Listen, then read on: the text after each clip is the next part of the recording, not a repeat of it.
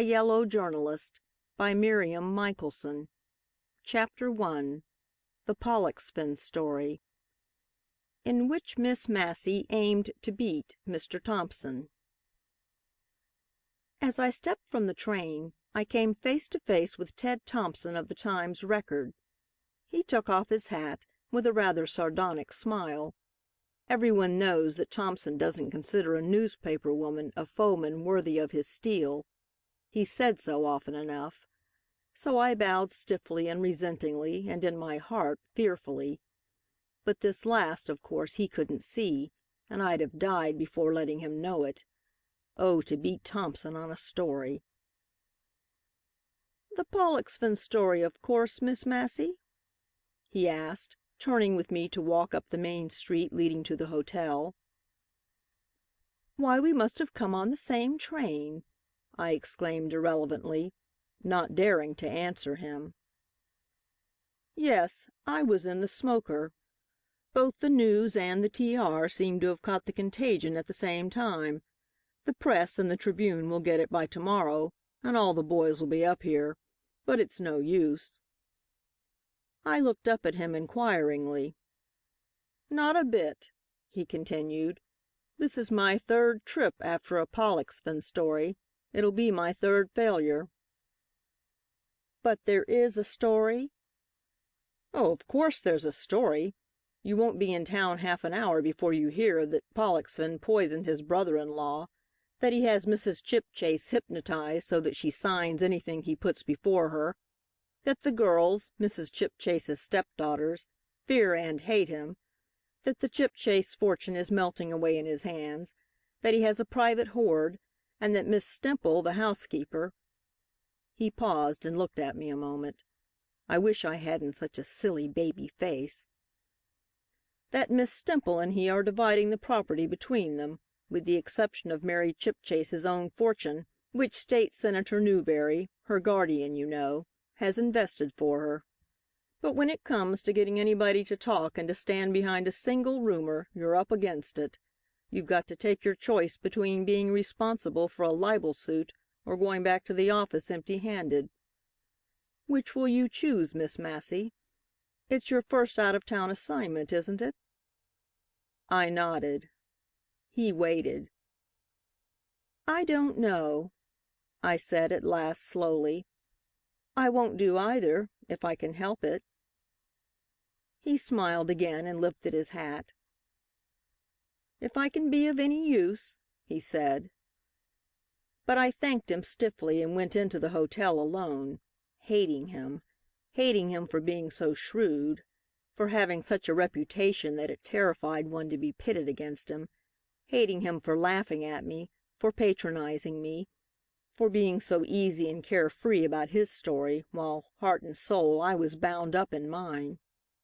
It was 10 o'clock when I walked up the hedge-lined path toward the Chipchase place. I strolled up casually, as a visitor might. That was because I was scared to death and wanted to appear at ease. The day may come when Rhoda Massey will condescend genteelly to her work, like Mrs. Hilgard and some other newspaper women I know. But you must remember this was my first big detail away from the office. The big old Chipchase house faces the road rather haughtily. To me, a lone, small reporter, trembling in my boots, it looked insolent, forbidding, in spite of its being so badly in need of repair. So because I was terrified and wanted to cut and run, I jangled the old-fashioned bell as loud as I could, and then stood listening to my heart beat, while mechanically I repeated to myself what McCabe, the news editor, had said when he handed my transportation. "Whatever you hear, Miss Massey, and whatever you see, bear this one thing in mind. I know this story's true. I know it, but I don't dare to print it without knowing more. They'll deny it, of course. The Chipchases are the swells of their county, even if they have been going downhill ever since old Chipchase died and Pollexfen got the upper hand. It's Pollexfen you'll have to fight. He's Mrs. Chipchase's brother. She was the only decent one of the shiftless lot, and so long as her husband lived he kept her gang of disreputable relatives at arm's length. But at his death, Wells Pollexfen stepped in. Senator Newberry, the girl's guardian, has tried more than once to dislodge him, but nothing will, except Rhoda Massey if she gets this story. Mind, it's no cinch you're up against. During the past 3 years there isn't an ambitious reporter in town who hasn't heard of a Pollexfen story and tried to land it. Every deviltry on earth that man's been accused of by the country people up there, but the charges melt away before your eyes, and every time they're downed Pollexfen brings his sister and her stepdaughters to town, exhibits them at a theater or the opera to clinch the proof of his innocence and their good will, and then back they all go to live in seclusion at the old place, the House of Mystery. Thompson first called it that. Mary Chipchase's elopement the other day is absolutely the one Pollexfen story that stuck, and that Pollexfen gave it out himself is a sufficient reason for anybody who knows the man to dispute. What is it, miss, if you please?"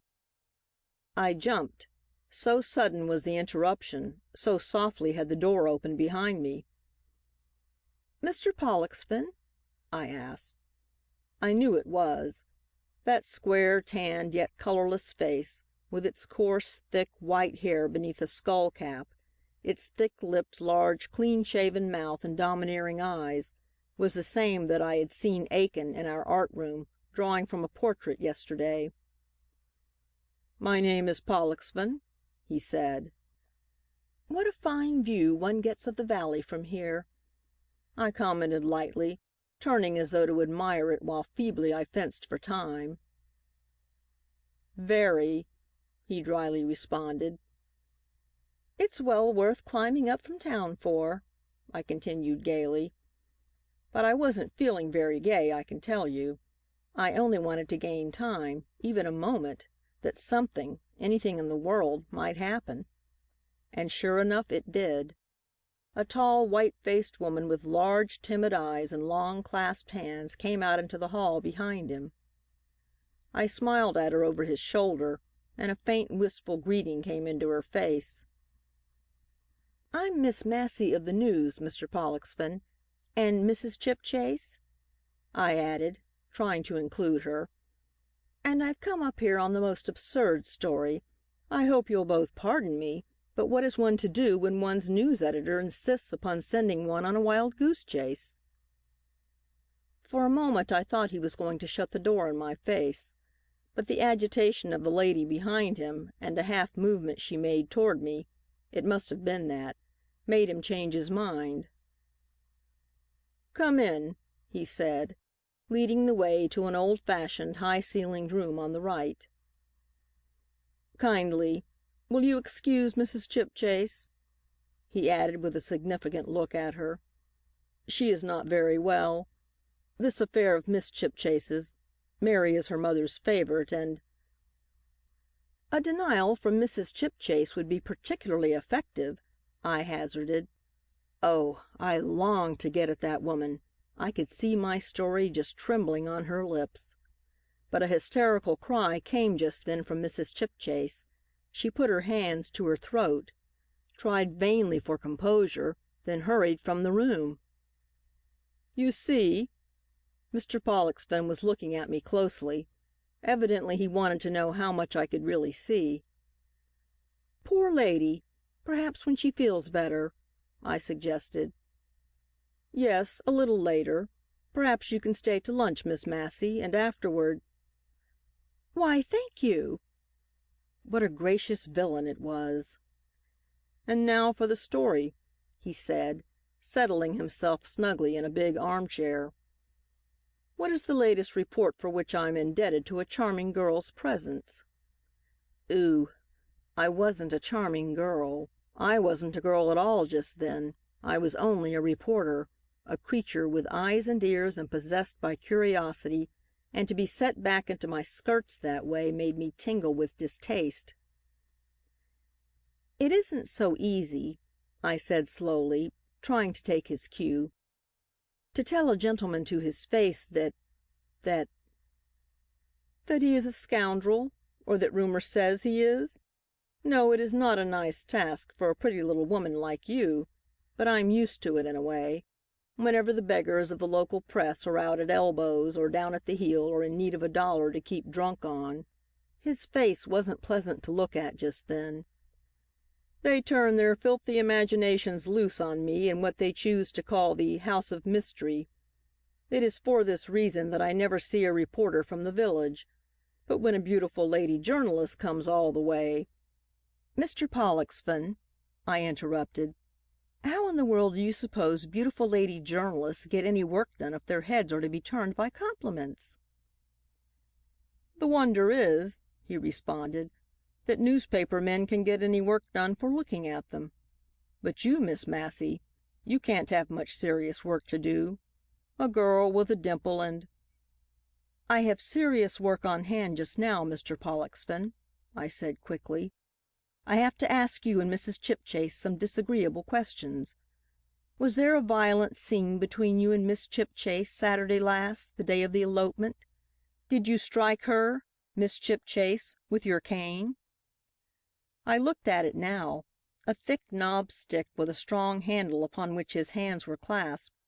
And did she fall crying, "Never, never, not even for her sake? You could kill me first? And as soon as Mr. Newberry comes back I'll expose you? Yes, I will this time if I die for it?" I was watching him now.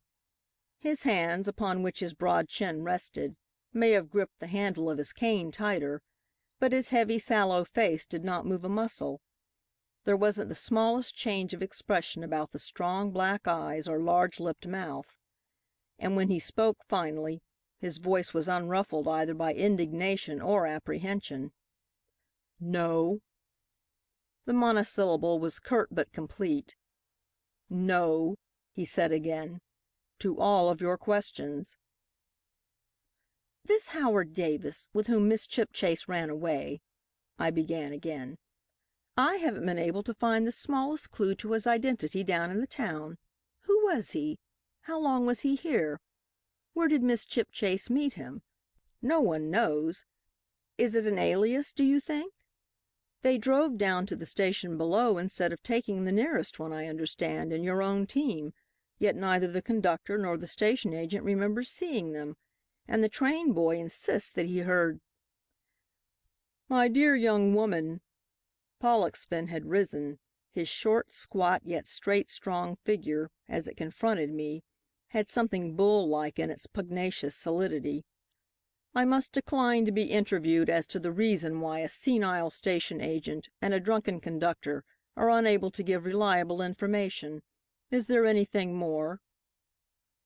There was much more, but I didn't say it, for a woman came in just then. She was tall, with a full, slim-waisted figure, short brown hair, and prominent eyes.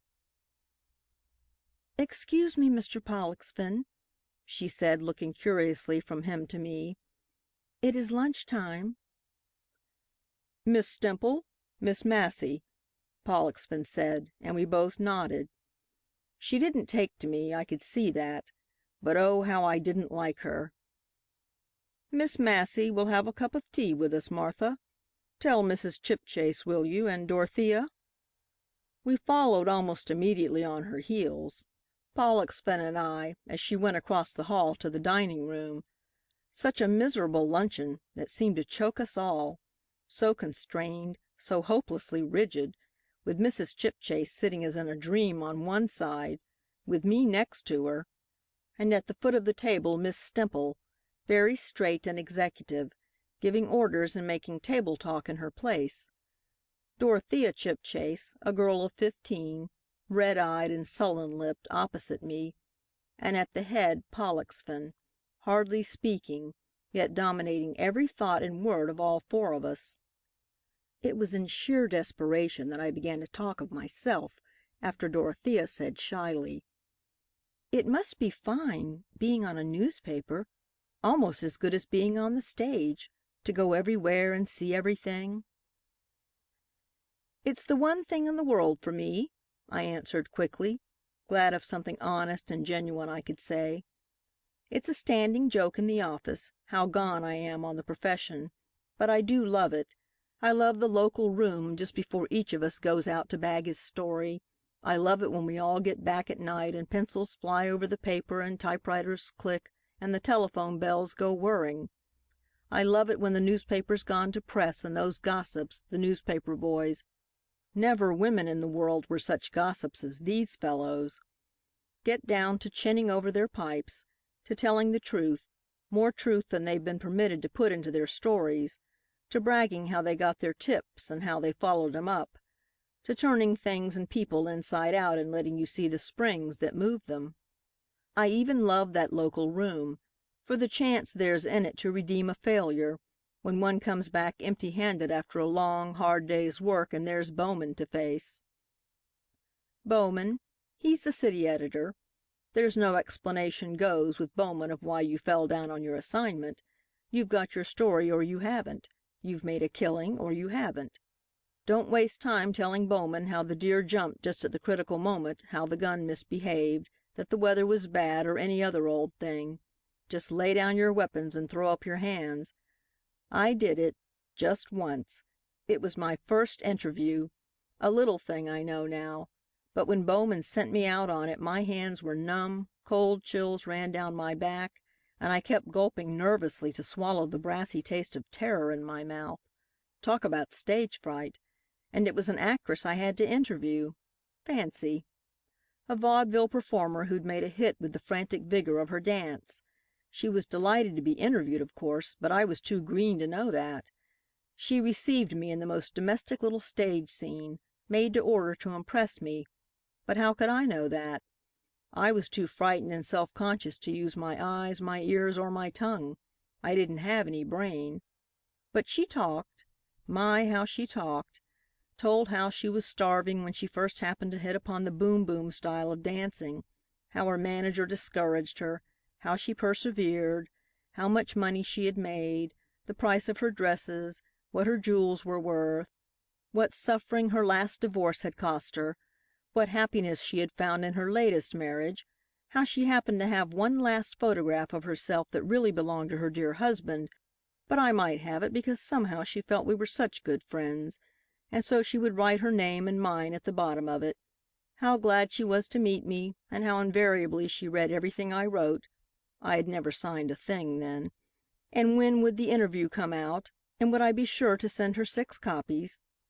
And I found myself out of the hotel, hurrying in a feverish dream toward the office, and at last entering Bowman's room with not a line written, not a word in my memory, and only the photo of an actress whose pictures her press agent had been peddling hopelessly for weeks, for my day's work. I can hear his laugh yet, Bowman's.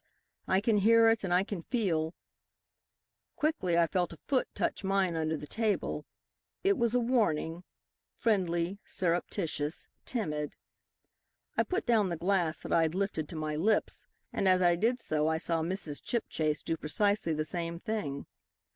But her face was miserable and humiliated, and her eyes refused to meet mine. And yet it must have been she, for Pollexfen sat at the extreme end. She or Miss Stemple or Dorothea, who had given me warning, about what? Or was the warning not meant for me? It wasn't the housekeeper, I was sure of that.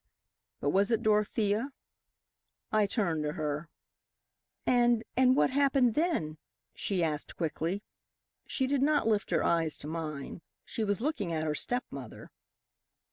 "Oh," I had to stop and think a moment to get back to my story. "Bowman just had Ted Thompson, he was on our paper then, write a fake interview. He did it in 20 minutes, and it was delicious. Funny, clever, a million times better than I could possibly have done. I cried myself to sleep that night. And oh, how I loved the sight of that dear old local room the next morning that gave me another chance." "Miss Massey," the girl's voice was eager. She spoke hurriedly, taking advantage of Pollexfen's talking to Mrs. Chipchase. "Your work brings you into contact with all sorts of celebrated people?" "Well, yes." "Perhaps. Oh, do you know Mr. David Lowenthal?" "The artist who's gone astray as a member of the theatrical syndicate? Why, of course." "He did such a beautiful thing for a girl I know." she went on breathlessly. "This girl was stage struck, I suppose you'd call it, and she wrote him a foolish letter. His answer was so fine, so fatherly, so almost noble. She must have fallen in love with him from your tone," I laughed. "But you're right, and that's like Lowenthal, a letter like that. Would you like to meet him?" "Would I? Would—" she began. But just then the others rose from the table and we all filed out into the hall, all but Pollexfen and Mrs. Chipchase. They stayed behind. Dorothea ran up the long, broad flight of steps that led to the upper story, as I followed Miss Stemple across the hall and into the front room, and Pollexfen called after me, "Wait a few minutes, Miss Massey. Mrs. Chipchase will want to make the statement you asked for." There was a note of simple, confident good nature in his voice that amazed me. If Pollexfen said a thing like that in such a tone, it spelled defeat for Rhoda Massey. Where was the weak spot?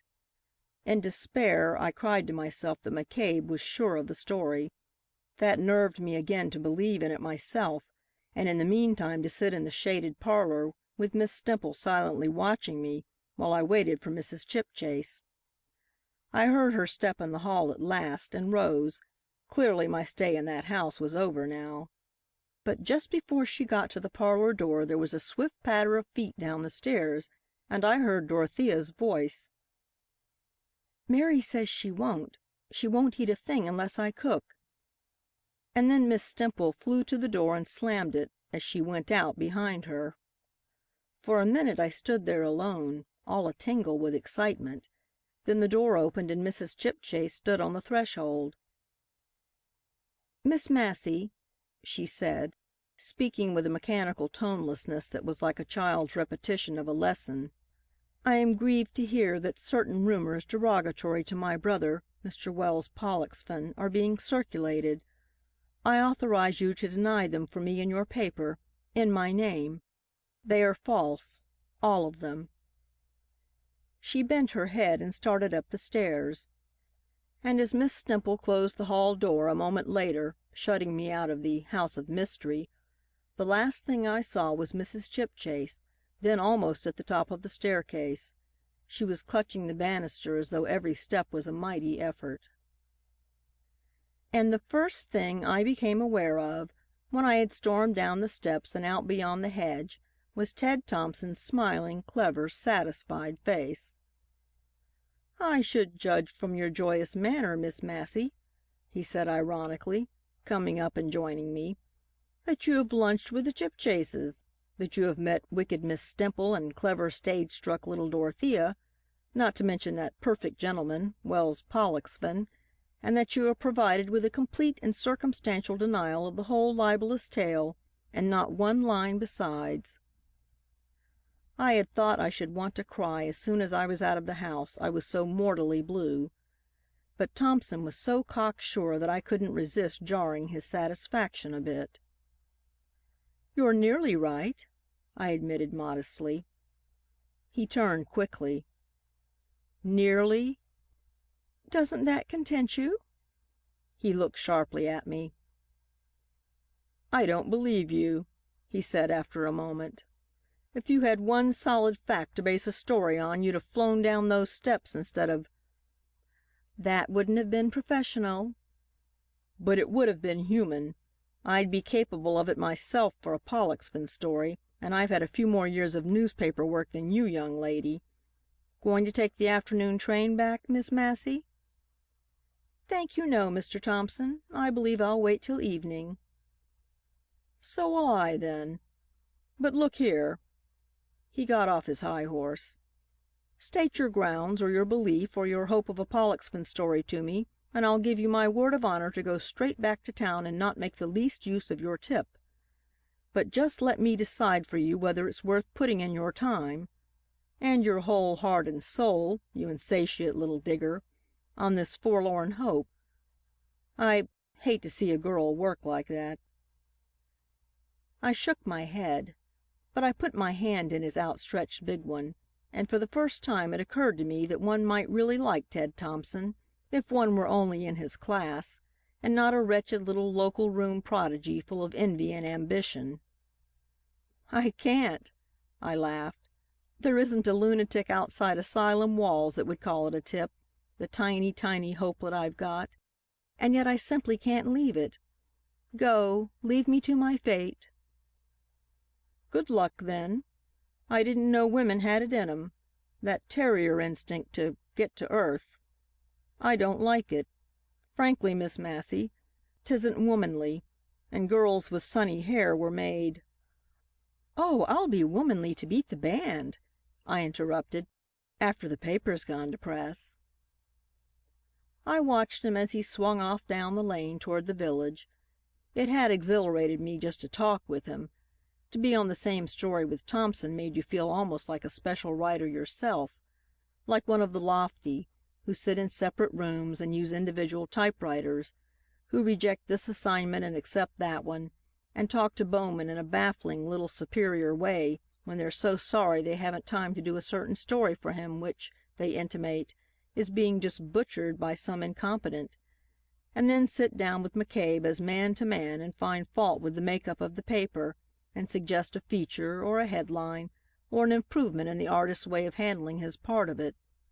Oh, I'll do it all and be it all myself some day. I looked from the poppy-decked road where I sat over to the Chipchase house. Oh, to force it to yield up the secret it held, the big, stubborn, dumb place. I just couldn't go back. So I stayed and stayed.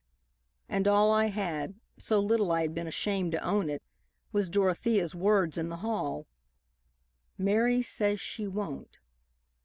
Then Mary Chipchase must still be in that mysterious house yonder, and the story of the elopement must be only half true, or not true at all, and I felt my pulses bounding, for just then a tall, well-developed figure in a stylish coat and a picture hat came down the side steps on the south side, walked across the lawn out into the lane and down toward the village.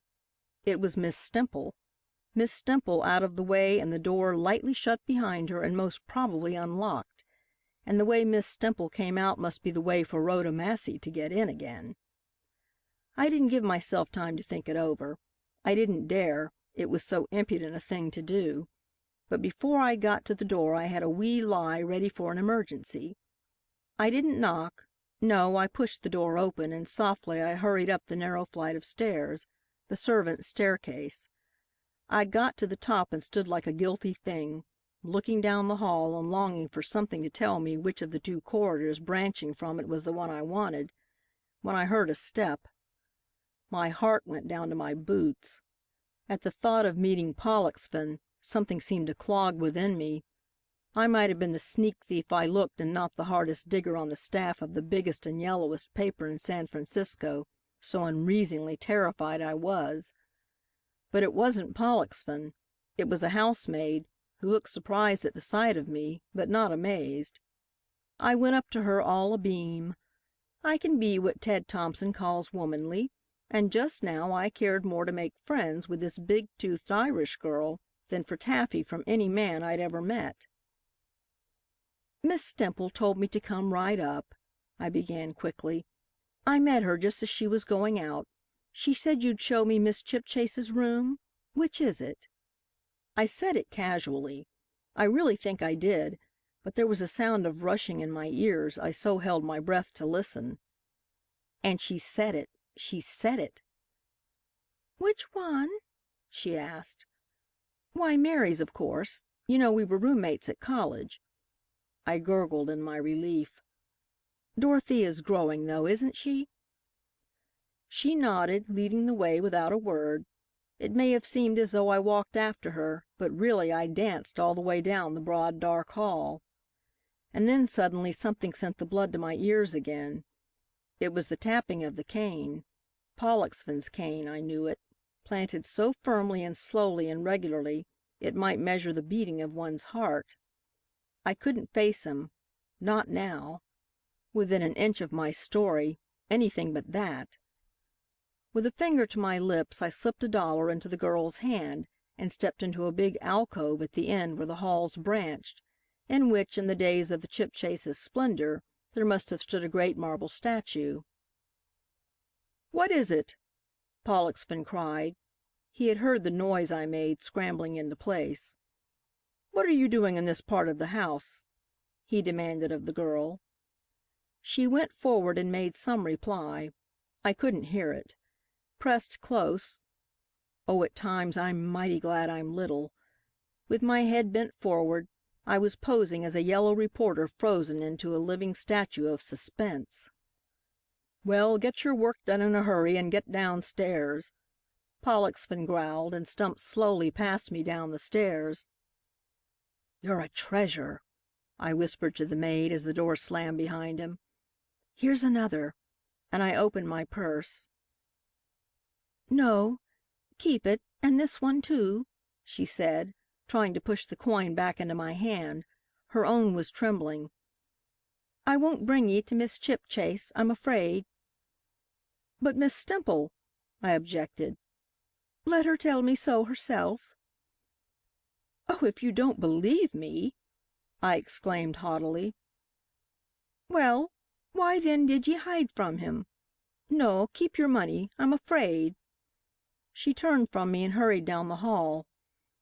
Oh, to have success so near! "Listen," I said, running after her. "You've got to show me which is Miss Chipchase's room. If you don't, I'll walk straight down those stairs and tell Mr. Pollexfen you let me in." "Aw, ye deceitful little devil with your baby face," she wailed aghast. I wanted to laugh, or to cry, anything except to stand still and feel the chances of discovery thicken about me. "Naw, you're afraid of him yourself," she said at last, taking courage at the memory of my scare. "Not a bit of it, not a single bit of it," I whispered positively. "I'll go down to him after I've seen Miss Chipchase, if you like, and tell him you're not—" "The saints forbid!"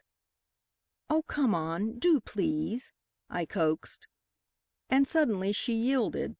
Catching me by the wrist, she almost ran with me up the corridor, and pointing to a door at the end of a narrow hall, she turned and fled.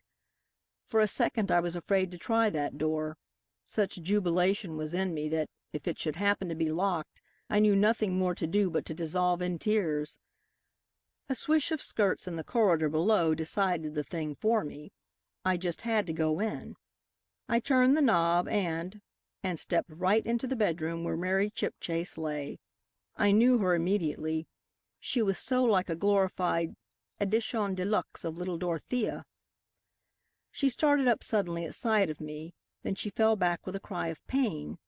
But before I had reached the bed, she put out a feverish hand that beckoned me to her.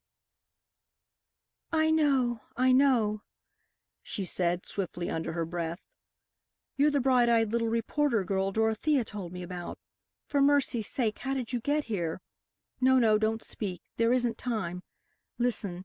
It's a lie. I didn't run away with any man. It's a lie. What Mother, my stepmother, told you this morning. Wells Pollexfen's denials are lies, lies. It's all a lie. Our whole life for years past and since my guardian went abroad, but we lied for her, for Mother.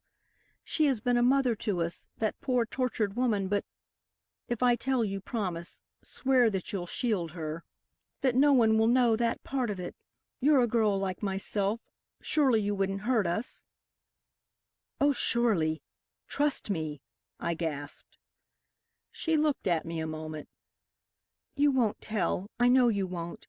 She drinks, poor Mother, and when Wells Pollexfen wants her to do anything, he has wine served for her, as he did at lunch to-day, Dorothea told me, though he'd be kinder to give her poison. And that's why he kept you here to lunch, knowing that in a stranger's presence poor little Dolly wouldn't dare to protest, and could only implore Mother with her eyes and try vainly to Oh, but it's all ended now. I've been trying to wait till Mr. Newberry should come back from abroad and help us, but I can't wait any longer. I did fly from the house when Pollexfen he wanted to marry me. There. Did you ever hear anything madder than that?" She broke down, laughing hysterically and crying with passion. "But he couldn't strike you." I knew now that part of it was wrong. No one could strike Mary Chipchase." Strike me? Oh, no, no. He raised his cane at Mother. He often threatens her when she's not herself. It was in the little wood just before you get to the station. He had overtaken me in his cart and brought her along to persuade me to come back. But the brandy he had given her maddened her this time, and she cried to me to go with her blessing. Then I thought he was going to strike her, and I sprang forward. But my foot slipped on the wet grass and I sprained my ankle." She winced and closed her big dark eyes as though still suffering. "It was all I could do to bear the jolting of the cart that brought me back home. I had to come then, but I drove Mother back, and he, Pollexfen, followed on foot. I made up my mind then and told him it was the end. Then he gave out this lie about my running away with some man. He thought it would ruin my reputation, and then I might see the wisdom of becoming Mrs. Pollexfen. Oh, fancy, fancy! He'll say I'm mad when you publish this, but the publication of it will end. What are you writing?" "Just a line for you to sign, if you will." I passed her a bit of copy paper and my pencil. She took it, and all at once, without a sound, the door I was facing opened. In some previous incarnation, I'm afraid a certain girl I know must have been something yellower than a newspaper woman. For it was instinct, not reason, that sent me slipping noiselessly to the floor, with the bed in front to conceal me. "Mary, my pretty, pretty Mary, you are better, darling?" It was Mrs. Chipchase. I couldn't see her face, but I knew what the stammer in her voice meant, and the uncertain motion with which she dropped on her knees on the other side of the bed. In misery the poor soul abased herself, flagellated her weakness and the vice that had brought her dead husband's daughter to this, begged piteously for forgiveness, yet would not be forgiven, but lay sobbing, till in sheer exhaustion she dropped asleep on her knees there, her gray head pillowed on the girl's knees. With her body held motionless by the tender weight she would not disturb, Miss Chipchase turned her head and nodded toward me. I got up. "You must hurry," she whispered, holding out the slip of paper to me. "He'll miss her soon. I couldn't sign it, you see. She broke the pencil." I'd give a lot for your signature," I stammered. "If Dorothea were here. Wait, leave it with me. If I can sign it, she may get it to you. But go now, quick." "Do you suppose when he sees it he'll be desperate enough to—" She smiled bitterly. "You don't know him. He's a coward underneath it all. Once exposed, he'll run away and hide, and my guardian comes back before long. Then he'll take care of Mother. Remember your promise about her. Quick, I hear his stick." She pointed to a door at the other end of the room, and out I flew. Flew? Oh, yes, I had wings, wings of triumph that bore me so swiftly through the corridors and down the stairs that I bumped into Miss Stemple coming up. She cried out, "Dorothea, you—" and by the time she'd caught her breath, I was out. Out, and with my story, my dear story, the Pollexfen story. It was written, hours it took me, I was so excited, and filed with the telegraph operator, and I'd got a message from the News. "Bully for you. Congratulations from the office. Signed, McCabe." When train time came. I've got it yet, that telegram. It's like wedding cake or a baby's shoe, it's so precious. And then to complete it all, as I was stepping into the car, an envelope was put into my hand. It was Mary Chipchase's authorization of the interview. I wired that down, too, at the first stop, but kept the original. We might need that, the office and I. And I was lying back in Ted Thompson's seat, too exhausted even to be happy, while the porter made up my berth, when Thompson himself came in from the smoker. "Tired out, eh?" he asked kindly, standing for a moment beside me. "Poor little girl. Next time you'll take a more experienced fool's advice. Better go to bed. See you in the morning. Good night." I nodded.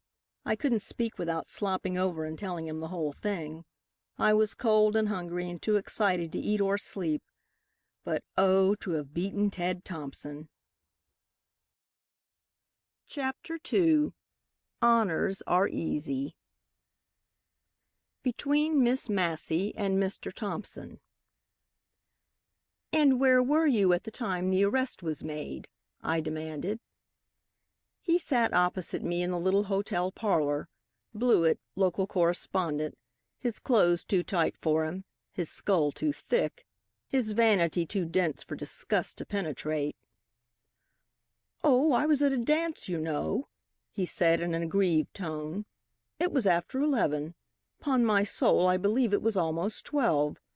What the deuce the sheriff wanted to do the thing in the middle of the night for, I can't see, unless the Times Record bought him. Blamed unfriendly, I call it. I'll roast him good and brown for it some." "The office," I interrupted, "is not altogether charmed." "Well, they can't blame me." I looked at him, the picture of fat, self-satisfied dullness. "Why, I understand that fellow Thompson of the Times Record," he went on, "came up from the city and worked the thing up on the sly. Nice thing for a gentleman to do. They tell me when he was ready and had his story all written, including a faked interview with the prisoner, he waited purposely till 11 o'clock before turning his proofs over to the sheriff and witnessing the arrest. Then he filed his copy at the telegraph office and went off to bed. When I got wind of it at midnight—" "Oh," I groaned. "Yes, wasn't it beastly of him? I did try to send a message, but the operator was busy with his stuff. The telephone wires were down, and—" "And why in the name of peace didn't you ride to Grafton, rout out the operator there, and send us just a word, just a line, to save our face? We could have padded it out. We'd have done anything. Oh, if you could have seen McCabe's face when he got down at noon and saw that T.R. scoop." Blewett stared at me, blinking solemnly. "Why, do you know," he said slowly, "I never once thought of that. It was so late and such a disagreeable night, too, to go to the Grafton. Besides, I had taken a young lady to the party and had to see her home, you know. It was a bitter cold night. Don't you find it very cold up here, Miss Massey?" I find," I stammered furiously. "But San Isidro's a nice little place," he went on in his best society manner. "We have lovely parties here." I choked. Parties and a young lady and the weather and the time of night, when the News was scooped on its very own story, the Dimling murder case we had ourselves uncovered. "Look here, Mr. Blewett," I said explosively, "everybody connected with the News is in mourning. We're just writhing in defeat, and they've rushed me up here to do anything in the world that'll do good.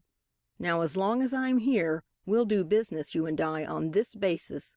No parties, no young ladies, no night, no day, no nothing till we get even with the Times Record. I can't sleep, you mustn't sleep, till we do them up. Understand?" "Of course," he said stiffly. "I am at your service." Evidently he didn't think I came up to the San Isidro standard of young ladyhood. "Thank you," I said dryly. "If we succeed in hauling the News out of this hole, you may keep your job." He flushed at that, and his ears were still red when he took his leave. I suppose it was nasty of me, but I couldn't bear his jellyfish complacency. At the station I had seen Ted Thompson shining in the morning afterglow of victory, and to fancy his cool, audacious quickness matched against my lumbering, blundering aide de camp made me lose my temper. I could hear Ted's voice still. "Oh, how are you this fine morning, Miss Massey?" he had called out the minute he saw me get off the train. "Miserable, furious," I cried. "If I were a man, I could find words to express." "You want to swear? Quite natural. Can I do anything in that line for you?" "If you please," I said gravely. He halted. We were walking together up the one village street, and all San Isidro was gaping at us and pointing us out, and calmly extending a hand as though to command silence and invoke the wrath of the inky gods. He said in affected falsetto of dainty disgust, "Darn!" The townspeople stared. I giggled in spite of my rage. "I feel better, thank you," I told him, and we resumed our walk to the relief of the populace. "And I congratulate you. There! Oh, what a scoop! What a bully scoop!" Wasn't it? His gleeful admiration of his work was almost as impersonal as my own. Wasn't it just too full and sweet and rich for anything? The only drawback was that fathead Blewett. He's just too easy. I knew you'd be coming up. I've learned to look for you, you know, which makes work double the fun. Tell me, are the news people very sore?" "Sore!" I exclaimed. "Sore!" Words failed me. He laughed delightedly. "Is there anything more I can do for you in the way of elegant and perfectly ladylike profanity?" he asked. "Thank you, no. I couldn't find it in my conscience to ask you to put forth so tremendous an effort twice." He chuckled. "Just the same, I'm awfully glad they sent you up. The place as a whole, deadly. But if you'll lunch with me and—" "No, sir." "Phew! The news must be sore and McCabe savage." "It is, Mr. Thompson. They are. I'm not lunching. I'm not living. Wait till I get even." "Don't let it take too long, please," he laughed. "We were at the hotel door. There's but one at San Isidro. The office has just sent me an extra 100 as a token of esteem, and I want you to help me to blow it in." "Blood money. I couldn't touch it," I declared, and ran upstairs. I hate a murder case. One's sympathies are all with the poor devil against whom all the resources of civilization are trained, till he falls down before the fearful odds and crumbles into nothingness, and a back-page paragraph. But Demling stood staunchly as only innocence or extraordinary guilt can.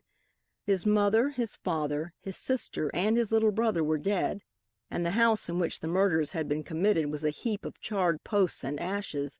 We knew that much. Was Demling the wretch who had done it all? Half the people in San Isidro believed he was. In Grafton, his own town, where the murders had been committed, not a soul believed in his innocence. And in addition, he was accused of being the masked robber who had held up the stage a month before. As for me, how could I tell, when Hornick, his attorney, was holding the fellow incommunicado, and I couldn't bribe or bully or coax him to give me an interview? We condoled with each other, Thompson and I, and that day we even united forces to try to break down Hornick's resolution, but it was all for nothing. But the rest of my day's work wasn't. Blewett came rushing up to me that afternoon at the station. We were all waiting for the train, already an hour late, to take us to Grafton. The sheriff was to take his prisoner back there. "Beg pardon, Miss Massey," Blewett said mysteriously. "May I see you a moment?" I nodded to Thompson and McGowan of the Press and joined him. "I've got a corking tip. The Grafton people are going to take Demling from the sheriff and lynch him. There! What do you say to that?" "Do you think they really will, Mr. Blewett?" "Do I think? Why, Pennoyer, the sheriff's deputy, who came down on the local to go up with them, says Grafton's all aflame with indignant and outraged public spirit. The populace is aroused. A mighty sentiment." "What I mean," I interrupted, I can't bear people to talk their stuff to me. "What I mean is, from your experience of the miners at Grafton, do you really think they'll carry out their threat, or are they only bluffing?" "Why, Demling is shivering in his cell and—" "So I have said in my story, Mr. Blewett, part of which is already on the wires." "Oh, you knew about it?" "At 10 this morning. A long-distance talk with Grafton. That's how." He was crestfallen. "Do you want to do me a favor, Mr. Blewett?" I asked. "Do I?" "Well, when the train arrives at Grafton, get us a good story of the way the crowd up there receives it. They fancy the sheriff and Demling will be on board." "And?" "And they won't. Look there." I nodded down the street. Coming toward us was a two-seated rig, with the deputy sheriff, Pennoyer, in front, driving. On the seat behind him was the sheriff and a thin-lipped, rat-eyed young man whose wrists were handcuffed. Blewett jumped. An idea had occurred to him. "There's room for one more on the front seat," he whispered. "By jingo!" "Hadn't you better ask for that seat, Mr. Blewett?" I suggested softly. He hesitated. "There's no danger of the mob's mistaking you for Demling. He's lived in Grafton all his life, and everybody knows him," I urged. "Think what a story you'll get if they do try to take him from the sheriff. It would make up to the office for that awful beat of Thompson's. If you really want—" "No, no, it would be of no use to ask for it," Blewett said hurriedly. "Thompson's got it fixed, I'll bet. Look there, he's talking to them now." The sheriff's team had pulled up, and while Ted Thompson pleaded and the sheriff sat shaking his handsome white head, Pennoyer was looking over the crowd. "Yes, Thompson's got that place, the beggar," Blewett repeated. "No, Mr. Blewett, Thompson hasn't," I said. A common instinct had driven the crowd close to the carriage to gaze upon the prisoner. We were so near now that I could hear the exclamation of disappointment Ted gave when I spoke again to the local man. "Look here, Mr. Blewett, if you want to go up with the sheriff, I can get you that seat," I said quickly. "It's mine. Yes or no, now? Quick!" "Oh, there you are, Miss Massey," called the sheriff, leaning out. "Jump in now if you're game." I looked at Blewett. He colored and drew back. I jumped into the wagon. I wouldn't touch the hand he held out to help me. A murmur of amazement that broke into a laugh and swelled into a cheer came from the crowd. Ooh, I never felt so yellow in my life. The red flamed to my cheeks. I set my teeth and looked straight ahead. But I saw Ted Thompson rushing madly up the street toward the village stable before Pennoyer's whip flicked out, the crowd cleared, and we were off. "Are there many good horses in San Isidro?" I asked Pennoyer anxiously. The deputy laughed aloud, a roar of appreciation. He was a young giant, beardless and bronzed, the muscles of whose great shoulders played beautifully beneath his shirt. He wore neither coat nor waistcoat. "There can't be many decent horses in a town like that," I pleaded. "Take comfort, Miss Massey." The sheriff leaned forward. "You've got the whole works to yourself, just as he had the other night. Thompson can't get a thing on four legs that'll get him to Grafton sooner than the train. It's behind time, but he'll have to wait and take it. We go by a short cut, and so—" "Oh, thank you." I turned and held out a hand. My, how I loved him for a minute. That big, bearded, keen-eyed old California sheriff, so susceptible to woman's wiles, so appreciative of a situation, so full of relish for a joke, and so courteous in his dear old pioneer '49 way. "Miss Massey," he said then with distinguished formality, "this is Thad Demling." We bowed gravely, the murderer and I. He shot a swift, suspicious glance at me from out his lowering, sharp eyes, and shut his lips tight. But I was innocence and simplicity personified. I attempt to interview him now that his lawyer wasn't there to protect him and chance had thrown him to me? Oh no, not Rhoda Massey. The drive to Grafton takes nearly 2 hours. I could wait. "Oh, these girl reporters have got grit all right," said the sheriff to the world at large, while Pennoyer the Silent chuckled enjoyingly. "I promised her she should ride up with us when she found out we wasn't going up on the train. By gum, she deserved it. They wasn't a reporter in town that knew it. I was in hopes you'd tell Blewett, miss." "And I was in hopes you wouldn't," I returned. He laughed delightedly. "Cute, eh?" He appealed to Pennoyer's back, and the giant deputy's shoulders shook. "Well, if you had trusted that fellow," he went on, "the whole town'd have known it. And then Thompson had time to checkmate ye. He come after me, though, at noon. Cute, I tell you, Ted Thompson. And he swore and he coaxed. He offered to pay the price of the rig for a seat. I told him he could have it for nothing." "You did?" I interrupted. "If the other fellow that was going with us didn't show up. He showed up all right, the other fellow. But I don't know. If they's trouble up there—" "Miss Massey," a new voice it was, Demling's voice, husky from long silence, timid but affecting bravado. "Do you believe there's any truth in these stories about a lynching? Will you tell me just what you know about it?" Would I? Oh, to have your fish ask you to please be so good as to bait a hook for him.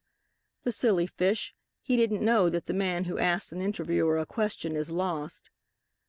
Poor, poor Ted Thompson.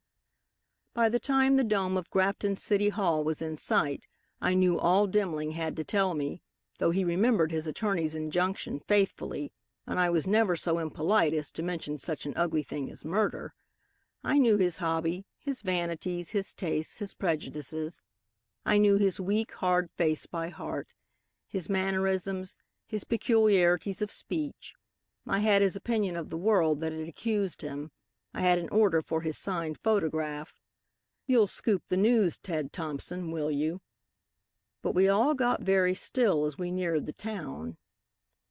The grinning young giant next to me straightened his buffalo-like shoulders and slid a Winchester along his knees. I heard the sheriff trying his pistol behind me, and I saw the gray pallor that overspread the prisoner's face.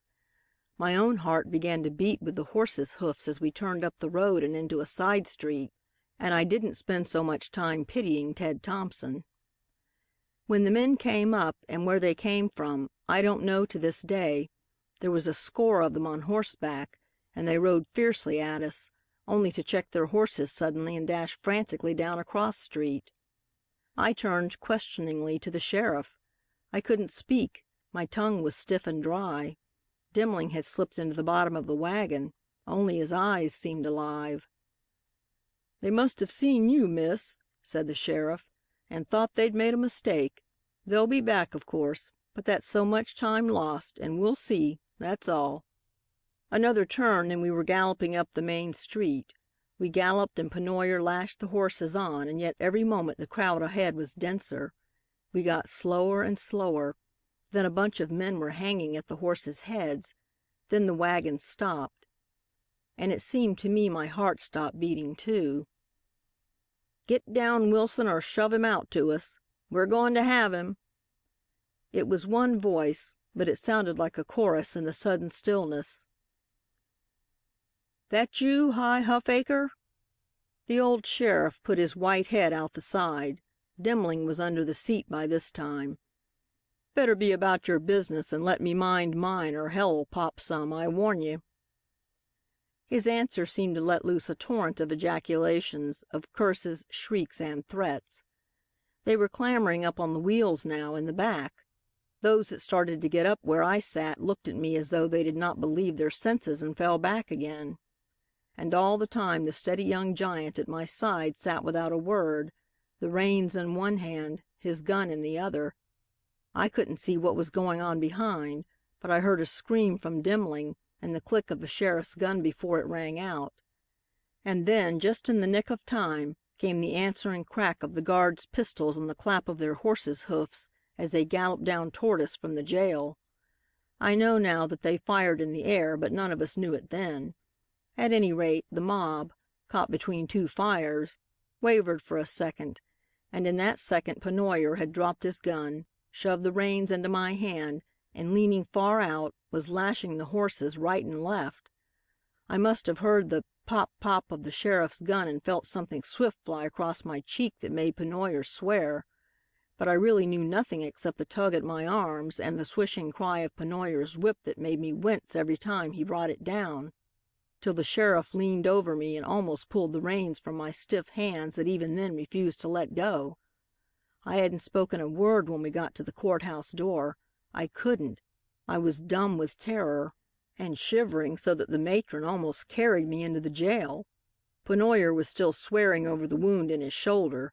Demling was lifted, swooning from where he had fallen. I saw the mark of the sheriff's boot heel on his face, and the sight so nauseated me that I broke into shivering cries.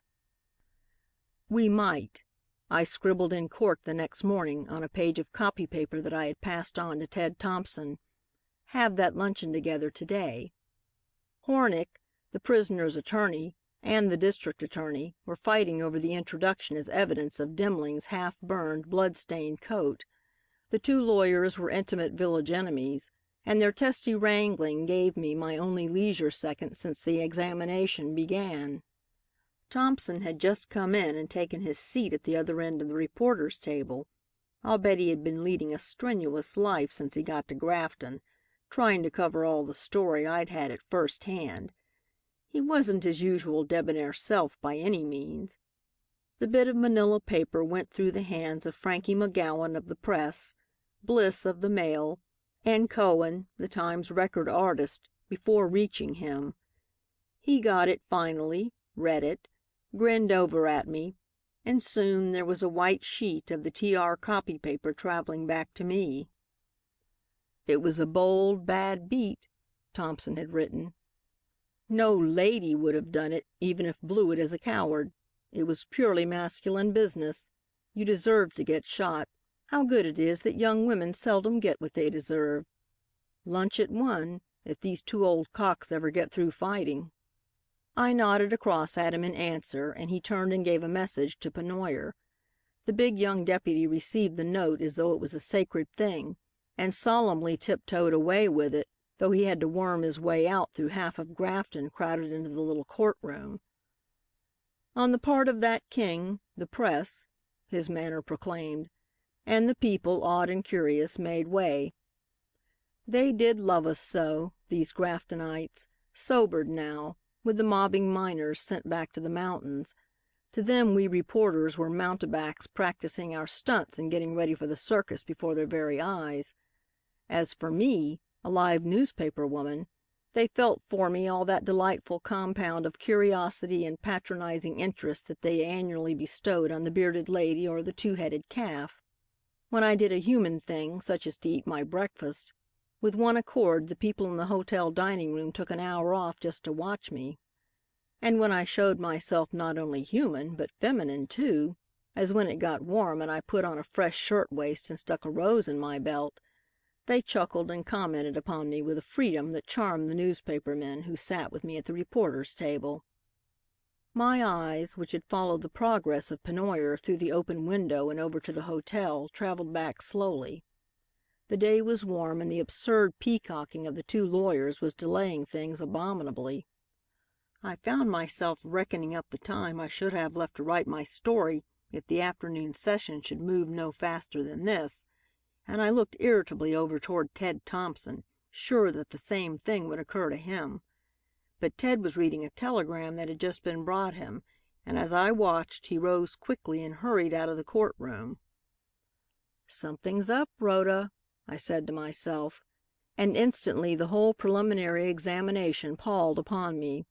I sat there, looking at the two battling attorneys. I even took a note or two when they gave utterance to something particularly funny and wrathful that I might use to guy them with later.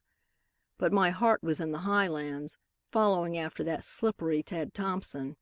What in the world was the tip he'd got? "What's this dull town to me?" hummed little McGowan of the Press, under his breath. "There's mighty little Frank McGowan isn't on to." "Exactly." I turned to him frankly. "What's he got, Frankie? Do you know?" "Not I. It's something new. He's been crazy, though, since he saw your story this morning. Of course he's bound to get even." "Of course," I agreed faintly, "but Miss Massey," said a voice at my elbow. It was Pennoyer's voice, and he spoke in a hoarse whisper that turned every head toward me. I took the envelope he held out. "Ted's writing," commented McGowan cheekily. It was. "So sorry. No lunch for me today. Called away. Asked McGowan to help you eat the spread I ordered at the hotel. Tomorrow noon I'm sure to be happy to fill that engagement. T.T." I passed it over to McGowan. "It's a nice Teddy, it is," he chuckled. "The lad loves his little stomach." "It's a threat, that's what it is," I said gloomily, tearing the note across. "If he'll be so plaguey happy to fill that engagement tomorrow, it means that I'll have no appetite for it and there'll be no lunch. Oh dear, I wish I knew what he is up to. If only these lawyers would get down to business, he might at least miss the prosecution's star witness," I added vindictively. No such luck. McGowan went on laboriously decorating his copy paper with funny sketches of rural Grafton. He has the crudest talent for caricature, but a genius for discovering physical weaknesses. "They've got the center of the stage now, for the only time of their lives, those two old billy-goats, with all the big dailies from the city eager to report every word, and they'll butt and bully and bulldoze till we'll be tempted to ask Demling to lend us Exhibit A, that bloody gun over yonder, and turn it on 'em for the good of the cause. If they'd only quit sidestepping and mix things up a bit." But they didn't. For all that day and late into the evening, the pompous little attorney for the defense and that lean old bore, the district attorney, blocked and barricaded and objected and denied, and were called to order and threatened with contempt of court. When I sent off my stuff that night, I could have stamped on it I hated it so. It wasn't worth the telegraph tolls the News would pay on it. But I hated it worse the next morning. There was the Times Record. I'd left orders to have it sent me the minute their special train got in, with a full first-page interview and sketches and a signed statement from Ella Harris, Demling's sweetheart, who had disappeared and been in hiding ever since the crime, though both prosecution and defense had been seeking her. No wonder Ted Thompson had skinned out of that dull courtroom. Who wouldn't for a beautiful thing like that? I got it that day. The lawyers and the sheriff and the judge and all the rest of them were on to the battle between the Times Record and the News, and their heavy witticisms over Thompson's story drove me nearly frantic. The T.R. had sent Bunnell up to do the Grafton end of it. Thompson didn't appear in court that day or the next. But another story of his appeared in the Times Record all right. Letters with facsimiles from Demling to his sweetheart, photos of the pair at a picnic and at the Cliff House, and a column statement signed by the girl and bearing Ted Thompson's unmistakable hallmark in every line. Oh, misery! I sent Blewett out to locate the girl. I told him not to dare come back without seeing her. He sent me a tearful wire from San Ysidro, whither he had traced her, saying that Thompson evidently intended to continue on the move with the girl in tow, to keep driving up and down the coast from now till doomsday with her, to spend every cent of his expense money on her, to keep her entertained and happy, and incommunicado. And the following day, too, Miss Ella Harris held forth to the Times Record's readers, psychologically dissecting her lover's character in Thompson's best style. The court had taken a recess for a few days. The case in Grafton was dead temporarily anyway. The other newspaper people took trips up to the mines and down the valley. I went to bed sick of seeing the Times Record come out daily with its infernal Ella Harris stories. But I read them just the same, every word of them. It had a fascination for me, that stuff. Thompson had taken to faking largely now, for every idea in the girl's stupid little head must have given out days ago. The first thing in the morning I read it, though, and again just before I went to sleep. And even at night when I waked and couldn't get to sleep for fuming over the thing, some phrase Ted had put in the girl's mouth stuck in my memory. But I could see what Thompson was and what was real. I hadn't studied that clear, good style of his for nothing. So I pored over it all till I got a complete understanding of Demling's character anyway, till I knew the fellow, not as he had tried to make me see him when I talked with him, but as he was, with the one tenderness that made him kin to humanity, till the whole scheme came to me, and when court convened the next Monday I was ready to try it. The courthouse at Grafton is a noble structure, to the Graftonites. To us it was chiefly remarkable for the conveniences it afforded for newspaper work, for under its one roof it housed everybody and everything connected with the case. The coroner had held his inquest here. The preliminary examination was held here, and Demling's temporary cell was just across the corridor from the sheriff's office, so that through the sheriff's open door one could see the prisoner sitting behind the bars, affecting not to hear what we said of him and his case, while we chatted with the fine old sheriff about this and other experiences of his full, long life, and waited for the judge to stroll over from his cottage across the way. "He's guilty, all right, Demling," the sheriff would quietly say each time a new clue was uncovered. "He did 'em both, the robbery and the murders." "But, Sheriff," I interrupted that Monday afternoon, speaking very clearly and raising my voice, "there is always a possibility." "Not the least in the world, my dear young lady. He's good as hanged now." "Don't you believe him, Miss Massey," shouted Demling's attorney. "The boy is innocent and—" "Then why do you keep him shut up for?" demanded Frank McGowan. "If he was innocent, he'd want to explain how that pistol with which the little boy was clubbed to death after the others had been shot came to be hidden in the shed. He'd want to tell why he pitched his old coat into the flames and how it came to be covered with bloodstains. How he could be in the lane behind the house as you admit he was and know nothing of the murder. And incidentally, how the express company's money happened to be hidden with that pistol. It's a trifle, but—" He does want to speak," interrupted Hornick hurriedly. "Sometimes I'm afraid he will in spite of all my advice to the contrary. The boy has got to be protected against himself." "Humph," sneered McGowan. "Well, for my part—" I had stepped to the door and was looking up the corridor now, but out of the corner of my eye I could see that Demling had dropped his book at mention of his little brother, and that he was listening eagerly. "For my part, I've got a theory myself that he's innocent." "Since when?" demanded McGowan, amazed. "Your stuff in the news—" "But I've changed my mind." I laughed out hastily. We were on our way to the courtroom now, and we had to pass the boy's cell. "I believe he didn't do it. Yes, I do. He's innocent, and I'm sure the scheme I've hit upon is the one he'll choose for his defense. But he's innocent. I'm sure of that." "You're talking through your hat," growled McGowan, looking at me as though he thought I'd taken leave of my senses. But I didn't care. At the end of the corridor I turned sharply. There against the long bars sat the prisoner. His book had fallen to the floor, but his eyes were following me. He had heard then. I could do no more.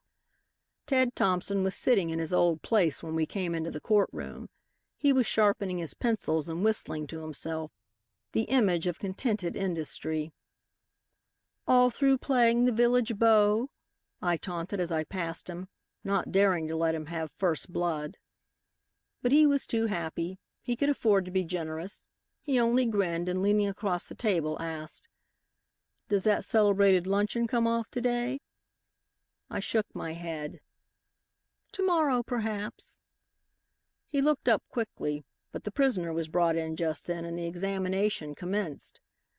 I suppose I did pay some attention to the afternoon's work, but I knew I could get the shorthand reporter's transcript, and in my head a ceaseless questioning seesaw went on. Will he? Won't he? And the he was an even more elusive man to count on than Ted. It was Demling.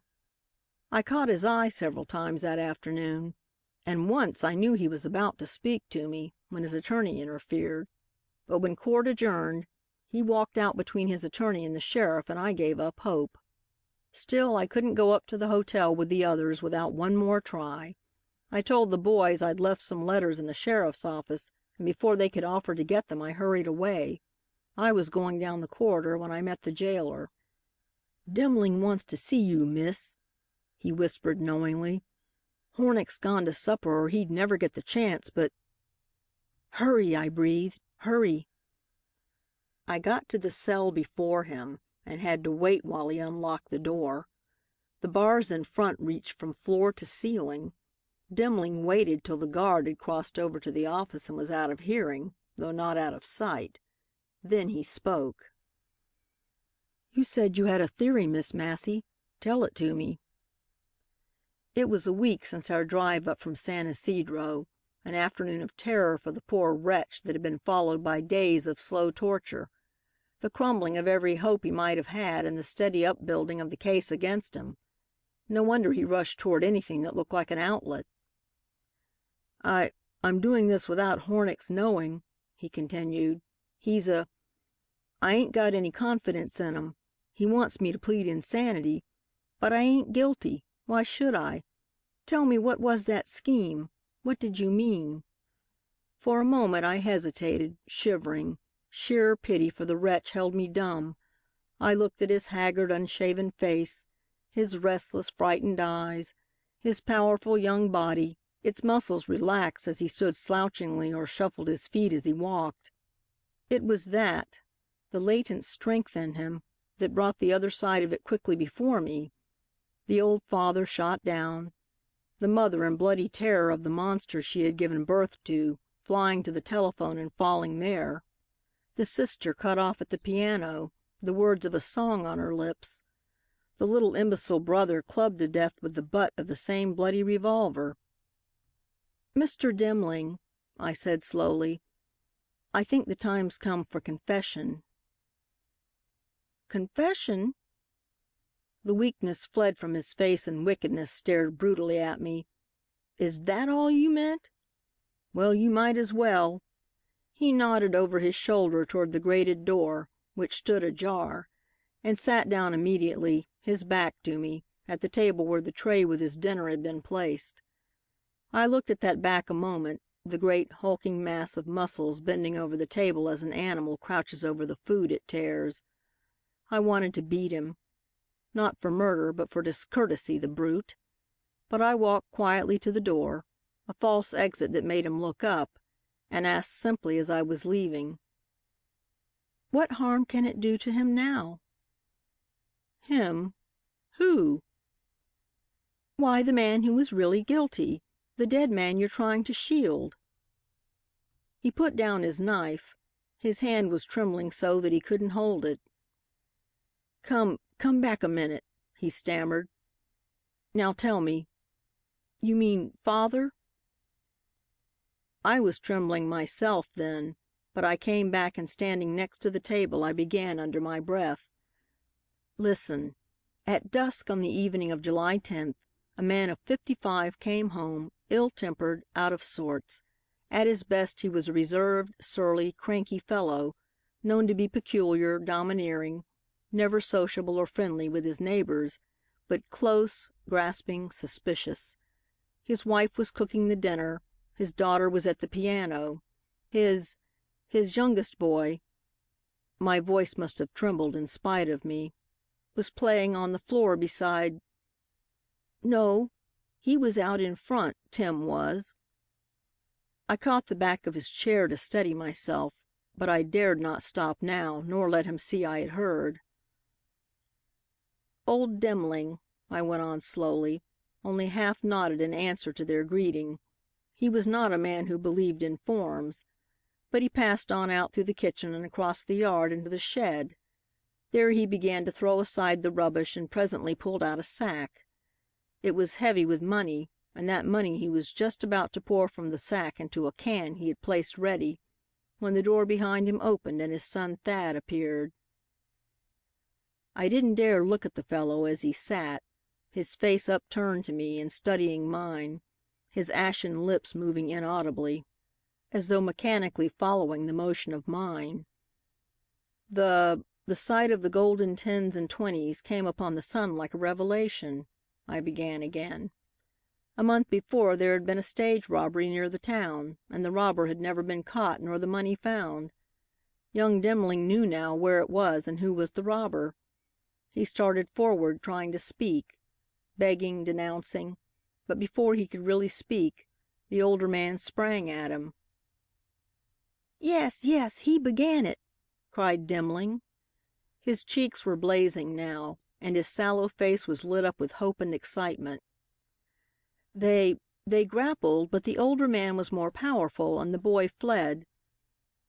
It wasn't that he could do me up, but you were afraid to alarm the family," I interrupted hastily. "He mustn't talk yet. You broke from him and ran into the house, and then, fearing he was coming after you, you flew outdoors, hoping that in your absence he would calm down and then later you might reason with him." He nodded. I waited, for a minute that seemed like an hour. "Yes." "But why would he kill the folks?" he asked. The mistake you made was in going inside. He thought you had told your mother his secret, and as soon as he had hidden the gold again, he rushed in upon her, in his hand the pistol he had kept concealed with the money. He did not intend to shoot her. In his grudging way, he respected her, this good, simple, hard-working woman. "Yep, but they'd had it hot and heavy often enough about me." He wanted merely to frighten her, to compel her silence. My throat was dry and I was so husky he had to lean back to hear me. But somehow the gun went off. She ran shrieking to the telephone, and there another shot finished her. The latent madness in him leaped to frenzy at sight of the blood he had shed and of his daughter gazing horrified at him. An uncle of his had died in an asylum. Of course the poor fellow was mad. Well, of course, that would help me too, about Grandunk Peter.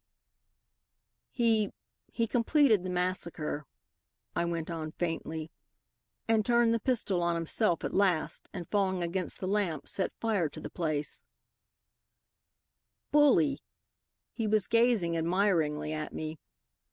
"You say that fine, just like you saw it." I do see it. And then I see you coming back. You hadn't gone far as you were first to hear the shots, and "But," I waved his objection down, "you rushed into the house, from which as yet no flames came. The fearful sight in the kitchen staggered you. You almost lost your senses. But in the midst of that awful scene one thought possessed you. No one must ever know that your father had done it. You seized the bloody pistol and ran blindly away to hide it through Tannery Lane. That old cat Mrs. Jennings saw me." "Through Tannery Lane. You saw Mrs. Jennings, too, or at least knew someone had seen you, and suddenly the fearful thought struck you. You might yourself be suspected. Then you crossed back to the shed and thrust the pistol up in the rafters. You hurried downtown. Your coat was bloodstained, of course, from the pistol. You bought another, and rolling the old coat under your arm, you raced back to the house, all aflame now and surrounded by the crowd, and dashing the bundle through a window to clear a way for yourself, you leaped in." "Great!" "And now you throw up your hands. I have stood it all, you say. The whole town's been against me. I've lost every friend I had. Nobody believes me innocent. I could bear all this for Father's sake, hoping the truth need never be known, but that in time I'd get my freedom, and then the whole thing would remain a mystery. But every day I keep silent seems to draw the net closer about me. My poor father would forgive me, but this is the truth. I am innocent. He did it." "You bet. You print it, will you? Just like I'd said it. Promise me you will. It'll be a great scoop for your paper, but you deserve it. You're so smart, and found it out while all those other reporters say I'm guilty." Then something in the back of my head threatened, but I couldn't stop now. "Then this is your story. This is the truth?" "That's what it is." He was pacing up and down the cell now, almost gaily, his evil young face alight with the braggart's confidence. It makes a hero out of me, don't you think? Why, when I get out of here, people'll be tumbling over each other to be nice to me. Why, I guess even theatrical managers and museums. Tell me, Mr. Demling," I asked suddenly in the matter-of-fact tone of the interview, "why do you suppose the little boy was killed before his sister?" He stopped still, as though a shot had struck him. "He wasn't," he murmured. I held my breath, but he was quite off his guard now. "Why, of course he was," I ventured, moving carefully toward the door. "I tell you he wasn't," he repeated brokenly. I was right. I was right. The little half-witted brother had been the one tender spot in this brute's life. "No one wanted to hurt the kid. He was a first-rate little kid, and his bein' weak in his head didn't keep him from makin' up to you gentle as a pup." A shiver shot through him at the memory, and I trembled too, with nervous nausea. He'd heard the shots. His voice went on complainingly, while he dropped heavily into his chair. But he didn't know what it all meant, even though the place was blazin' round him when he come in. Poor kid, he laughed at the fire. He was such a kid for fire. It was all you could do to haul him away from it. He kept dancin' around, clappin' his hands. I tried to drag him out, tellin' him he'd get burned, but that scared him and he broke away and ran for the kitchen, crying for his mother. It was in the pantry between that I caught him. It made me mad, his runnin' in there where they all were. I'd got to get away. I landed on him then, not hard, but I'd forgot about the gun. It was still in my hand and it come crashin'." His head fell upon the table, his arms outspread. I staggered out into the corridor. My feet were leaden as in a nightmare. And as in a nightmare, something caught my throat and held it tight so that I could not call the guard. It was Demling's sudden, realizing cry of fury that brought him running to the cell doors where the two grappled. "It's a lie! It's a lie!" Demling was yelling while he beat upon the door which the jailer had succeeded in closing. "Tell that she-devil it's a lie!" But I was out in the sunshine by that time, and the tonic of victory was dancing in my veins. It was 9 o'clock when I got through my story, and seizing my hat and jacket, started for the telegraph office. Blewett, who had been haunting the hotel, joined me. "Thompson's been flying about like mad," he whispered. He loved to whisper, as we turned up the street. "Let him fly," I said superbly. "They're up to something, he and McGowan." "McGowan in with him? That might be serious. But do they know?" "No one knows. Even I don't, exactly," he said imploringly. I laughed happily. "But the whole town knows you've got something Hornick don't want you to give out," he went on. "Oh, it does. But Hornick can't. He can't help. Hurry, let's hurry." Suddenly a cold fear came over me. I couldn't lose this story. I couldn't, but just then we reached the office, and I flew in and threw my copy on the operator's desk. "Rush it, won't you?" I asked. "I'll get the rest from Miss Ely, the shorthand reporter, and send it later." Why, he had made no move to take it. "What's the matter?" I demanded. "I'm sorry, Miss Massey," he said, ticking away at his instrument, "but I can't possibly send it till long after midnight. The wires are loaded now, and the Times Record having got in first, its order must be—" "Ted Thompson!" I gasped. "He set you to telegraphing the encyclopedia." "There's the telephone, long distance," suggested Blewett. We hurried round the corner. "Give me the news, San Francisco, quick," I cried to the telephone girl. "Line's busy," she murmured. "Oh, never mind that." "Press. Yes, press," she called sweetly over the line, ignoring me. "This is Grafton. I've got 3,000 words from McGowan for you. More to come, he says. Yes, ready. Well?" "Damn it," I sobbed. Well, it shocked the telephone girl's dry voice into silence for a minute anyway, and it shivered Blewett into dumbfounded horror. It shamed me, too, the sound of it aloud. I had thought it hard enough. But one doesn't always say what one thinks, and it didn't help the littlest bit to get my story down to the news. I stood there in haggard hesitation, knowing that precious minutes were flying by. The girl's dry, low voice—she had recovered—was going calmly on. Through the thick of my misery I was conscious of the long-winded, padded stuff McGowan had written to keep me off the line. He could keep that going indefinitely. "There's only one thing to do, Rhoda," I said to myself. "Let these two highwaymen on part of the story anyway. Make a deal, a compromise." I turned to Blewett. "Go tell Thompson," I said wearily, "that I want—no, don't. Wait, let me think. Think. I think I should be standing there yet in just that impotent agony of indecision if that blessed whistle hadn't come. The whistle of a train. "For San Isidro?" I shrieked at Blewett. He nodded. "Fly uptown," I cried, "and get Miss Ely, the court stenographer. Bring her down to the depot. I don't care. Bring her with her notes, and have that typewriter I used at the hotel there, too. I tell you, you must." He demurred. There wasn't time. Miss Ely wouldn't come, and all the rest of it. "See here, Mr. Blewett," I said slowly, "I had orders to discharge you and install a new correspondent when I came up. You shall hold your place and have double rates hereafter if you bring her to the depot. Oh, please, please, please bring her." He did. I had got the conductor to hold the train for just 5 minutes and to wire the San Isidro operator to be ready for me.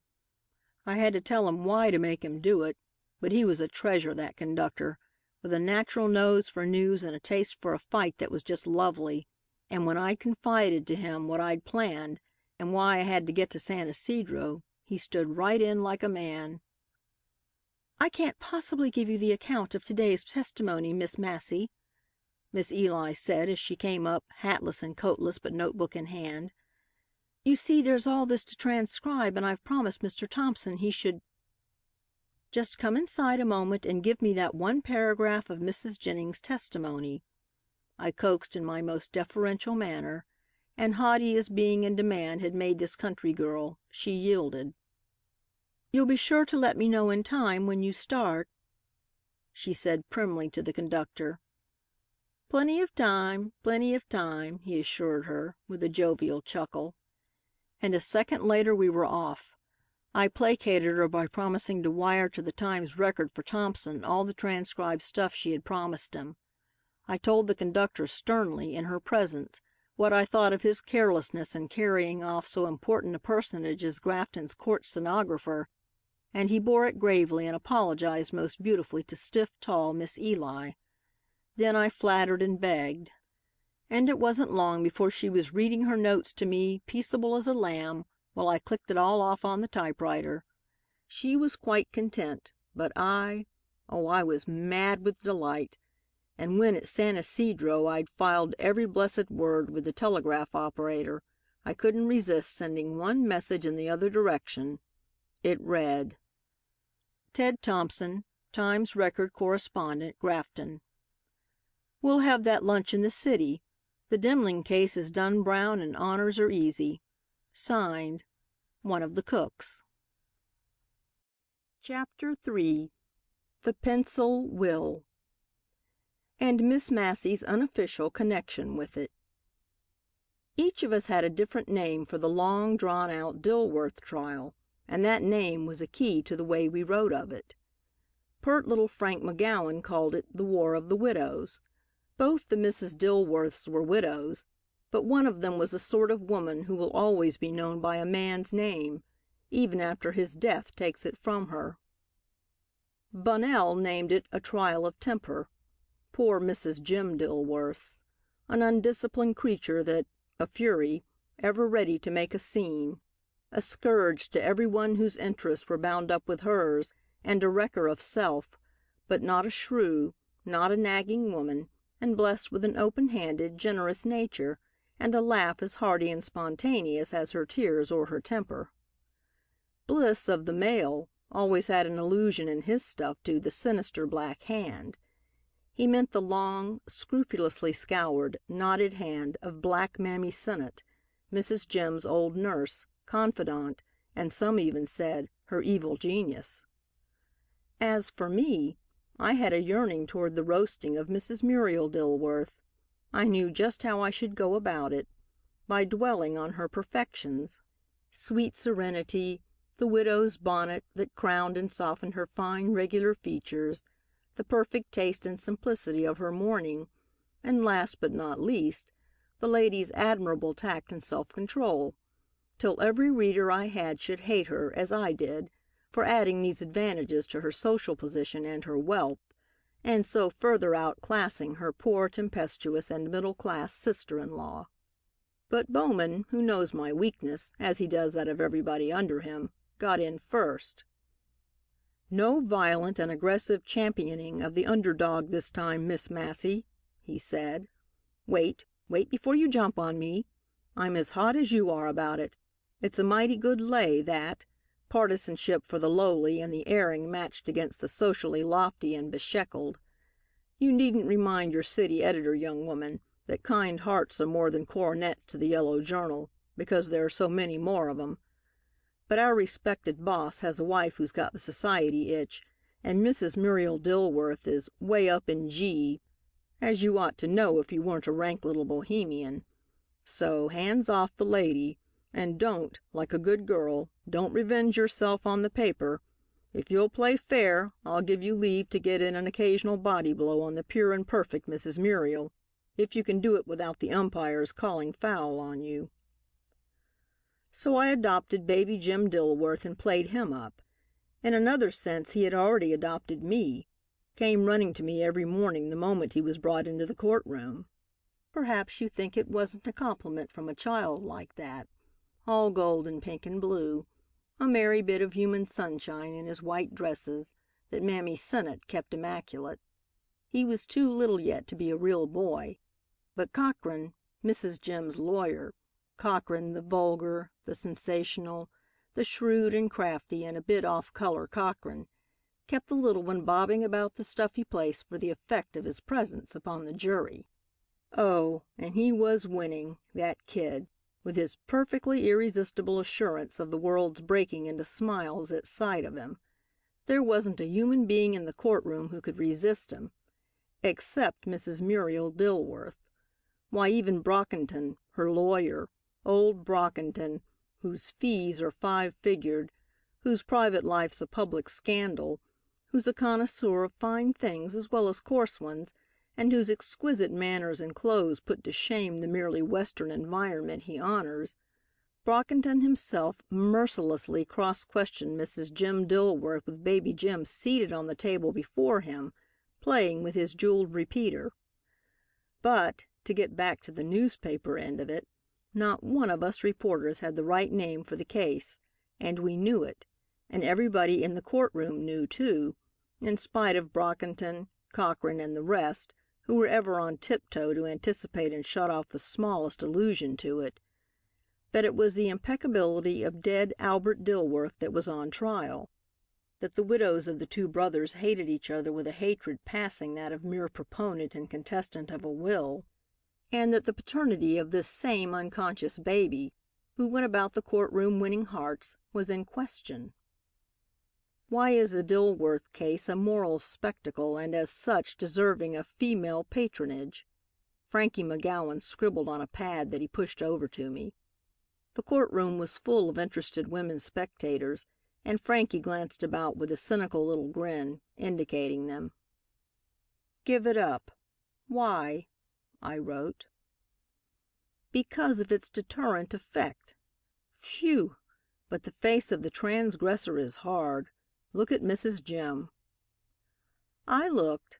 Brockington was grilling her on cross-examination. With a perfection of patience, an intonation that was almost an apology for the trouble it might be to her to speak, and a flattering, courteous assumption of attention to her answers, he was yet able to sting her to a frenzy by the subtle something that underlay his every polite word. She had the look of one who is being baited, who is pushed to the extremest edge of patience. Her full breast, beneath its somewhat too ornate bodice, it looked so, contrasted with Mrs. Muriel's exquisitely simple black, heaved threateningly. Her nicely booted small foot was tapping the floor in a nervous crescendo that prophesied storms. The feathers upon her large hat were quivering as the trees in the forest quiver in anticipatory sympathy with the coming tempest, and her face, usually so pale, she had a weak heart which she overworked, McGowan insisted, playing for sympathy. Coquetting, pathologically, Frankie called it. Her face was aflame with wrath. "At the time, Mrs. Dilworth, that this so-called pencil will," Brockington held the disputed will delicately between thumb and finger, as one might something not quite clean. Was written, where were you? At my house, she answered curtly. And Mr. Albert Dilworth, whose last will you say it is? It is. She cut him short. The old lawyer bowed. Mr. Albert Dilworth was at my house, too. Your husband, Mr. James Dilworth, was present? Mr. Brockington, she burst forth explosively, you know very well that my husband was dead 6 months before that will was written. Ah, pardon me. I see you are correct. I had forgotten the date. The airy negligence of Brockington, and yet by this pencil will 1/4 of a $500,000 estate was willed away from his client to the golden-haired boy just now dancing in Mammy Sinnett's arms. That isn't true, Mrs. Jim cried hysterically. You did know the date. Madam? The judge turned to her. It was not the first time she had been reproved, and now, as with every other time it had happened, one could see by the quick, angry glance she cast at Mrs. Muriel's discreetly lowered head wherein the bitterness of reproof lay. Well, she stammered like a child, trying to justify herself, it isn't the truth. What kind of a lawyer is he if One assumes, madam. Her plight and the impossibility of her behaving like an ordinary woman appealed to the judge. His voice was still gentle, though tried. One assumes that an attorney speaks the truth. In any event, it is not your place to accuse the gentleman. Merely answer his questions. I will, she said sullenly, when there's any sense to them. The judge lifted his hand. His eyes were angry. I trembled for bad Mrs. Jim at that moment. Your Honor," Brockington interposed, with distinguished grace. "The lady is of course quite right. I must apologize. But the so-called pencil will," he tapped it deprecatingly, gingerly with his eyeglasses, "is so obvious a forgery, to an attorney of course, that I have given it too little consideration. Mr. Stenographer, be so good as to read the last question." "I won't answer it," she cried. "I have answered it." She looked as though she could no longer contain herself. She half rose from her chair, as though determined to fall upon her tormentor, but she sat down quickly, both hands at her heart. The heart pose, McGowan called it. "Thank you, thank you." Brockington was gracefully oblivious. He waved the shorthand man into silence and waved the quite unnecessary question. "Mrs. Dilworth, kindly tell the court and the jury in what room you were when Mr. Albert Dilworth wrote this alleged will." "I was in my bedroom." Mrs. Dilworth's voice was low, even weak. Was it rage, or really heart trouble? "And he, Mr. Albert Dilworth?" "Was in the sitting room beyond." "An open archway between?" "An open archway between." "You say you were ill at the time?" "I was ill. My baby was a few days old." "Ah, the little fellow. Hold the child up, if you please, Mrs. Sennett, that the jury may see him." It was Brockington's ostentatious way of calling Cochran's attention to the fact that he did not fear little Jim's influence. "Mrs. Sennett, if you please." But Mrs. Sennett did not please. It was evident in a moment to us reporters who knew her that Mammy didn't even please to be conscious of Mr. Brockington's presence, and that she was determined to be deaf to his voice. Mrs. Jim interposed, a smile in her voice at her nurse's partisanship. It must have been sweet to her. She was so alone, while surrounding and upholding Mrs. Muriel was a group of ultra-respectables, women who were good form personified, good form in morals, in manners, in costume. "That's the child, Mr. Brockington," Mrs. Jim said with a sneer. "The jury has seen him all right. Baby Jim." "What? Mom?" It was Jim's clear little trill. The child, hearing his name, had piped out the query, and the woman on the stand smiled back at him responsively, but putting a finger to her lip. I swear she was positively sweet in that minute.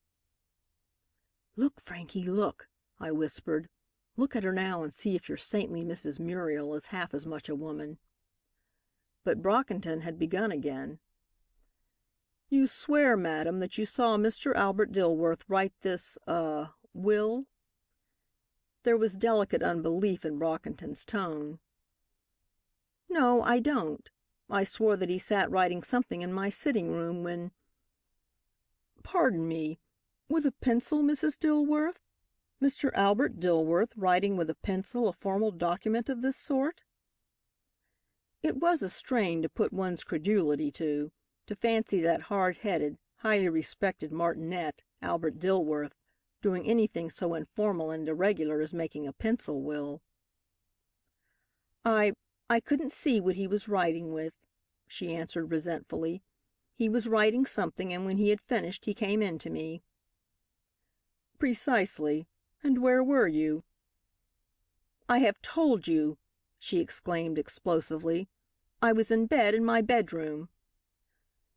Mr. Brockington paused to place his eyeglasses carefully on his nose. It was an old trick of his to postpone and to accentuate a situation. He knew every eye was upon him.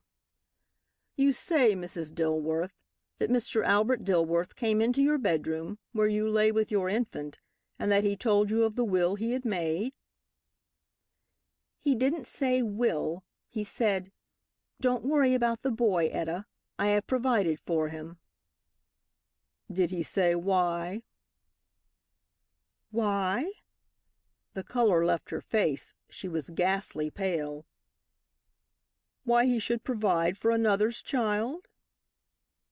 She came back at him quick then. She was not a cruel woman, though she was almost everything else that a woman wouldn't want to be, but she had suffered too much to let this chance pass. "He was childless and very lonely," she said slowly. She didn't need to turn her eyes toward the side where Mrs. Muriel sat.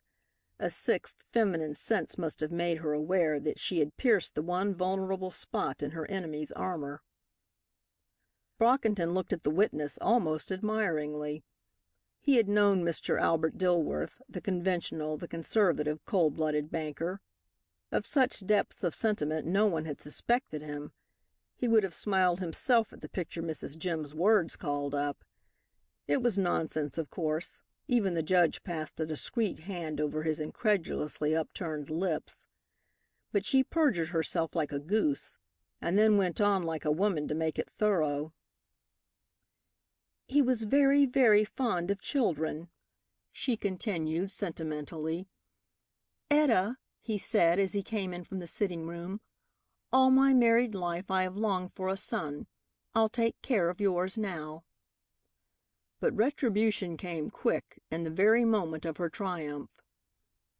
"Mrs. Dilworth," Brockington pounced upon her in a flash, "I call your attention to page 15 of the transcript of your testimony, in that you testify that Mr. Albert Dilworth said to you, 'Don't worry about the boy, Etta. I have provided for him,' and that he said not one word more.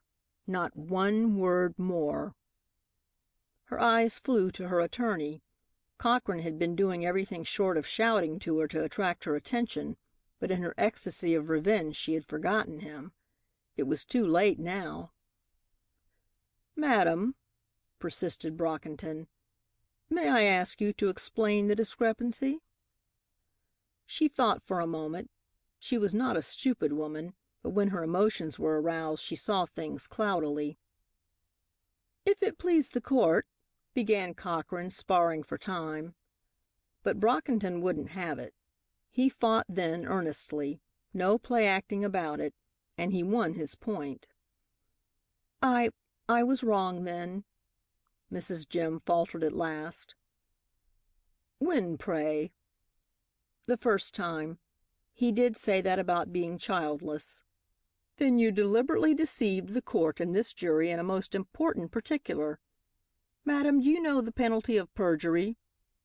"I object." Cochrane jumped to his feet, dancing with impatience, with apprehension. He made quite a little speech then, did Cochrane, in his own atrocious style, and Brockington said never a word in answer, only waited, a bit too politely, and noiselessly snapping his fingers, a habit of his, for the judge's decision. Then he resumed. "Mrs. Dilworth, why did you conceal these facts, these remarks of Mr. Albert Dilworth to you?" For a moment she looked at him warily, then something occurred to her. "I left that out," she said sweetly, "to spare Mr. Dilworth's widow. I thought it would hurt her." She was quite right. It would. It did. Mr. Dilworth's widow's bonnet sank as though with a weight, and the lorgnette she was holding to her short-sighted eyes fell with a click. Brockington saw the movement out of the corner of his eye. It was the first time his client had flinched. "Is this the truth this time?" he asked unpleasantly. "Or will this, too, be amended later?" Again her lawyer came to Mrs. Jim's rescue. She needed him. Her color was rising and all the storm signals flew from her flashing eyes. "And why, Mrs. Dilworth, does your gracious forbearance end now?" Brockington asked, when things were quiet again. "Why do not the same reasons still hold good as to sparing the lady?" There was a silence, tense and anxious. What would she say? What could she say? Her eyes fell. She bit her lip. She began to speak, then fell silent, and Brockington waited, standing, with insulting patience. She hasn't spared me," Mrs. Jim blurted out at last, but even on her own ears the words fell jangled. "Oh, I don't know," she added. "It just happened to come to me." Brockington was silent, just a long, significant second, to let the words carry their own weight of venom to the jurors' ears. "Ah, just a bit of revenge, then," he murmured, as though indulgently musing aloud, and then quickly, "Have you told any one of these supplementary remarks of Mr. Albert Dilworth?" No. It wasn't revenge, Mr. Brockington." "Have you not even told your confidante, Mrs. Sinnott?" "I say it wasn't revenge, Mr. Brockington," she repeated, blindly stubborn now. "Mr. Albert Dilworth," Brockington went on, composedly ignoring her, "had nieces whom he loved, his sister's children. Did he say, Mrs. Dilworth, why he intended to provide for your boy and not for them?" She set her teeth and merely looked at him, dumb with exasperation. "Will the stenographer please read the question?" asked Brockington with superb irrelevance. "I must ask your Honor to instruct the witness to answer the question." "I will not! I will not!" cried Mrs. Jim in a fury now, dissatisfaction with herself for putting a weapon in his hands augmenting her rage at her tormentor. "He shan't insult me. He shan't browbeat me. Mine has been gracious forbearance, and he knows it in spite of his sneers. But he don't appreciate it. It's at an end now. I won't play the game their way any more. I don't care what happens. I'll produce that." This far she had fought her way in spite of Cochrane's strenuous objections, the judge's grave commands, and Brockington's insistently courteous, "If the court please," but the rest of it was inaudible. The judge's, "Will the stenographer kindly repeat the last question?" came out of the turmoil like the theme out of a fugue, but this time Mrs. Jim's face lit up at the sound of it. She hardly waited for the clerk to finish. "Why shouldn't he provide for my boy?" she cried, "instead of those snobbish nieces of his? Why shouldn't he provide for him? Baby Jim Dilworth is his own." "Mom! Mom!" It was the child's voice that stopped her. She looked toward it. Right across from her at the back wall of the courtroom, the tall old black mammy had stationed herself, with the boy high in her arms. Beside the gold and pink of his head her gaunt features looked grim and disapproving. For half a second Mrs. Jim met those hollow black eyes and battled with them. "Nephew! His twin brother's child! she concluded lamely, and burst into hysterical tears.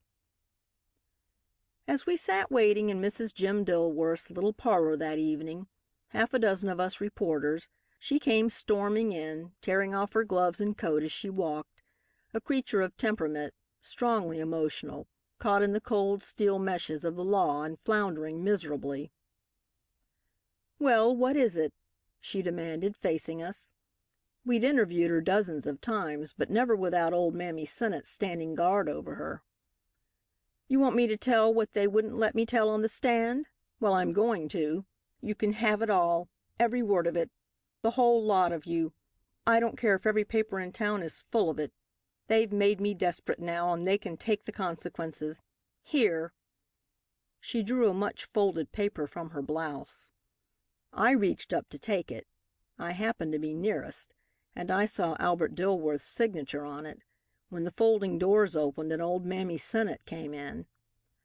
I watched the change that came over the men's faces. "Checkmate," it said. My own face must have looked enough like theirs to establish a pen and ink relationship. "Is that you, honey?" Oh, the sweetness in that old darky's voice. She came forward to take Mrs. Jim's things from her, but she stood a moment caressing her hand. "You must be tired. But won't you go in to Jim for a minute? He's restless. That old cot room's mighty bad for a baby." Mrs. Jim hesitated, and we held our breath. She knew, and we knew, how much more than solicitude for the child lay behind the old negress's words. "You'd be furious yourself, Mammy, if you'd been treated as I have," she cried. But there was uncertainty in her voice. "Yes, honey. Guess I'd just naturally spill over myself.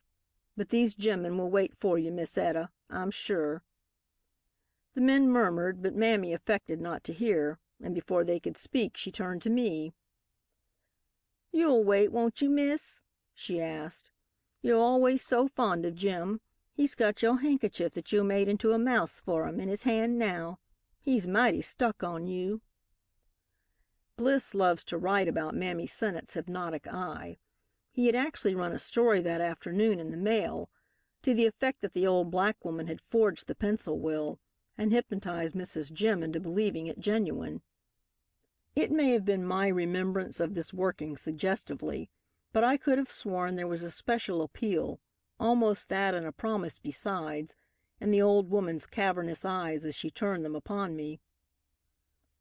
"Why, certainly," I said, and I heard Bunnell swear under his breath. "Mrs. Dilworth will see us soon?" "Oh, of co'se," said the old woman soothingly. "Soon's he's asleep, eh, Miss Etta? Shall I keep the paper till yo' come out?" Mrs. Jim nodded, put the folded paper into the long black fingers that closed greedily over it, and left the room. She faced us then, stern and grim and defiant, Mammy against the lot of us. "Yo' reporters is just another kind of bloodhound," she snarled. "Yo' ain't got the reason the police has to hunt a man down. Yo' don't do it for love or money, but just 'cause yo's hounds and nothin' else. Yo' kill for the sake of killin'. It don't do you no good. What's that woman inside done to you? What right yo' got to come snoopin' in hyar tryin' to ferret her secrets out? Ain't it enough that the code is against her and the biggest lawyers in the city bein' paid out her own money, money it ought to be her boy's anyhow, 'thout yo' comin' in and houndin' her to death? Think shame to yo'selves. You most of any of 'em. Yes, you they calls Rhody Massey." Phew! That was straight from the shoulder. "Why?" I gasped, while the men grinned, enjoying it hugely. "The truth can't hurt her." "That's a lie right there. You know it can hurt and you want her to hurt herself. You know she's hot-tempered and oncareful. She don't mince her words like some that thinks they's so stylish. She just comes right out and yo' lyin' in wait, the jackal lot of you, to get hold of anything. Why don't yo' ask me questions? Old Mammy'll give yo' as good as you send." "Mrs. Sennett," I jumped in a sweetly casual tone, Won't you kindly tell us the contents of the paper you have in your hand?" A gleam of humor came into her sunken black eyes. "Oh, yo's mighty ready, yo' little sass box. Pity yo' hain't had ole mammy to spank yo' good when yo' was littler," she growled, but almost tenderly. But the roar those men set up! They were having the time of their lives. Even Cohen stopped sketching the gaunt old woman in her plain black gown and big white apron to join in the chorus. It was in the midst of it that she had leaned toward me, and I just caught her whisper: "Get 'em away, chile. For God's sakes, get 'em away 'fore Miss Etta comes back. You won't lose. When I want you," she spoke aloud now, for the men had stopped laughing to listen, "when I want yo', Rhody Massey, I'll send for you." Oh, the imperiousness in that black woman's voice! It did make me feel like a child. "That, Miss Massey," sniggered Frank McGowan, "is a delicate mode of intimating that, so far as you're concerned, the audience is over." I looked at him a minute, but I wasn't hearing him or seeing him. It was Mammy that was pictured in my mind. Old Mammy Sennett, who had never broken a promise, every newspaper man in town knew that, and who never forgot a kindness. "I guess that's about the size of it, Frankie," I sighed, shrugging my shoulders and walking away. "You're not giving it up?" he asked, amazed, following me to the door where Bliss lazily joined us. But I made no reply, and as they stood for a second talking, I saw Mammy, in a swift pantomime, make some agreement with Bunnell. It was done quick as a flash, so quick that I'd have distrusted my own eyes if Bunnell hadn't risen just then and walked out past us. "I say, what's up?" cried McGowan. "Nothin's up," Bunnell said indifferently. "Mrs. Jim's down, gone to bed, and I'm not wasting time tackling Mammy Sennett for a story." He turned with a grin and ran downstairs. I knew that grin. It made me uneasy, and I hesitated for another minute. "When I want yo', Rhody Massey, I'll send for yo'." The shrewd old negress had read me in a moment. Ain't that plain? It was. It had to be. There was a big chance in it, anyway, and I took it. "Are you coming my way, Frankie?" I asked. "Good night, Mrs. Sennett." She nodded curtly at the lot of us standing now out in the hall, closed the door quickly behind us, and bolted it. Something in the action roused McGowan's suspicions. "I'm not going," he said. "Think I'll camp out for the night right here." Bliss lit a cigarette. Enderby of the Express took out his pipe, and they both sat down on the steps below him. They were still perched there when I turned up the street. But I didn't sleep well that night. Bunnell's grin haunted me. I dreamed all night that I was scooped, unmercifully scooped. I saw the Times Record's first page all broken out in 102 type. And though I knew it was a smashing Dilworth story, I couldn't read a line of it to find out what it was about, for Bunnell's face, with the grin still on it, seemed to be printed life-size behind it all over the page. I was sick with apprehension when I waked, so strong was the impression left by that nasty nightmare. I flew to the door and got the Times Record, and there, sure enough, spread out even blacker and bigger than my worst dreams, and under a screaming headline: "Mammy Sennett confesses to a Times Record reporter. The pencil will is a forgery," was a Dilworth story that would shake the town. It did. All San Francisco roared with laughter, for that precious old rascal of a colored woman had confided in 4 different reporters, differently. She told Bunnell that the will was a forgery and that Mrs. Jim knew it was. She confessed to Bliss, calling him in for the purpose from the landing, that the will was a forgery, but that Mrs. Jim innocently supposed it was genuine. She gave Enderby solemn assurance that the will was genuine and that she had secret evidence corroborating it. And she wisely chose little Frank McGowan for her confidant in the last variation, that the will was a forgery, but that it was a true and faithful copy of a genuine will that had been lost. Perhaps you think Rhoda Massey didn't hug herself and have the laugh on those bewildered men when, on the stand the next morning, Mammy was questioned about her various interviews, and responded with only a twinkle in the depths of her inscrutable black eyes. "'Tain't no lie to lie to a newspaper reporter that's gettin' a livin' by tellin' lies." When old Brockington's sins are forgotten, and the scandals of which he is the hero have passed out of newspaper men's memory, which is tenacious, they'll still tell of the great speech he made in the Dilworth case. I sat not 10 feet from him while he was addressing the jury in the last throes of the great struggle. The case had been on for months, and people crowded the courtroom, sitting crushed together in intense stillness to listen to the arguments at the end. And though I couldn't help seeing through the actor's arts, though I knew his declamatory tricks and was so familiar with the case that I could almost anticipate the points he made, in spite of this he thrilled me. And not me alone. I saw the young wife of a great theatrical manager, beautiful Evelyn Lowenthal, for whom Brockington had provided seats at his own table. Her wonderful violet eyes fixed upon the attorney while he spoke, with a fascinated intentness like that she herself used to bring to the faces of those who saw her on the stage before her marriage. And I saw Jerome Kirby, who was there with her, of course. Kirby, the debonair, the graceful and brave and reckless. I saw Kirby's handsome, cynical face go gray, and I heard the rending of his gloves when Brockington began to speak of "the accursed interloper who makes marriage a mockery." Was Brockington killing 2 cuckoos with 1 stone? Was he flaying the enemy of his old friend Lowenthal with the same lash and over the shrinking back of Mrs. Jim? I don't know. I was shivering with excitement when he turned the thing over to the jury at last and took his seat. I couldn't look at Mrs. Jim. To turn a curious eye upon a thing on the rack as she was too inhuman. She fainted once during the terrible arraignment. McGowan insisted that it was done for effect, but I caught Mamie Sennett's eye as she bent over her applying restoratives, and I saw the agonized truth behind it. When the jury retired and the courtroom cleared, she was still sitting with her hand on her heart, her eyes staring from out a pallid face as though she were in a stupor. She did not notice when little Jim left her side and ran to me, lifting his arms and crying, "Take Jim."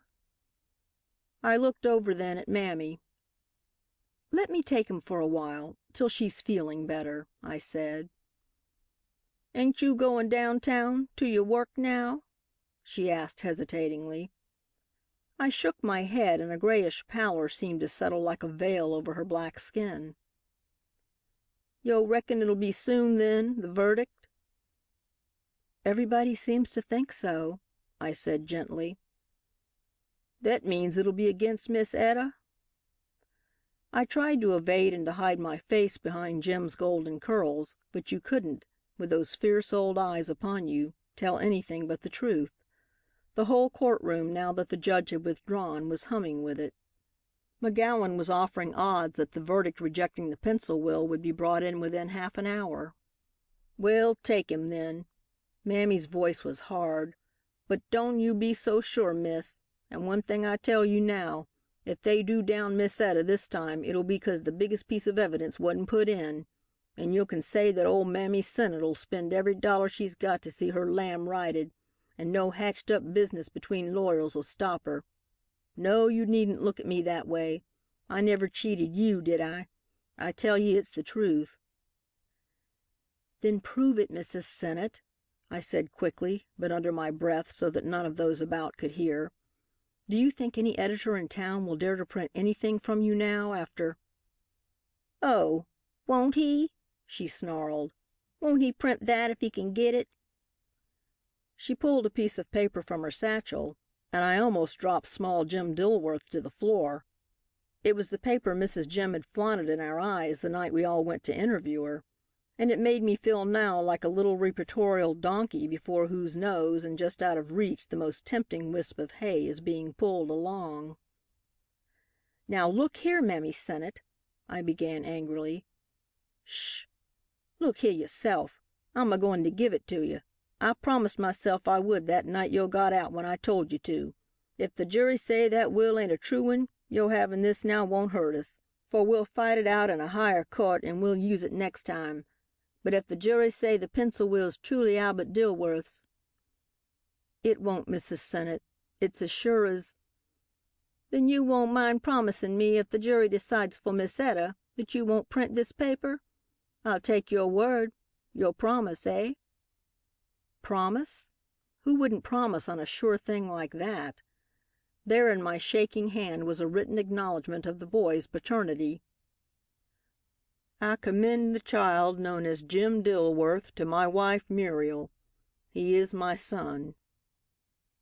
There it was in black and white, and not pencil this time, signed Albert Dilworth and dated scrupulously, the heart of the Dilworth case at last beating in sight of the world.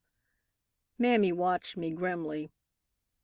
"I want yo' to say, if yo' do put it in the paper, that Mammy Sennett saw Albert Dilworth write that paper, that she told him if he didn't write it she'd tell that stuck-up wife of his the whole bad story before he died, that she kept it out of this here trial to save Miss Etta's name, but that if my lamb don't get his rights through the pencil will, he'll get 'em this way or my name ain't Mammy Sennett. Mind yo' promise now." She turned back to Mrs. Jim. I danced out into the hall, Jim in my arms. He crowed and clapped his hands at the motion, but he wasn't a bit happier than I. Think what a story. Think what a scoop. Think. There was a stir in the hall ahead of me. It was Brockington, ushering his client into the judge's chambers, from which he and the judge came out immediately and went out to luncheon together. Oh, think what Mrs. Muriel would say to the document I held in my hand. Oh, I simply had to be the first to tell her of it. If the one forlorn chance in 1,000 should give Mrs. Jim the victory, her secret would be as safe with her proud sister-in-law as with Mammy herself. If the jury brought in the verdict everybody expected, Mrs. Muriel would know the story anyway as soon as the news came out. So she might as well know it now and from me. I'd heard the lock click behind Brockington and the judge when they came out, so with Jim still on my arm, I hurried back into the courtroom, up behind the judge's chair, and in a minute I had pushed open the other door and stood in Mrs. Muriel's presence. It didn't seem like a presence, though. The great lady's bonnet was off, her brown hair was prettily mussed, and her head lay bowed on the desk before her. She was crying, crying just like an ordinary human woman. She looked up quickly at the noise Jim chose to make just then, trumpeting through his fists. "I beg your pardon, Mrs. Dilworth," I said in a rush. "I have just got possession of a document that concerns you deeply and—" "You will please excuse me," she said. Her voice was still husky with tears. They made it sound strangely soft, very different from the cold, contained utterance we'd heard from the stand. "On my lawyer's advice I have declined, as I supposed you knew, to speak to any one connected with the newspapers. If you will see Mr. Brockington or Mr. Hewlett—" "Look, Mrs. Dilworth." I let Jim slip to the floor and held the paper before her. Mechanically she felt for her lorgnette, but before she could get it her short-sighted eyes had recognized the signature. And then Mrs. Jim Dilworth came tearing in like a whirlwind. "You give me back that paper! What right have you got to show it to her?" she cried. And in a second, before I could think to hide it, she snatched it out of my hand and stormed out again, catching Jim up in a passion that made him hold tight as though the arm he rode was a ship in a typhoon. I turned, hopeless, to Mrs. Muriel. "I assure you—" I began. But she waved apology aside. "Tell me," she interrupted eagerly, "won't you tell me what was in that paper? It is his signature, my husband's name. I caught only that. My eyes are so wretched. Will you please tell me?" No, I wouldn't. I couldn't, now. For this wasn't the Mrs. Muriel Dilworth I had been watching week after week in the courtroom, with her unchangeable composure, her pitiless ignoring of the other woman. The Mrs. Muriel who dwelt on cold, inaccessible heights where humanity's cries couldn't reach her. "Perhaps, Mrs. Dilworth," I stammered, "this paper may be a forgery, too." She shook her head. "That was Mr. Dilworth's writing. I know it. I am positive." Oh," Suddenly her voice broke and the tears rolled unhidden down her cheeks. "do you realize what I am enduring? How I am groping helplessly for the truth?" I'm sorry," I began, but at that moment the door opened behind us and the judge walked in. "They've reached a verdict, ladies," he said. "The jury will be in a moment." I jumped for the door. "Miss Massey, please." It was Mrs. Muriel's voice, appealing, insistent. "But the jury what difference does that make?" she cried. "I don't want the money. I want the truth. I want "Here comes Mr. Hewlett," I put in eagerly. "Mr. Brockington must have sent him for you." She wrung her hands. "You cruel girl," she sobbed. "has your profession made you utterly heartless?" No," I protested, capitulating. I had to speak in a whisper, for Brockington's young partner was nearly upon us. "This is what the paper says. I commend the child known as Jim Dilworth to my wife Muriel.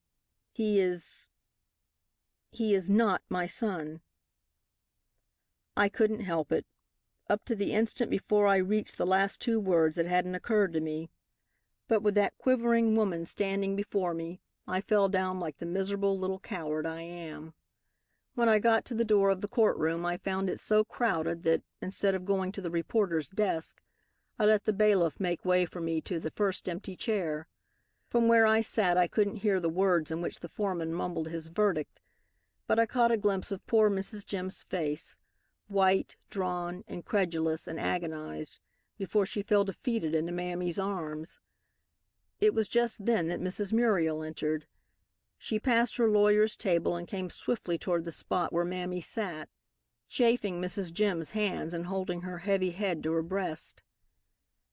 "Etta," Mrs. Muriel's voice was shaken still, but it was whispered music, so thrilling it was with the humility of utter happiness. "Forgive me, Etta. The boy shall have all this and more. He'll be my son as well as yours if you will let me share him with you, whatever the verdict is." "The verdict is already in, Mrs. Dilworth," Hewlett's voice broke in. He had followed her. "We have won. Let me be first to congratulate you."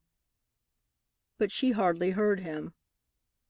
"Etta," she pleaded, putting out a hand to Mrs. Jim's shoulder. "Go 'way, you!" Mammy's eyes blazed furiously up at her. "You've half killed her." Instinctively Mrs. Muriel fell back before the savage ferocity of the black woman's face. She might have yielded then to the pressure of her lawyer's hand, but suddenly she felt a tug at her skirt. It was Jim, lost, forgotten in the excitement of the moment, yet suffering intuitively, feeling and fearing the crisis. "Take," he cried with a trembling lip, lifting his arms to her. "Take Jim." She bent down and lifted him, holding his sobbing little body with a tenderness and yet a yielding strength that transfigured her. Through the crowd Cochran made his way with a glass of whiskey. Mammy put it to Mrs. Jim's blue lips, then let it fall crashing to the floor. "She dead. My God, Miss Etta, Miss Etta." Her black hand crept to Mrs. Jim's heart, then in a second it lifted, knotted and threatening, over Muriel Dilworth's head. You, the old woman stammered thickly. But baby Jim, his blond head curled into the lady's neck, turned his wet blue eyes wonderingly upon Mammy, and lifting a hand like a dimpled snowflake, he touched the black woman's lips with a pleading caress. That same little tender hand still holds back the real, the awful vengeance Mammy Sennett might take if she would. It holds me back, too, though the office would fire me in a minute if it suspected, and serve me right, too. But since Mrs. Muriel has legally adopted the boy, what good on earth would be served by wrecking a live woman's faith and dragging a dead woman's name from under the sheltering benefit of the doubt? Chapter 4. The Fascination of Fantan, wherein Miss Massey scents graft in Chinatown. It was 9 in the evening when we met at the corner of the alley. Sergeant Wyss of the Chinatown squad, Forbes, the big green reporter who had been sent along to take care of me, and myself. The sergeant was brave in his uniform. Forbes was undisguised, except that the linen he wore at the office no longer redeemed his shabbiness, so that with his soft hat pulled over his brows, his collar turned up, and his coat buttoned over the dark flannel shirt, his big, round-shouldered figure might have passed for a type of the depraved young white who haunts Chinatown, who plays the guide on occasions, but plays fan-tan and peddles lottery tickets oftener. As for me, well, half an hour before, when I left home, the Chinese laundryman was pushing the basket of soiled linen into his dilapidated old black wagon. By the time I had tottered around the corner, balancing unsteadily on my wooden Chinese slippers to where Forbes had a carriage waiting, the laundryman had climbed to his seat and caught the reins from his spare-ribbed old nag's back. Then he saw me. And the quick, swinging salutation he chanted out in Chinese made my painted face tingle and my long, blackened eyes dance with delight. To him I was a Chinese boy, sure enough. And that was all I wanted, just to be able to slip obscurely along with a seesaw motion in my dark blouse and wide trousers, with my queued head under an American hat held low, for a block and a half, from the square where I stopped the carriage to the alley where McCabe had arranged that the sergeant should wait for us. "So it's fan-tan tonight. You want to see a fan-tan game? What won't you try next, Miss Massey?" The sergeant spoke in a bluff, hearty voice, too hearty to suit me, for it was easily audible to the group of Chinamen just across the alley, a group that dissolved and hurried away even as Wyss spoke. "Shh," I cautioned, and his voice fell. "You want to see if there's gambling in Chinatown, eh? Well, there may be, a little, in spite of all the squad can do. You'll never stamp it all out. Chinamen are crafty devils to deal with, particularly the Wiong Tong, the Gamblers' Association. We've closed 'em up pretty tight, but down here on Pacific or farther up the hill, we may catch 'em, for my men have been kept busy raiding the bigger places. We'll see, anyway. Congratulations on the make-up. It's great." "Really?" I asked, eagerly looking up at him. A fine big fellow is the sergeant of the Chinatown squad. "It's such a comfortable rig. If it weren't for the shoes." I put out one of the wooden-soled things to corroborate me. "Really," he answered, smiling. "Only you don't want to give away the game by looking up like that. No China boy's got any light in his eyes. Keep 'em down, Miss Massey. Keep 'em down for the sake of peace. To white men as well as Chinks." And demurely I obeyed. There was a flirtatious glint in the sergeant's own eyes and a challenging hint in his voice, but my head was too full of schemes and plans that went deeper than even Wyss suspected to do more than say to myself, "It's the subtle influence of the Orient, Rhoda, and the suggestiveness of feminine disguise. Men can't resist either, so the combination must be a hard one for a mere police sergeant to go up against. But that hasn't anything to do with the case, which concerns fan-tan, and the hunch the news has got that there's grafting going on in Chinatown, that every fan-tan game pays $5 into the bribery fund, and of the $2,000 raised weekly for this purpose, this same gallus Sergeant Wyss is strongly suspected." "Up this way, please," the sergeant interrupted my train of thought. He strolled slowly up the hill, Forbes beside him and I following. It was misery at first, balancing along after them on the narrow, crowded sidewalk, along which the Chinamen were hurrying. The dirt and the glamour of the East come full upon one in these noisome, narrow streets, where the big lanterns swing and the Chinese children, playing in the entrances to subterranean dwellings, are like gaudy dragonflies lighting up the squalor. My heart began to beat with absurd apprehension as I fancied some accident separating me from the two in front, and I looked ahead at the sergeant's broad back. It was an easy, muscular, swinging, self-satisfied back, that. And even at Forbes's stooping shoulders, with a most comforting sense of man's place in nature, to do the rough work of women reporters' details. I said it to myself with a grin at the two unconscious backs ahead of me, but just the same I couldn't make believe to myself that I was at ease. The risk and the terror of Chinatown were upon me.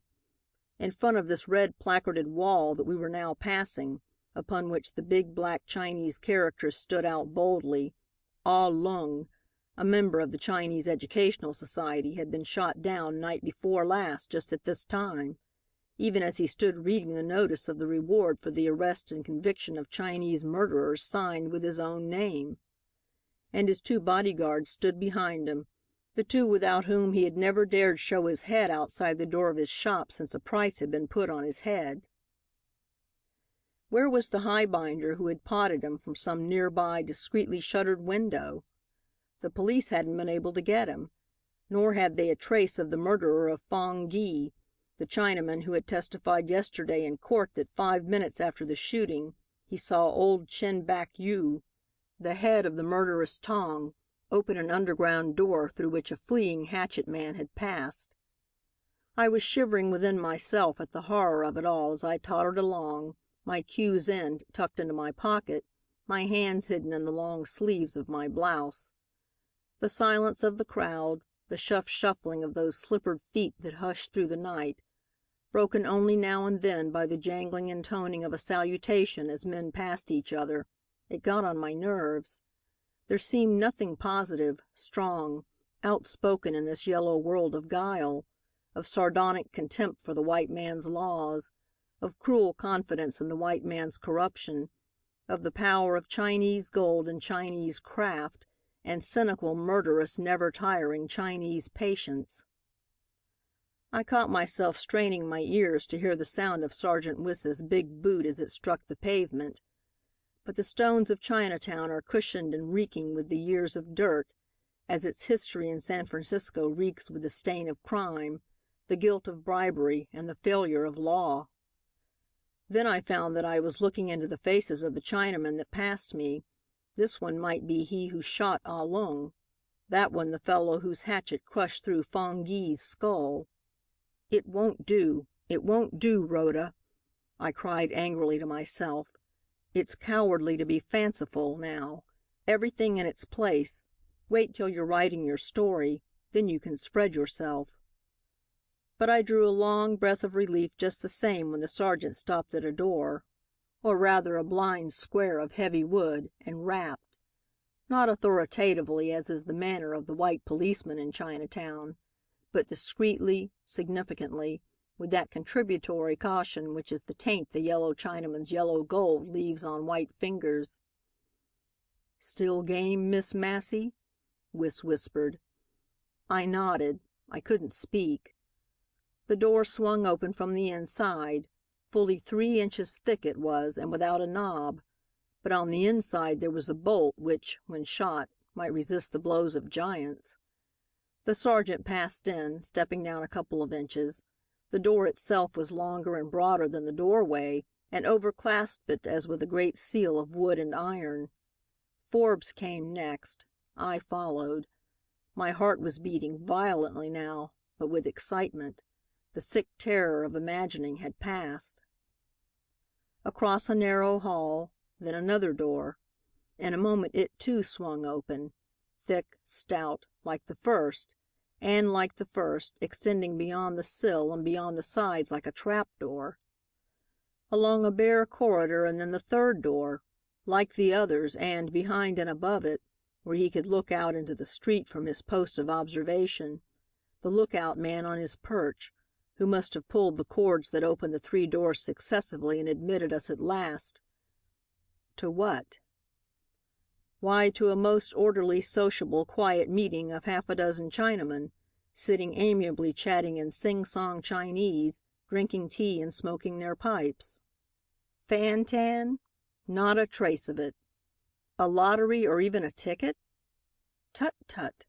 A malicious libel upon simple, conservative Chinese gentlemen, one of whom looked up blandly as we entered, from the farther end of the long, empty room, as though to inquire the meaning of our intrusion. "Oh, you! Sergeant, Sergeant Wyss." It was a big, good-looking Chinaman of about 35 who spoke the sergeant's name, with an addition of s's that hissed sibilantly about our ears. But the soul of good nature was this Chinaman, and a facile excellence of English was his that showed the value of the mission schools. "You come look for fan-tan game, eh, Sergeant?" he chuckled, clapping Wyss upon the back with an ease truly American, and an innocent facetiousness that would have robbed defeat itself of its sting. "Oh, I tell you, you bully officer, Sergeant. No more gambling in Chinatown now. No hot air. I no give you hot air either. Who's your friend?" He nodded toward Forbes, but he let out a cadenced roar in Chinese, at once guttural and nasal, at me. For excellent reasons I didn't answer, and Wiss's "friend" Forbes had caught the message in my eye. "Out. Let's get out, quick," it begged. And out we went, with a parting "Jolly" from the loquacious Chinaman, an easy mixture of irony and appreciation of a joke. The life of the party he surely was. Not another man among them had vouchsafed even a grunt, and only one other had turned to look at us, an old Chinaman with a face of wrinkled evil, a black eye as cold as fear, and a thin-lipped, sagging old mouth pulled down in a deformed sneer on the side from the pipe stem that always rested there. "Who is he, that one?" I asked the sergeant in a whisper as the last door shut behind us and we stood for a moment in a dark doorway. "Chin Back Yu." "The head of the Sui Sings," I gasped. "The highbinder's Tong?" He nodded. "You evidently know your Chinatown, Miss Massey," he said, watching me closely. "And the other, the spokesman?" I asked. "Oh, you don't know him? I thought everybody knew Yet.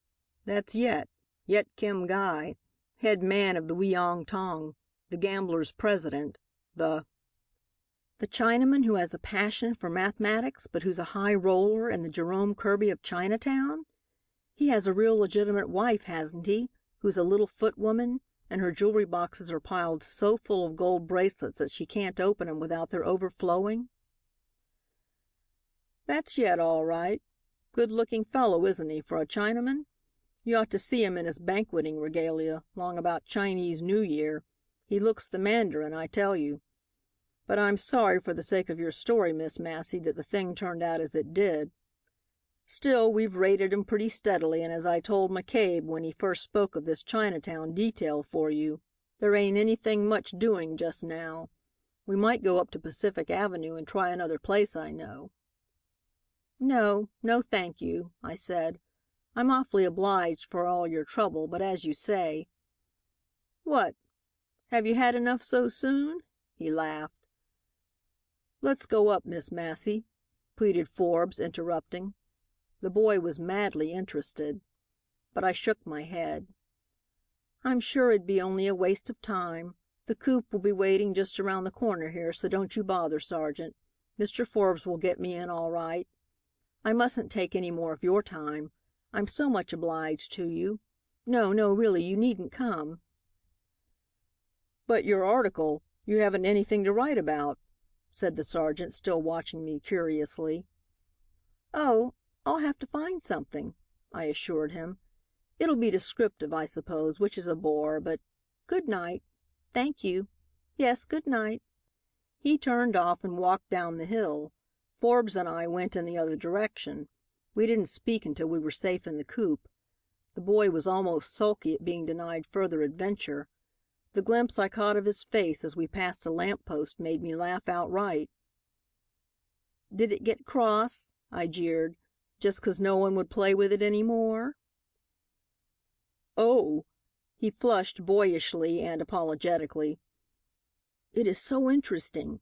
I don't see how you can resist seeing more." "I can't," I said demurely. "Then why didn't you let Wyss take us to the other place?"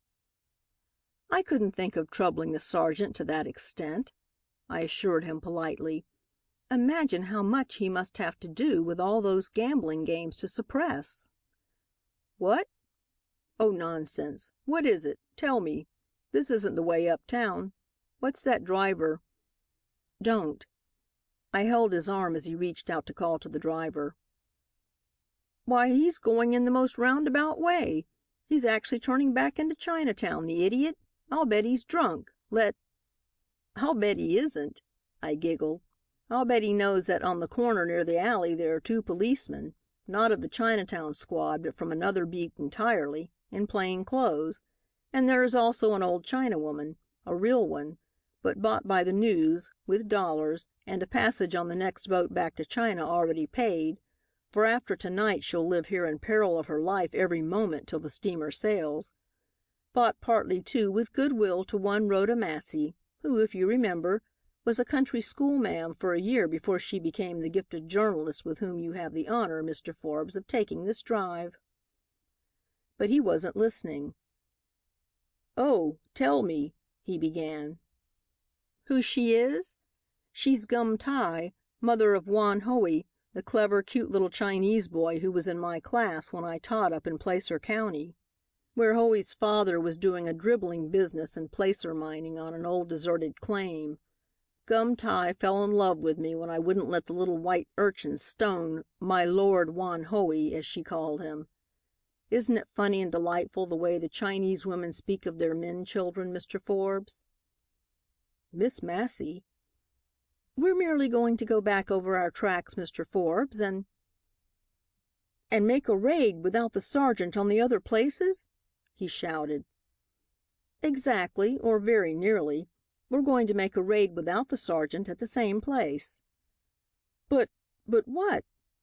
"Hush, hush now. We're not going to give it away as he did, purposely. Remember how loud he spoke when we met him?" The carriage stopped in the square again, and again I tottered out upon the cobblestones. And again we walked up the hill, Forbes and the two plain-clothes men in front, old Gum Tai and myself behind. The old woman hadn't spoken in answer to my greeting. She only looked at me for a second, a wry smile on her leathery old lips. Then her eyes fell, and with her back bowed and her hands in her wide sleeves, she wobbled on, and so did I. When we got to the great blind door, the three men had stopped at the corner. She stooped for a moment and filled her claw-like brown hands with pebbles. Or perhaps she already had them and stooped to pick up another. I don't know. I looked at her inquiringly, but she shook her head, and just then the door swung open. We passed in, she and I. She seemed to stumble a bit over the low step and again at the second one. But by the time we had got to the third door, I didn't know what she did or what I myself was doing. For it swung open, and the room was crowded almost to suffocation. That room where, not half an hour before, we had left only 5 or 6 Chinamen peaceably smoking. On the table was a heap of the big oval beans of Fantan, the rejected beans. The croupier was piling up the money before him, getting ready to pay out and haul in the bets. One of the counter's long, slender brown hands was just lifting up the bowl from the smaller white heap it had encircled, and, chopstick in hand, he was deftly counting out the mass by fours. "Yut!" "1," shouted a gambler. "Gee!" "2," wagered another. "Say!" "4." "Sam!" "3," yelled a triumphant chorus, as the winner's quick eyes, mentally segregating the diminishing heap of beans, anticipated even the counter's swift stick, and prophesied that the division would have a remainder of 3. "Sam" it was. "Sam!" declared the croupier, and the clink of American money that went to pay Chinese gambling debts resounded through the smoke-blotted, close room, and suddenly old Gum Tai caught my arm. I had actually forgotten, in my interest and excitement, why we two had entered first. There came a jarring whir and a slam, and quick as a flash, one after another, the 3 lookout doors went shut. No, not quite shut, for strangely enough, in a place where Chinese guile foresaw all, and had provided for just such an emergency, some little trifling thing, lay in the way of every door's closing. Pebbles. A few pebbles had slipped from Gum Tai's palsied hands as she stumbled over each threshold. And over those pebbles, which just prevented the mighty locks from catching, Forbes and the policeman rushed in. And there was pandemonium in that yellow gambling hell, and the Chinaman cursed and the money flew. I don't know what I did, but I saw Forbes, the greenest cub reporter we'd ever had on the news, dancing in ecstasy first on one leg and then on the other. And then the police whistles blew, and Sergeant Wyss, white as death, came dashing in with his men. His eye caught mine, and for a second I had an absurd sensation of being in peril, in pain, suffering, of feeling what a hypnotized subject must feel when it is suggested to him that he is being knocked down, beaten, trampled upon. When Forbes, waking with a start to memory of what his detail was, dragged me out and put me in the carriage, my teeth were chattering from sheer excitement. I couldn't speak a word and I didn't want to. I only wanted to keep my jaws still, and they were beyond my control. Inside, the tumult was still going on, though Wyss had placed nearly 80 men under arrest. And down the side hill toward the bay, I saw an old Chinese woman just disappearing down into a black-mouthed basement. It was Gum Tai. The quickness of her, the amazing celerity and cool-headed nerve of the old creature, who had been first to escape and was even now beyond pursuit. Graft in Chinatown? Well, I wonder. But I don't wonder at all that the fan-tan game happened to be closed on our first visit in company with Wyss. I know what excellent use the Chinamen make of a telephone, and of a police officer who gives them a tip. Oh, if only Rhoda Massey might trace the graft a bit further. If she were only lucky enough and plucky enough to catch that same police officer in the act of accepting pay for police protection. I say, wouldn't the town sit up and take notice? Chapter 5. In Chai Fong's Restaurant, where Miss Massey meets a missionary. All sorts of queer, disconnected impressions kept coming to me as I sat there in utter silence. The ear-splitting crash and clang of the Chinese orchestra in the front room, the gaudy dragon-embroidered hangings to the rear of the restaurant, the gentle twanging of the slave girls' guitars, the teak wood chairs and tables, the handleless cups, the bizarre sing-song conversation of the men at the banquet table in the next room, even my own satin blouse, upon which peacocks were embroidered in silver, and the absurd wide trousers of salmon pink, whose bands of purple were embossed in flaming orange, my purple silk hose and crimson gold embroidered slippers, all this was unreal to me, as fanciful and impossible as a mad dream. Reality stood behind it, apart from it, and the strength of its impressions persisted in replacing even the things that my senses recognized. I could see the News's first page of yesterday, with its screaming headline and my story of the raid on the fan-tan games below it, more clearly, much more clearly than the expressionless ivory face, so near to me, of Ah Oi, the most expensive slave girl in Chinatown, worth $3,000 in white man's money. I could repeat word for word the printed statement of Sergeant Wyss, denying the implication of grafting, which was the atmosphere of my story as surely as the faint smell from the opium smokers' pipes was penetrating every part of Chai Fong's restaurant.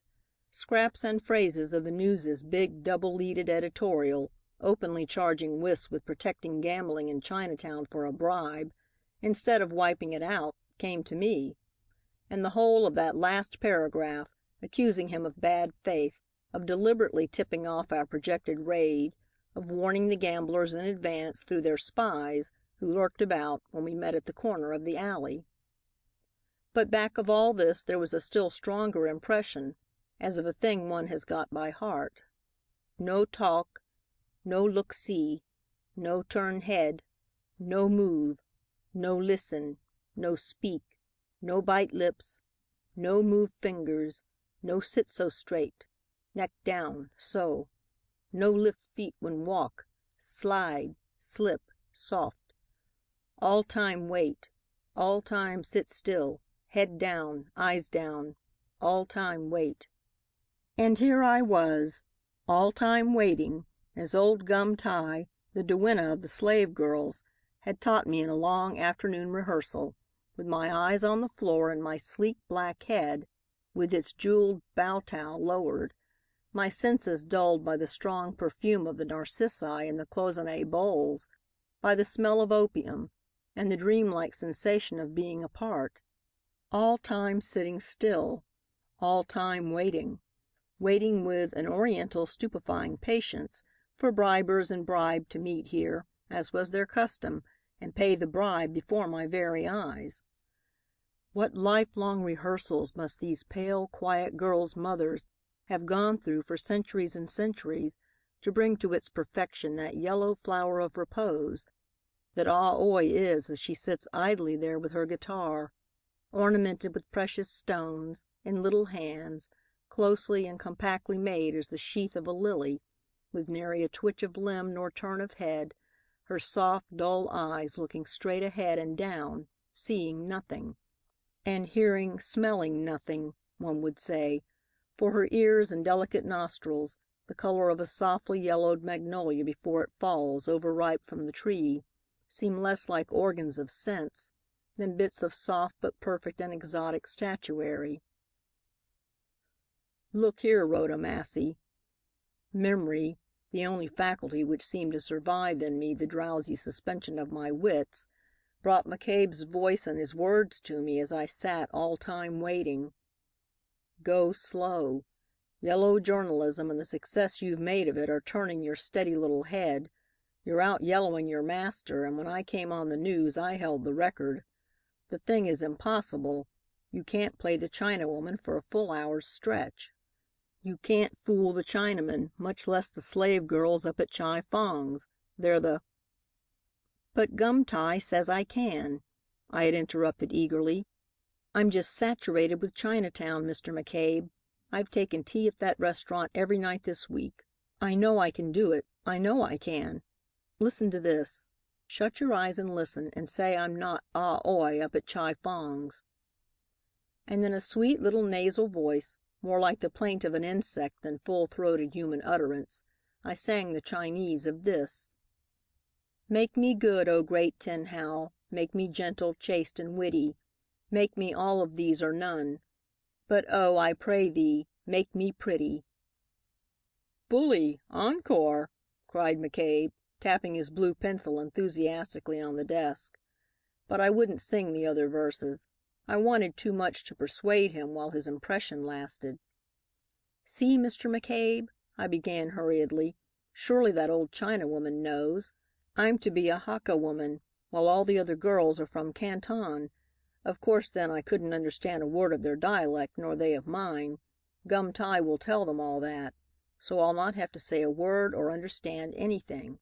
Besides, it's etiquette for a new girl just bought, a novice, not to say anything, and the older girls in slavery ignore her rather contemptuously and critically, much as at our fortnightly dances the debutante runs up against the buds of a season or two, and I won't listen to your wheedling, Rhoda. You've a faculty carefully and artfully cultivated, I suspect, my lady, of making the melodramatic sound simple and natural and robbing sensation itself of its off color. I won't let you try this scheme, I tell you. Am I the news editor of this paper, or am I merely the home secretary for your foreign, very foreign affairs, you conceited and rampant little yellow journalist?" I declined to enlighten him, but went on coaxing. "Do you see a page story, Mr. McCabe," I begged, "with photos of the interior of Chi Fong's, Mr. McCabe?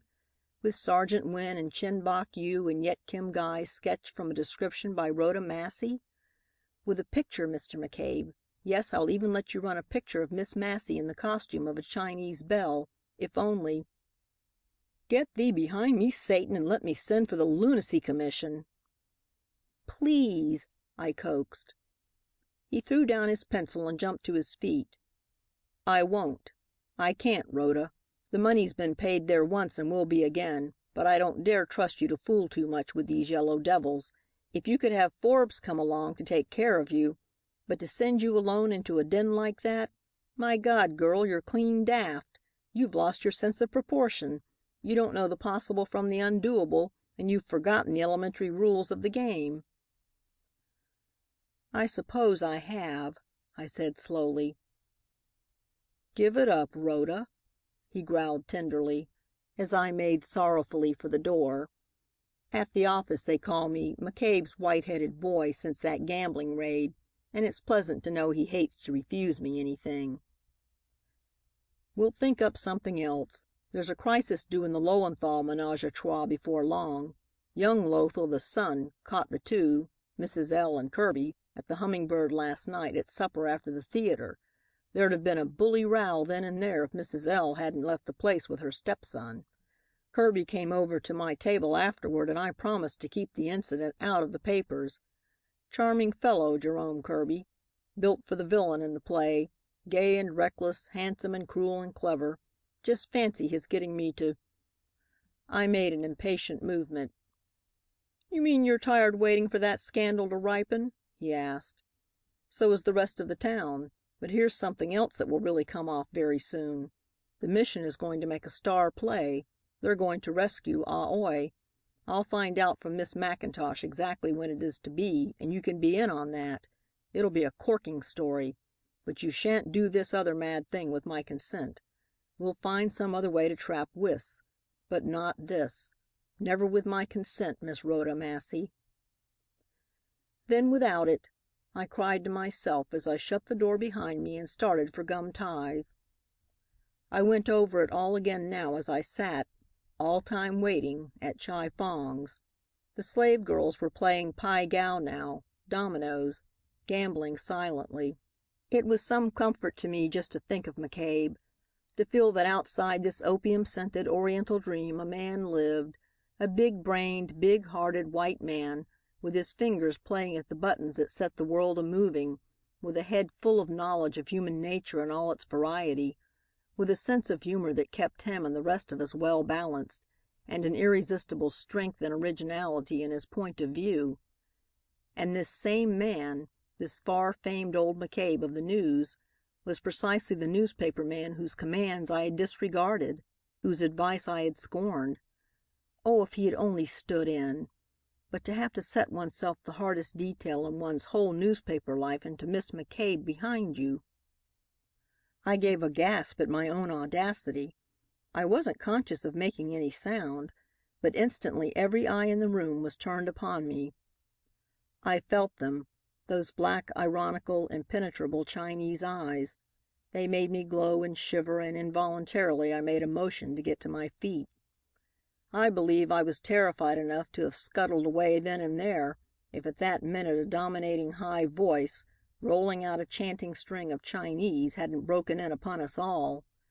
It came from the stairway beyond and bore, even before its owner followed it, so strong and imperious a suggestion of assertive activity that the whole establishment seemed to respond to it. Chi Fong himself came to the door a moment and sang out an order. Doors were hurriedly closed all over the place. A screen was swiftly stretched across, shutting in our corner that gave on to the high little lacquered, lantern-hung balcony which overlooked the square. And in here a table, upon which chop suey, sweetmeats, tea and rice wine were already set in fanciful porcelain, was brought and placed in the farther corner, while the waiters flew about like mad, and Ah Oi daintily touched her long pearl earrings and bracelets of jade and silver filigree with a slender tan finger and a long pointed nail, sniffing with nervousness just once or twice, as a deer might through distended dry nostrils. Yet Kim Guy, the first. I knew him. His walk was a bit more assured, more elegantly pompous than it had been the other night when we raided the game. In his long mandarin's robe, the New Year must be near, he moved with the dignified roll of a sea captain aboard his own ship, even though he was smoking a cigar. I know the smell of a good cigar. McCabe smokes the best in town.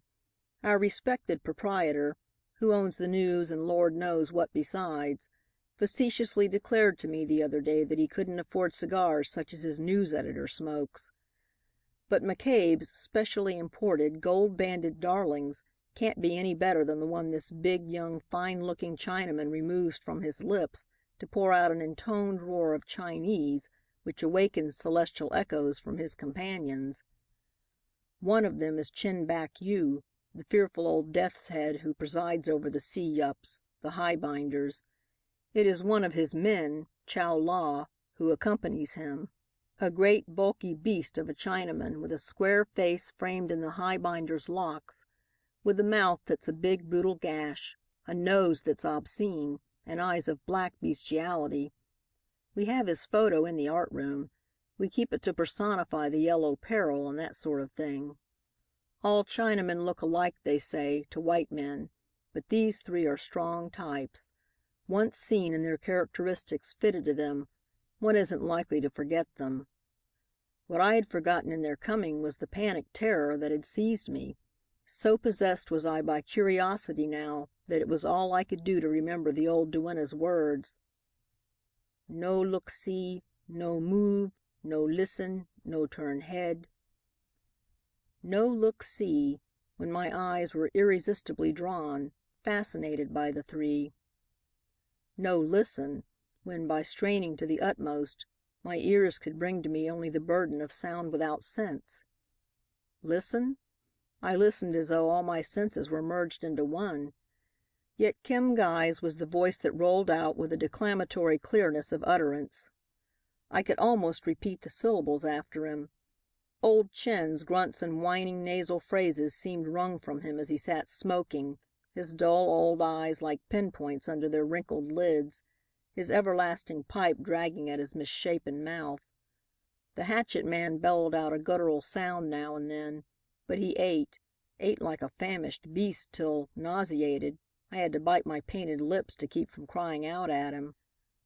I missed my handkerchief then and was putting my sleeve to my lips when it was twitched suddenly, and looking up, I saw Ah Oi gazing at me in mute astonishment. I had forgotten Gum Tai's first and last admonition, to do in Rome what the Romans did, and at just this minute the three other girls were standing about the table. "Oh, thank," I began. But Ah Oi had already taken her place, fortunately, and slip, slip, I slid after her. I had been well trained for this part of it. I knew the slave girl's rôle at the banquet, to be mute, to be vacantly smiling and ornamental, like a figure on a fan, and only to accept wine when a guest has had more than is good for him. I watched Ah Oi take the thimbleful of samshoo, thrice-fired rice wine, from the highbinder's unsteady fingers.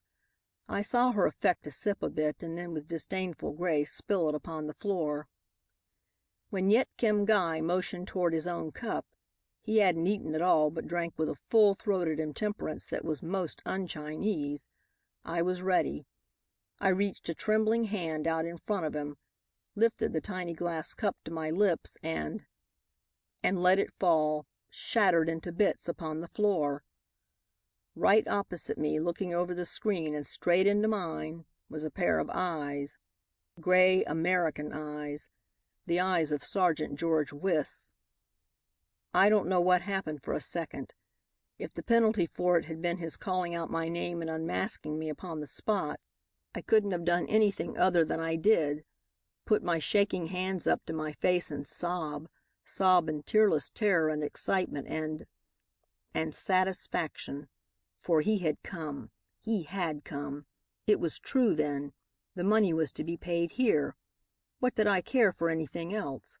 The slave girl's horrified hush at my clumsiness and fracture of etiquette, the scolding of the head waiter, I knew the accent as a dog might, but not the words, the amused laugh of the sergeant as he pushed the screen aside and entered, the good-natured interference in my behalf of Yet Kim Guy, who came to a poor girl's rescue, like the man of the world and gallant he is. His pantomime was unmistakable. It was all nothing to me. My story was coming true, the impossible story, the story that McCabe himself had not dared to tackle. "Kung Hai! Fat Tuai!" The sergeant cried out the New Year's greeting glibly, shaking his own hand cordially in the Chinese style, but refusing the chair a waiter offered. Old Chin grunted a recognition without removing his pipe. Yet Kim Guy waved his hand in an airy American fashion. Chow La nodded, taking the briefest respite from the business of eating. "Ah, there, Ah Oi," said the sergeant gaily. putting an arm around her and another impartially around the girl on the other side. And they tittered, these Chinese belles, and wriggled, complimented by the queer American attention. In great spirits was Sergeant Wyss, evidently. I watched with satisfaction the quick glances he threw about the place, and the flash of intelligence between him and Yet. It was at a word from the gambler that Ah Oi had taken her queer little guitar and was singing a pale little nasal melody, the inevitable ditty, Wan Ho translated it for me, whose second verse put into English goes: "Make me noble, dread Tin Hao, kind to all, no creature harming. Make me patient, generous, faithful, but I implore thee, make me charming." Wyss crooned it with her. He did it better than I could, with a skill that bespoke practice and opportunity.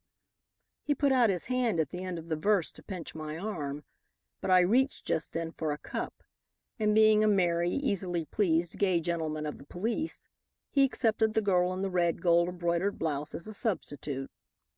But everybody was merry by this time, except old Chin. His death's mask never changed a line. His horn-toad's eyes had never a glimmer of light or life. "Wait, Sergeant, I sing for you," cried Yet, taking the guitar from Ah Oi's hand. "Ever hear this, bully song?" And to my utter amazement he strummed a few familiar bars and burst jovially into "There'll be a hot time in the old town tonight." A hysterical desire to laugh came upon me. It was so maddeningly funny, so absurd, so crazy a caricature of ourselves in our silliest season. Yet every stolid yellow face about me looked perplexed or contemptuous or bored, and only in Wyss's eyes could I read a reflection of that amazed and mocking applause that filled me. "Great, old boy!" Wyss brought his hand down with a thump on Yet's shoulder. "Eat leisurely," he went on, guying the Chinese method of excusing oneself. "Ho hang! A safe walk to you," answered Yet, entering into the spirit of the translation.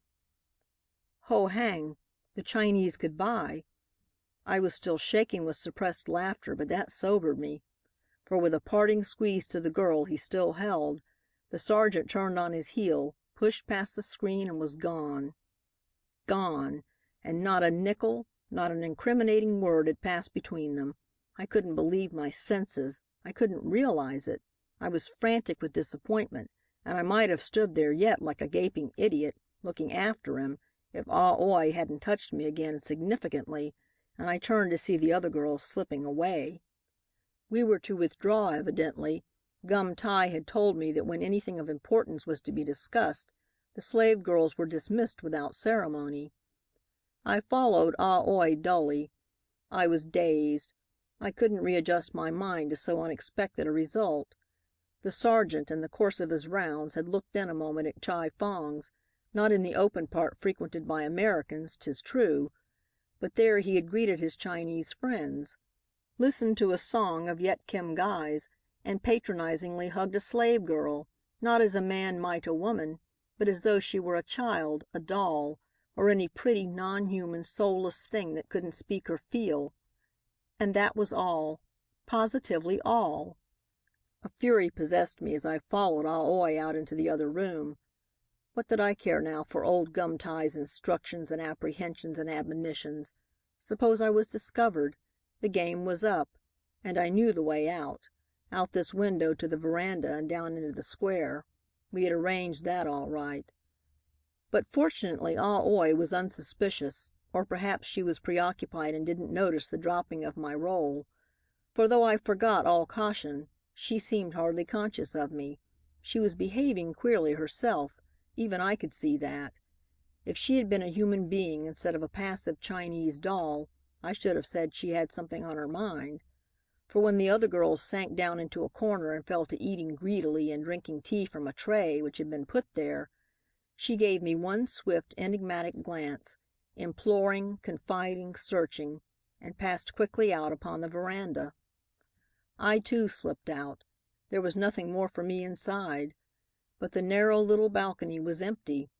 Evidently Ah Oi's guardianship of me, which shrewd old Gum Tai must have arranged for, was at an end. Now she was looking after herself. What could she be up to, I asked myself.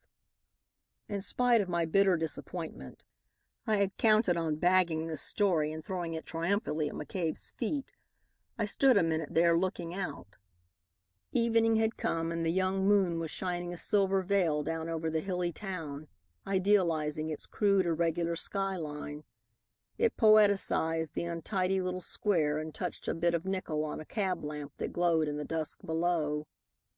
But it concentrated its soft luster upon the wide, wonderful shining bay beyond, where the ferry boats became floating castles of light, and Alcatraz, glorified into outlines only, stood out castellated like an Aaron Brightstein anchored on the water. In the reaction of the strain I had been living under, I stretched out my arms toward it all. It was beautiful. It was American. It was Western. It was mine. When clearly down in the street below I heard a whistled melody. Make me shy and straight and still, docile make me, too, and dutiful. Make me perfect, if you will, but oh, sweet demon, make me beautiful. Mechanically I had repeated the words to myself of the last verse to Tin Hal, accompanying the whistle below. But I was thinking hard. A Chinaman might hum that melody, though it was unlikely. A white man might whistle the classic Hot Time. But only one person I knew would be likely to whistle the slave girl's plaintive little nasal prayer to her goddess. Down I slipped behind a great potted palm. Out here, when Chinese guests have not monopolized the restaurant, white women from the Eastern States came to stand for a moment beneath the huge swinging lanterns and look at Chinatown and the bay from on high. My heart was thumping an accompaniment, and over in my head the words went singing. I could hear someone coming softly up the first flight of steps and then the second. My fingernails, which had been growing untrimmed for a month, so seriously had I gone in for local color, were digging into my palms. I was trembling, so sure was I, so sure that— A sergeant's cap. He appeared above the top step. I was right. I was right after all. He passed me so close that I could see the 3 bars on his sleeve in the light from the window, and when he had gone in, I crouched there a full minute waiting till I could be calm again. By the time I'd got to the window, I had taken off the crimson boxes of slippers that I might be noiseless. He was seated at the table with the 3 Chinamen, and facing me, Sergeant George Wyss, head of the Chinatown squad, an American police officer bribed by dirty yellow money to betray his trust. Perhaps you think I didn't make vows to the gods of yellow journalism as I stood there? Perhaps you think I didn't compose a dozen different openings for my triumphant entry upon McCabe before I should throw down the booty before him? I couldn't hear a word, of course, from where I stood, but Yet and the sergeant were having it hot and heavy, evidently. Some dispute as to terms, some reproach for the last raid in which one Rhoda Massey had taken part, perhaps. I could imagine how the clever gambler would score his paid servant for not delivering the goods. I could almost fancy I heard him use the very words. But I did see him at last lift a heavy inverted cloisonné bowl from the middle of the table and uncover a pile of 20s. They must have been there the whole evening. I saw both Chin Bak Yu and Chow Law scowling in dispute, and I saw Wyss reach out his strong white hand among all those vile yellow ones, and all at once I couldn't see. I couldn't breathe. I couldn't cry out nor hear, except dully. Something had been suddenly thrown over my head, and someone had seized me and was carrying me swiftly down the stairs. I struggled. I gasped and tried desperately to scream. And somehow I got the idea that my struggles surprised my captor, for he kept murmuring under his breath to me in Chinese, in a tone that I fancied was reassuring. But I was so frantic with fear by now that I distrusted even my own instincts. I would have welcomed Yet Kim Gai himself if I could have brought him there by screaming, but I couldn't scream, and I was still struggling like a cat in a bag when the big Chinaman, reaching the alley below, almost dumped me down into something that quickly moved away. It was a carriage. I knew that as soon as the door slammed and the horses started. But when I tore at the cloth that covered my head, a woman's hands helping me all the time, and at last sat up, red and furious and terrified, I knew in a moment what had happened to me. I had been rescued. Shades of Confucius! I had been rescued at the moment when I would have given the earth for 1 minute more as a slave girl. Yes, rescued, alas, by the mission, the good, stupid, angelic mission that helps Chinese girls to escape from slavery and even permits them to pretend to fight against their rescuers, so that in case of failure the unhappy creatures may claim that the effort was an abduction, made against their will and not with their connivance. I sat up and looked at Miss McIntosh opposite me. She was murmuring the few Chinese words she knew in the most reassuring way. I looked at the dear old respectable Scotchwoman, devoted, tender, brave soul, and I longed to beat her. "Ah oi, ah oi?" she asked then, doubtfully. "Ah oi!" I cried, the words escaping me after hours of silence with the pop of a released piston. Great gunny bags, how I wish it was! I can see her face yet, and it almost consoles me. McCabe? Oh, he doesn't know yet. I wonder if I'll ever dare to tell him. Gum Tie? She's safe at sea, sailed on the China the next morning. Sergeant Wiss? They say he's to be our next chief of police. The graft went up higher, and so will he. Miss McIntosh? She never can understand why I don't write up that story of the slave girls and the mission which I told her I was after that night. She thinks me lazy and neglectful of the paper's interests and incapable on the whole of real serious work. Rhoda Massey? Oh, she's living humble these days and walking soft. They say at the office just now that the rumor about her getting the big head was all a false alarm. She's a model of amenability, is Rhoda, of conservative good sense and good judgment, and is actually in line for a desk position, I've heard. But it's way down low, that part of it. No man and only one woman on the paper would believe it. Chapter 6. That List of Bassetts, which Miss Massey published. It all came about through Senator Thorpe's constitutional incapacity to take program. Newberry, the other candidate for the senatorship, looked at United Powers's table of facts and figures and promptly threw up the sponge. There was no use fighting Boss Bassett and the mighty corporation that controls politics throughout the state. He knew that. Thorpe knew it too, but admitting a fact and being reconciled to it were two widely separated processes to Thorpe. "You're in the fight to stay, Senator?" Bassett had asked by way of preliminary. "You really expect to be reelected?" The two men were closeted at the Senator's headquarters in the one hotel at Sacramento. Everybody stays at the same place at the Capitol during sessions, even reporters. There is no other place. "You bet I'm in it. Bill Thorpe's no quitter," answered the Senator. Bassett passed a fat white hand over a close-shaven chin. "You can count on your men, I suppose, or—" "That's what I can," declared Thorpe positively. "Or you think you can," amended Bassett softly. Whereupon Thorpe swore roundly, fussed and fumed, announced his absolute conviction of the loyalty of his supporters in a loud, uncertain voice, and then fell silent and uncomfortable, biting his short nails and casting scrutinizing glances at Bassett. "But you might scrutinize UP's boss's face till doomsday without finding out anything but what he wanted you to know. I've interviewed Bassett a number of times on the most delicate matters concerning the boss's boss, United Power, and he has sent me away empty-handed regularly, and yet with a pleased little sense of having been permitted to infer something special, a vague something of an intimate and confidential nature which, the boss intimated, would be caviar to the mere multitude of reporters. The old fox, with his small, twinkling cold eye, his stiff, short hair, his shrewd, sharp nose. Oh, I can fancy just how he looked at Thorpe. "Why, look here, Bassett." The Senator began to bluster. The boss's smiling confidence disconcerted him. "These men are pledged to me." "Will you—" began Bassett, but Thorpe stormed past the interruption.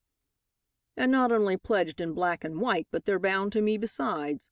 I'm no chicken in politics, but when you secure a man's election as I did Allen's, when you've got a deputy collectorship of the port for a near relative as I did for Brigham's brother, when you've shelled out money to pay a mortgage pressingly due, which is what I did for Kenify, when you've spent your own money in their counties as I have for Grimmen, Glass, Hires, Urton, Johnson, Jameson, and the lot of them, why, you ought to be able to count pretty hard on 'em."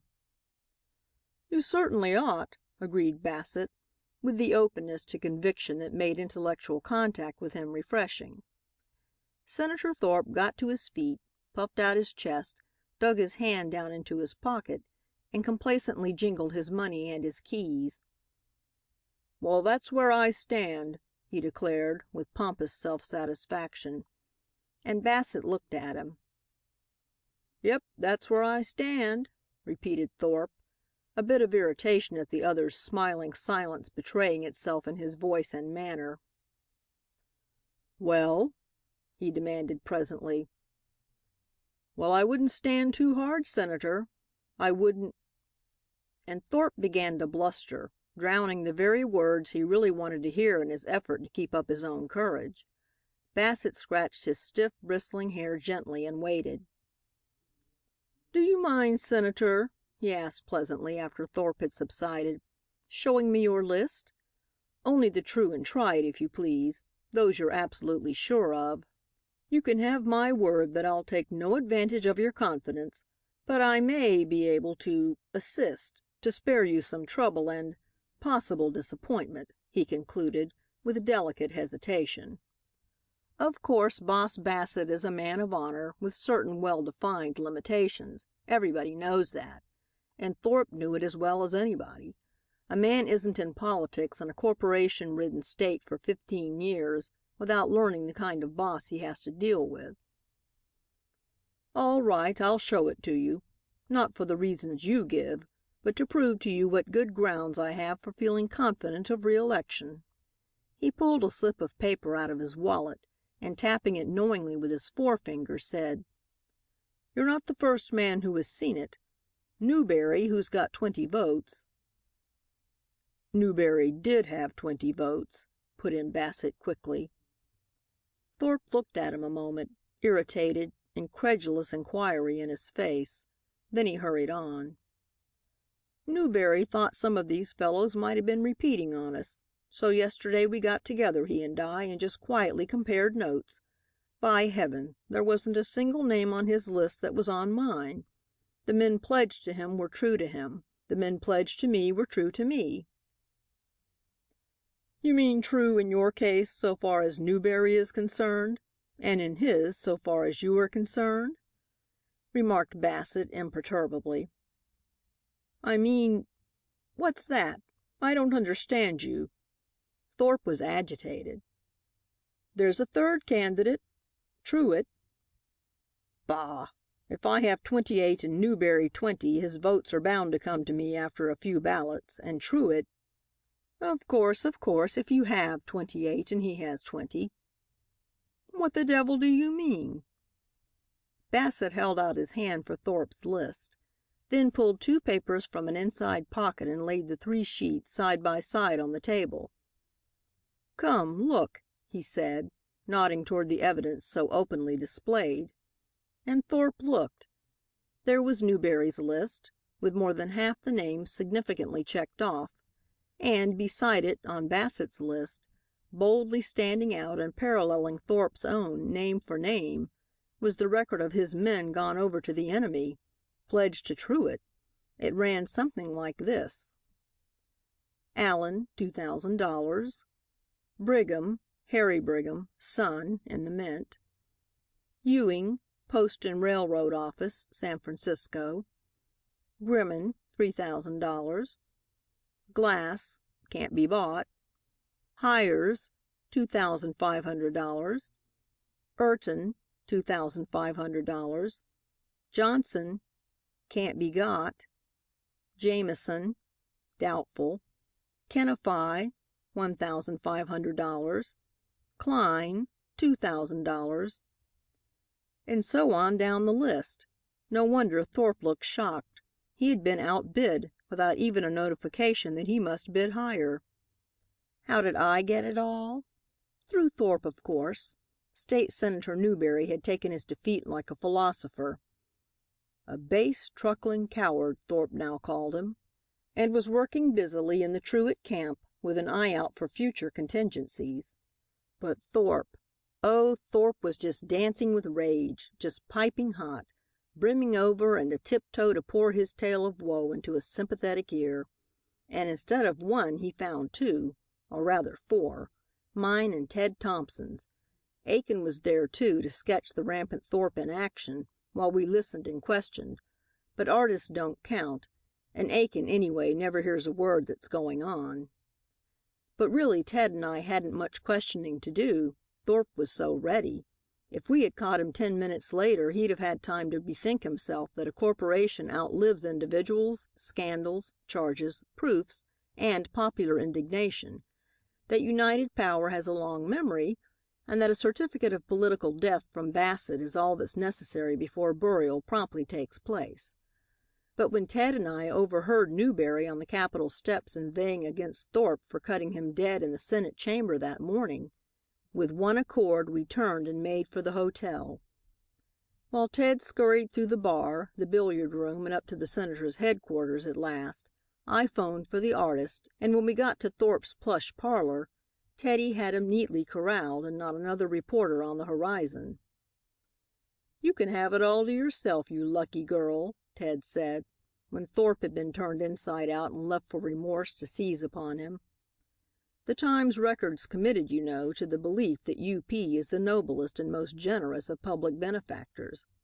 I'll give the office the facts, of course, but they'll only print an obscure paragraph, vaguely alluding to rumors, etc., so you've got a bully thing for your own.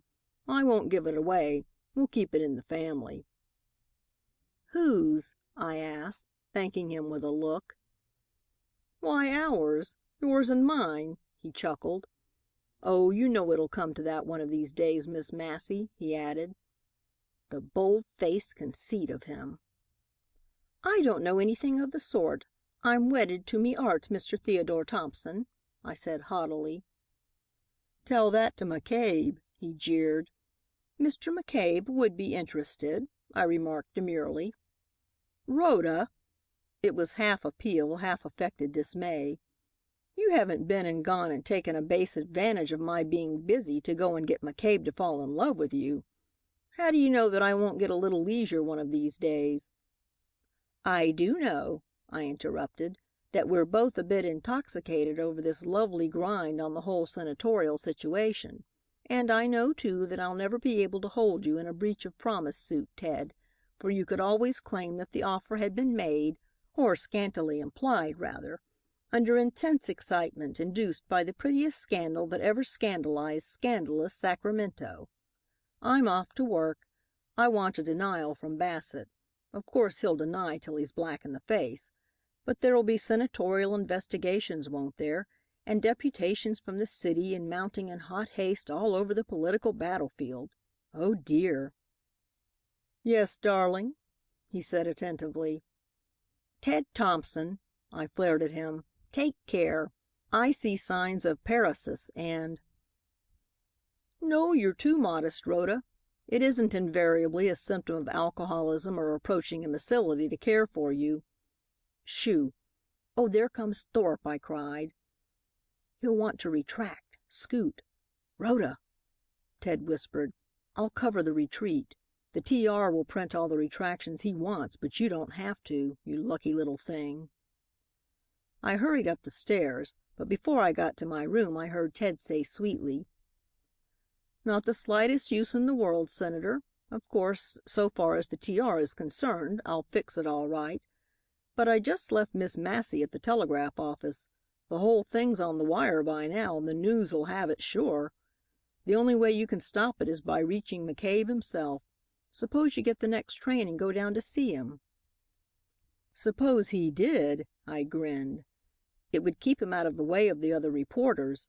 As for reaching McCabe, that duck of a Ted Thompson knew as well as I that McCabe simply can't be reached, and that the News's whole policy as a rabid anti-UP paper made this bit of news so valuable that all the senator's horses and all his men and barrels of money couldn't buy it back again. Now, a secret investigation is a direct challenge to the press. It's an insulting way of telling newspapers to go about their business, which of course is to find out by surreptitious means the very thing which is surreptitiously being kept from them, or rather, which someone is attempting to keep from them. For I never yet knew of a Star Chamber session, from a grand jury meeting to the solemn silences in the United States Senate, that kept secret things. They're the one thing sure to leak. So at first we were hopeful up at Sacramento when the legislature appointed a committee to investigate certain charges made by a certain newspaper published in the city and county of San Francisco, besmirching the fair name and fame of California, stabbing to the very vitals the reputation of legislators of this great state, legislators who, if the said grave charges might be substantiated, must be driven with scorn and loathing forever from the honored seats of public office, driven to the festering haunts of obscurity, and left to rot there in their own infamy. I quote from the resolution introduced by the Honorable Horace Kennefi of Grafton. It was a beautiful speech, quite Kennefi. A grandstand play, Ted Thompson said, but McCabe always believed it to be indignation due to the Honorable Horace's discovering that he had been sold too cheap. McCabe came up, you know, when I wired him that I was summoned to appear as a witness at the investigation. Ted wasn't in it to any extent, for the TR had carefully belittled the whole thing. But my! I was glad to see McCabe's big coated figure stalking into the Saddle Rock, where Ted and I were at breakfast. It gave me the snuggest feeling of being personally conducted. "Hey, Rhoda, has the sun just come out?" Ted demanded as I jumped up to meet McCabe's outstretched hand.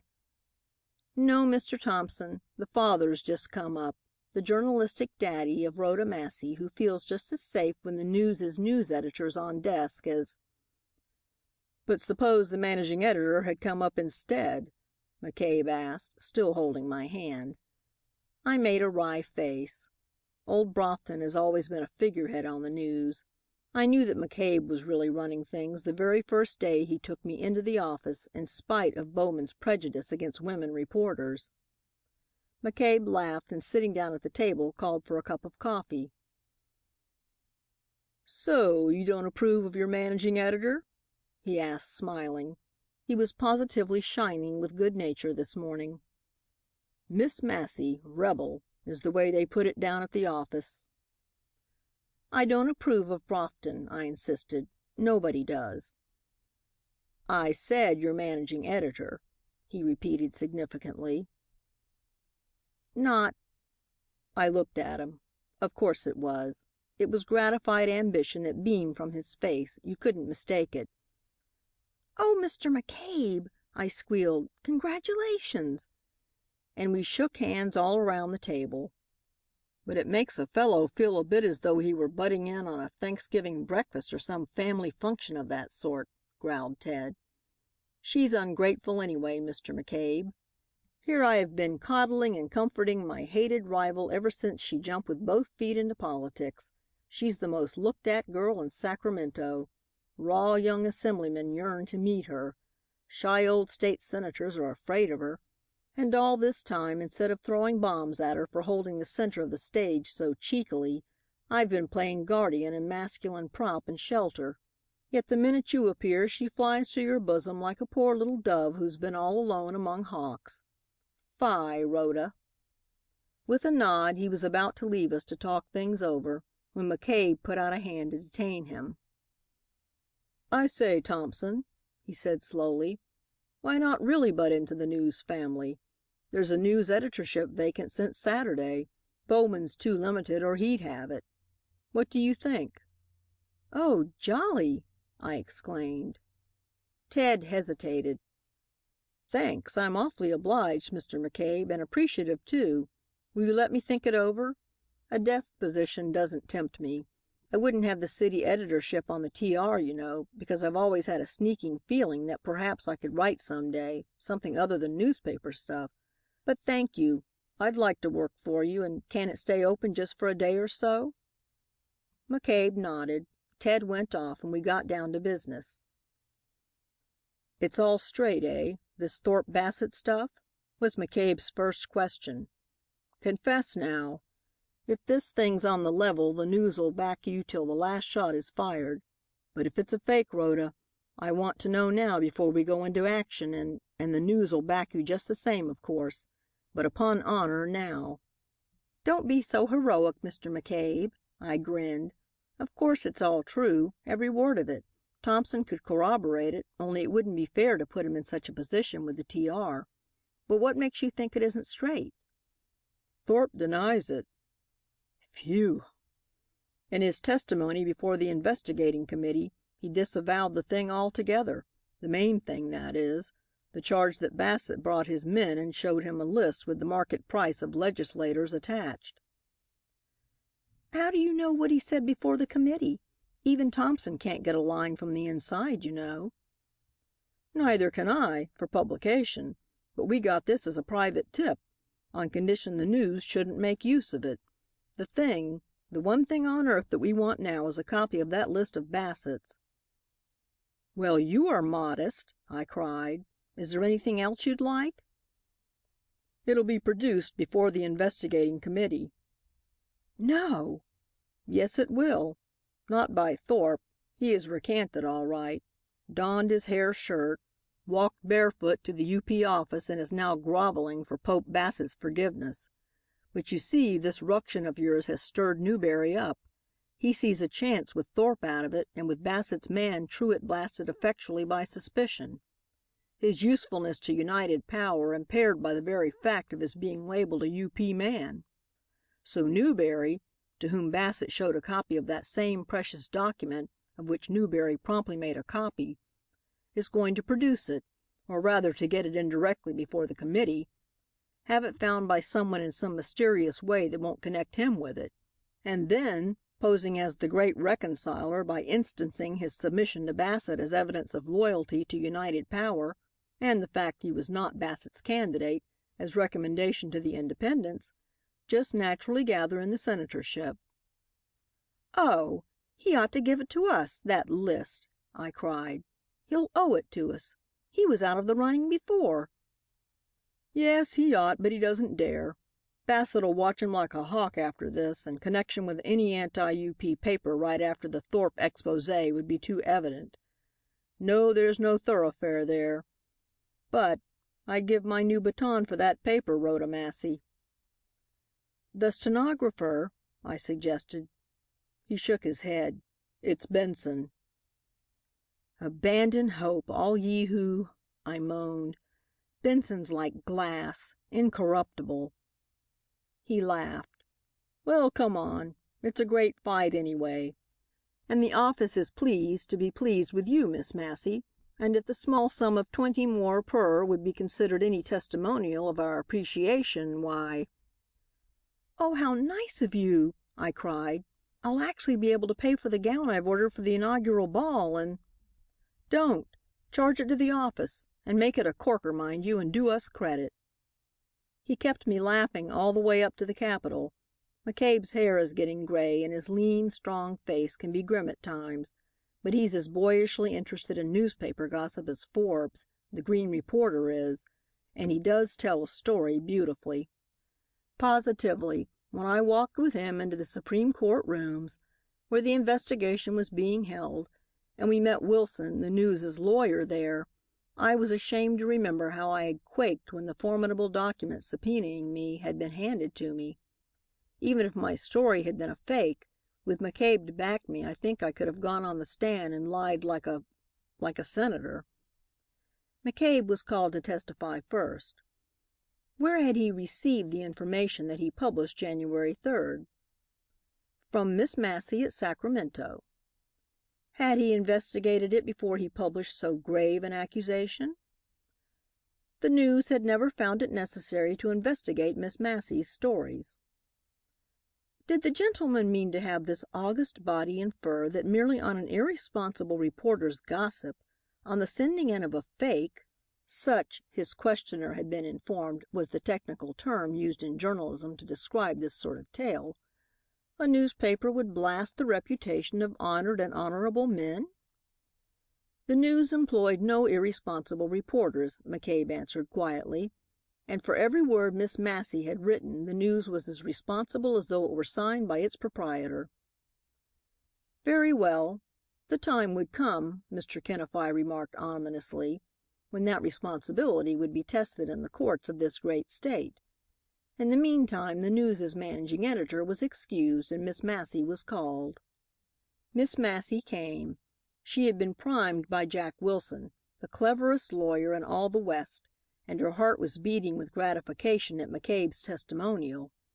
But she trembled like a little idiot, just the same, when she was sworn, and she had a curious double sense of ridiculing herself from the reporter's desk at the very same moment that she sank gasping into the chair McCabe vacated and to which he led her with ostentatious formality.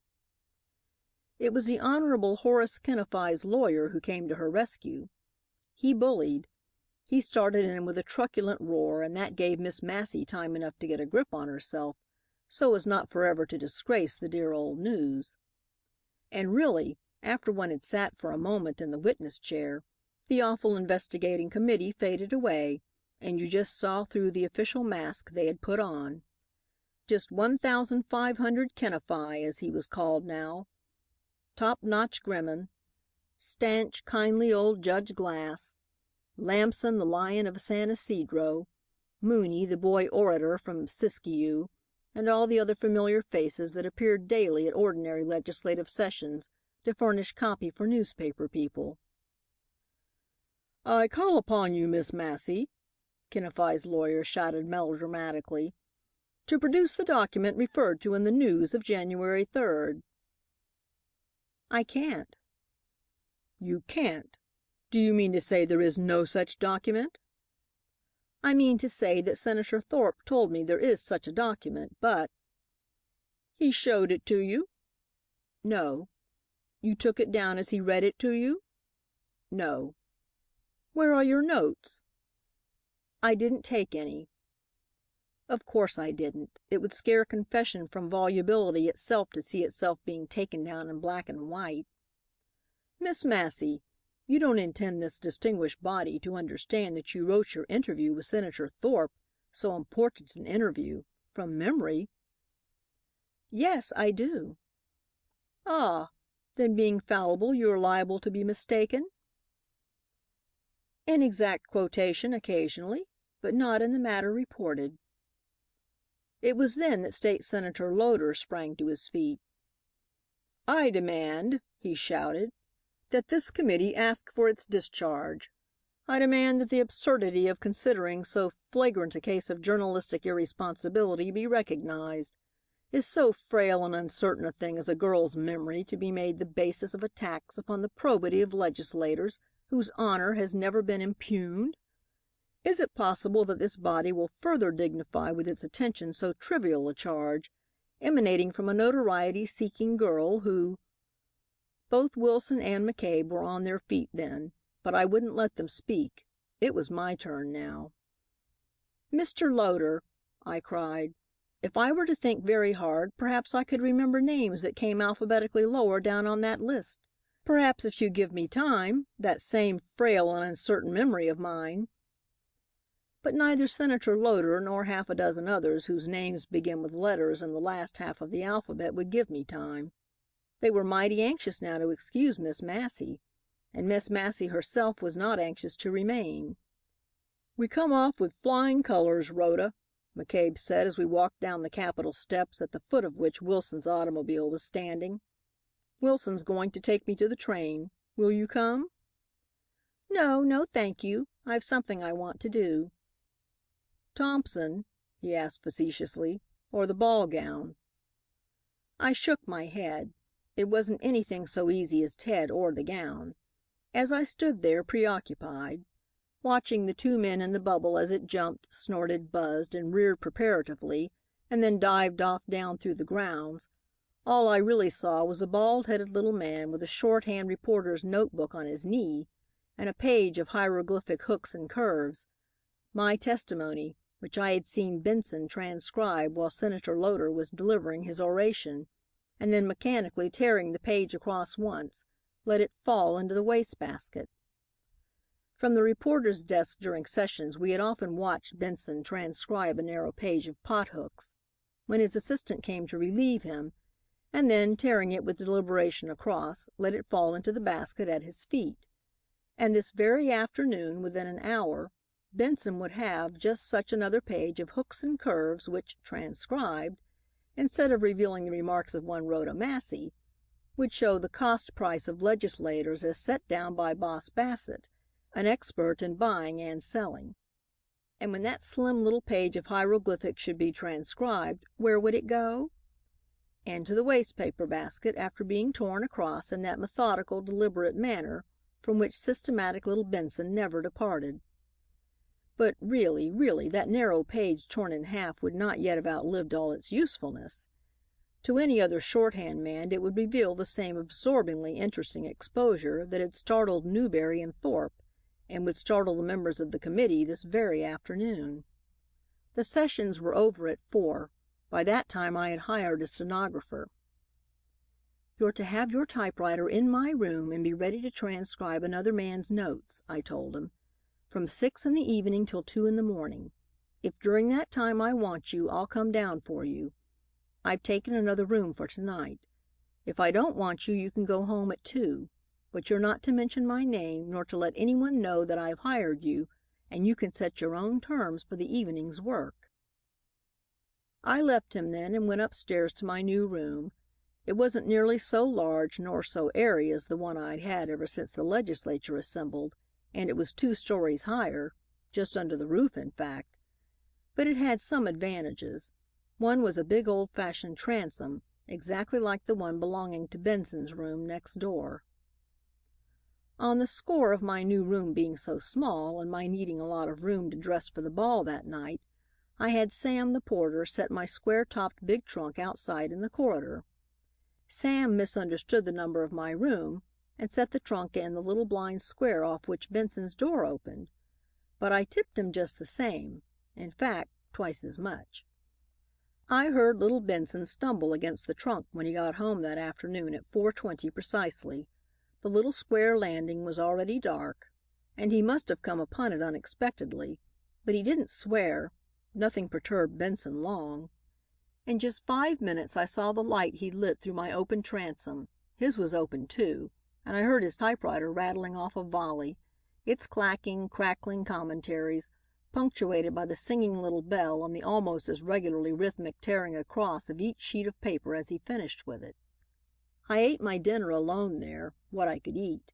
I was so excited that nothing on the tray I had had sent up appealed to my appetite, but I drank the coffee down like a toper, and then I waited. I waited years of moving the typewriter carriage back at the end of a line, years of insertions of new sheets, and in spite of my excitement and the tension of my nerves, I laughed at myself as I sat there in a snug, short golf skirt and trim knit jacket, looking like an athletic, even acrobatic Cinderella, while my new, my first, my only ball gown lay spread in dainty fluffiness on the bed, waiting its chance, too. I wondered whether either of us would be gratified. It must be neither or both, I thought, as I sat there in the dark listening to the perpetual clatter in Benson's room.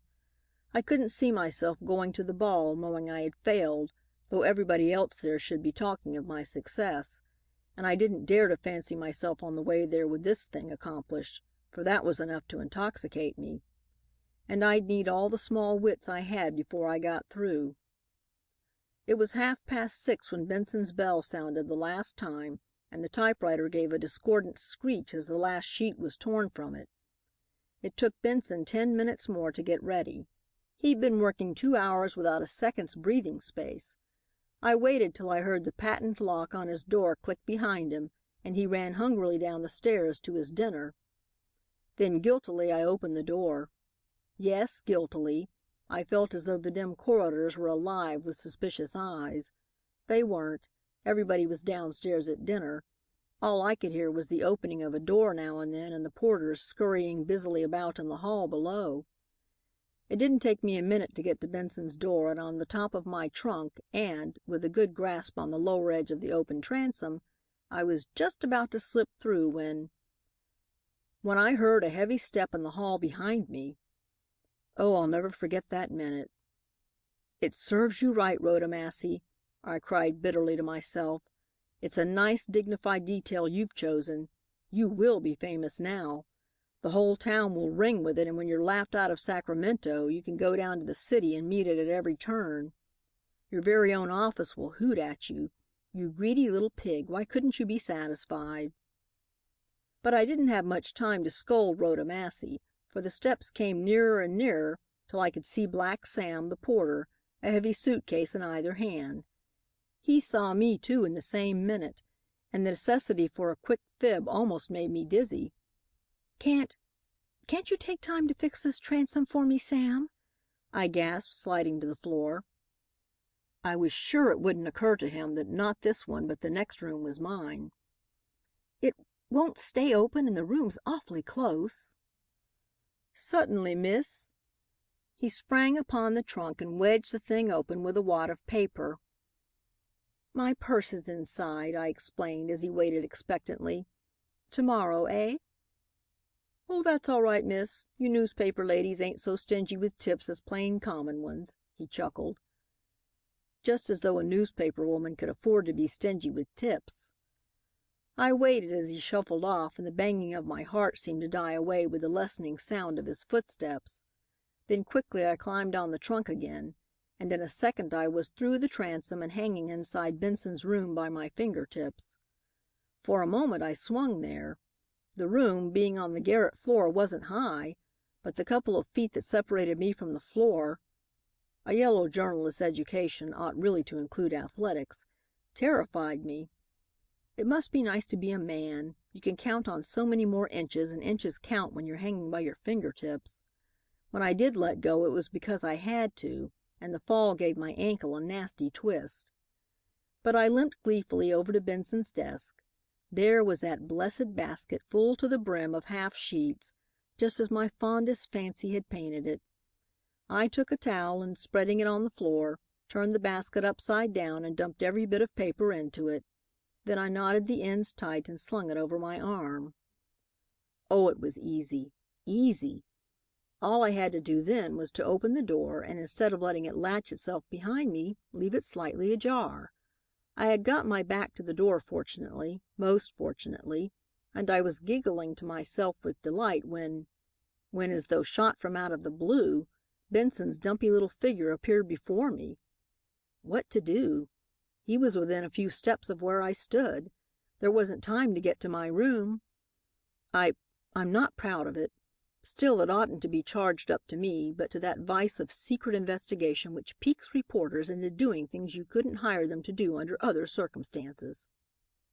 I bent over quickly, almost double to hide my bundle, and in a voice of anguished uncertainty, the voice of the female in distress because something's given away, I stammered, I beg your pardon. Have you got a pen?"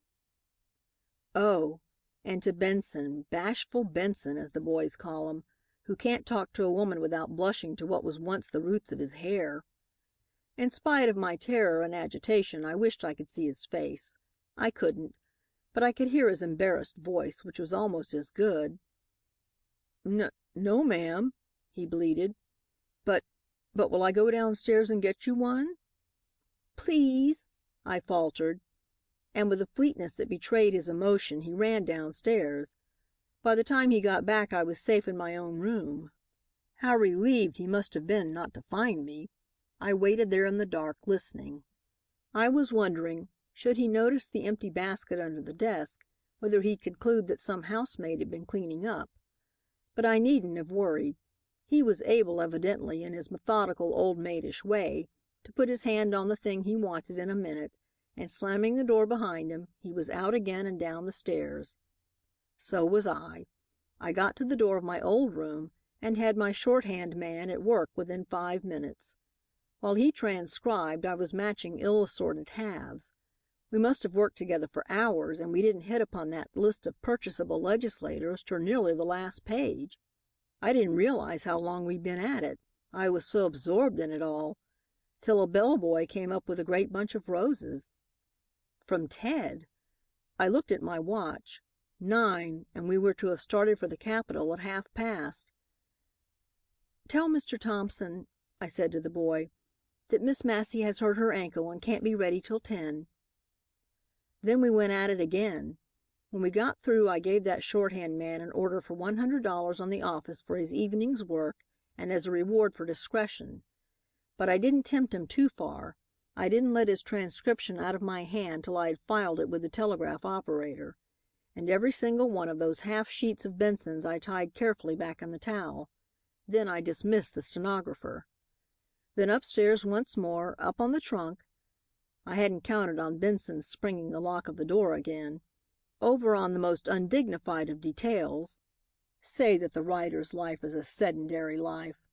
Another wrench of that unfortunate ankle, the papers dumped back into the basket, and Rhoda Massey back in her room with 2 maids to help her get into her ball gown. Said Ted as we paraded through the crowded hall, "I wish some miracle might make life all one long inaugural ball, in which one's partner is a witch in pink, with an ankle damaged just enough to prevent her dancing away with other men. Are you aware how triumphantly sweet you look, Miss Massey?" I shook my head. I was trying to get calm. Calm as a statuesque Miss Chipchase, for instance, who was coming toward us on Senator Newberry's arm. But really I was intoxicated with success and Ted's praise. "I don't believe you," he said, getting in front of me as I nodded over at them both. Mary Chipchase was the heroine of one of my biggest stories.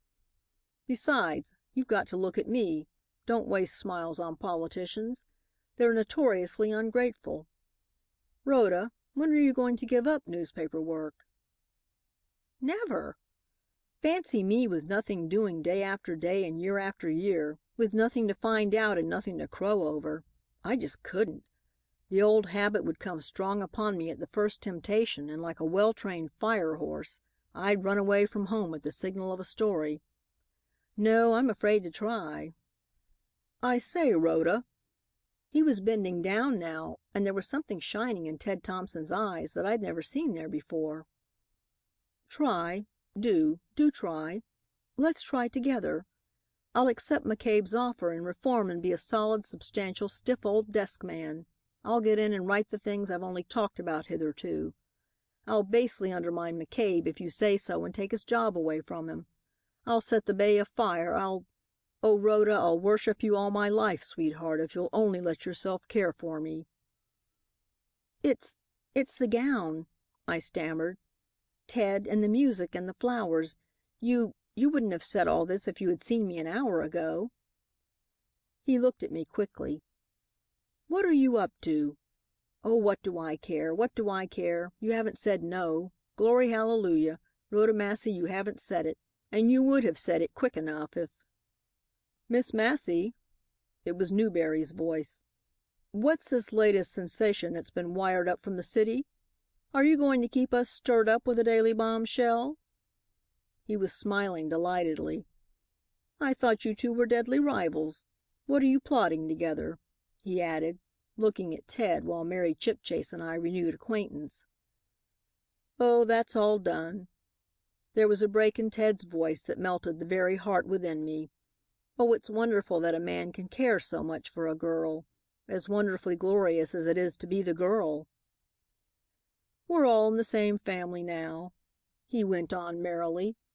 "I've gone over to the News. Behold Ted Thompson, news editor." "I congratulate you. Then perhaps you can compel this young woman to tell us how she got the complete report of this afternoon's secret session, including a verbatim copy of the Bassett list that the whole state's mad to see." "No!" Ted looked at me. "Scooped me, have you, Rhoda Massey?" Taking base advantage of my preoccupation, he went on quizzically as I looked up apprehensively.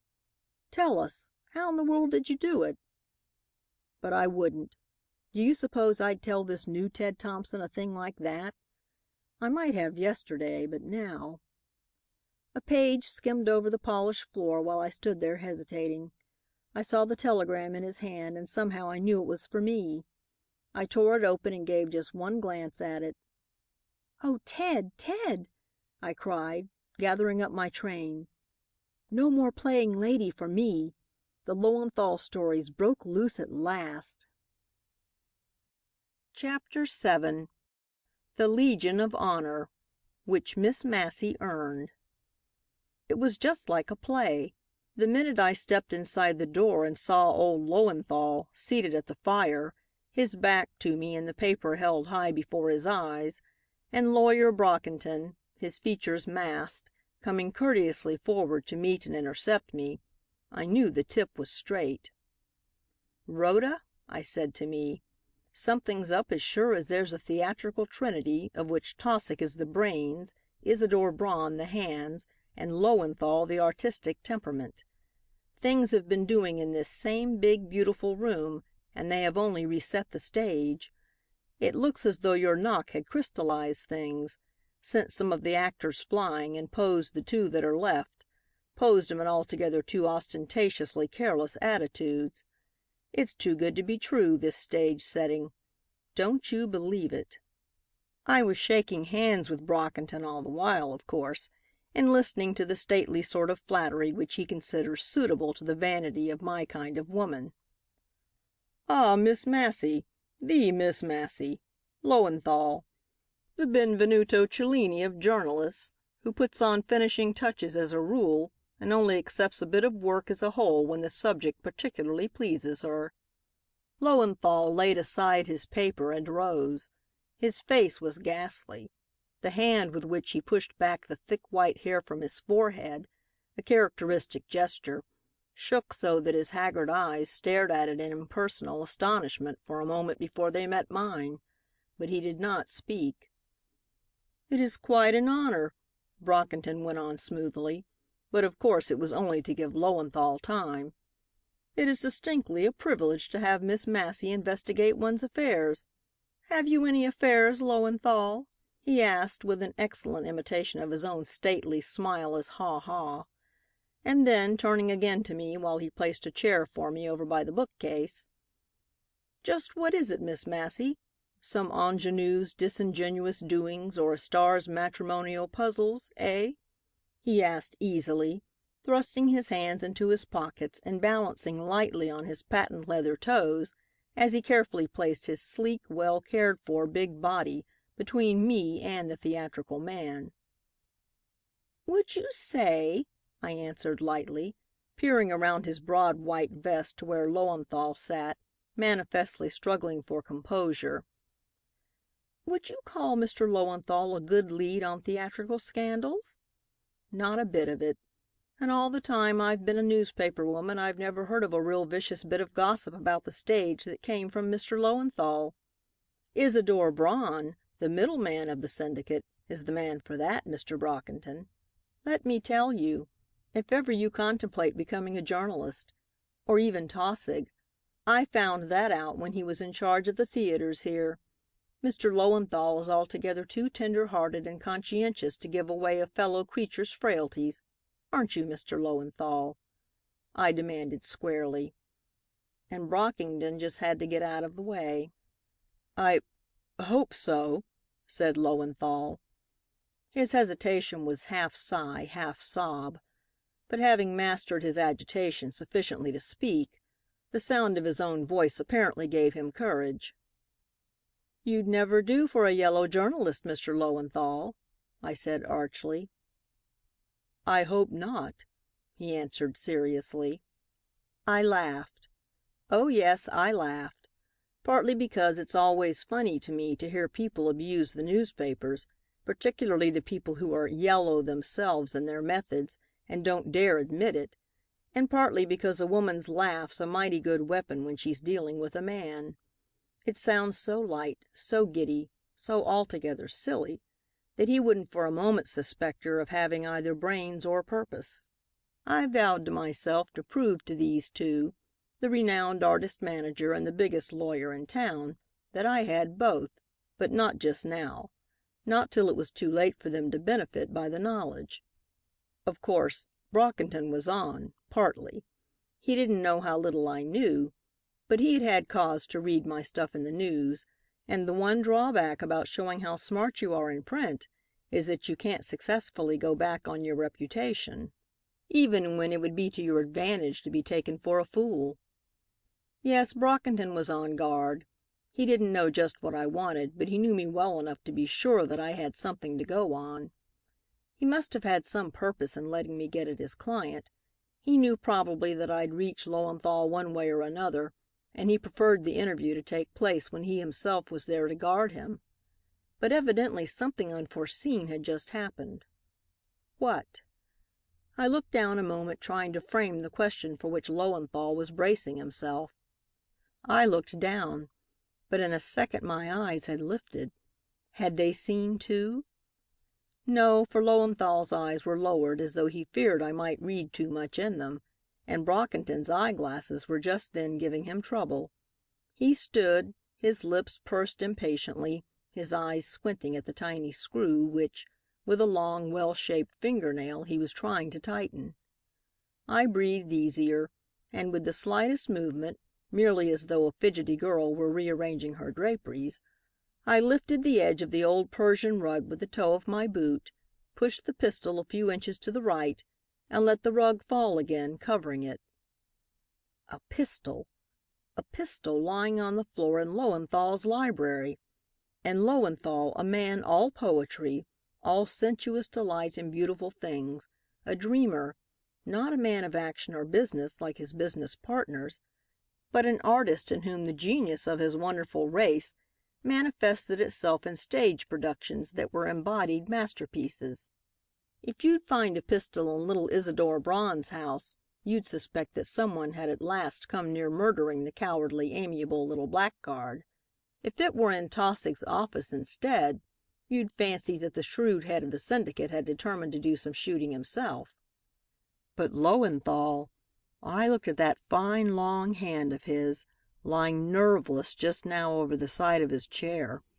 It was a hand to wield a violin's bow, or with the touch of a connoisseur to handle royally rich stuffs, or to hold a woman in a strong, passionate embrace. But a pistol? No, not Lowenthal. "I must beg your pardon, Mr. Lowenthal," I began cautiously, "for the sort of I got no further. The door was flung open violently and a young man came in. He started when he saw me and drew back. Brockington hurried forward to intercept him, and Lowenthal, who had been leaning forward in a listening attitude, fell back, every drop of blood drained from his face. "Excuse me," stammered the young fellow. I am looking for something." Leo Lothel it was, of course. I recognized him now. Lothel, who had dropped a syllable of his father's name when he went on the stage. Lowenthal's son by his first marriage with the little Jewish wife, who had accompanied his life till great success came, and then faded away as though before the anticipatory splendor of the present Mrs. Lowenthal. "We are much occupied, Mr. Lothel," Brockington broke in hastily. Evidently he dared not let the young man speak. "Miss Massey, Miss Rhoda Massey of the News." He spoke with such deliberate emphasis that even Lothel comprehended the warning in his voice. "This young lady is." I bowed prettily as though it were an introduction. Mechanically Lothel bent his head, but it was only for a second that his attention was diverted to me. Instantly his eyes left mine to flit searching about the room. I had wondered that so delicately able a fighter as Brockington should use so obvious a weapon as the tone in which he had spoken. But as I looked at Lothel, I saw that only the directest words and tone could reach him. In a daze he seemed, as though the self-centering wall of strong emotion had shut him in from the world. Something had happened, had just happened, something that must have a vital bearing on my story, a development of it surely. "Perhaps, Mr. Lowenthal," I suggested sweetly, "the rather painful subject I have to speak of might better be discussed with Mr. Lothel?" Something fell with a slam. It was a book that Lothel had lifted from the table in the quick, fluttering search his nervous hands had been making. "You've told her?" he cried. "You can't have." "No," interrupted Lowenthal steadily, facing me. I am ready to answer your questions, Miss Massey. I appreciate, though, the delicacy which would spare me direct knowledge of them." Brockington didn't, though. His face was set and sardonic when he came forward, after a quick pressure on Lothel's shoulder, and again stood between us. "It is that very delicacy," he said with ironical courtesy, "that makes me think that perhaps Miss Massey might excuse us all this evening. Oh, I'm aware," he went on hastily, with a lifted hand to anticipate me, "that the appointment was for to-night, and that the young lady's time is most valuable. But," he went on, turning to include Lowenthal and so give authority to the dismissal, "as you may have noticed, Miss Massey, Mr. Lothel, whose professional engagements have been as trying as they were successful this past season, is nervously in a very bad condition and, on the whole, you agree with me, Lowenthal? I'm exceedingly sorry, Miss Massey. Some other time." I rose. There was nothing else to do. Lowenthal put out his hand with a gesture of acquiescence and leave-taking. Lothel, his back to me, was searching along the mantel for the thing he missed. "I'm sorry, too," I said simply, but I was furious with disappointment. "I don't like to print the story without corroboration, and yet it came so straight. In fact," I went on, manufacturing testimony to brace my case, "our Sacramento correspondent wired that Mrs. Lowenthal and Jerome Kirby were on the limited east bound this—" "It's a lie!" In his frantic search, Lothel had reached the bookcase near which I stood. He turned now and faced me. "I'm glad to hear it," I stammered. I wasn't. I didn't know much, but what I knew I was sure of. And all the town knew that the story might have been true any time since Kirby had followed the Lowenthals west. "Of course it's false," Brockington corroborated smoothly, with a laughing, patronizing recognition, as between us two wise ones, of the young man's heat. No need to turn upon the young lady, though, Leo, as though she had said the thing herself. Miss Massey's a clever girl, clever enough and kind enough to overlook a young fellow's impatient resentment of scandal that attacks the name of his beautiful and beloved young stepmother. Eh, Lothel?" But Lothel's face was grim and dissenting. "You can say from me, Miss Massey," Brockington went on, "that the story's utterly false. As the legal adviser of my old friend Lowenthal, and in the family's name, I deny it in toto. Mrs. Lowenthal isn't present." "She's upstairs," blurted Lothal, "nursing that—" "Exactly," Brockington went on, inaudibly snapping his fingers. It was a habit every City Hall reporter in town knew. It came unconsciously to him whenever he feared that a client on the stand was on the verge of a damaging self-revelation. "As Mr. Lothel says, she is upstairs in her own apartment." "She's not ill?" I asked quickly. "Mrs. Lowenthal is quite well." "Of course, then—" It was the signal for retreat. "There's nothing to it. I'll say good night and thank you, Mr. Brockington." My voice was sugar, and I did actually withdraw as I spoke to the door. Lowenthal, who had risen courteously, subsided like a broken man in his big chair, and his son resumed his search. Even Brockington had drawn a breath of relief, I verily believe, when with my hand on the door I spoke again. "But about Mr. Kirby," I said, turning suddenly. "I have positive information that Kirby's trunks went east on the Overland, that he hired a closed coupe and drove up here, where he was joined by a golden-haired lady of Mrs. Lowenthal's height and that unmistakable, striking, graceful figure we all admire, and then—" I looked down pensively, and as I did so my foot struck against something under the edge of the carpet there by the bookcase. The pistol! It was that Lothel had been looking for in vain. In a second I knew it. I was sure of it. I looked up then, hazarding a guess. "There's a rumor," I said deprecatingly, "that Kirby has committed suicide. It isn't true, is it?" I asked, turning directly to Lothel, who stood almost behind me. "N no." His voice wavered. "He's not dead yet." "Ah!" I couldn't help it. That "yet" was too significant. With his agitation and the pistol lying concealed almost at our feet, and outside, as I live, at that minute outside the window, toward which his back was turned, old Dr. Norris coming up the stone stairs. I flew out then. Brockington himself couldn't have wished me away more sincerely than I did myself. I whisked out of that room in a jiffy and met the doctor just at the foot of the first short flight that leads to the entrance, whose praise is sung by every architect who's seen it. It took me a full minute to get just the tone I needed in my voice, the tone of the busy, careless reporter who is too experienced to expect news of his patient from one of these secretive, technical, and pompous balkers of journalists, but who merely in passing, in the most hurried manner, as though one's own story were the most important thing under the sun and one could hardly spare time to be conscious that anybody else might know something concerning it, comments on news familiar to both. "He's no better, doctor," I murmured, nodding casually as I passed. "Do you think he'll live through it?" He shook his head gravely.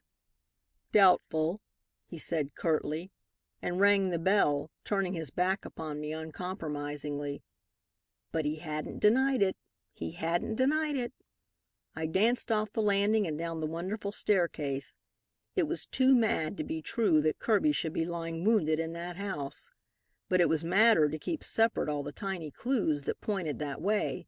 Our tracing of him and his disappearance beneath Lowenthal's lofty porte cochere, Lothel's preoccupied search, his declaration that Kirby was not dead yet, Brockington's unconcealable desire to hide things, old Lowenthal's pitiable agitation, and old Dr. Norris's admission that some man was lying dangerously ill in that house.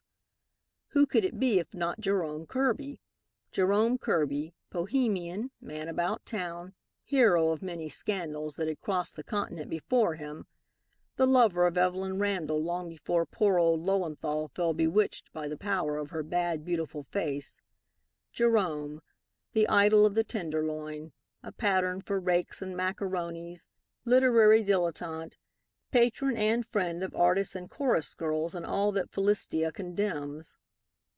And this the end, to die in the house of the man he had wronged. Oh, what a story! What a story! Positively I ran down the street. A motorman, thinking I was after his car, stopped it at the corner and waited for me. I got on. I was too excited to do otherwise. I was mad with the chances the thing offered, and I couldn't stand still long enough to find out what I wanted to do. I found out all right before I had traveled 2 blocks. I had nothing to go upon. Nothing, absolutely nothing. I was sure of the facts, but what managing editor in his senses would print such a story, on such hints as I could give, about one of the great ones of the Theatrical Trust? I stopped the car and got off, but I wrung my hands as I stood there in the night watching it twinkle its way downhill. If Kirby were to die in that house tonight, his death must be reported, and that would mean a scoop for the evening papers with only a warmed over second day story for us. Oh, I couldn't bear it. Not with such a bully chance as I had to get it and get it first, and, oh Lordy, exclusive. "You'll give up the elopement story, Rhoda Massey," I said sternly to myself. "Let the office think you've fallen down, that you've been beaten, or that there's nothing to it. Anything that'll give you time and a chance at this biggest story San Francisco ever slept over and waked to find spread out before it." I looked down over the twinkling town. I was due down yonder where the News building towered, but I couldn't go. Something pulled me up, back where the Lowenthal house stood, a palace in stone modeled after the little Trianon, looking out over the gate at the bay, and even to Tamalpais and Diablo, and beside it a littler Trianon, also built by Lowenthal, not for wife or mistress, but for the old mother he adored, The gentle, timid, sweet, little old-fashioned Jewish mother who I had it! I had it! For a second it whirled me down toward the corner where the car was coming, and then it sent me right about up in the opposite direction. I don't know how I got to the servants' entrance of old Mrs. Lowenthal's house. My head was so full of plans, of scenes played halfway through and then shifted in a second to make way for others as short-lived, that I wasn't aware of myself save as an embodied determination. A determination to get into the house and to get the story no matter what might be the obstacles, no matter what I might have to do to overcome them. "You can't see the old lady," said the maid who opened the door. "It's too late. Grandma Lowenthal is never up as late as this." "Except tonight," I added confidently. "Nobody in either house is going to bed early tonight." She looked at me a moment, but she was not so sure by now. There was hesitation in her face. Oh, little loyal maid of the Lowenthals, you, and they too, were lost in that moment's hesitation. The Rhoda Masseys sing jubilats in their hearts when that shade of hesitation falls upon your faces. They know victory's in sight then. "What's your business? What do you want with her?" she asked sharply. "You don't suppose," I retorted quite as sharply, "that I tell Mrs. Lowenthal's business to any saucy maid that happens to answer the door. This isn't a time to gabble about people's affairs, I can tell you." She flushed at this and twisted her lips resentfully. She was hurt. Her face was troubled, too. I could see by the light that swung above her head she had been crying. Grandma Lowenthal must knit her servants' souls to hers in a consistently old-fashioned way. Lucky for me that I hadn't tried to bribe this one. "And," I went on significantly, "as late at night as this I wouldn't be likely to come here if I wasn't sent. You'd better believe that. And you'd better not keep me here any longer than you can help, for it's you that are keeping the old lady up by it, remember." She fell back and motioned me in. "She's not here," she began. "What?" I stopped in the hall dismayed. "She's in the big house, but there's a passageway that connects them in the second story. Come on, I'll show you." "Don't bother," I said lightly, hurrying up ahead of her. "I know where it is. You needn't wait for me. I may stay all night, but if I don't, I'll go out the other way anyway." "Oh, then you are the nurse?" she called after me. "I thought they finally decided none should come." I looked down over the banister pityingly upon her. Glory hallelujah, I was in. "It took you a long time to guess it," I chirped back at her. Of course I was the nurse. I was anything that could get in.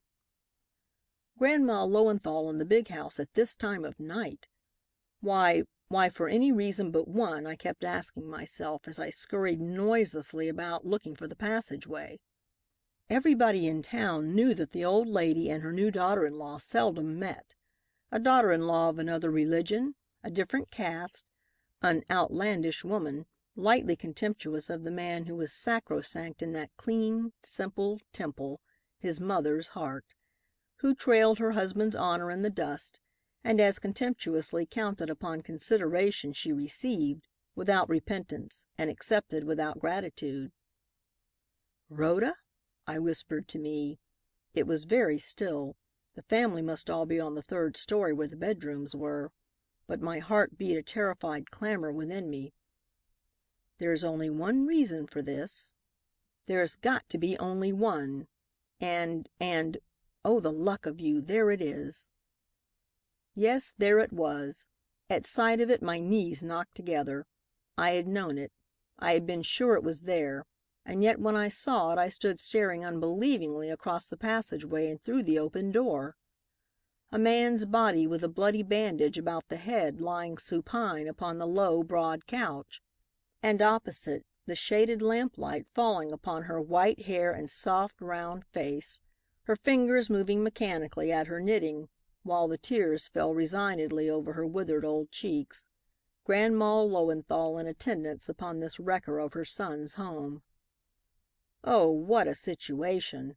What a story, Rhoda. Rhoda, what a story. You can bet I had pulled myself together by the time I got to the door. I had skimmed over the heavy velvet carpets. She hadn't heard me. I knew she hadn't heard me, but it took nerve, I tell you, to walk in casually but softly, with just an offhand businesslike nod to her. Not too respectful. Your trained nurse is acutely conscious of that dignity which doth hedge her own greatness. As she lifted, surprised, mild, old spectacled eyes, my finger to my lips, while leisurely I scanned the doctor's chart pinned up on the door. I'd seen nurses do it at the receiving hospital and elsewhere, and I've seen 'em since, those seismic charts of fever and suffering, but since that night I never look at one without feeling a hollow panic inside of me and without seeming to look through a weary, gentle old face upturned like a child's and, hooray, as guileless. I tell you I thought fast as I stood there. I thought of Lowenthal's face if he should happen to come in. I thought of the tone of Brockington's voice. I thought a dozen different fibs for as many occasions, but I couldn't be prepared for what really happened.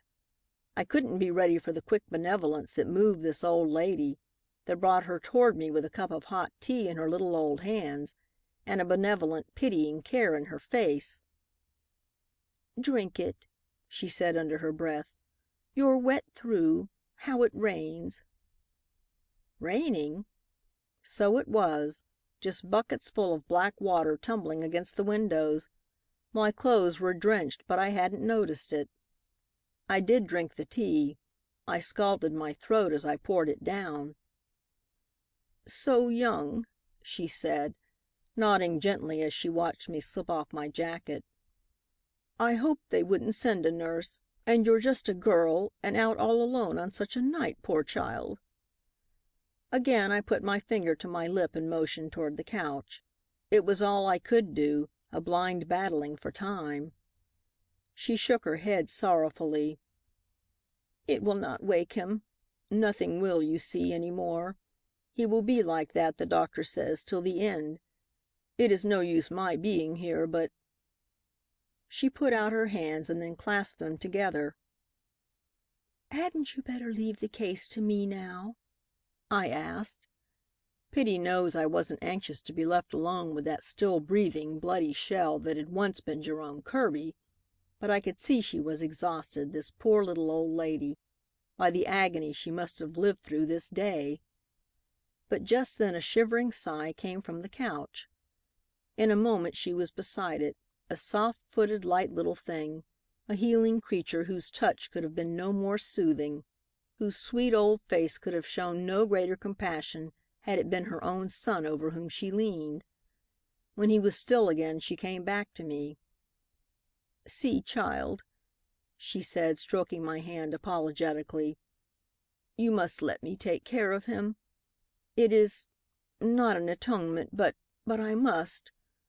All that knowledge you trained nurses have I lack, but an old woman like me has here—" She put her worn old hands to her breast with a passionate emphasis. "Something that teaches. But neither of us, you with your fresh young body and wise little head, and me with my age, my sorrow, and my experience, neither of us can do anything. Only, I have worked too. Hard, very hard in my youth. It will be well earning your day's pay, my dear, to stay with me and comfort me with the sight of your bright young face. Yes?" She drew me down on the lounge beside her. Me, Rhoda Massey, a journalistic dynamo charged to the brim with questions and waiting the very first opportunity to fire 'em off. But how to begin? She was simplicity itself, but you can't drag in such a topic as I had to deal with by the horns. "Oh, I promised the maid to tell you, Mrs. Lowenthal," I said in an abstracted, gentle little tone of respect, "that 2 reporters had called to see you." "To see me?" she exclaimed, startled. "Oh, I couldn't. I'm very sorry not to be polite to the gentlemen, but—" "I know," I said sympathetically. "They happened to come just as she opened the door for me. They tried to question me, but I wouldn't give them any satisfaction. And as I didn't come in nurse's rig on purpose, why, they about," she gasped. "Yes." I nodded over toward the couch. Her poor little hands flew up to her face. "Do they know," she whispered, "that Leo—" Lothal! I knew it, I knew it. But I caught myself and only answered in as careless a voice as I could. "Oh, yes, one of them said he'd talked over the 'phone with young Mrs. Lowenthal." "Evelyn!" Her hands fell onto her lap, uncovering a face that had gone gray. "We haven't suffered enough through her yet," she mused, nodding her head in miserable abstraction. I had a qualm, but I buried it. The interview I was faking as I went along would be an accomplished fact, of course, within a day or a week. I was merely anticipating it. "I suppose it is natural, though, that she should blame Mr. Lowenthal," I said thoughtfully. But not in a questioning voice, not Rhoda. My tone was merely a continuation of her own, and I got up as I spoke and walked away from her toward the couch, as though preoccupied by professional solicitude. In a second she had followed me. "To blame my son. The reporters told you that. She blames my son," she repeated in a horrified whisper. "Why, she knows poor Leo did it. She was there when—" "Oh, not for the actual fact," I interrupted quickly. I was in for it now and had to go on. "But for driving her to destruction."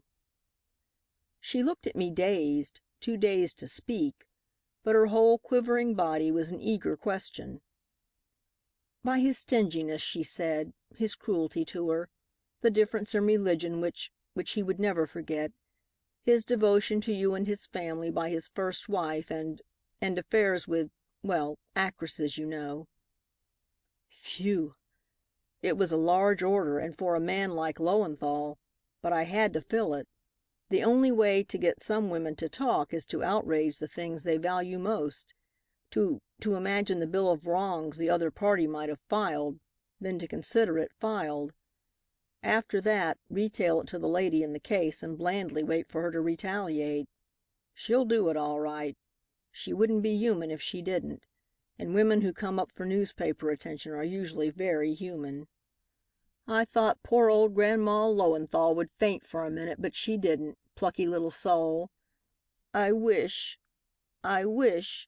she said slowly, when she could speak, "that I had seen them, after all, those reporters. God in heaven, that she should say such things about my son. Yes, yes, I should have seen them, the reporters. It would have been terribly painful, but it was my duty." She sighed, wringing her hands. "But what could you have said to them?" I asked, in open-eyed innocence. I knew it, I knew it. The effect of my apparent belief in young Mrs. Lowenthal's griefs was the one touch needed to open her lips. "Said—" She held herself very straight in that minute, and her white head was haughtily erect. "I should have said nothing. His old mother cannot say any more for David Lowenthal than all his life has said. But I should have shown the gentleman Evelyn's check books. She threw them at my feet this afternoon just before that man came in the carriage. I should have sent for Evelyn's maid, her confidante, the flighty little Frenchwoman who is devoted to her. I should have Nanette tell them how my son would have carried her upon his hands, how he forgave, what everlasting patience he had, and how at last, he actually gave his consent to this separation, hoping that the passion she truly had for this strange man might redeem her from that terrible morphine, and only imploring her, by all his love for her and pity for herself, by his heart she had broken, by her faith in the stranger, to wait only till a separation could make her legally that man's wife." "Oh!" I gasped. I could not help it. "But she would not. She could not wait. She was maddened by the scene, by his discovering. Something fearful was hurrying her on to complete her misfortune and ours. And when Leo, crazed by his audacity in coming for her here, rushed upon him then at the last, Frenzied poor boy by his father's dishonor and our wrecked, miserable home. He, this man, drew a pistol. They struggled. It went off. Accidentally. There he lies. She is locked in her room, and since the doctor has said he must die unconscious to the last, she will open to no one. The lawyer says he must give himself up to the police. Leo, my only grandchild. The pistol, what does an old woman understand of such things? He says is not this man's pistol. He is known never to have carried one, they tell me. It is David's own pistol, they say. But how did this man get it? No one saw the struggle between them, no one but Evelyn, and she. What more will that woman do to torture us? What more can she do?" She broke into sobs. "Shh, shh," I cautioned, pointing to the couch.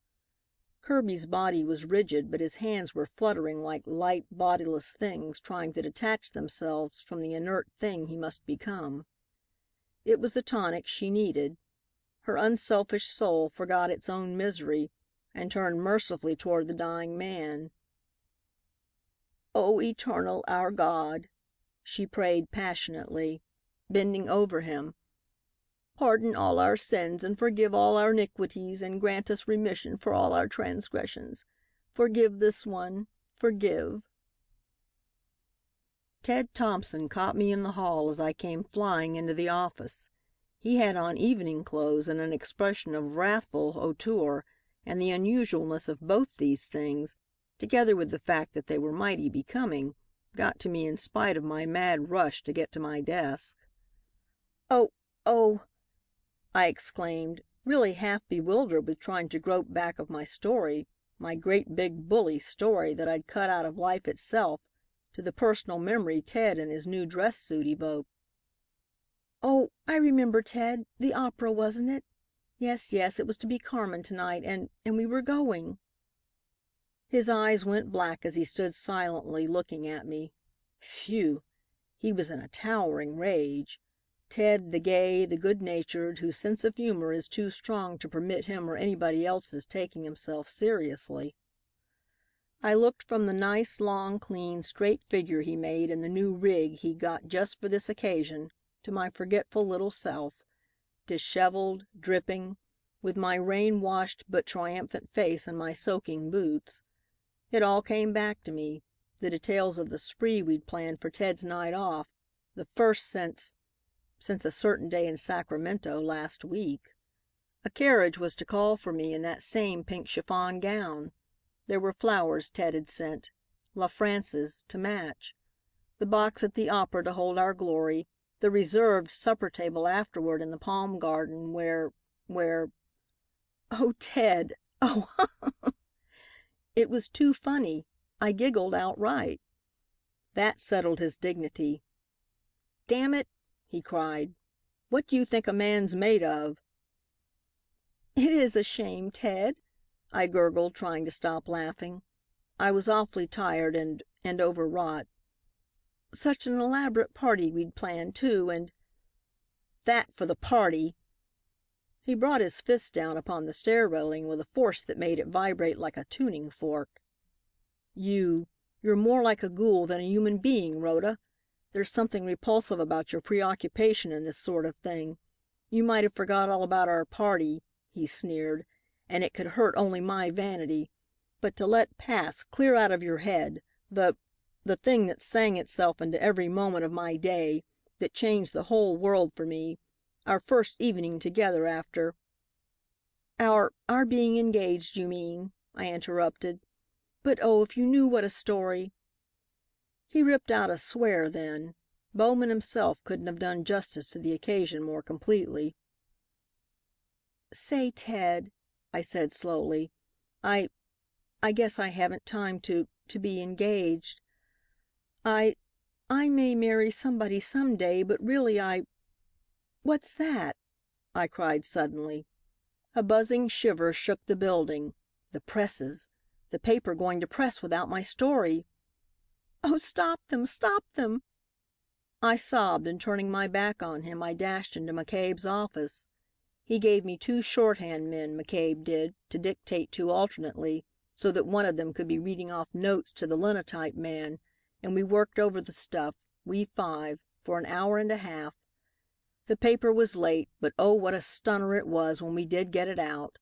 There were 2 pages of it, the story of the elopement and the murder played up big on the right half of the first page, and Rhoda Massey finds the missing revolver, a flaring head for the other half. Of course, we'd built this part of it on the assumption that the police hadn't found the gun. Still, they were so much obliged to us up at the City Hall when McCabe's phone reached them, telling them to lift the corner of the rug close to the bookcase, that Chief Wiss would have let us claim the whole works if we'd wanted to. But we were modest, we were. We had everything in sight. Chapter 8. Hanged at the Yardarm. Which penalty Miss Massey suffered. I read the news in bed next day. It was all I was good for, to lie there and crow hoarsely, for the cold I'd caught pelting about in the rain had shut up my throat. There was fever, too, and in spite of that glorious first page, I was cross and peevish. Way at the bottom of my cup of delight there was a bitter drop. So bitter that at last I got to hate the sight of the wretched story that had made me forget what women don't forget. Just the same, I put on my new checked gown and my sauciest hat and sauntered into the office just before 5. You always go down to the office the day after a thundering scoop. You pretend it's to get your letters or to blow up the artist or to look after some pictures which are in the clutches of the art room and which you've promised to return. But it was none of these reasons that brought Rhoda Massey downtown with a hot head and a strained throat to the local room when the place was full and every editor, small and great, on deck. Nor was it just a greed to savor the last drop of honey in the bucket, to get the satisfying second round of applause, to listen to the deliriously sweet echo of success and get the full flavor of the aftermath. But she got it that day all right anyway. There wasn't an office boy that passed her without an appreciative grin and a heartier pride in the office borrowed from her achievement. The whole local room exploded in one magnificent "Hoke" when she opened the door and stood there, smiling a bit deprecatingly before them. The stars of the office and the editors and that same Rhoda Massey, in her checked gown with the elbow sleeves, held an informal powwow in McCabe's room, and our shifty little boss himself joined the party. The story was talked about. Talked about? It was discussed fore and aft. Every great scoop in the history of journalism was dragged from its grave and compared with it. And it held its own triumphantly. A thing bigger than precedent, a challenge to posterity. Perhaps you think Rhoda Massey wasn't happy? Well, she wasn't. She was miserable. The lack of one clear, dominant tone from the chime of bells made discord of the music. "That's what happens to a girl, Rhoda Massey," I said crossly to myself as I sat down at last before my desk and began to tear open letters. "When she quits watching stories and makes an item of herself. When she stops editing a page and becomes a miserable little paragraph. When she opens the gates of her heart like a simpleton and lets the flood waters of another individuality bear her off her feet. When she gives a man the right to make her miserable and he takes it. Oh, he might have been magnanimous, Ted Thompson. Not last night. I deserved what I got then. But in the morning, when wrongs don't look so big as they do the night before. If he'd have got a scoop like that in the days when he was a journalistic freelance like Miss Massey herself, I'd have forgiven him anything he could have done to me. The moment I had read the thing, I'd have rushed to him to pat him on the back, to exult in him, to give him the pleasure of telling me how he did it, and me the delight of listening. Somehow, a scoop hardly seems a scoop if you can't tell one man about it, if you can't know he's proud of you and admiring and glad to call you comrade. I didn't know it. I suppose it was depression from my heavy cold and the fatigue and reaction from the strain of the night before. One good thing was that Colburn, the commercial editor, who shares my room, never comes down in the evening, so no one saw me. Still, when the tears came plashing down on an envelope I had just torn open, obscuring the news letterhead in the corner, I was furious. "That's right, cry, Rhoda Massey," I sneered at me and wiped my eyes fiercely. "Cry like all the women you've written up because of some man. Oh, you beastly little coward, you're like all the rest of 'em." But I wouldn't be. I wouldn't. I tore the letter out of its envelope and then oh, fancy a city editor crying. A city editor in her best checked gown, with a tiny new polo turban perched upon the proudest head in the office. In the office? In any office. A city editor. Rhoda Massey, city editor. Oh, I say, do you know that for one woman who gets to the city editor's desk, 999 go down to death and obscurity in the woman's page? Do you know there's not another woman in the West holding such a position? Do you know that reporterettes, as Bowman calls them, Bowman. Bowman, who trampled upon a poor little green girl reporter when she chirped her first hoarse, timid note, Bowman had evidently been superseded. By whom? By that same small Rhoda Massey he'd scorned. Oh, nuts. "Mr. Bowman, will you just take the waterfront detail for this week? I'll see what can be done later to make a change." Or, "Who's responsible for that rot from the City Hall? Bowman. Now look here, Mr. Bowman, the News won't stand for copy like that. A little more news and a little less Bowman hereafter, if you'll be so good." Or, "Mr. Bowman, I'm awfully sorry, but you're scheduled for the late watch again. Now there's no use kicking any man in this local room who doesn't like the way it's run." But this last was too much like a quotation. Did he know, though, Bowman? Did anybody except McCabe and the boss know? Did Ted Thompson know? I jumped from my chair. This was a way, a natural, a bully, an irresistible way, it seemed to me. With that bewitching note clutched in my hand, I made a dive for the news editor's room, just across the little hallway from mine, and there in the dark I stopped short. Through the open door came the sound of an old woman's voice talking to Ted and McCabe. It all left me then, the glow of triumph, the intoxication of power and pride in my work, the assurance that in sharing my happiness with Ted I'd double it for myself. It all shrank and shriveled away and left, not Rhoda Massey, city editor, but a girl whose heart hung trembling upon a chance, the fickle chance not of discovery, but of interpretation. "She seemed so young, so innocent to be working so hard, my heart bled for her. My own burden was heavy, you will readily understand, gentlemen, yet I was good to her. That a child like that could be so deceitful, so heartless." "But you knew Miss Massey was a reporter, Mrs. Lowenthal." Ted's voice was gentle. "The old ladies' department, we used to call 'em. So susceptible he is to some quality that belongs to mild old faces and patient spectacled eyes." "A reporter from a paper? Oh, no. She was a nurse, she said, sent by Dr. Norris. I thought at the time it was strange he should change his mind and send a nurse, but I couldn't bear to deprive her of an opportunity to make a little money. She might need it badly. She did not wear the nurse's uniform, and I thought her too poor perhaps to afford one. How could I tell?" There was a pause. Oh, if Ted would only speak!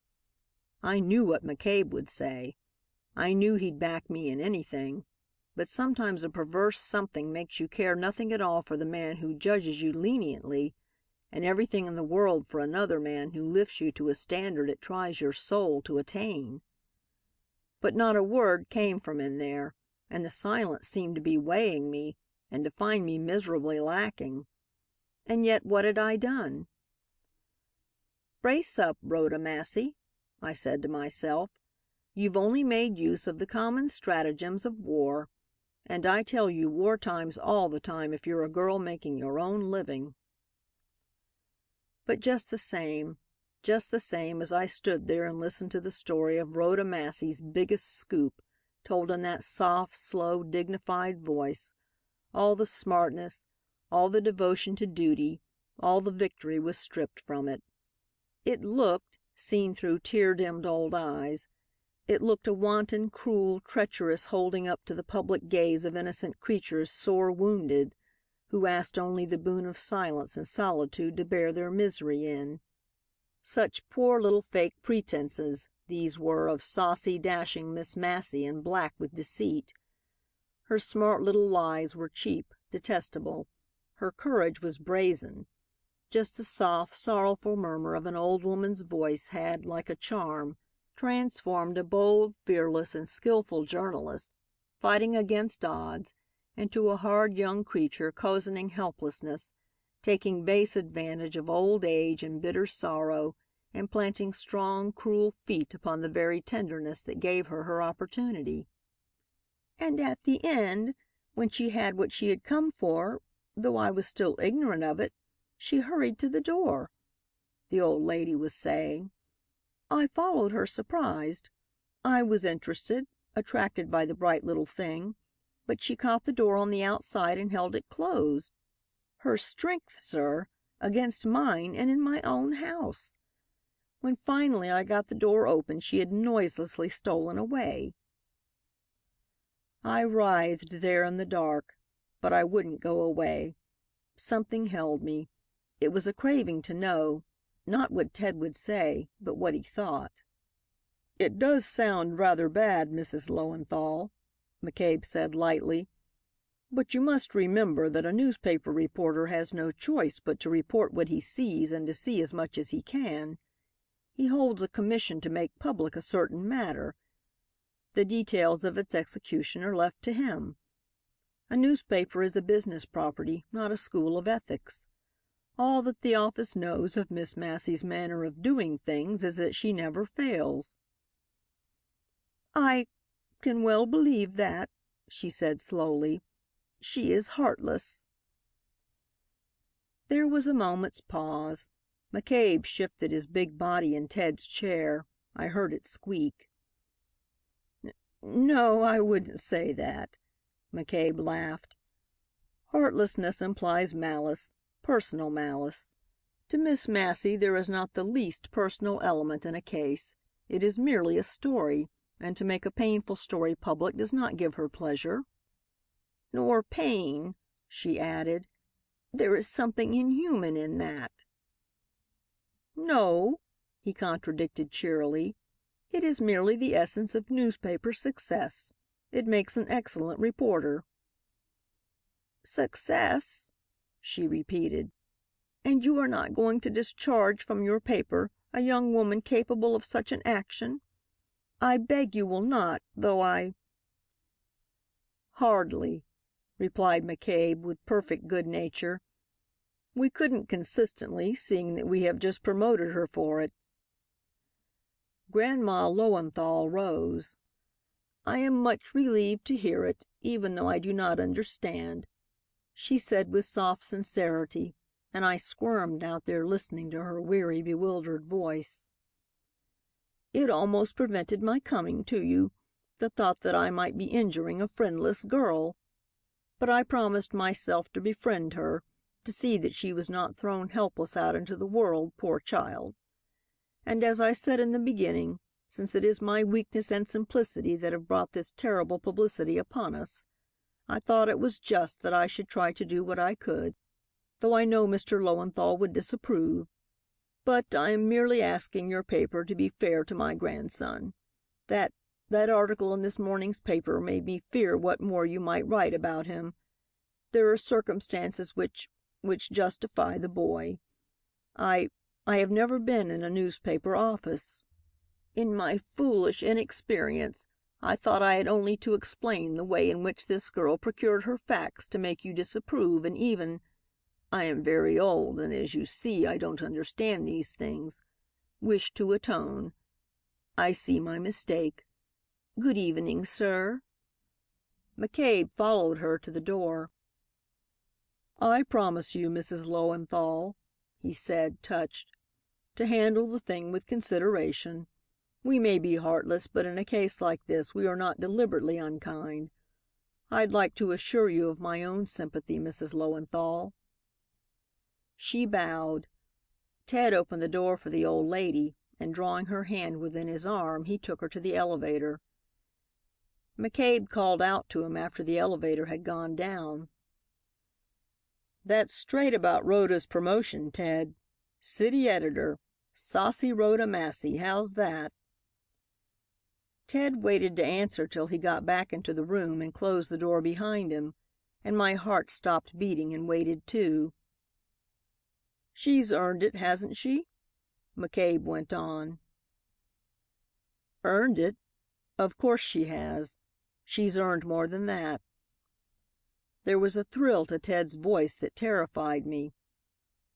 "She should be decorated with the ribbon of the Legion of Honor for such an achievement, for being a journalistic hero, and then hanged for an unfeeling blackguard at the Yardarm." Chapter 9. A Way Out, which Miss Massey discovered. "Why, certainly, Rhoda, take your vacation," McCabe wrote. "The office will wait your convenience. Bowman's just the sort of man to agree to keep the desk temporarily after he's been bounced. He'll run things till you're ready to come back. I enclose transportation for you.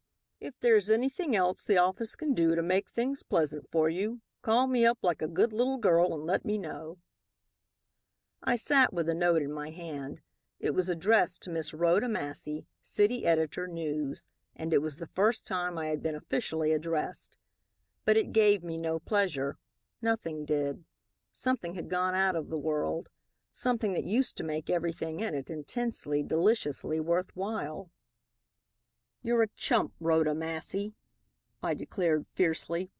"What do you propose to do about it?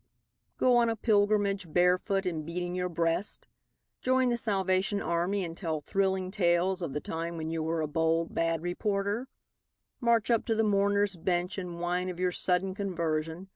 Confess your journalistic sins of bad taste, indelicacy, and insensibility, and be pointed out as a star convert, as well as a warning to would-be newspaper women? How do you like it?" I didn't like it. Its humility held something of weakness and surrender that didn't appeal a bit to a fighter, and something useless after all, for it didn't alter facts. And that was all I wanted, to make things be as if they had not been. Oh, to fight a way out! To plan, to scheme, to plot a way that might cure the sting of it all and make me whole again. A journalistic freelance without conscience or country, a beggar save for your pen, that may be drawn in any fight and becomes more valuable with every scalp it takes.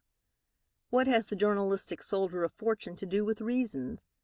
His not to question why, but merely to wade into battle and, perhaps, get a chuckling satisfaction in being paid for running amuck. Oh, the bloom's off the rye the minute you lose the office's point of view. Woe, woe to the Rhoda Massey who stops to think. She'll get all tangled up in other people's whims and prejudices. She'll be troubled by pity and hampered by taste and worried by doubt. The very ground of her insouciance and assurance will give way beneath her feet. She'll find her conscience and, alas, never be able to lose it again, and her story'll go a-glimmering. Ditto her self-respect. Oh, yes, I had had it, self-respect. I had even been a bit in love with Rhoda Massey. "I'm a privateer," I used to say, "one of the privateers of publicity. It's my mission to prey on secrets. I'm not to blame. I'm not responsible for the secrets nor for the public's demand for them. I'm just me." And it wasn't Ted Thompson's words that had taken that from me, nor even the fact that he had said them.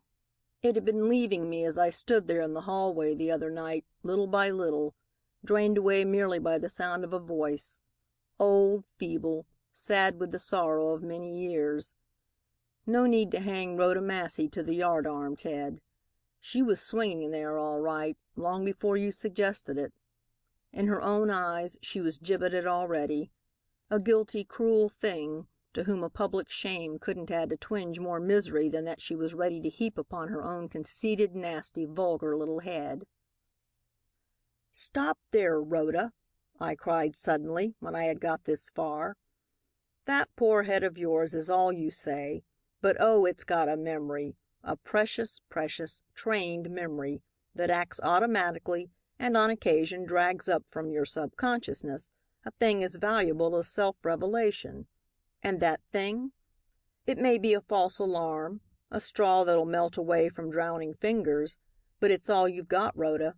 Take it and fight your way back to the desk, your desk, or But I wouldn't see an alternative after that.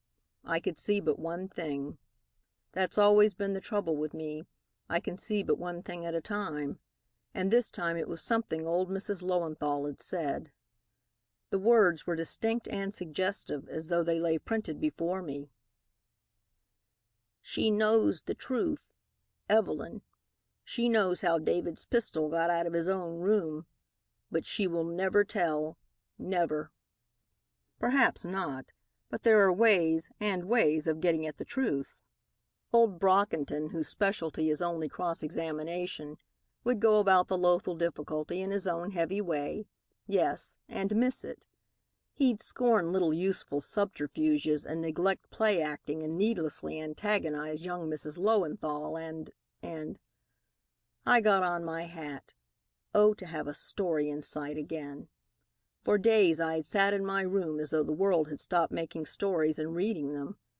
But to feel your conceited, vulgar little head set itself manfully to the task again, to be conscious that it is reaching out in a dozen different directions, making suggestions, dismissing them and considering others, in its own limited way doing the wisest thing, shutting out the rest of the world and putting every effort upon one thing, the story.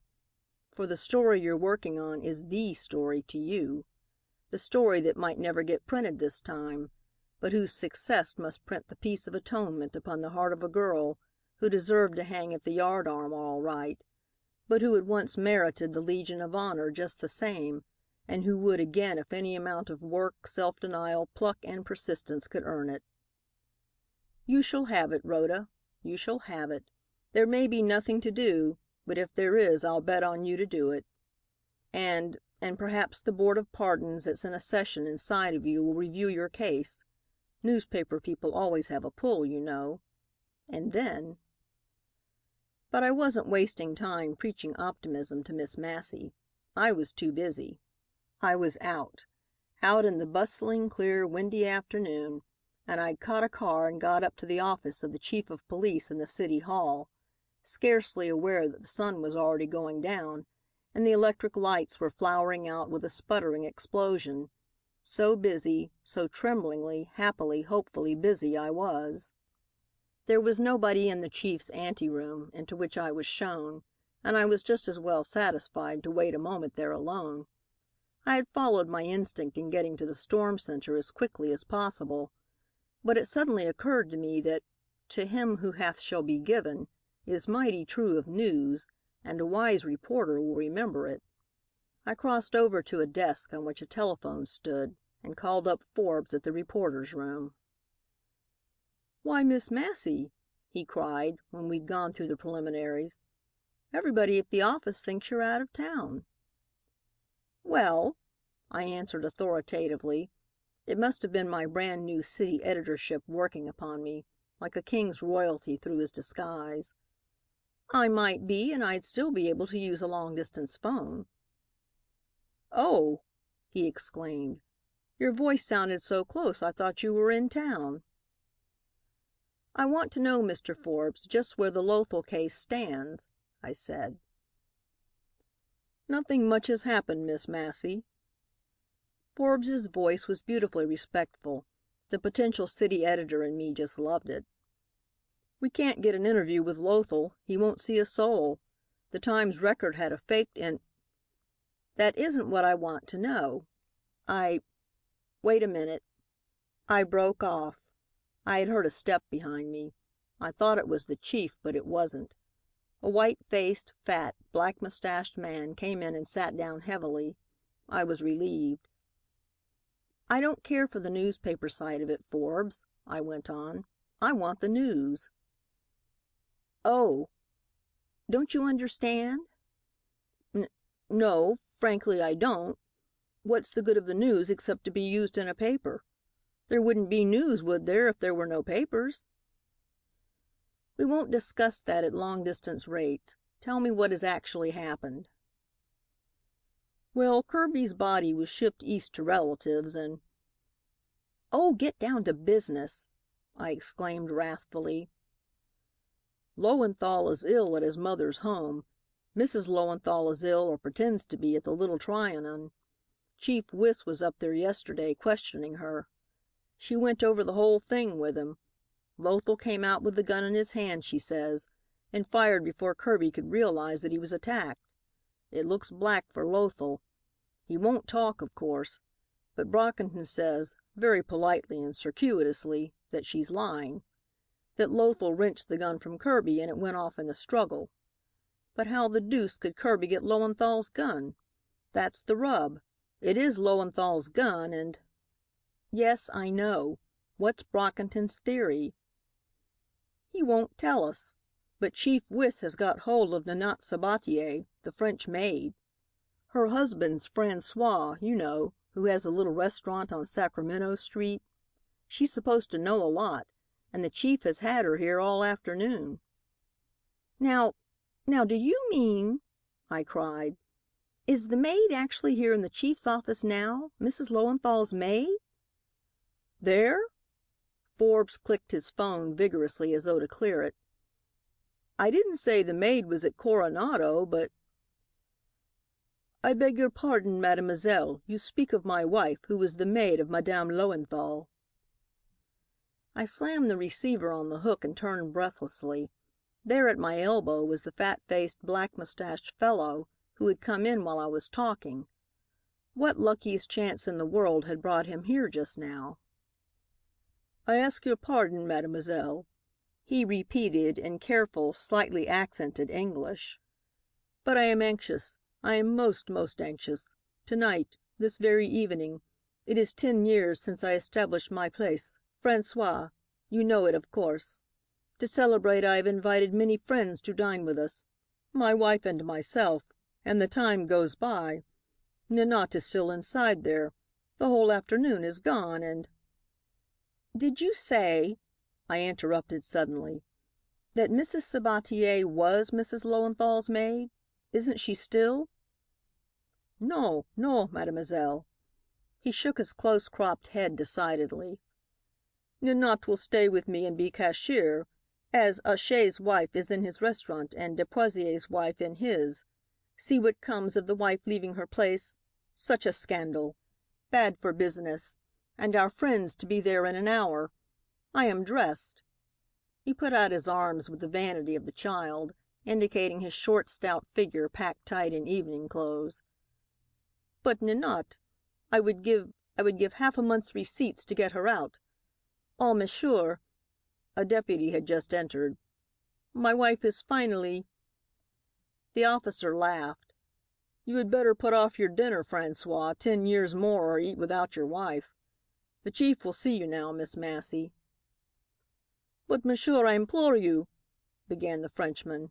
"My wife has done nothing. You cannot possibly—" "She only holds her tongue too well," interrupted the officer good-naturedly. "The Chief's got a dinner on hand himself, François. As soon as he sees Miss Massey, he'll go off to that, and in a couple of hours, say, when he gets—" "A couple of hours! And my dinner, such a dinner as mine!" squealed the Frenchman.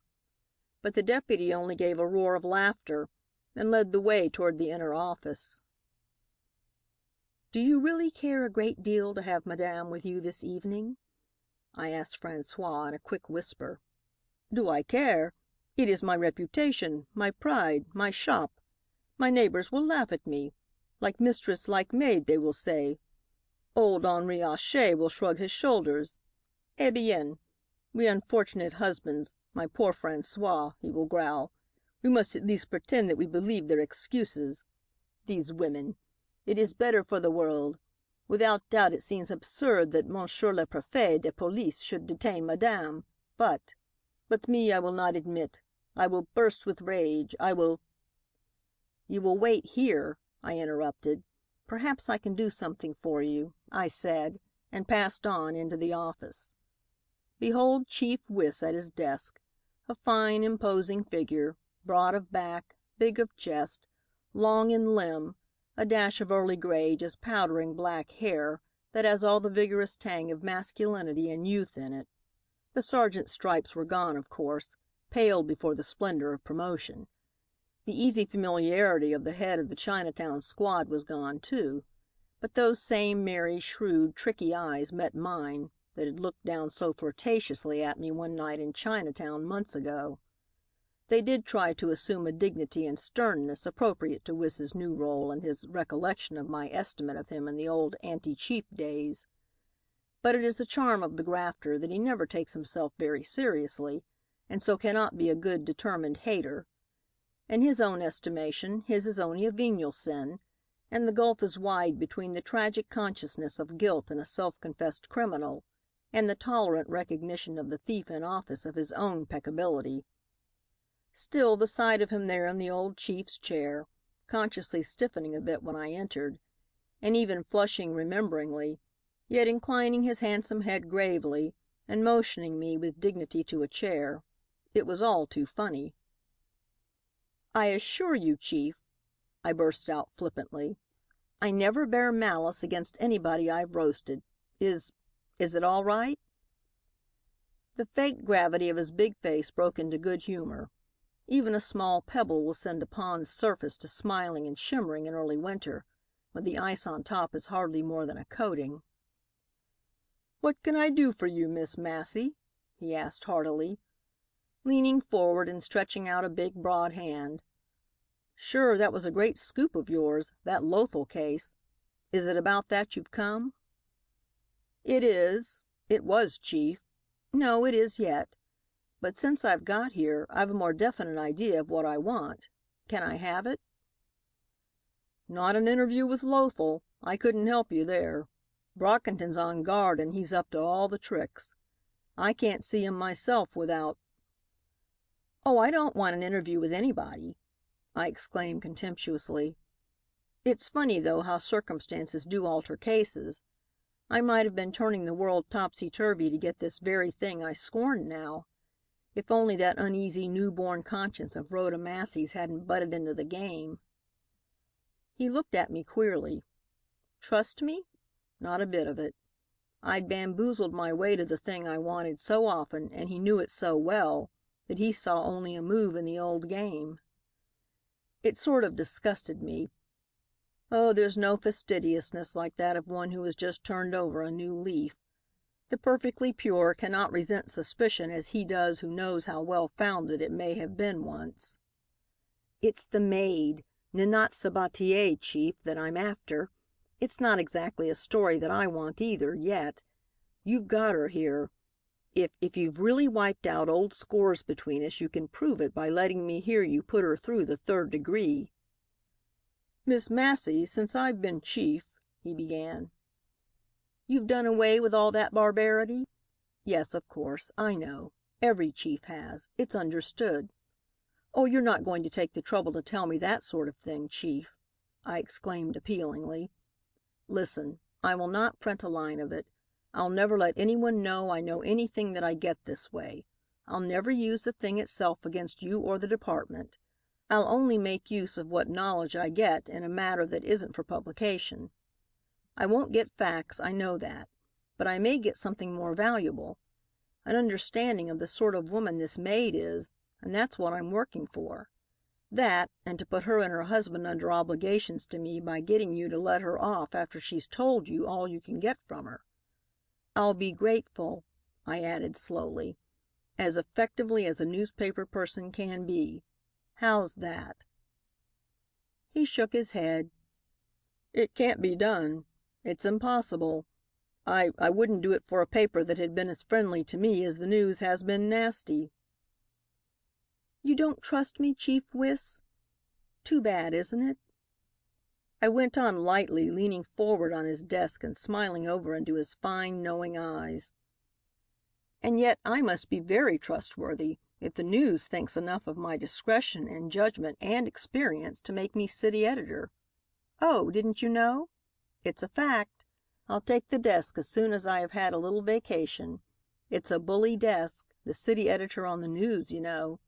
You couldn't hire me to be city editor of the Times Record, for Derby, the news editor, has so encroached upon the province of the local room that the city editor there is a mere copy reader.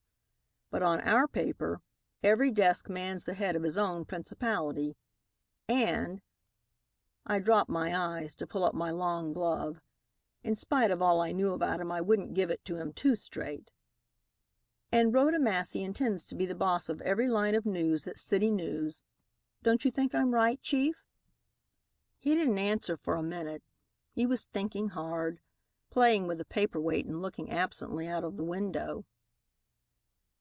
"Bowman's Chinatown fight hurt the News like everything, didn't it?" he said at length. "Don't go in for digging up musty old fights, Miss Massey. It don't pay. It ain't good policy."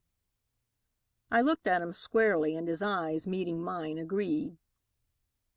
"All right," I said, "I won't. Personally, I'll keep out of that sort of thing, as far as one can, individually, you understand. Thank you for your advice, Chief." "I congratulate you," he said, rising and reaching for his hat. "And I congratulate the News, too. You'll set a pace, Miss Massey, for a few of these fellows that are soldiering their way through the other offices. I'm going out to dinner. Sorry, but I've got an engagement. If you have any writing to do for the next half hour, say, I hope you'll use this office. Take my chair. You'll find it more comfortable. The light is better here at the desk. You'll see better. I'll leave word that nobody is to disturb you. It is possible that Jackson may be questioning some people connected with this Lothal case in yonder." He nodded toward an open door leading to a small room beyond. "If it bothers you, the noise, why, just ring. Jackson will understand. Good evening. I do congratulate you, Miss Massey." And pulling on his overcoat, out he went. And out I went, too, the moment the door closed behind him, out into the anteroom where poor old François sat huddled up, his white expansive shirt front creased, his rumpled head bent dejectedly, his face bowed in his hands. "You shall have your wife to go home within 20 minutes, monsieur," I said, and retreating quickly before his voluble gratitude, I shut the door between us and seated myself in Wiss's big leather-cushioned chair. Behold Rhoda Massey, then, chief of police for a minute, looking about the comfortable, dignified office and laughing in its very face. Well, if it could stand Wiss, it might bear me. I looked out of the window at the big figure of the chief crossing the lawn. I looked at the open door, but from where I sat I could see nothing but an angle of bare wall. Perplexed, I leaned back in the chair and waited. It went rather far back, but stopped at last at a comfortable angle. Just so must Chief Wiss lounge backward when, relaxed from the cares of office, he lifts his gay, tricky eyes and lets them rest idly upon— Great Scott! Upon a mirror! A mirror hung rather high up and pitched well forward and reflecting, just at this minute, two figures entering the little room beyond. Grim old Captain Jackson in his blue and buttons, and a fascinatingly dimpled, alert little woman, French from the heel of her pretty little pumps to the tiny toque that was set anywhere upon a mass of bright brown hair. I leaned back, charmed. Oh, there's nothing like the service a rogue will give you for value received. Some day Rhoda Massey may have to do only with honest men. Let's hope by then that she won't want much. But the show had commenced. How he badgered her, that big brute Captain Jackson! How shamelessly he threatened her! How unsparingly he told her everything he said he had found out about her! How, in spite of her pluck and her loyalty and her delicious little insulted airs, he compelled her to tell him details of her mistress's life. But after all, what did he gain? There was nothing in it all that a captain of police or a newspaper woman could not have imagined, nothing relevant or vital, anyway. For old Lowenthal's blasted honor and the captain's asserted confirmation of poor François' suspicions could not alter the fact that Kirby was killed with a pistol belonging to David Lowenthal. "What were you doing in Mr. Lowenthal's room the afternoon of the shooting?" Jackson asked her sharply. "Monsieur?" she questioned. "I say, what were you doing?" "But I have not said I was in Monsieur Lowenthal's room, Monsieur le Commissaire," she chirped saucily with a soft, throaty R that was irresistible. "No, you haven't said it, but one of the maids saw you coming from there all right. And you had something concealed behind your apron. Aha!" he cried triumphant as she shrank before him. "Out with the truth now." "It is true, Monsieur. I did go into Monsieur Lowenthal's room. Madame sent me." Oh, the sweet, resigned candor of her voice. Too suddenly sweet, too candid altogether by contrast. For what? Jackson's questions caught the end of her sentences with a snapping alertness, as though he were trying physically to trip her. "Must I answer?" she asked appealingly. "You'd better, and get a hurry on," he growled. Silly old Jackson. She had him going and he didn't know it. "Well, for Madame's photograph. It always stood on the table of Monsieur the husband," she went on hurriedly as Jackson's face grew red with wrath and disappointment. "Madame had what you will, a sentiment about leaving it there. You understand, Monsieur le Commissaire?" Poor Monsieur le Commissaire. He did understand. He understood now the guile behind her sweetness and he raged inwardly and impotently. "And you haven't seen Mrs. Lowenthal since the morning the whole thing came out in the papers?" he demanded at last.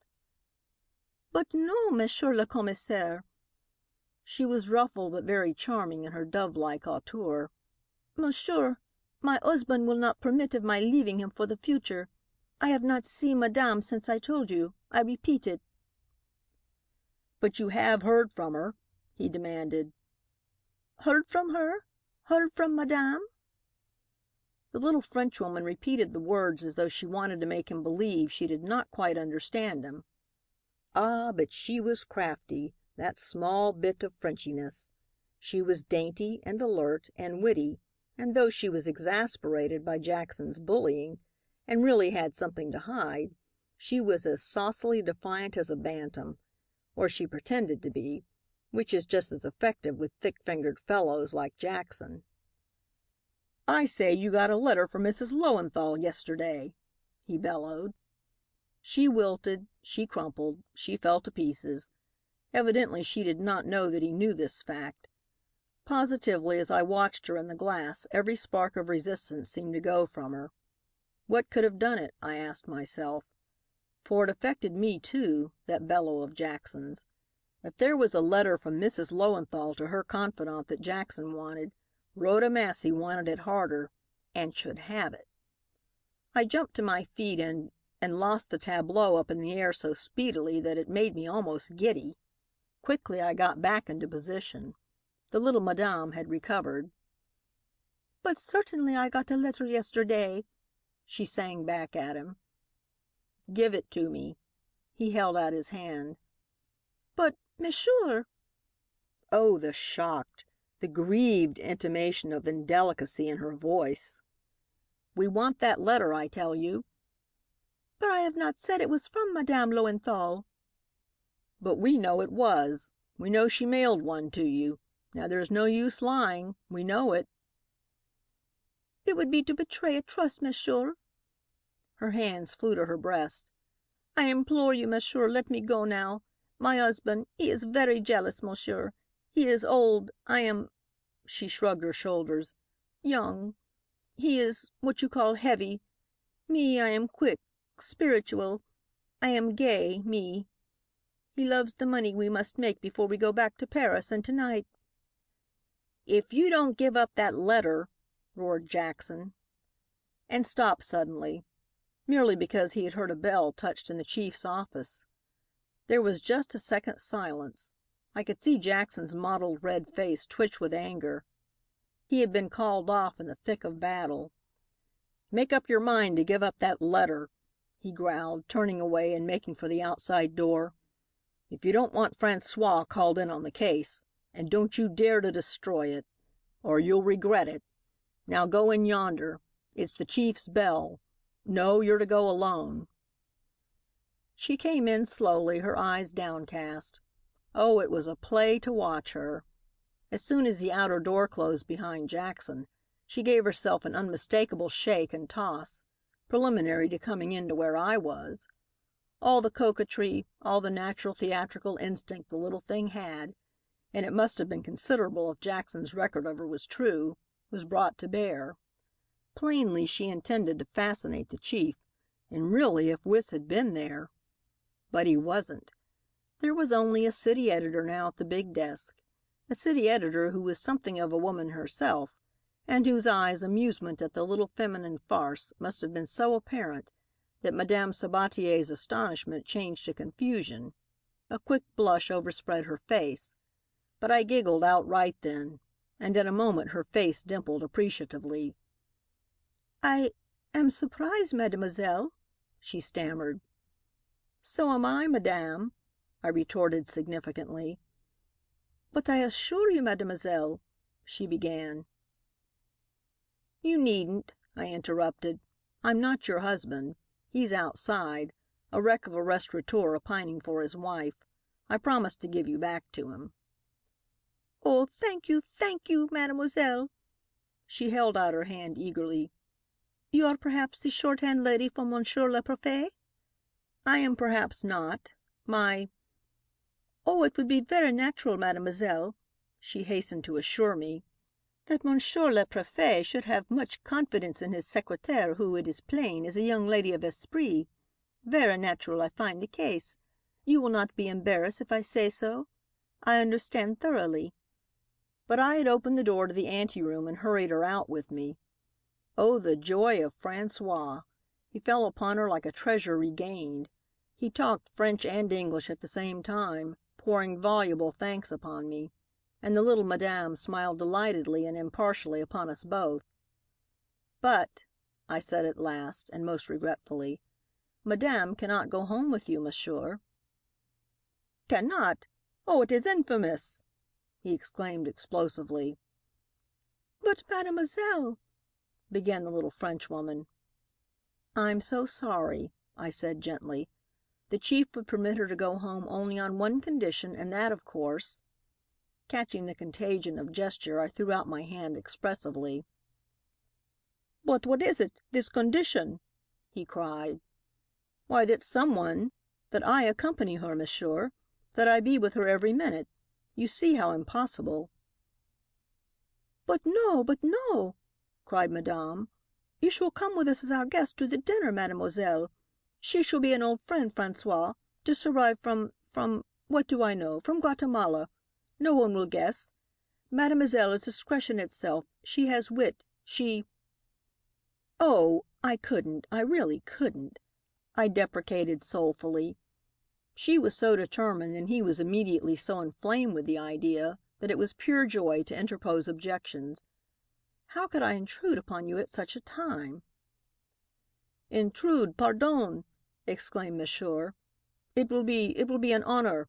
We are much indebted to you, mademoiselle, and—" "And we were going to ask you anyway," lied little Madame prettily. And upon that triumphant bit of mendacious flattery, the inspired François whirled us into a cab, the three of us, and down to the restaurant where the kitchen, with its white-capped Frenchman bending over the ranges, is in front of the shop, and guests coming in from the street must walk through it to get to the tables beyond. But not the tables beyond for us on this gala night. No, upstairs where the rooms had been thrown into a large banqueting salon, with pianos standing in four corners thereof, where the well-smoked lace curtains hide the street without, and within the long tables stand a-glitter with glass and aglow with flowers, the guests already gathered are waiting, when in bursts Monsieur, perspiring but happy, dragging Madame after him, her little powder puff, which she has tried vainly to use in the dusk of the hall without, still in her hand, and dragging, too, Madame's devotedly intimate, dearest, best friend, Miss— "Why, Mademoiselle Henriette Pommier, certainement, you stupid," supplies the ready little Madame, and her husband blinks reflectively at her adroitness, yet quickly profits by it. Then Madame, going about among her friends, flows into a soft little torrent of explanation in French that fills up every chink and cranny of doubt or suspicion. "I am tell them," she whispers to me as she draws me down to a seat beside her, "that your father was a Frenchman, but he die, poor man, very early. So you are left a half orphelin, as we say, and your mother, that excellent lady, she knows no French, and it is you that have detain us to find you that make us so late with the dinner. Enfant, Henriette, I really love you." She squeezes my hand delightedly. But that is nothing. Everybody soon is squeezing everybody else's hand delightedly, and the champagne flows. Plein vin ordinaire the guests downstairs are drinking, and the waiters fly about abeam with good will and on excellent terms with those they serve, and the crackling nasal French seems exquisitely adapted to express good cheer, high spirits, and that spice of gallantry and coquetry which little Madame Sabatier provokes and radiates by merely living. Oh, it was a charming function, I assure you. Everything went beautifully. Every man there was so busy envying François that there was no room for the smallest insinuation that might ruffle the important little host's sense of well-being. Only one thing marred the occasion, but that was most unfortunate. Mademoiselle Henriette Pommier was suddenly taken ill.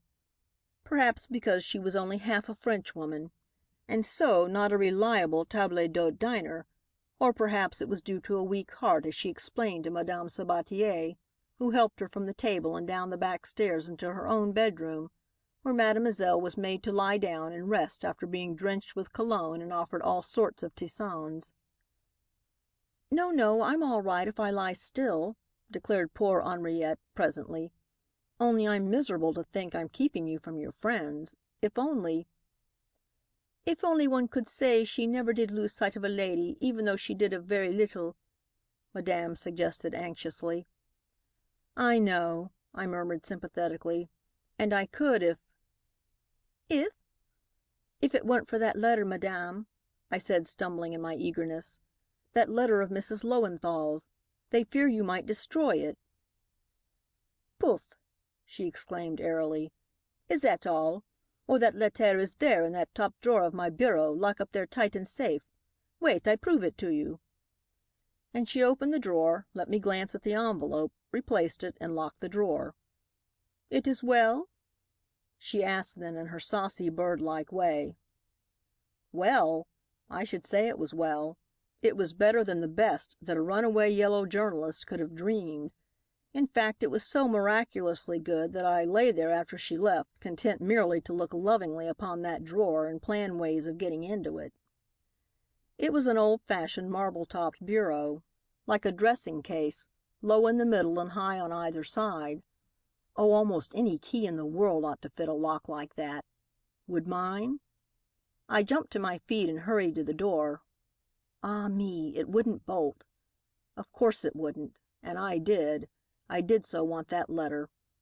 It seemed to me that I'd never in my life wanted anything so badly. It stood for more than mere success to me, more than a newspaper triumph. In that envelope was contained Rhoda Massey's forgiveness to herself, the most precious thing on earth, the thing that would permit her to live again on good terms with herself and her world. Oh, I must have it. I set a chair against the door and flew to the bureau. My desk key. Almost. My own bureau key. No. The desk key again. No, no. It turned, and once or twice it almost caught, but the drawer wouldn't open. And yet it rattled exasperatingly, as though the least touch would make the old lock yield. "Oh, Rhoda, Rhoda," I wailed, "think of your opportunities and how you've neglected them. Remember quick-fingered Peters and all he tried to tell you the day you interviewed him about his methods, and you obstinately kept him pinned down to the story of his escape from jail? Remember Doby the File, who grinningly assured you that with an inch of wire he could persuade any lock?" I danced over to Madame's hairpin box. Not one, not a single old-fashioned hairpin. Bone ones the little coquette must have, limited, specialized, foolish things like those in my own hair. I tried her nail file, her button hook, in vain, and I was feverishly searching for a hat pin when I heard a rap at the door. I flew to it. I had to, or have some one come stumbling in over the chair, but my cheeks were aflame and my heart was in my mouth. "With the compliments of Madame," said the waiter, who was standing there, a horrible dish of fried cream with a brandy sauce in his hand. "She hopes Mademoiselle is feeling better." He set the dish on the bureau, touched a match to the brandy, and left me. Mechanically, I stood there dipping the flaming sauce over the cream. No, decidedly, Mademoiselle was not better. She was worse, much worse, for the diners upstairs must have progressed to the dessert already. François's great dinner must soon be over, and then Discouraged, I dropped the spoon and leaned miserably against the cold comfort of that graveyard slab beneath which was buried my hope and Grandma Lowenthal's. "Oh, you stubborn old bureau!" I cried, giving it a shake. And it moved. At least the marble top did. Yes, it moved. And ignoring the burning cream, I jerked the slab back and forth delightedly. "Hallelujah, Rhoda, you didn't need those lessons from Peters and Doby after all," I chuckled. In a minute, then, I had cleared the few traps from the top. In a minute I had that heavy piece of marble slid to the side, and there, innocently exposed below it, yet naively locked in, was the contents of Madame's safe and secret drawer. I giggled outright. Oh, what fools we mortal women be when it comes to keeping our valuables! It must be enough to tempt a handcuffed saint to think how easy it would be to get at our possessions. But just the same, Madame's box that held the letter was way in the back part of that drawer. I had to pull up my sleeve and thrust my hand far in the depths before I felt that precious envelope under my fingers. I skinned my arm cruelly, but I got it. I got it, and just as I did so, I heard Madame's high, gay voice on the stairs. I lived an hour, a bad, long hour, in that next second while I stood debating there. It was only a second, for almost immediately I heard the rustle of her skirts outside. When she came in, the bureau was straight and I was lying down, of course. "Is it you, Madame?" I stammered without looking up. Thief was written all over my face. I was sure of it. But she only cried out a merry inquiry after my health, stepped past me and went straight to the bureau. I heard the click of the key in the lock of that top drawer. "I want to show the bracelet François has given me last Christmas to my friends up above," she said as she bent over the drawer. I waited.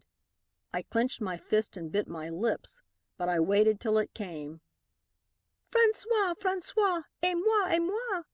screamed the excitable creature. "Vite, vite, François!"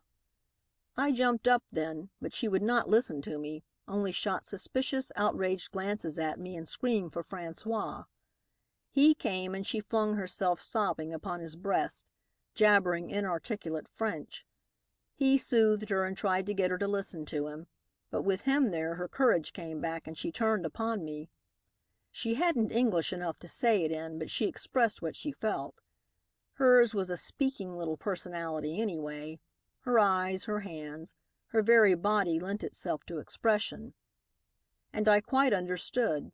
I got what was coming to me, not for this alone, but for innumerable other little transactions like it. And hate it? Oh, hate's no name for it. I loathed myself every minute of the time, but I'd have loathed myself more if I hadn't played the game this last time, and once determined on playing it, why, there's no choice of weapons. "But, Madame," I managed to say at last, "I haven't your letter." I almost had, I added to myself, shamed but regretful, but it slipped from my trembling fingers back into the drawer and I hadn't time to get it again and have the slab replaced when you came in. Mea culpa, I have failed. "Where is it then? Where is it then?" she cried frantically, turning over the contents of the drawer. "Ah, voici! I must have put it back wrong. I was so hurried. Pardon, pardon, 1,000 pardon, mademoiselle." "Tut, tut!" François clucked deprecatingly. His dinner was over. He was radiant with wine and satisfaction. "After all mademoiselle has done for us, too, to accuse her of taking a letter which was not there, my little one." "Not there!" she cried, holding it up before him. "Oh, the envelope." He shrugged his shoulders. "I did not say anything about that. That I left you, chérie, to comfort you." He patted her cheek apologetically.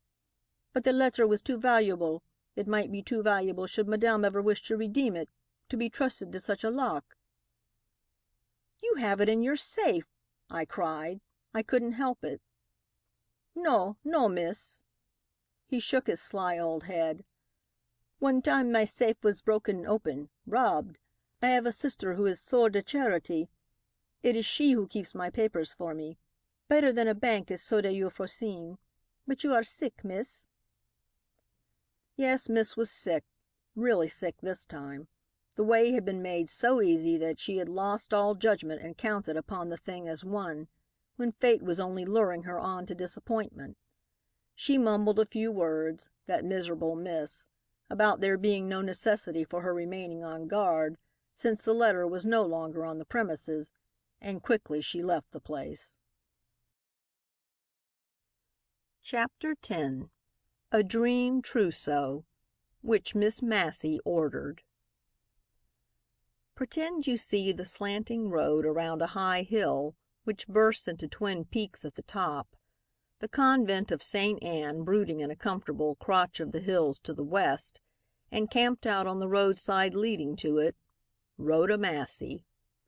Rhoda Massey, tramp journalist, once a reporter, not yet a desk man, officially still out of town on a vacation, but really, and with that fixed idea of digging up the Lowenthal letter, hovering like a little lunatic about the place that held Sister Euphrosyne and the precious things she held. "Oh, a convent's the easiest place in the world, Rhoda," I sneered at myself that day. "No rules, no regulations, no distrust and independence of the outside world. All you've got to do is to sail in and tell any old fairy story to Sister Euphrosyne, and she'll be charmed to give you anything you want." I sneered, but I sat there just the same at the side of the road, looking out over the city and the bay beyond, and wondering how in the world I was going to get inside those gates. A nun, who had passed me twice a day for the past 3 days with the uniformed little girls out for a walk, told them in a whisper that I must be an artist studying the view, and in a sense she was right. I was an artist in my own yellow little way, even if the view in question was the one that you see yearning with half-shut eyes and wide-open fancy, the land of desire where you get what's coming to you. What was coming to me? Why, just a bit of paper with a few lines scrawled on it. That was all I wanted. Instead of that, I got a nod from a woman inside a blue coupe that had already driven past me up the hill and stopped now at the bend of the road on its way back down again. A blond little boy was jumping up and down on the cushions inside, and a woman in black leaned out to say a word to the driver. "Why, Miss Massey," she said as she faced me, "you don't know me." I looked at her. Some story of mine she was, of course, but stories have a way of erasing their predecessors in your mind when you do a lot of 'em.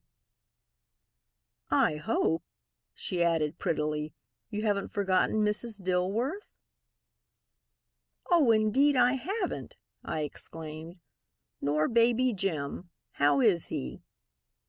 Mrs. Muriel laughed and pointed to the fine little fellow beside her. Happy she was. Anybody could see it. Happier than she had ever been during James Dilworth's respectable life. "I'm just turning to go back to the convent again," she went on. "I'm going out of mourning as soon as Sister Euphrosyne." "Sister?" "Yes." She looked at me queerly. I know the blood must have rushed to my face. "As soon as she can get me ready. But I've come away without leaving some fur with her she will need. Jim caught up the bundle and was playing with it and carried it off with him. So, Grant," she called up to the coachman, We'll have to go up the hill again." "Oh, no, no, no," I exclaimed, the words tumbling over themselves in my eagerness. "Let me take it for you, Mrs. Dilworth. I'm on my way up anyway." "Why, how very good of you," she said, hesitating. "But no, the best way, if you are going up too, is to get in and let us carry you up, won't you?" "I'd love to," I answered quickly, "but the exercise is very good for me, you know." "I suppose it is," she said pensively. "Writers lead such sedentary lives." "Don't they?" I thought of the strenuous times I'd been having. "Won't you let me take back the bundle?" "Well, if you will be so kind," she said, taking it from the child and handing it to me. "Just tell Sister Euphrosyne how it happened, won't you?" Tell her? Oh, depend upon it, I'd tell Sister Euphrosyne everything she ought to know. While Mrs. Dilworth said pretty polite good-byes and Baby Jim danced for pure joy of living, I hugged that precious bundle to me and didn't hear a word she said. I only knew when I was free to go on, and then I took to my heels. So glad and grateful I was for this bit of a chance. The convent gate's a massive affair, seemingly. I suppose it patterns in wood some great bronze door of the Middle Ages, when timid nuns sought shelter behind it in the world warred outside. Today, though, and on this particular day, a haughty nun stood within, and a timid, despairing, and very yellow journalist cringed without. "But Sister Euphrosyne is occupied," the inexorable, placid-faced warder was saying. "I know," I said gently, "but it is most important that I should give her the bundle into her own hands." "Why? It isn't about a fitting, is it, that you've come?" "A fitting!" I gasped. "If it is, you ought to have gone around to the other building, the side entrance." She motioned to the right. "But I will take the bundle to her if—" "It's a fitting," I interrupted hurriedly. "It must be a fitting, I guess." She looked at me disapprovingly for a moment, then she motioned again to the right, and with a nod left me there. "It's you for the side entrance, Rhoda," I cried to me as I hurried around to the right. Oh, if your early education hadn't been neglected, you'd know what sort of religious exercise a fitting is. I wonder. But I stopped wondering. Before me a door stood hospitably open, and an immaculate little maid in the convent uniform bending over her embroidery rose at my approach, and in the most casual voice imaginable, "What name, please, shall I tell Sister Euphrosyne?" she asked. What name, please? And here for days the smartest reporter on the news had been yearning her heart out scheming a way to get inside, when all one had to do was to walk around to the side and say a name. Oh, I was humiliated, but I gave her a name quickly just the same. "Tell the sister," I remarked, "Mrs. Dilworth." And the rest she didn't need to hear. And neither did Sister Euphrosyne, evidently, after she heard that open sesame, Dilworth. She came in, a clear-faced woman of 50, say. She wore the nun's gown and coif all right, but in her eyes and about her lips there shone that same alert, businesslike intelligence that makes one understand François Sabatier's success. "You're up against it now, Rhoda Massey," I said to me with an inner sob. "A nun, a Frenchwoman, and a business head, all in one. What can you do against a combination like that, you poor little schemer?"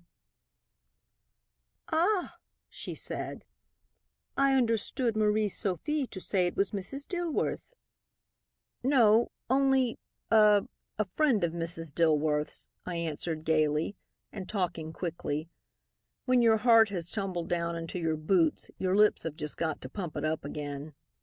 "A friend of Mrs. Dilworth's," she said cordially, motioning me to a chair and seating herself, "is always welcome. What is it to be, mademoiselle?" I looked at her. If the Sphinx ever opens her granite lips and tells her secret to the world, in an unknown tongue, perhaps it'll know what I felt just then. Here was my chance. I knew it, I knew it. And yet I dared not speak, for fear of spoiling things, but could only sit dumb and crimson and stupidly embarrassed, while I struggled vainly for the right thing to say. I saw Sister Euphrosine's large, clear eyes open in astonishment, and then, all at once they closed, as François Sabatier's do when he thinks he has found a good joke. "Ha, ha, ha!" she laughed enjoyingly. "But, mademoiselle, I have guessed your secret. It is not a crime. Ha, ha!" I half rose from my chair. Oh, how could she know? How could she know? "Tell me." She leaned forward, laying a large, white hand on both of mine. "It is a trousseau, eh? Am I right?" Right. Of course she was right. But whose trousseau and what of it? I felt like the stupid odd one that can't guess a riddle when everybody else is on. For a moment more I looked confused into her smiling, significant face. Then my eyes fell. On what? I defy you to guess. The very last thing in the world you'd expect to find in a convent, but it was the solution of the riddle all right. A fashion plate. Actually.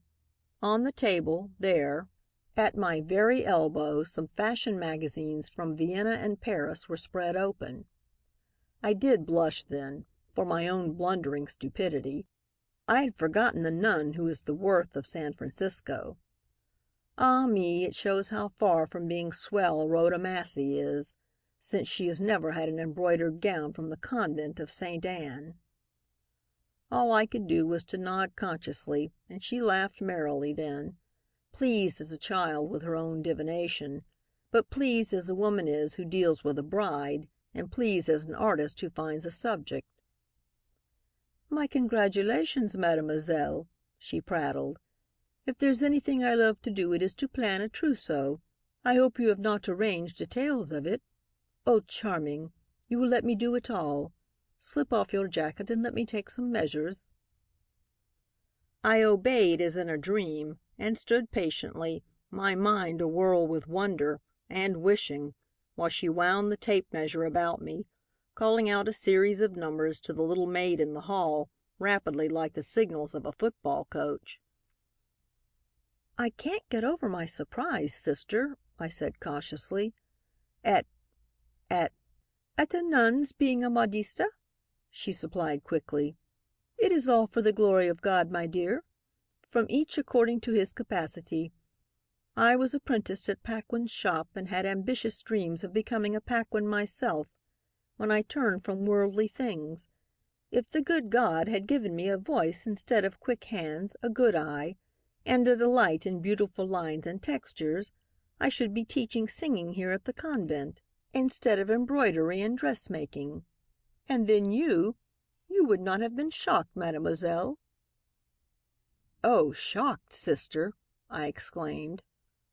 Oh, but she was big and fine and workmanlike, flitting about me, and her long, deft hands played inaudible music when she turned over a heap of silks and chiffons to choose a material from the mass.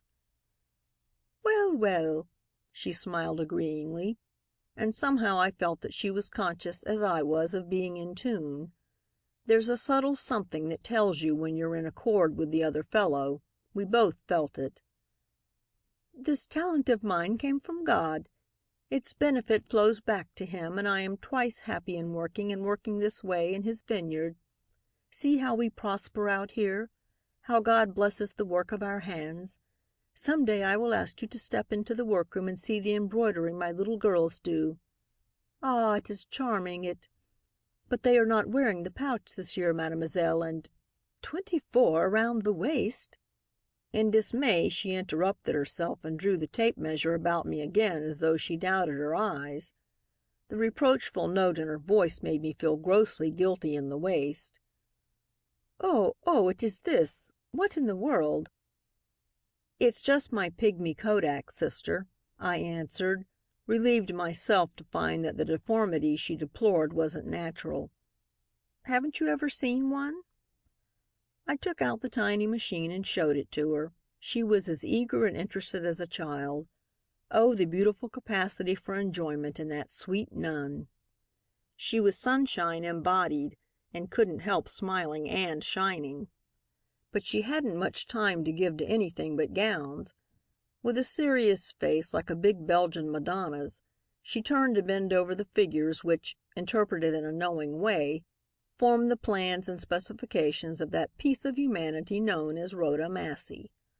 There was an expression of delight on her lips, and she looked from the statistics of me to my own small self, standing erect and on parade before her, with such impersonal and unconscious flattery, that my whole face went red, and embarrassed as a kid, I slipped down on the stool beside her. Pardon me," she said, her voice half laughter, half contrition, "but the proportions are exquisite. You must let me make you a décolleté gown and—" "Sister," I gasped. But she was too far gone. The nun had been swallowed up in the dressmaker. "Not for the wedding gown, of course not," she said, wholly innocent of my meaning. "Do you know I have never made just the bridal costume I long to? And a diminutive bride, a round, gay little figure like yours, with the mignon face. Come, come." She pulled herself up suddenly, crossing herself remorsefully. "It is true, what Mother Marie Catherine says. Instead of taking the trip to Paris next year to look at the fashions, I must give up my work and for a time go into retreat." "But not before the trousseau is finished? Ah, no, mademoiselle. But expect no more compliments from me. I must not turn this sunny head of yours. He will do that." "He?" She laughed delightedly at my puzzled face. "But surely, he," she repeated as she turned over the pages of a fashion book on her knees. "Where there's a trousseau there must be a he." Ah, so there must. I looked down pensively at the slim-waisted figures in their modish gowns as her fingers rapidly turned the pages. Her face, too, was pensive, absorbed. For the moment I had become merely a lay figure, a living fashion plate, just a frame for her art to hang pretty things upon. "None of these," she said with gentle disdain. "The fashionable bride's costume is still too much like the decoration on an old-fashioned wedding cake. Too sumptuous. The bride must rise above her clothes in this supremely poetic moment of her life. Too much satin, too much veil, too much conventional stiffness and observance of modes. Naturally, what can one expect? It is designed by a man dressmaker." She shrugged her shoulders beneath her coarse serge gown, a perplexing, fascinating gesture in a nun. "Now, my idea for a bride. I have it." Impulsively she laid a hand on my shoulder, while she used the other to sketch her conception, in the air or about me as the lines suggested themselves. "The skirt," she said with the solemnity of inspiration, "is round and full and very, very girlish. Just a bit of train, nothing stately. It is not the awe of maidenhood, but its sweetness, its humanness, its approachable, perfect modesty that we wish to express. At the edge just 3 bands, narrow folds of the material. At the waist the softest, vaguest shirring. The bodice, too, is full, dainty, youthful, with a sweet, round, lacy line at the throat, like in the Virgin's pictures. Simple as that. In the sleeve, oh, in the sleeves, mademoiselle, we will permit ourselves just the smallest play of fancy. To the elbow, of course, but not too full. And the lightest, finest Valenciennes, I think, or my child, what is it? What is it?" Nothing, nothing." I sobbed and buried my face in my hands. But she couldn't bear that, the loving, generous soul. She drew my head into her lap and laid her still hands gently upon it while I When the big things come into a girl's life and fill it full to overflowing, there isn't room for much else. It was only the husk of a wedding her words painted, but to me they brought a forlorn, ghastly picture of a girl walking miserably, in the supreme moment of her life, alone. A girl who had wagered happiness on success and God help her, won. In her loneliness, her tragic, successful loneliness, she was a travesty on all the sweet, intimate dependence this bridal figure of Sister Euphrosyne symbolized. 10 days since I had left the office, and in all that time Ted Thompson had not missed me enough to make allowances for a mad, selfish, unthinking thing like me, as heedless as an animal whose instinct to hunt down has been aroused. The necessity for making a fool of myself hasn't come very often in my life, but when it did come, I found I could be as silly and hysterically without reason as any woman I've ever interviewed. So I wept now, sobbed hard and plenty, and with my head in the lap of a woman I'd never seen before today, gave capricious vent to the impulse I'd always found so contemptible, so unaccountable in other women. Sobbed and strangled and shook, and got quiet after a while and dried my eyes, yet still lay there, with burning cheeks and shamed, swollen lids, exhausted from the new strange passion of tears. My dear," Sister Euphrosyne murmured. She had sat quite still through it all, like a beautiful big statue of sympathy, but not unmoved. I knew that by the thrill in her deep voice when she spoke. I drew a long, quivering breath. I'm very sorry and silly," I stammered. "It's because—" "Do not tell me, do not say anything," she pleaded, as I rose and pulled my veil down over my feverish face. "But let me say one thing to you. It may be a mistaken thing, my child, but you will know that it is heartfelt and forgive if I'm wrong. I know of a woman, I do not know her name, who married a man, not loving him. I know that she lived with him years, loathing him. I know that at last her sin brought death to her lover and terrible affliction to her husband. And yet in a letter she wrote since all this has come to pass—" "In a letter?" I gasped. I had forgotten the whole thing. "Yes, I have a letter in my room. See, child, what selfish misery brings a woman to. She shows she has no pity even now for the husband she has wronged, and writes this very letter to caution her confidant against revealing some secret that would bring comfort to him. But how can you keep such a letter," I cried, "from the man who ought to have it?" "It was given to me," she replied with dignity, "for safe keeping by a person who will produce it when the time comes." When the time comes. The time when François Sabatier should decide which side would pay him most for it. Oh, the sly old François! How well he knew the way to secure his sister's cooperation. "Being apart from the world," she went on gently, "I cannot of course understand the whole sense of that letter, but I would not have a girl's nature become so warped as that. Rather than see her marry a man she does not love, rather than have her weep at the thought of her wedding day, I would counsel her to come into the great compassionate church, as I did." I stood trembling before her. I was all at sea. How good you are," I mumbled helplessly. "We will not speak of your trouble any more," she said softly. "Be comforted, my child. Sometimes a girl does not know her own heart. But if before the day comes for you to wear the pretty frock I will make for you, if you look into your soul and feel that you need something to strengthen you in a resolution, come to me and I will show you that letter. The name you need not know, but the lesson it—" "You will? It's a promise, Sister Euphrosyne? You'll keep it? But suppose you should have to give the letter up?" "I will let you know then before I do. It is a promise, my child. Pray that you need not ask me to fulfill it." Chapter 11. The Act of a Thug, which Miss Massey committed. A fantastic fiancé I seemed to myself in those days, ordering a dream trousseau.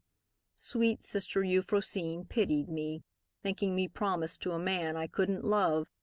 I wondered what she'd have thought if she had known I hadn't any bridegroom at all. It's strange, though, isn't it, how sentiment finds one out?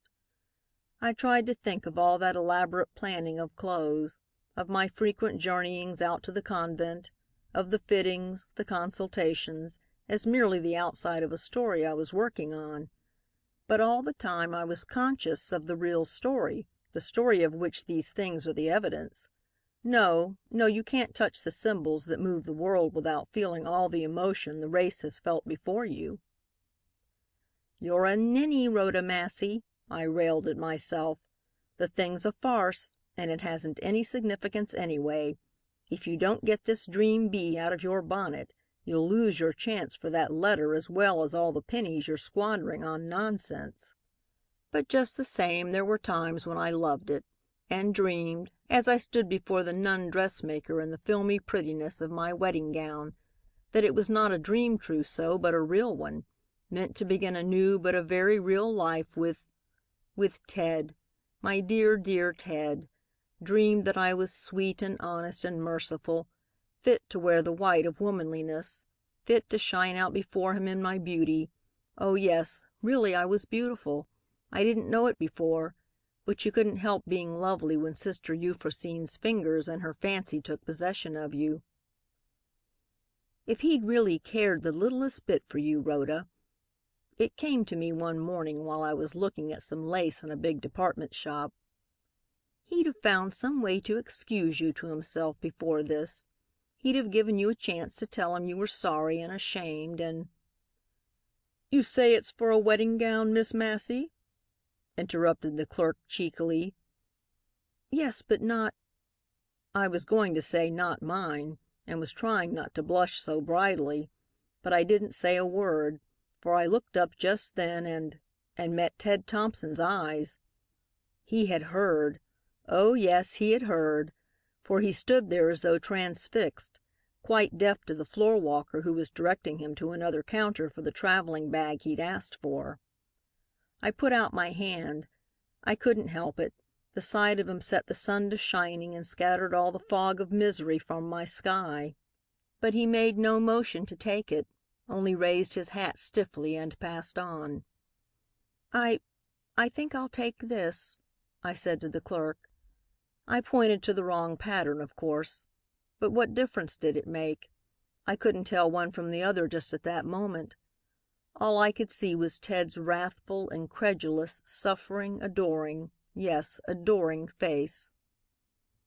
"Miss Massey!" I exclaimed inside of me, smiling upon the clerk as he handed me the package in a way that bewildered and excited him. "Oh, Miss Massey, you lucky, lucky Miss Massey!" I was still smiling with the joy of it when I caught a westbound car, and when Sister Euphrosyne came into the fitting room with her arms full of white fleeciness still nearer completion, I gave a rapturous squeal. Oh, if one could heal all the hurt in the world, it wouldn't be enough to earn the right to wear that wedding gown of mine and choose the bridegroom. I slipped into it, and that nun artist put her 2 hands upon my shoulders as I stood smiling at all the world. "It is—you will forgive me, but you know I cared, little miss. The trouble is past?" she whispered, her clear eyes smiling into mine. I nodded. I couldn't speak. I was so happy and my heart was so full. She hugged me then. Oh, but carefully, for she loved the crisp curves of my sleeves too well to risk mussing them. "My dear little mademoiselle, I am so glad, so glad. Excuse me then, a moment." And with the lace in her hand with which she had been draping my sleeves, she walked over to a telephone standing on the corner table. "Call Mr. Sabatier to the telephone," she said after she had got the number. "Not there? Well, tell him he can send for that letter immediately. What is it?" Oh, I cannot understand. Do you say he is just coming in or has just gone out? Oh, all right. I will hold the telephone." I had been standing in front of a long glass, looking at my happy self and loving the very sight of me. Why? Oh, just because I knew Ted Thompson's eyes would rest on that little girlish brighty thing shining out of the mirror some day, and I was grateful to her for being worth looking at. There. Conceited if you say so, but true just the same. But the picture in the glass melted away with Sister Euphrosyne's words. Like a flash the youth went out of the face and figure and all the happiness, and in its place there seemed to be a white-haired, sad-faced little old lady whose accusing, miserable eyes looked out at me reproaching me for her misery. "How dare you be happy?" she seemed to say. "How can you smile and be glad, you selfish, cruel girl?" And trembling, I looked back at her and knew I couldn't. I couldn't. "You are tired. Oh, pardon me," Sister Euphrosyne said when she got through chattering French and came back to me. "You are not very strong, are you? I should not have kept you waiting. But that same letter of which we have spoken has been demanded of me. I told the person that it was not quite convenient to let him have it this morning. I wanted to see you first, mademoiselle. But now, there. It is perfection, is it not?" She had been deftly shaping the lace at my neck, the while she talked in a preoccupied way, hardly conscious of what she said, so absorbed was she in her work. "Ah, but you will look sweet and dainty for him, child. But pale!" She pinched my cheek affectionately. I smiled back at her. I knew she liked me. How could she help it when I was so fond of her? Yes, truly, genuinely fond. But I wished I wasn't. I wished I wasn't. For every scheme that came into my head ran plump against something intangible yet insurmountable. A tone of her voice, a look of her eye, the placid fall of the black lines of the robe she wore and never for an instant thought of changing for the silk and lace draperies her big, capable hands used so artistically. But I fought against it. That sorrowing old face in the mirror. It was gone now, but somehow I fancied it being there still, when I looked, but overlaid, as it were, with my own. Seemed to give me no choice. "I'm tired, tired, sister," I said slowly. "The fitting has been long and" "My poor little mademoiselle," she exclaimed. "Let me get you something." "No, no, thank you. I want only to rest. If I could lie down a minute," I added shamefacedly. Ah me! The fun I used to get out of playing the subject for my story, of hedging him in and leading him on, of laying demure traps and slyly pushing him into them. "So you shall, child. Come this way." She caught up my own gown and led me out into the hall. "To your own room?" I cried. "How nice!" No, I was taking you to a little fitting room we don't use just now, but" "Oh, please, Sister Euphrosyne," I begged softly, slipping my hand into hers and pressing it appealingly.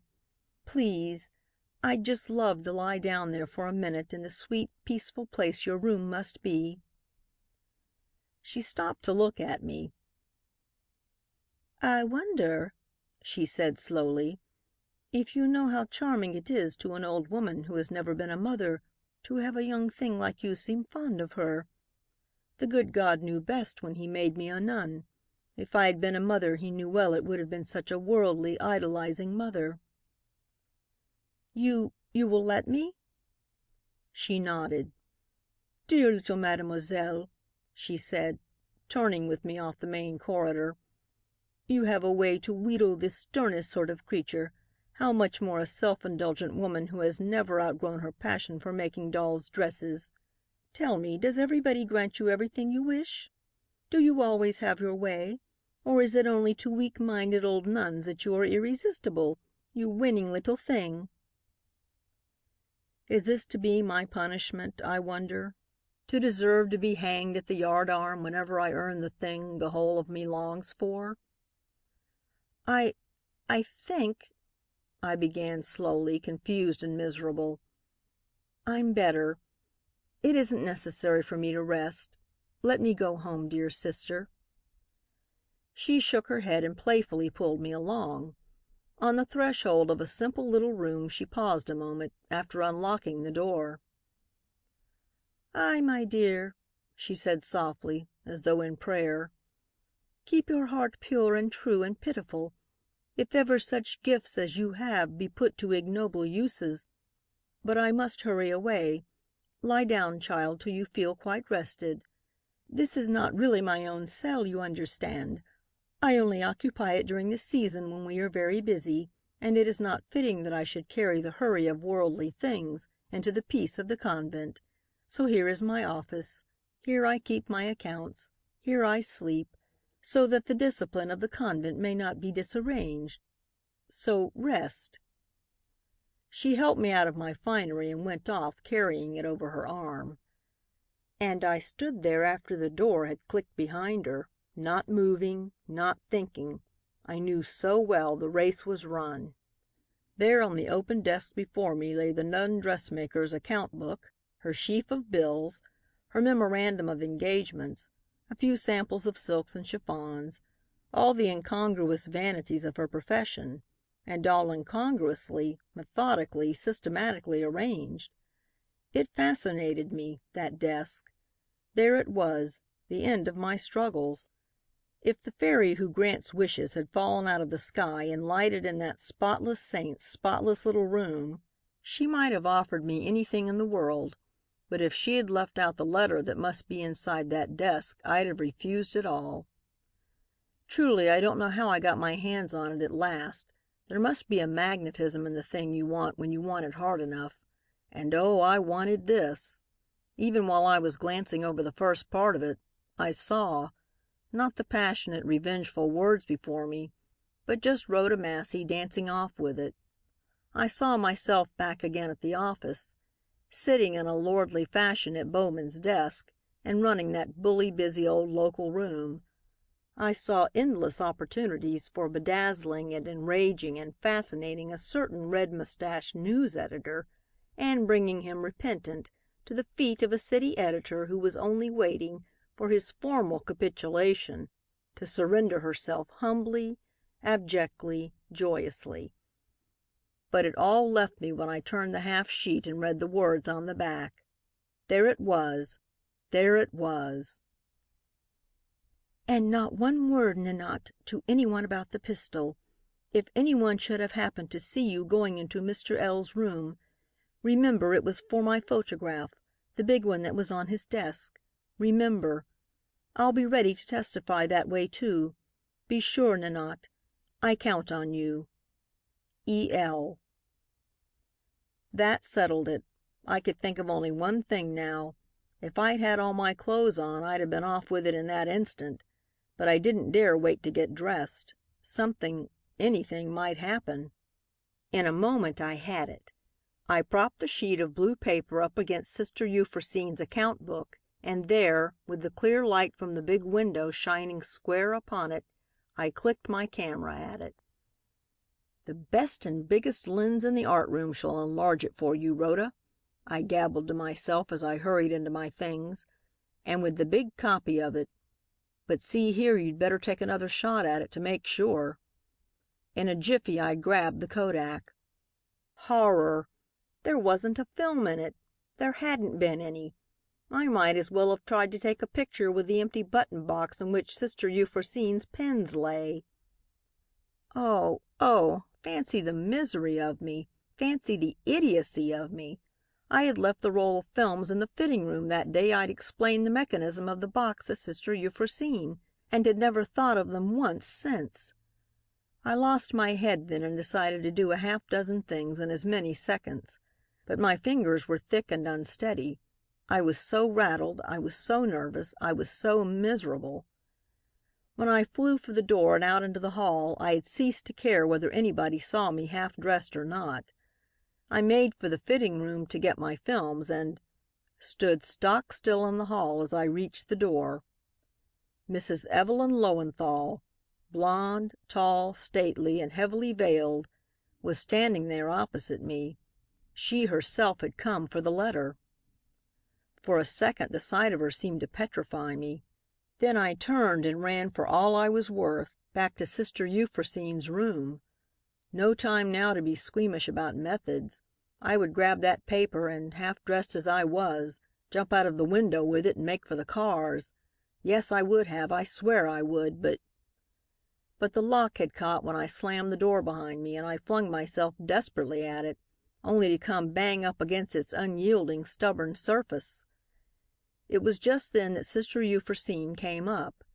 I knew what she had come for, all right, and the thought set me frantic. "Don't give it to her! Don't give it to her!" I begged. "Oh, please, I'll explain to you. I'll explain it all. But trust me, won't you?" "Trust you, dear little mademoiselle!" she exclaimed, amazed at the sight of me there clinging like a little idiot to the door as though I could keep her from entering. She put the key in the lock and opened it for us both. "Come in and tell me what is the matter, child. Of course I trust." Her eye fell upon the desk. There, propped up against the account book, the white north light falling full upon it, was the letter just as I had left it. Caught? Of course I was, but do you suppose I cared? I intended to tell her the whole thing anyway, but she wouldn't listen to me after that. With a look of horror and a hand lifted as though to shield herself from the sight of me, she caught up the letter and hurried from the room. Clapping on my hat, I hurried after her blindly, fastening on my collar and tie as I went. What did I expect? Nothing, nothing. But I saw her give the paper to Mrs. Lowenthal, who glanced over it with a queer expression on her lips before shutting it with a click inside the satchel that swung from her wrist. If she had made a motion to destroy it, I think I could have flung myself upon her and torn it from her. I couldn't? That shows how little you know Rhoda Massey. But you see she didn't. With a nod she swept across the hall and out the open door. And I followed. Sister Euphrosyne must have called after me, but I was deaf, blind, to everything but one. I couldn't let go.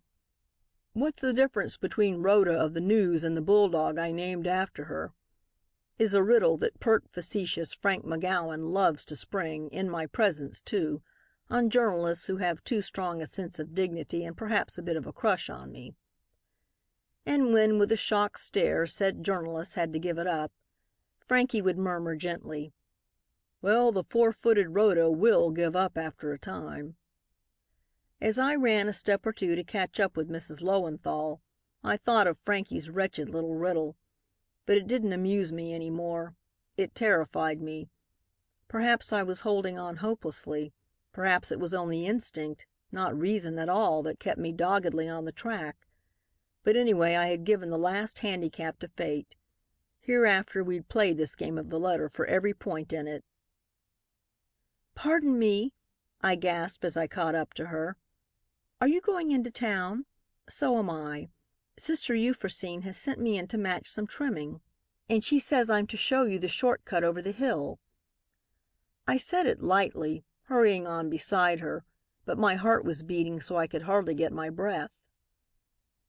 "Thank you," she said, falling into step with me. "I took the wrong car coming out and had to walk quite a stretch. Are there any open cars on this line? I've been indoors all forenoon with many people. I've had a headache. I'd like to ride outside." I nodded, but inside of me I was thinking, many people, many people. How could a woman whose name was on everybody's tongue be with many people unless Lothel's preliminary examination? It came to me in a second. She had had to testify there, and she hated her stepson. "Perhaps," said Mrs. Lowenthal, her eyes on the overloaded car that came plunging up toward us just then, "we'd better wait for another." I shook my head. I couldn't speak, for just then it came to me. And it needed just such a car, the reckless thing, the only thing left to me. A man got off and let us climb up. She wanted to stay outside, but the platform of the dummy was too crowded, so we went in. There was a bit more room here, but we had to hang on straps, both of us, while the car whizzed on again. The conductor reached me first. I gave him $1 purposely, letting go the strap to open my purse, and stood balancing and swaying there while deliberately I put back the change in my purse. Oh, very deliberately, you may be sure, and bumping stupidly against Mrs. Lowenthal as she, in her turn, let go the strap and prepared to pay her fare. She never paid it, though.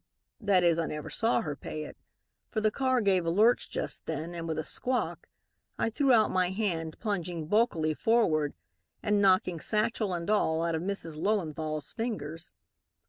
Do you know what I felt down there on the floor of the car, with the conductor in the doorway vainly trying to get me to my feet, with Mrs. Lowenthal exclaiming and all the passengers standing now or stooping to pick up the scattered contents of her bag?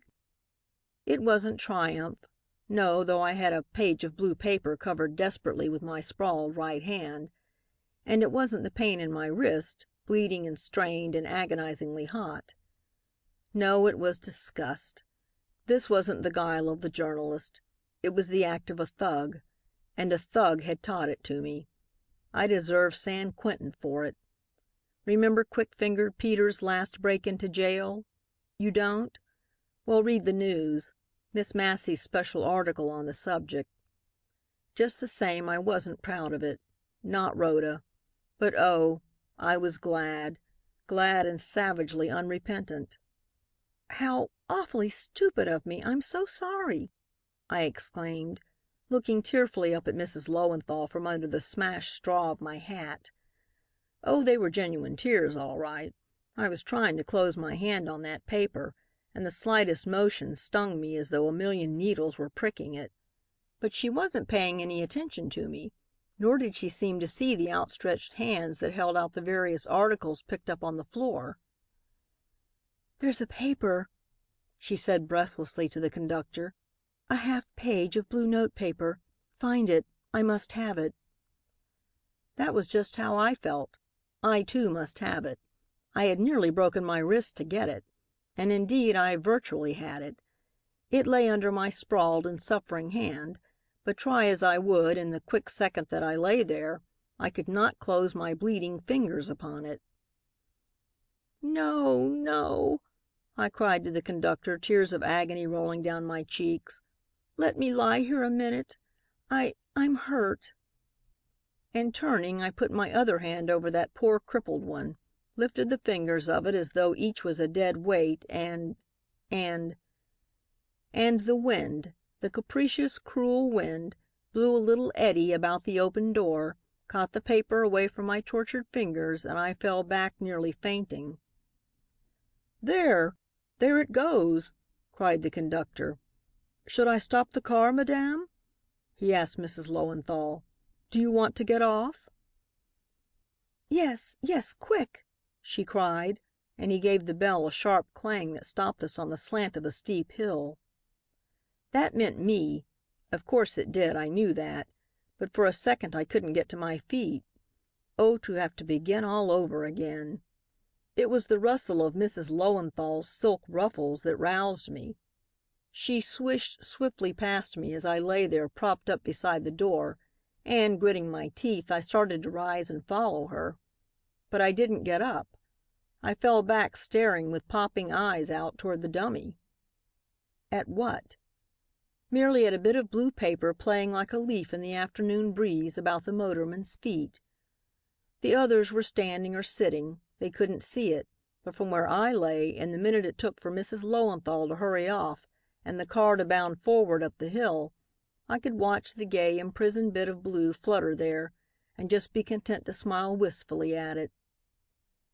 "She's fainting," cried an old woman opposite. "No, I'm not," I said quickly, "but I do want more air." I got it. Out on the dummy, with the concerned conductor propping me up, asking my name and address, and beseeching me to say it wasn't his fault, I got it. All I had to do was to drop my handkerchief. After such a clumsy accident, it wouldn't have surprised that wretched conductor if I'd fallen to pieces at his feet, and insist upon picking it up myself. "I'm Rhoda Massey," I said to the police court bailiff when I had struggled my way through the crowd in the corridor. "Yes," he said stolidly, looking cynically at my bedraggled hat and swollen, tear-stained face, but not budging an inch from his stand in front of the door. "And this is the third time today that same dodge has been tried on me. What'd Rhoda Massey be coming in at the end of the examination for?" "At the end?" I cried. "Oh, call Brockington out, do." And he did, strange to say. "But why not come in yourself?" Brockington urged when I stammered a word or two and jammed the bit of paper into his hands. "It would be—" I can't, Mr. Brockington. I'm ashamed." He looked down at the disheveled thing I was. "To meet Grandma Lowenthal," I mumbled. He stared. Then quickly he dropped his head and over his glasses he looked at me. Oh, I've seen a look of admiration in old Brockington's eyes before. In court, after I'd done a good piece of work on a trial, a character sketch with any subtlety, or when I'd put on a gown that fitted, that spoke of the feminine. But Attorney Alexander Brockington had never looked at me like that. And oh, Rhoda Massey just loves to be looked at that way. With surprise, but with gratification, with admiration perhaps, but oh, with esteem and kindly, kindly regard. He caught my hand in his as he grasped the hand of young Hewlett, his partner, when they'd fought through the long Dilworth case and won. It was a grateful, cordial grasp, but it caught my right hand, and the agony of the pressure, as well as the excitement, I suppose, and the suspense and the blessed relief of it all, sent something quivering into my knees and made the crowded, foul-aired courtroom swim before me. But I couldn't fall down then. There was too much to see. And I can see Brockington now. I can see this very minute the delicious deliberation with which, when he got back to his place between young Lothel and Grandma Lowenthal, he put on his glasses and prepared to speak. The whole courtroom was in a state of suspense, but he looked around gravely to invite the district attorney's attention, as though even in that supreme moment the ethics of legal courtesy must be observed. And then I heard him, oh, with the most beautiful aplomb, begin: "It appears, Your Honor—" Chapter 12. The Ex-City Editors Club, and How Miss Massey Became Eligible for Membership. The list of members, a select one, was pasted up against the local room door. It was Ted Thompson who had found the name for it. He wrote out the list one night late, when he was on the paper before, the night Halsey was discharged, and Frankie McGowan, who was our office boy then, cheekily pasted it up there, where Halsey's eye couldn't fail to see it. Ever since my time it had been there, a mute history of the evanescence of the "power to hire and fire," as McGowan called it, a threat to the incumbent and a consolation to the reporters whom he harried. As we lost a city editor, his name had been added to the list, sometimes fittingly in blue pencil, occasionally, as though to testify to some bullied reporter's gory gratification, in red ink. But no entry was ever made with the satisfaction that must have animated the anonymous historian who wrote at the bottom of the list: "Proposed for membership, Edward K. Bowman." It's natural, you see, that a city editor should be the best hated man on a paper, but it was Bowman's forte to provoke the very flower of detestation. I remember how it used to comfort me in my early days, when he trampled upon everything I did, to look up and see that mute legend on the wall, and to read therein a prophecy. The day it came true, when Forbes scratched out the words "Proposed for membership," and with the connecting line, added Bowman's name to the gallant company of had-beens, was the day the press scooped the town on the grand jury's investigation of United Power's bribery of supervisors. The moment I opened the paper with Frankie McGowan's almost verbatim account of what had happened at the secret meeting, I was sure, as though I had seen McCabe's bye-bye note on his desk, that Bowman's temporary head was off, and that it was time for me to get down to business. It was just as well, too.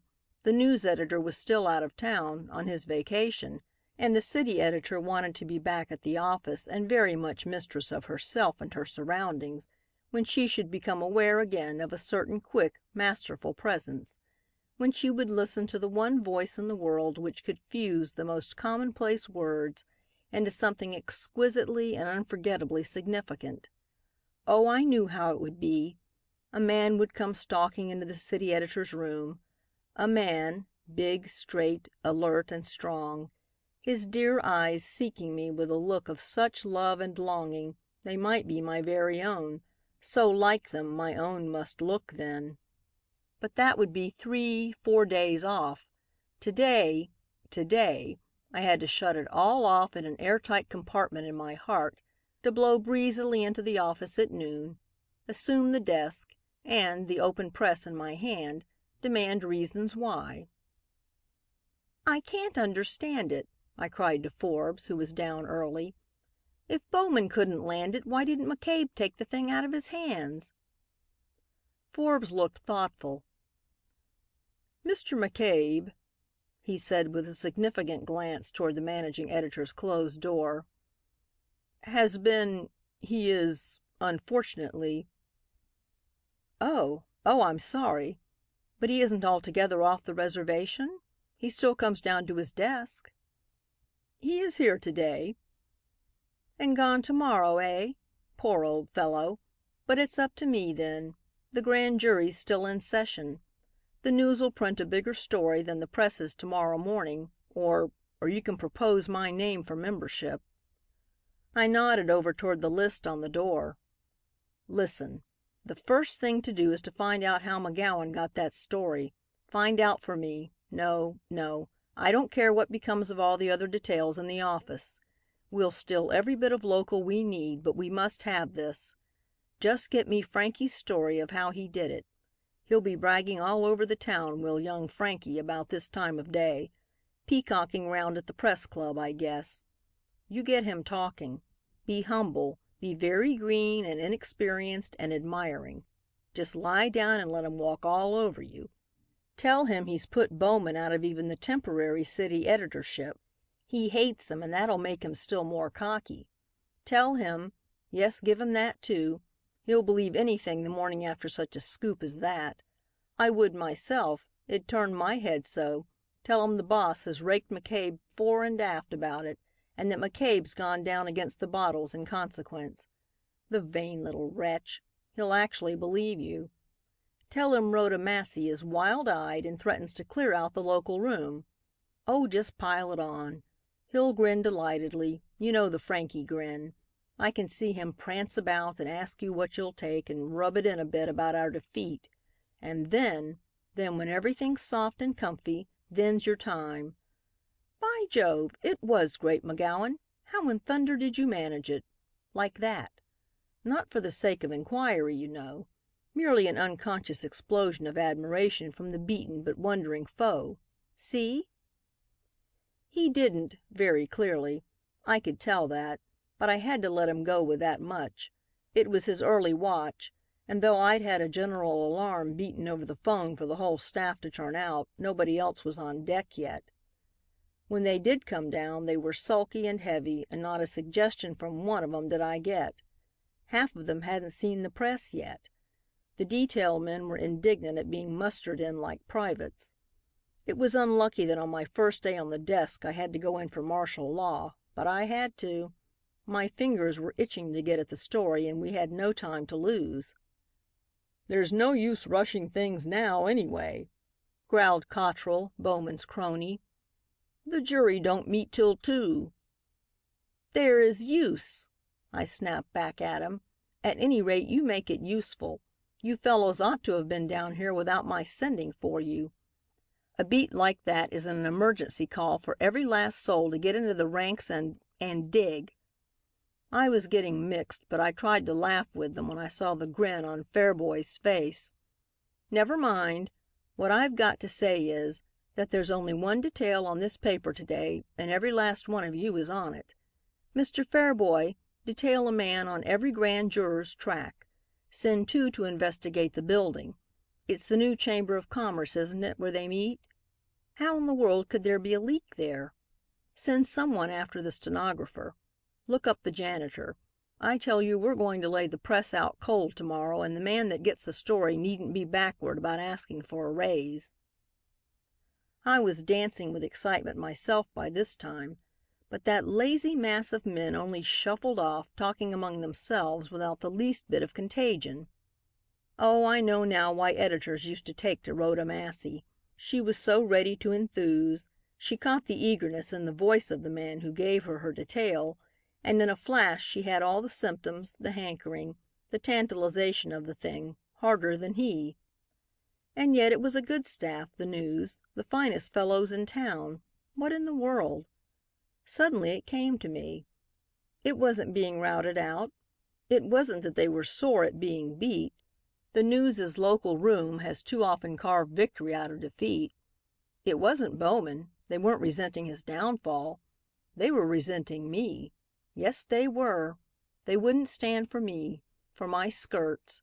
They were remembering what I'd clean forgot, the thing that I'd always been first to forget in all the years we'd worked together, these boys and I. And because it never occurred to me to remember my petticoats, because I had grown to think myself one of them, I took it for granted that they, too, had accepted me, taken me in. And now they were banded against me, not because I was stupid or inexperienced or a freak or a fool, but because I was a woman. Oh, but it made me indignant when it got to me finally. Of lately, you see, since the heart of her has been living its own full life, the office part of Rhoda Massey has been, well, atrophying. Stories and scoops and things have gone down in her market, and the bulls have been out buying shares in futures. But this strike, this sullen, silent strike of those prejudiced men under me, had roused the old fever in me. Beat the press? I'd beat the press in spite of them, if for no other reason than to make them ashamed of themselves and proud of their city editor. I hurried into McCabe's office to talk over a campaign with him when all the men had gone, leaving only Fairboy at the assistant city editor's desk and old Enderby, whom I had coaxed McCabe to make a copy reader when he was dismissed from the mail. But I saw immediately that there was no first aid to the injured to be got here. McCabe was at his desk all right. Very gravely and imposingly he was seated there, writing. Can he write? Nonsense. You ought to know better by this time. What does it profit one to be associated with a renowned yellow journalist if you haven't learned that a managing editor never can write?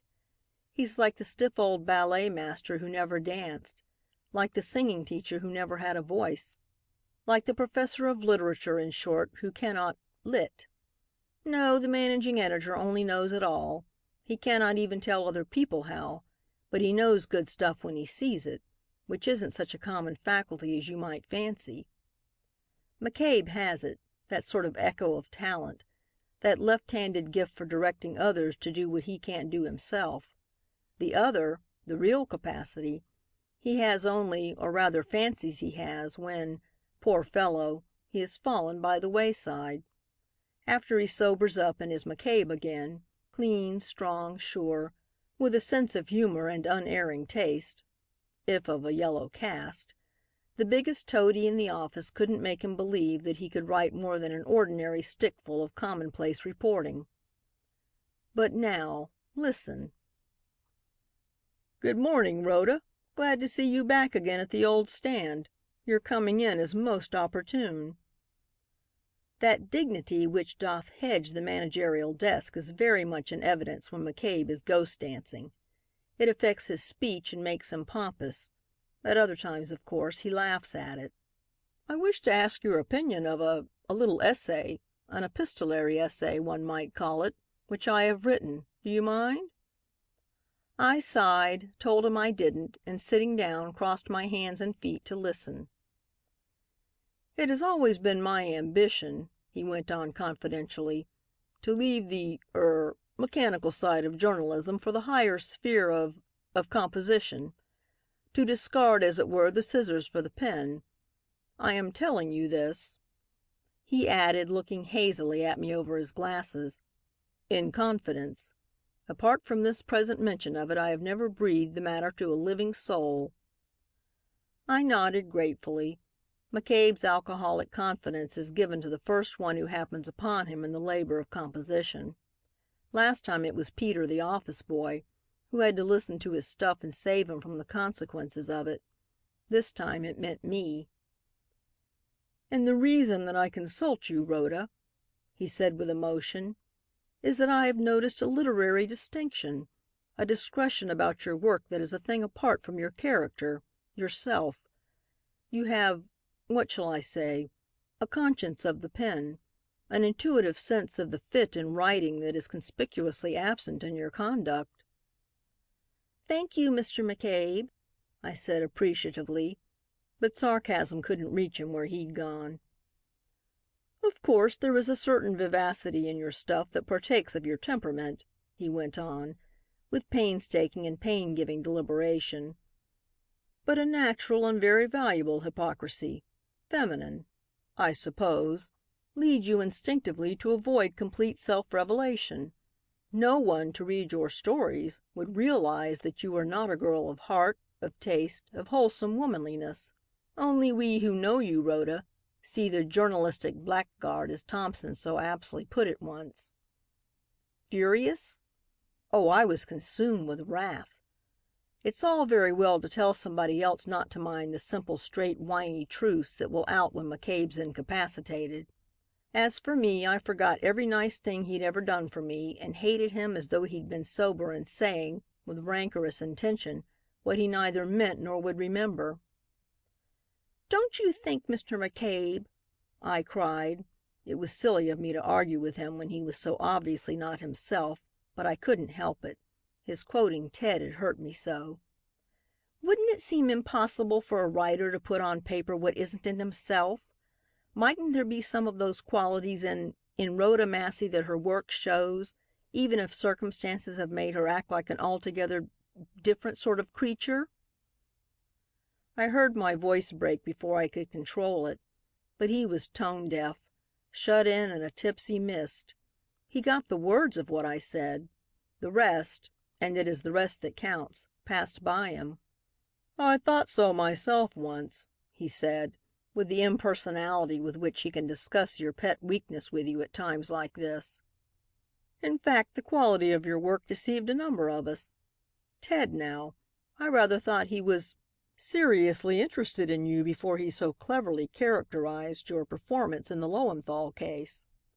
Later I complimented him upon his clear-sightedness.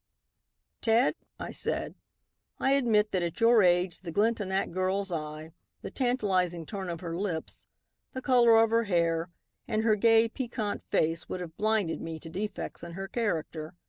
I must congratulate you, Ted,' I said, 'upon being a young fellow of balance, of stability.'"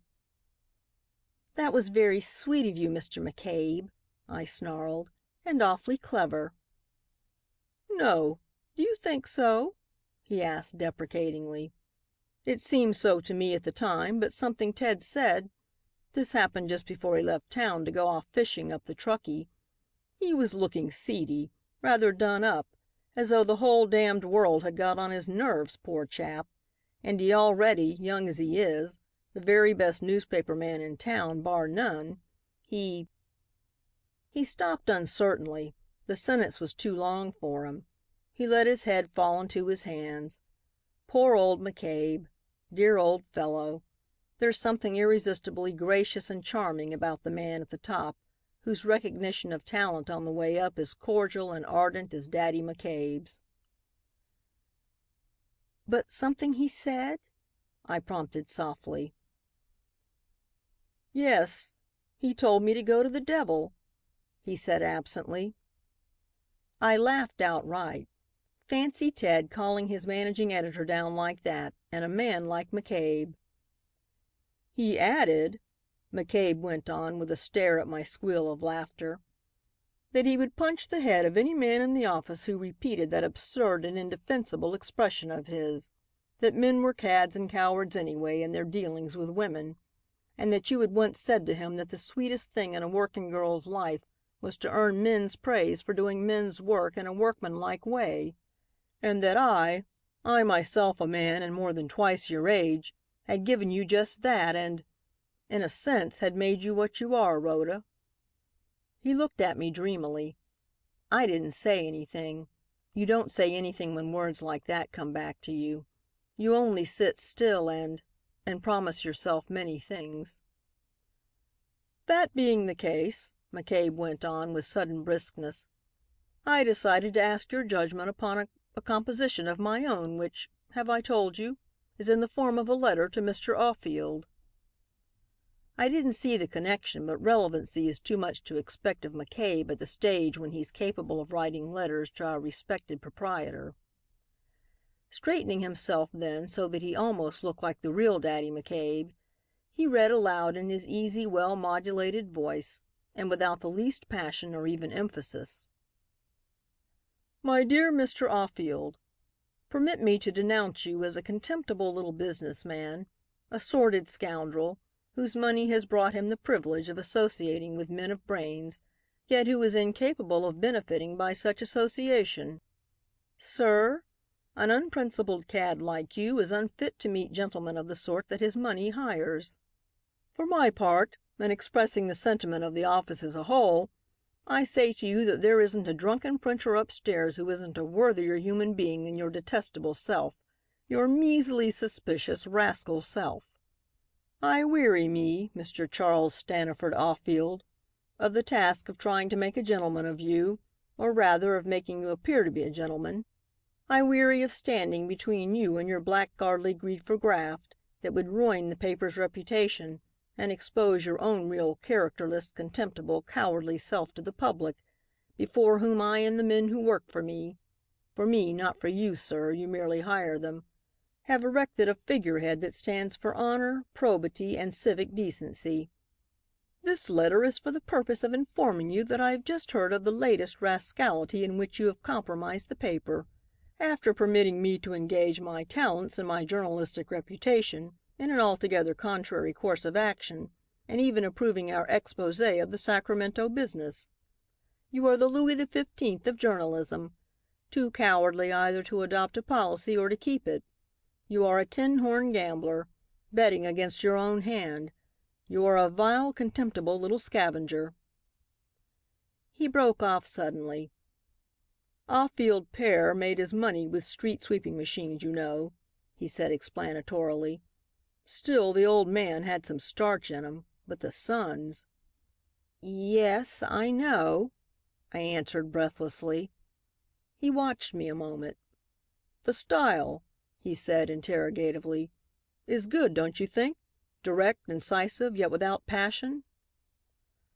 "Oh," I answered, getting to my feet, "the thing certainly says what it means." "You think so? Oh, thank you. But where are you going?" "To get a story of the grand jury's investigation of U.P. Your vile, contemptible little scavenger will make mine a short city editorship if the press scoops us again." He looked at me owlishly. The peculiarity of McCabe drunk is that nothing interests him which interests McCabe sober. But oh, how I longed for him to be straight just now. I did so need his help. "Don't bother, Rhoda," he said in his most fatherly way. "Life's too short. And, take warning by me, don't serve the scavenger too well. First, be sure you're right, and guessing at your boss's policy, then go ahead. Otherwise you make a spectacle of yourself. Behold, James McCabe." I did, but the sight wasn't edifying. James McCabe had risen and, rather erratically, catching up his hat, had made for the door. "Don't monkey with U.P.," he whispered stertorously. "You'll attend to the mailing of my letter to that scavenger?" I nodded.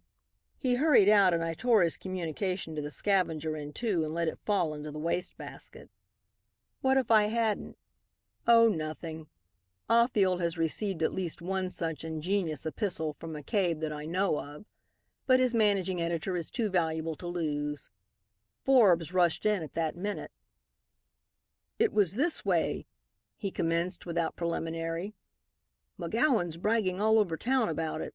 There's no need for him to keep still because they've plugged up the heaters now." "The heaters?" "That's what. Frankie bought the janitor to see that the heater in the grand jury room was left open, and with his ear close to the one on the half story above, he got the whole thing." "Oh, disgraceful, disgraceful," I moaned. "What? Not of Frankie?" "Of Frankie, not much. Of you and every man in the office. The simplest scheme in the world and not a one of you thought of it." Forbes nodded miserably. "Of course," he went on uneasily, "McGowan's pretty cocky, so you can't believe all he says, but he swears that in spite of their closing up the heaters, he'll have another scoop tomorrow." "Forbes," I shouted, "fly out to the Chamber of Commerce and hire every room that's to let in the whole building, every room that touches that grand jury room on any side. Hurry, hurry." He did. "And Forbes," I rushed out to the local room calling after him, "keep in touch and let me know if you've got 'em."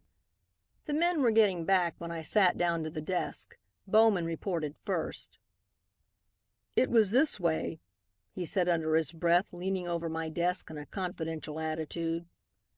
"The grand jury's foreman, Farwell, who hates Offield, has got onto a story that the News is secretly in with United Power, and it was to make Offield hot that he gave the stuff to the press, making McGowan promise to put it up to any old thing. Heaters, Frank says." "The News in with UP after that Sacramento story of mine about the Bassett list!" I exclaimed. "Yes, after, I may even say since," Bowman replied significantly. "In fact, they say that very story brought Bassett with this proposition to Offield, who—" "I don't believe it." Bowman lit a cigarette and went off to his desk. "The only thing to do," said Cottrell, coming up, "is to get hold of a new sensation. Anything will do. Play it up big and scream the press down. There's the rumor—" "Tell it to the Marines or to Fairboy," I interrupted. "It doesn't interest me. Nothing does but UP stuff. What did you get, Dexter?" "Nothing very exciting," drawled Dexter. "But I want something exciting," I cried angrily, "and I want it quick. Glory, it's 2 o'clock. You three fellows go out again and haunt that place. I tell you we've got to get something." "Forbes on the 'phone, Miss Massey," chanted Peter, the office boy. "Yes, yes, Forbes?" I asked, taking the receiver off the hook. "I got all the rooms," came over the 'phone. "The bill is—" "Never mind that. Have it sent to me. Tell me, is McGowan out there?" "He did show up. I'm afraid—" "Well, what?" "He seems so confident, and he has sublet one of the upstairs offices from Crowley, the lawyer. I know that." "Bid over him." "Too late. The window cleaner saw him take possession half an hour ago." "Forbes," I said slowly, "Forbes, do you hear me? You've just got to find out what he's up to." I jammed the receiver back on the hook and jammed my head between my hands. Ladies came to see the city editor, club women a-wanting favors. Telegrams came to her. Tickets for the prize fight were brought in to her. Dinky little municipal politicians came in upon her and retreated precipitately when they saw her skirts. Offield himself, just before he left for his country place at Burlingame, put his head inside the door, but I passed everything over to Fairboy that I could, and even tried in vain to wave our respected proprietor in that direction. He's a nasty, slinky little R.P., ours, a mean-spirited manling who accepts the situation his socially ambitious wife has contrived to get him into, or rather herself. Society doesn't know our R.P., is not aware of his existence. But it accepts theater tickets and box parties from his wife, sends in accounts of its dinners and teas to his paper, invites our respected proprietress to its functions and will even go to hers, provided always that Charles Staniford Offield is conspicuously absent. "What about this grand jury investigation in United Power, Miss Massey?" he asked me. "Nothing, plain nothing." I threw out my hands. "The thing's hopeless. We can't get a line, Mr. Offield." He looked at me. You can never tell what Offield is thinking. McCabe's supposed to know, but Ted has always insisted that he guesses, and then squares the result by bullying the RP into believing he guessed right. On the rare occasions when both guesses and bullying fail, the RP takes to walking soft-footed about the office and putting his finger into the journalistic pie, which of course drives McCabe to ghost dancing and writing voracious letters. I looked back at Offield. I was wondering just what particular guess of McCabe's had gone wrong. If I hadn't been thinking so hard of that, my brand new city editorship might have taken alarm, and I might have made the mistake of trying to follow an impression through those crooked brown eyes of his, and into the tortuous maze where Offield makes honey of the flower of the world's activities. But just then there came a whir on my phone and I grabbed the receiver. "It's Forbes, Miss Massey," came with a welcome giggle over the phone. "Say, Frankie did have a scheme all right, and he's been caught red-handed at it. He was in Crowley's room and was boring a hole with an auger down through the floor when bits of the plaster he'd loosened fell plump down on Farwell's head. Yes, Farwell, the hardware man. He's foreman. My, but he was hot. He got up and made a speech about the shamelessness of newspaper men and advocated the jury's moving back to the old Chamber of Commerce. You know old Farwell's a Silurian who voted against the new building. He did succeed in having an officer sent up to catch Frankie, but McGowan's wise all right. He'd skipped. And now—" "Now," interrupted Offield in his most amiable tone. I put down my phone to stare at him. "Now there's no danger of the presses getting anything either, so don't you bother your pretty little head any more about it, Miss Massey. Good day." I sat there petrified, looking after him. He'd actually taken the other phone and listened to everything Forbes had been telling me. And the nerve of him to patronize me like that. Oh, he's a gentleman of taste, our respected proprietor. "Marvelously philosophical about this United Power investigation, isn't he, Miss Massey?" Fairboy asked with a grin as the elevator carried Offield out of sight. "Is it merely consideration for the new city editor's pretty little head, Miss Massey?" "See here, Fairboy," I growled, "it may be a pretty little head, but it's your city editor's just now, and it isn't safe to guy it at this present time of writing. Just you begin planning an alternative first page. I'll sink or swim on this UP business. But we've got to have something ready if I go to pieces on it. Why, if the press is out of it, that's just double the reason for us to Glory! I've got a scheme. 'Pon my soul, I believe. "Hello, hello, Forbes," I cried into the phone. "Yes, Miss Massey," he answered. "You know the bridge across the alley that connects the old Chamber of Commerce with the new one?" "Yes, yes," cried the boy eagerly. "Well, listen. That bridge is on the second story, isn't it? And the jury rooms, too, are on the second. And a slender man— No, no, you're too big. Listen to what I tell you. I'm going to send Enderby out to you. Get him out on that bridge and tell him when he crosses to lie down under the window and— Exactly, you've got it. Get Enderby there for me and you can choose your detail as long as Rhoda Massey runs this local room." I cut off and rang for Peter to send little Enderby in to me. I gave him a good, quick talk and sent him off in a rush. Then I sat down to try to hold myself steady and to read the afternoon papers. But I didn't really read. 3 o'clock came and not a hint of success. 4 o'clock and no word from Enderby. I could hardly keep my seat, but I was sitting there with my hands up to my blazing cheeks, trying to fix my mind on the possibilities of the little commonplace murder the afternoon papers were playing up to conceal their lack of information about the UP investigation, when the phone at my elbow mercifully jangled. "It's Forbes, Miss Massey," the boy called fretfully. "What in the world's become of Enderby?" "Of Enderby?" I cried. "Oh, surely. Do you mean he didn't get there an hour ago?" "No. McGowan saw him go into a saloon with Bowman, and since then—" "Bowman!" I gasped. "But Bowman's on the water wagon now, I know, Miss Massey, so how—" Never mind, wait a minute." "Shall I hang up?" "No, no, I tell you, wait a minute," I cried irritably. But I didn't really know or care what I said. I was thinking quick and hard. About Bowman? No. What difference did it make whether Bowman had queered me purposely or not? You can't think of two things at once when you're on the desk. All I wanted was the story. There'd be time enough to settle with Bowman afterward if "Forbes," I cried, "in just 10 minutes I'll be on the Chamber of Commerce corner. Meet me there. No, not a word. Good by." Fairboy looked up as I came flying out into the local room, my hat on and tearing into my jacket and gloves as I walked. "Off so soon?" he asked. "Oh, it's 4," he laughed. "Going to give the ladies a chance?" It was an old joke of Bowman's. I can see him now straighten himself pompously for his parade up and down Kearny Street at just this time in the afternoon, and declare half humorously, but wholly sincerely, his intention to bedazzle and delight the sex. I nodded.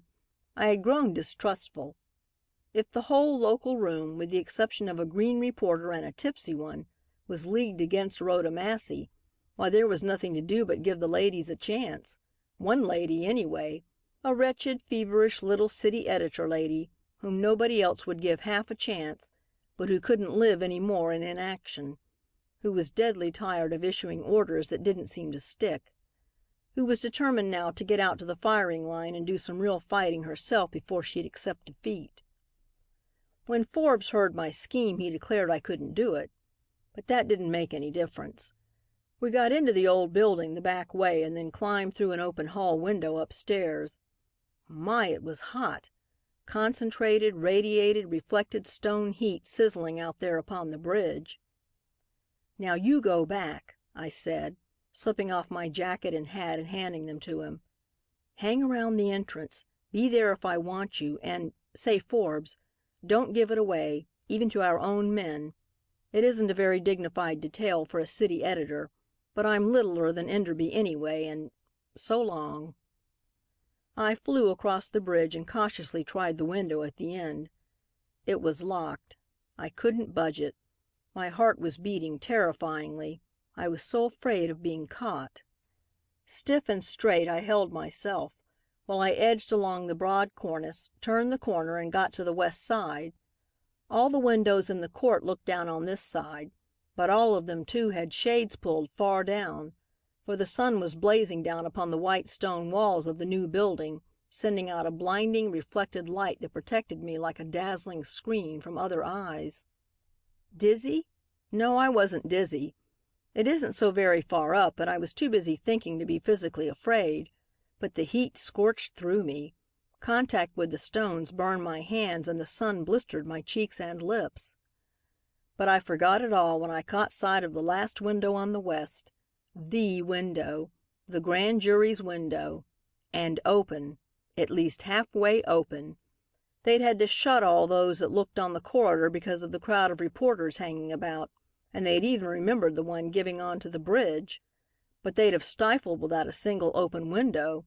And on the west side, who in the world would guess that a light little body could slip along the cornice and find room below the ledge of that same open window?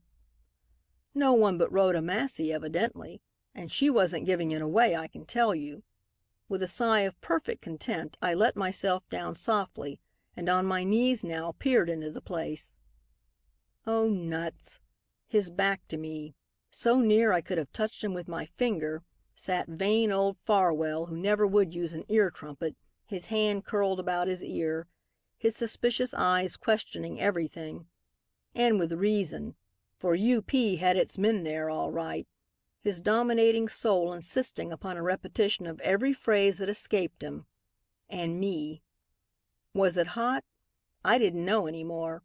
The invariable afternoon wind, whose cessation had caused these 3 days of cruel and unusual heat, might have started up again, and I might have been drowned in fog or frozen stiff. I shouldn't have been conscious of it. I was simply in heaven. The heaven of the reporter where you see things from the inside. And it was the inside, surely. All that delicious sense I'd had of being behind the scenes during my newspaper life. All the tang of the seamy side that takes hold of you when once you get the chance to know men and things as they are. It was all nothing to this, to the turning inside out and upside down that the grand jury gives to secret things. And oh, I love a secret. There's only one thing more fascinating than to know what nobody else knows, and that is to give it away in a glorious, self-conscious, jubilating scoop. Why, Newberry himself, Senator Newberry, was on the grill there, confronted with Supervisor Gregory, who had been bought by Boss Bassett, but who hadn't stayed bought and had confessed the fact. And now, "Do you mean to say, Senator," Farwell was shouting, "that Supervisor Gregory is lying?" "A man who'd accept a bribe would lie," said Newberry deliberately. "But since he says he accepted a bribe, I don't doubt it. He's quite capable of it. Only I'm not sure neither Mr. Bassett nor myself would offer him one. He's not worth it." "But suppose," snarled Farwell, leaning forward still farther to catch Newberry's words, "suppose that another man, quite another man, supposed to be absolutely loyal to United Power, had confessed also." "Now look here, Farwell." Suddenly Newberry's voice grew indistinct. Things began to sound queerly far off. Surely Farwell couldn't hear if I couldn't. Quickly my eyes switched from the Senator's handsome, grim face to the foreman's and then I saw what was up, or rather down. Slowly, slowly, but relentlessly the window was being closed. And there, facing me on the other side of the slowly descending window, his broad bulk almost obscuring the whole space, was one of the grand jury's policemen. There was a grin of enjoyment on his face as he looked at me. But his eyes. In a second I knew it. His eyes were alert, eager, curious, greedy. Yes, greedy. The eyes of the grafter, the bribee, the silent seller. Instantly I put a finger to my lips. He grinned knowingly and winked. I pointed to the window questioningly and lifted one hand slowly as though raising a weight. The other I put in my pocket. He gave me a swift, comprehending nod, turned his back upon me and slipped his hand, open palm upward, out through the crack that still remained between the window and the sill. Oh, that broad red palm, that coarse, thick-fingered, greedy hand! How I hated it! How I longed to beat it, to hurt it, to crush it for its cupidity, its baseness! But I didn't. I giggled instead, the situation was so funny. On one side of the window the grand jury, in the very act of investigating the bribery of a public servant, while at the same moment on the other side, Rhoda Massey was feeling for her purse and, oh pity, not finding it. The giggle died a swift, horrible death. I hadn't a nickel with me. My purse was in my jacket pocket, and Forbes had that, and the bribee's impatient hand. It twitched suddenly, angrily, and in a moment that cop's face, furious now, was turned upon me. A yellow journalist has got to be rather versatile, something of an actor indeed, and he gets the essence of acting, the strategical joy of it, the one thing that makes it worth while compelling belief in spite of, and not with the concurrence of his audience. Verily, if the great theatrical trinity could have seen the pantomime I went through just then, I'd have had an offer and a contract and right-of-way on the syndicate tracks straight into the big syndicate theaters. In dumb show I apologized for my temporary, oh, very temporary and accidental and amazing impecuniosity. Without a word I explained to him that the wealth of Tonopah was nothing to what the news stood ready to lay at his feet later. Oh, the least bit of time later. I offered him a bit of paper, scribbled there in utmost haste, with the window sill for a desk and the gutter for a chair, a blank IOU, to be presented at the News Business Office, signed Rhoda Massey.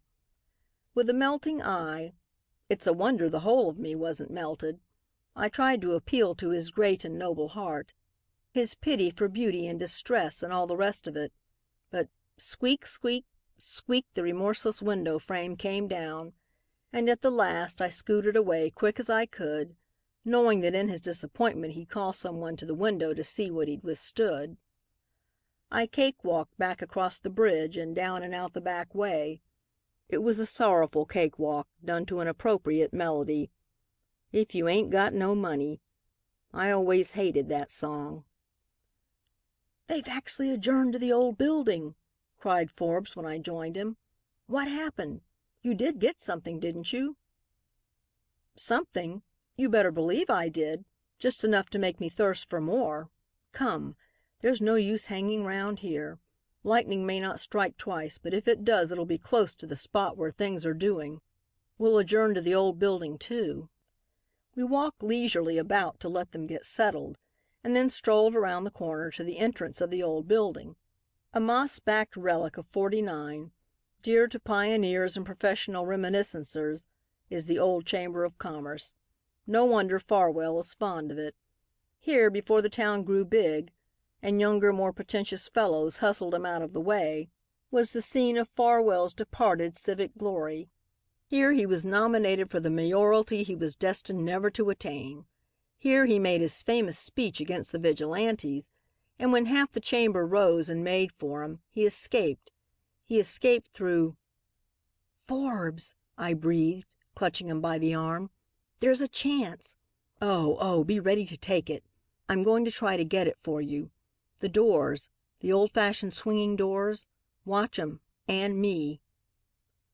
"But look at the man they've got on guard. It's hopeless," he remonstrated under his breath, yet helping me all the time up the broad stairs. "There isn't money enough in Offield's new bank to tempt Wilson." "Wilson!" I looked up at the officer on guard. A handsome, white-bearded old fellow, with the sergeant's stripes on his arm, stood, his back to those fascinatingly swinging doors, his alert, clear, honest eyes amusedly watching us as we approached. He looked like old '49 himself, yet hale and strong as the pioneer spirit, and as unflinching. He looked— "Why, Forbes!" I cried. "It looks for all the world like Sheriff Wilson of Grafton." "Not Sheriff Wilson of Grafton any more, Miss Massey," the officer cried as I put out my hand, "but Sergeant Wilson of the Police Department of the City and County of San Francisco. It was my heart give out up there," he explained, "and the doctors sent me down to sea level." "Good for the doctors!" I exclaimed as we shook hands cordially. He beamed upon me. "But 'tain't no use in this particular business so far as you're concerned, Miss Massey," he added quickly. "They's been 3 attempts today to get a leak on the jury room. That's why they got me out at last. In the 10 minutes since the jury's been here every reporter in town has taken a squint up here, seems to me. But they give it up when they see who was on deck. Lord knows I wish you could get it, this or anything else you want. But not through me, little gal. Or if you could get it in spite of me, I'd be glad as yourself. 'Tain't my funeral. Only don't expect me not to do my duty, for you'll get left if you do. If ever anything else comes up that you want that I can give ye, and not disobey orders, why, it's yours. I never see a girl that's got your grit, and the way you handled that Dimling case just made me your friend for life. You bet I'd like awfully well to oblige you, Miss Massey, but—" His big, sincere voice was full of appeal. "Don't ask me like a good girl. 'Pon honor now, I might give in to you, but I'd blow my brains out afterward. By gum, I would." "Wait," I cried gaily. "Don't blow them out till you have to, Sheriff Wilson. Nobody's asked you, sir," she said, "to betray the lofty trust imposed in you and all the rest of it. I haven't the least intention of coaxing you. Surely, Sheriff." He looked at me suspiciously, shrewdly, but he was convinced just the same. And so was poor Forbes. Oh, the black melancholy that settled upon him. And his face had been radiant since Wilson and I had so unexpectedly fraternized. "Mr. Forbes and I," went on with a quick reminding glance at him, "are out reconnoitering. This is Grant Forbes, Sheriff, the sharpest green reporter in town. When he's been at it a bit longer he'll rival Ted Thompson. If only he learns not to jump too quickly to conclusions." The two shook hands. Forbes shot a look at me that was worth the price of admission. It was so grateful, so apologetic, so promising. "Of course, Sheriff," I went on, stepping a bit to the side where the upper porch threw a welcome spot of shade, "I would get the thing if I could. It's as useless to deny that as to insist that the day's not sweltering hot. So hot that, if I were you, Mr. Forbes, I'd step farther in out of the sun." He did, bewildered a bit, but watchful, and stood, his back to the door, facing me. "We might as well wait here for the adjournment," I gabbled on, trying to be oh so very natural and indifferent. "Mr. Farwell may be a bit communicative just as he comes out. You don't mind, do you, Sheriff?"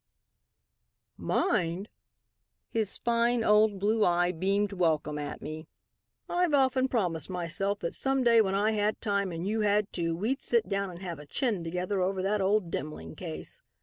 What gets me is how you could make a cross-grained old maid like Ellen Ely leave her dinner and, without hat or coat or gloves, go off on the train with you when them fellows but you can't stand there.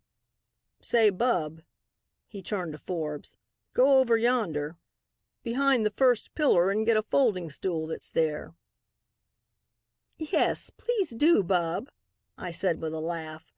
"The sheriff and I are in for a good long confab, and all you can do is to bear it and—" I stopped and looked squarely up at him. "And listen." Did he understand that? Not a bit of it. And yet his eyes were steady, unwinking question marks. But he did go over and get the stool and set it up awkwardly for me, his face a study of bewilderment and eagerness, while I objected fussily to this spot or that, complained of the sun, the reflected light from the building across the way, and finally, with an exclamation of impatience at his stupidity, seized the chair myself and set it down where I wanted it with a thump. "Boys are such clumsy things," I said to the sheriff, who had watched us with an enjoying eye. "It's the hardest thing in the world to get them to understand what you want them to do." And seating myself, I threw out my arms with an exaggerated gesture of irritability, and, with my elbow, knocked ajar the swinging door. Did Forbes get that? Well, I wonder. In that second, before the door swung gently back again, we both heard old Farwell's bellow. The boy's face went white. Perhaps mine did too, for I thought, in his sudden enlightenment, he'd give the whole thing away. And I tell you I talked fast for a minute. But I needn't have worried. The sheriff, his elbow against a pillar, was looking down at me, his shrewd, smiling face full of interest as I plunged into the tale of the gulling of Miss Ely, and from that went on and on as I do, you know, when I get to telling newspaper yarns. My back was turned to Forbes when I really got down to playing Scheherazade to the dear old sheriff's caliph. But in a second's glimpse I had caught the tense attitude of the boy behind me, his shoulder pressed slightly against that blessed swinging door, and holding it just a scant inch from its mate, his head inclined as though he were listening, with half-closed eyes, to the tales I was spinning. And yet all he heard was in the news the next morning. And to this day nobody knows how it got there. Chapter 13. A Boss, a Respected Proprietor, and a Whipping Boy. How Miss Massey Linked the Three. But sensation? Whoop! Sensation's no name for it. Do you know what Rhoda Massey's exposure of United Power's bribery and corruption fund did? It sobered McCabe. In a personal note to me, he congratulated me on being the best managing editor the News, not the News's proprietor, had ever had, telling me I'd understand the distinction before long. He said he'd be back in a day or two and that in the meantime I should "sit tight." I didn't know then on what. It brought our respected proprietor back to town in the morning, for the first time since I'd been on the News, with a copy of his own paper in his hand, and a face so scared that, really, I was sorry for him. It stirred the press to issuing an extra before noon, accusing Offield himself of having sold out to United Power, declaring that he had entered into a contract with Boss Bassett to abstain from roasting the company in the future for the sum of $40,000 a year, to be paid in the guise of advertisement in special editions. It brought Bliss of the Evening Mail over to interview our poor respected proprietor, and Aufield, wriggling in McCabe's big chair with self-consciousness and discomfort, was closeted with Bliss for half an hour, and then the newspaper man came out, red-faced and angry, leaving Aufield white-faced and angry within. Why? That's what I asked myself when Bliss hurried off with a look at me that mystified me. What in the world could our R.P. have to say? I found out when the mail came out. There it was, spread on the first page. Aufield puts blame on his news editor, Theodore Thompson.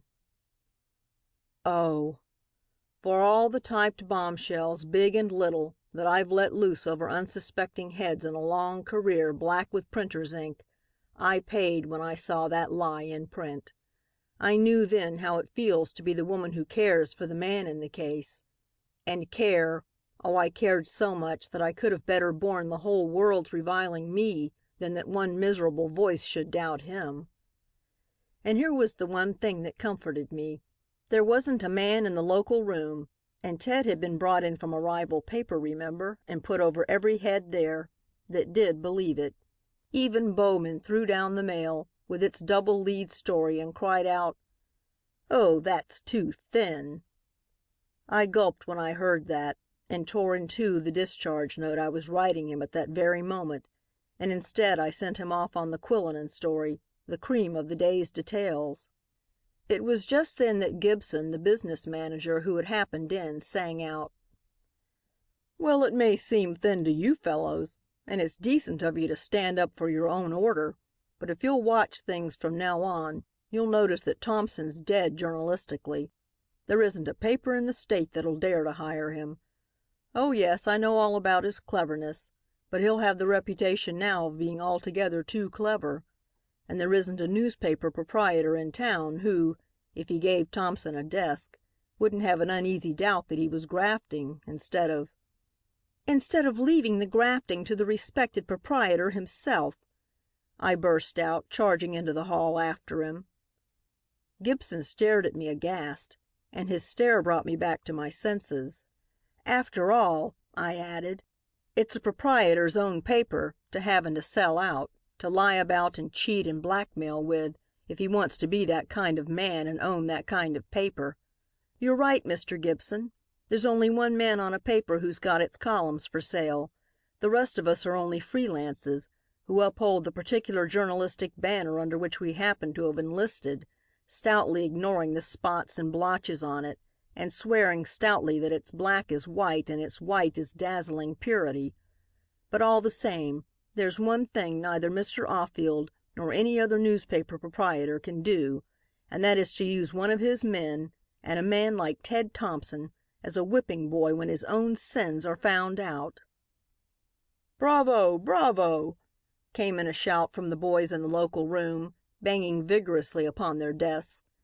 "Speech! Rhoda Massey, speech!" Gibson looked calmly at me. "Have you seen the contract signed with Thompson's name, Miss Massey?" he asked. "No, and I don't believe—" "Oh, yes, I have," he interrupted. "I have seen it. Would you like to?" "No, no," I gasped, when I had quieted something inside of me that seemed to be crying aloud. You see, Mr. Gibson, a contract Ted had signed wouldn't make the least bit of difference, for of course he signed for Mr. Aufield with Aufield's knowledge and under Aufield's orders. Mr. Aufield had given the whole management of the special edition into Thompson's hands," Gibson said quietly. "There happened to be one man in the business office who was connected with the business end of the special edition.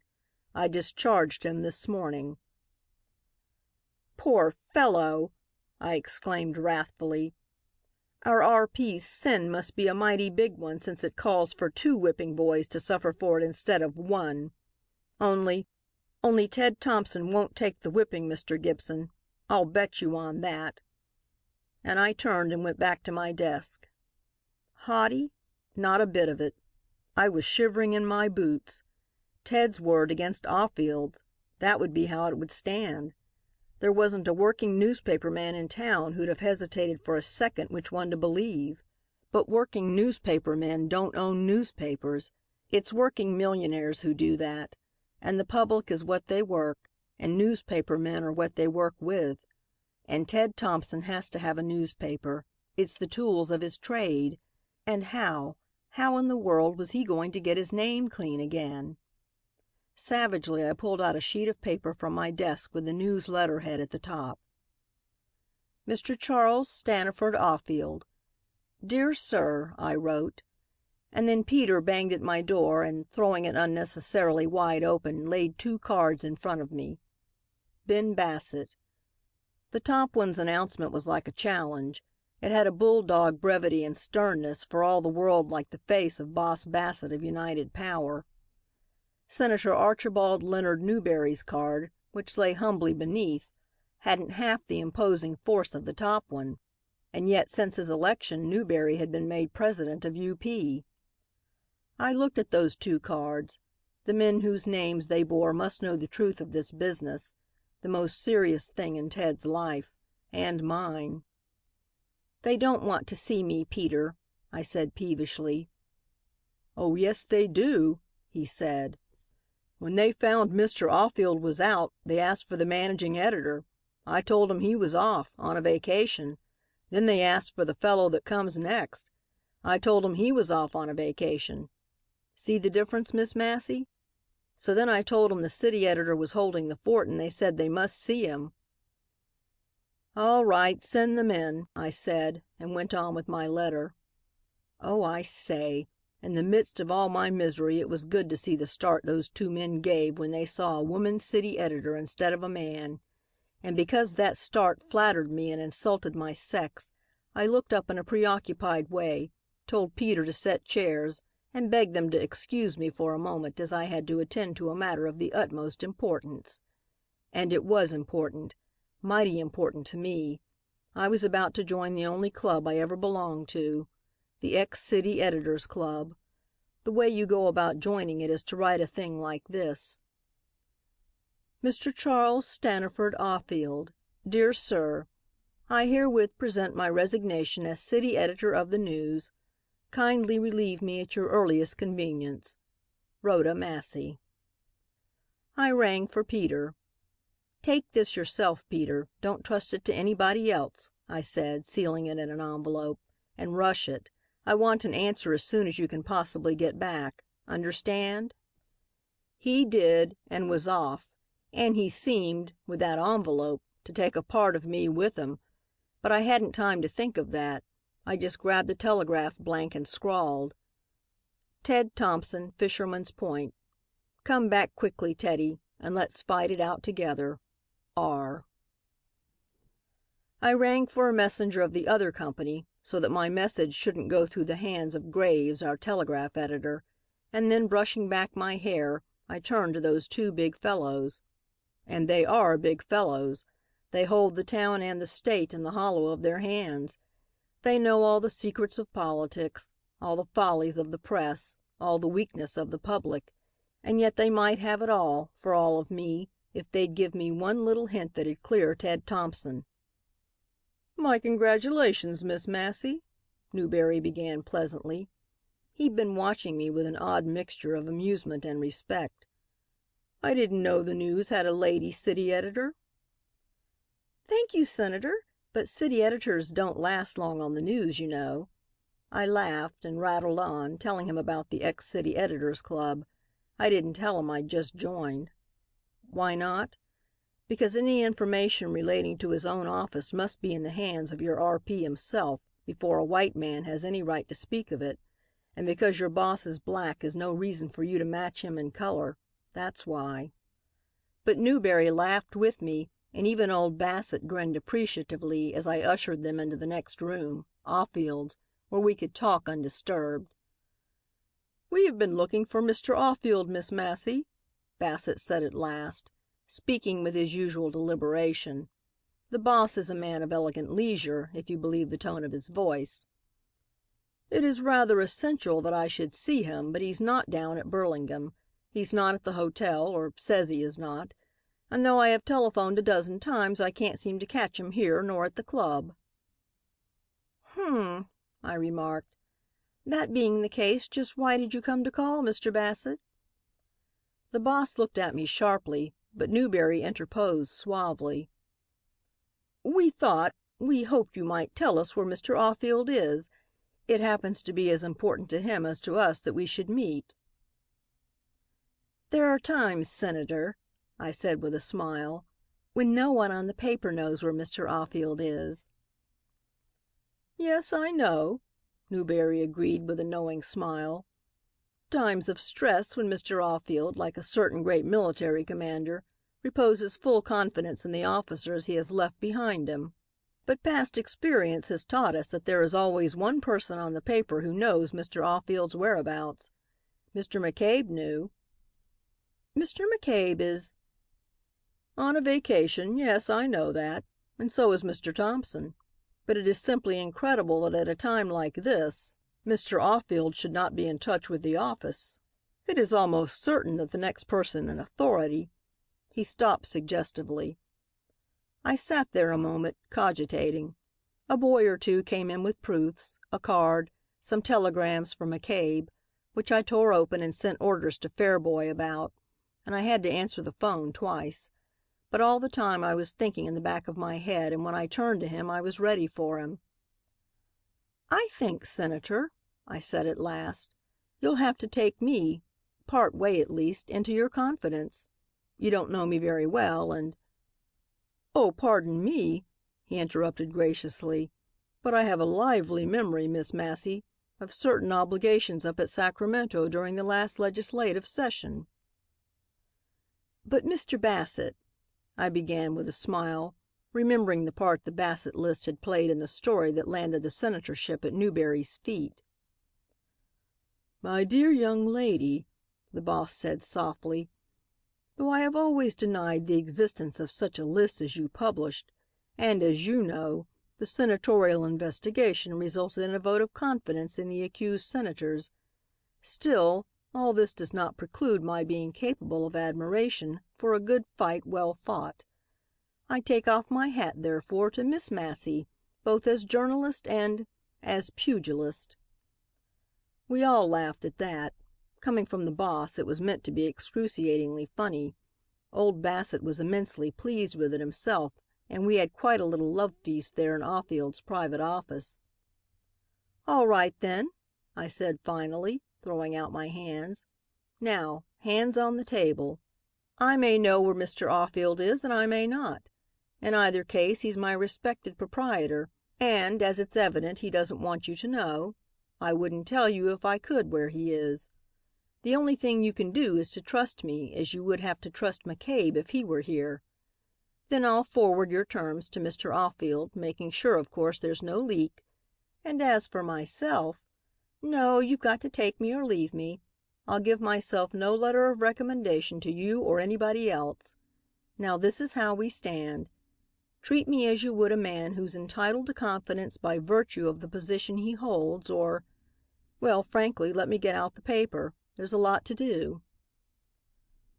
What a pity you're not a man, Miss Massey," said Bassett, rubbing his chin reflectively. "Not at all, Bassett," interposed Newberry gallantly. "What sort of a man is it that would wish such a girl as Miss Massey not to be a woman?" "It's awfully nice of you both," I said dryly, "but just now I'm neither man nor woman. I'm just a temporary managing editor. What's your business with the paper, Mr. Bassett?" That reached him, straight. Without another word of preliminary, old Bassett drew his chair up close to the desk, put his elbow on the corner of it, and giving his short, stiff hair an aggressive rub upward, he got down to business. "I want from the News, Miss Massey, just what the senatorial investigation gave Allen, Kennefi, and those fellows up at the legislature. I want a vote of confidence in United Power. That's what I want, and I want it to be the leader on tomorrow morning's editorial page." "Phew!" I exclaimed thoughtfully, and sat there a second looking right at him. "Of course, Mr. Bassett," I went on when I got my breath, "there's this handicap for me in talking with you. I don't know just where UP and the News stand. I did know when I was up in Sacramento all right, and knew just how my story of the Bassett list would be received at that time, but that's some months ago. Still, I do know it was common talk at Sacramento, you remember how much that vote of confidence up there cost United Power. I do know that that amount won't buy the editorial columns of the News." His small, twinkling, cold eyes positively warmed to me. "You're quite right, Miss Massey," he said gently. "If you'll pardon me, I know that even better than you do." I laughed outright at that. It was such a facer. "Oh," I said, "I'm beyond my depth, eh? Well, as I understand it, you want me to tell Mr. Offield that an editorial—" "Not an editorial, Miss Massey," the old fellow interrupted in a quick and positive voice. "Not any editorial, but a strong, confident editorial, with a backbone and an unmistakable intention, not only to show belief in what it says, but to take sides. In short, I want a thing that, as you've said, can't be bought, and more, that doesn't sound as if it had been bought." I stared at him, but admiringly. No wonder he's Boss Bassett, a man that's got the audacity to ask a thing like that. "I'll tell Mr. Offield," I said. "I'll tell him just what you say." "Thank you." He got to his feet and so did Newberry, and we stood there a minute while Fairboy came in to get me to O.K. the payroll. "There's a quality in Mr. Offield, or a lack of it," Newberry said slowly after Fairboy had gone, "which makes him susceptible to the manner in which things are said to him and which makes him most responsive to the last argument that reaches him. Eh, Miss Massey? One more confidence, if you please. This isn't for publication, but you may have it to print first when the time comes. I am going to buy a newspaper here in town. I think I am going to buy the News. I need it and—" "Why," I burst out, "Offield'll never part with it. It's his dearest vanity, next to his new bank." "I know," he smiled, "and yet I have hopes of persuading him." I looked at him. Blackmailing a blackmailer. That's what I wanted to say. But I didn't say it. The blackmailer happened to be my boss, till Peter should come back. He did come back just that minute, bringing me my unopened letter of resignation. "Not in," he said with a significant look, as he went out into the next room, McCabe's. But the sight of that overdue letter made me cross. I had so counted on getting away. I stood there frowning till Newberry said softly, "Well, Miss Massey?" I looked up then. The trouble with me is that it's so hard for me to put my whole heart and soul into two different schemes at the same time. "You've got a lot of things to attend to, haven't you?" he went on lightly. "It's unconscionable of us to take up so much of your time. 3 editors in one, aren't you, today? You must be a valuable newspaper man, Miss Massey. When I get the News, I hope I'll have the benefit of your services, too." I got it then. Oh, I got it all right, though I had been a bit slow. But you see, it was the first time. You hear tales of the bribes offered to reporters, but I've always said that the newspaper man whose professional honor is so often in danger is of the same breed as the woman whose virtue is constantly threatened. In all the days and nights, too, that I've been running round the town hunting stories, the villain still pursued her has never bothered me. I was too busy, and he probably guessed as much. "I am valuable, Senator," I said to him then. "Not so much because I know the business from the ground up and served my apprenticeship under a good master, if a hard one, that's Bowman. No, the journalistic woods are full of experts. It isn't that, but it's because I happen to be honest. I may serve a scrub, but so long as he's my employer he gets the best service that's in me. I'll give Mr. Offield your message. But I'll tell him, and in the absence of my superiors I'm the nearest thing to good newspaper judgment he has to rely on, and he knows it. I'll tell him that he'll ruin the paper if he does what you want. That it'll be a virtual confession of the truth of the press's story, of course, and that he might have saved himself that lie about Ted Thompson if he intend. Newberry's start stopped me. Of course I had done it. It wasn't in me to say Ted's name and talk like a managing editor. I had to let my voice quiver like a goose, and the red come to my cheeks, and be filled with rage at the world while I spoke. "Miss Massey," Newberry said, and there was actually respect in his voice this time as well as eagerness, "I really think we might do business together." But I shook my head loftily and marched to the door to show them out. Afraid of his tempting me? Not I. If the mere thought of getting in with him and fighting for Ted from behind the fort of united power didn't do it, what more could Newberry add? He went out, but Bassett stopped just a minute and under his breath he said, "You will say whatever you please to Aufield on your own account, my dear young lady, of course. But that very clear conception of honor which, permit me to say, I find most admirable in you, makes me confident that you will also deliver my message with this addition. United Power wants that editorial, but Mr. Aufield would be more anxious even than ourselves for it if he knew what good ground we have for demanding it. Tell Aufield just that." I stared at him. Jove, that was pretty straight. "Is it a threat, Mr. Bassett?" He hesitated a moment. "You and I need not label it, need we, Miss Massey?" he asked finally, with the utmost good nature. "What I beg of you to convey to Mr. Aufield is that we hold a trump card which he had probably forgotten, or of whose existence he was unaware when he gave that interview to the Mail this morning. Good afternoon. Thank you. My apologies for detaining you." I stood there petrified. The elevator went down, taking them with it, and still I stood there. I seemed caught, by the magic of a little thing called duty, in a net of inaction, chained to a bewitched spot, where there was nothing to do but to stand and look on while these men of power and wealth played at a game whose stakes were Ted's honor and my heart. I really suppose I might have been standing there yet in a daze of paralyzed emotion if I hadn't felt a light touch on my arm. Quickly I turned. Aufield! Our R.P. it was, with a finger to his white lips and a hand on the door, which he shut quickly behind me while his furtive eyes drew me inside. And yet, when he'd got me in, he didn't seem to know what to say, but threw himself into the chair at his desk and played with an envelope lying on the blotter before him. "Just what does Bassett say?" he asked at length. I began at the beginning. "Yes, yes, I heard that," he interrupted in a matter-of-course way. "You—" "In yonder." He nodded toward McCabe's room to the right. "Oh!" I exclaimed. "Then you know the sort of editorial he wants?"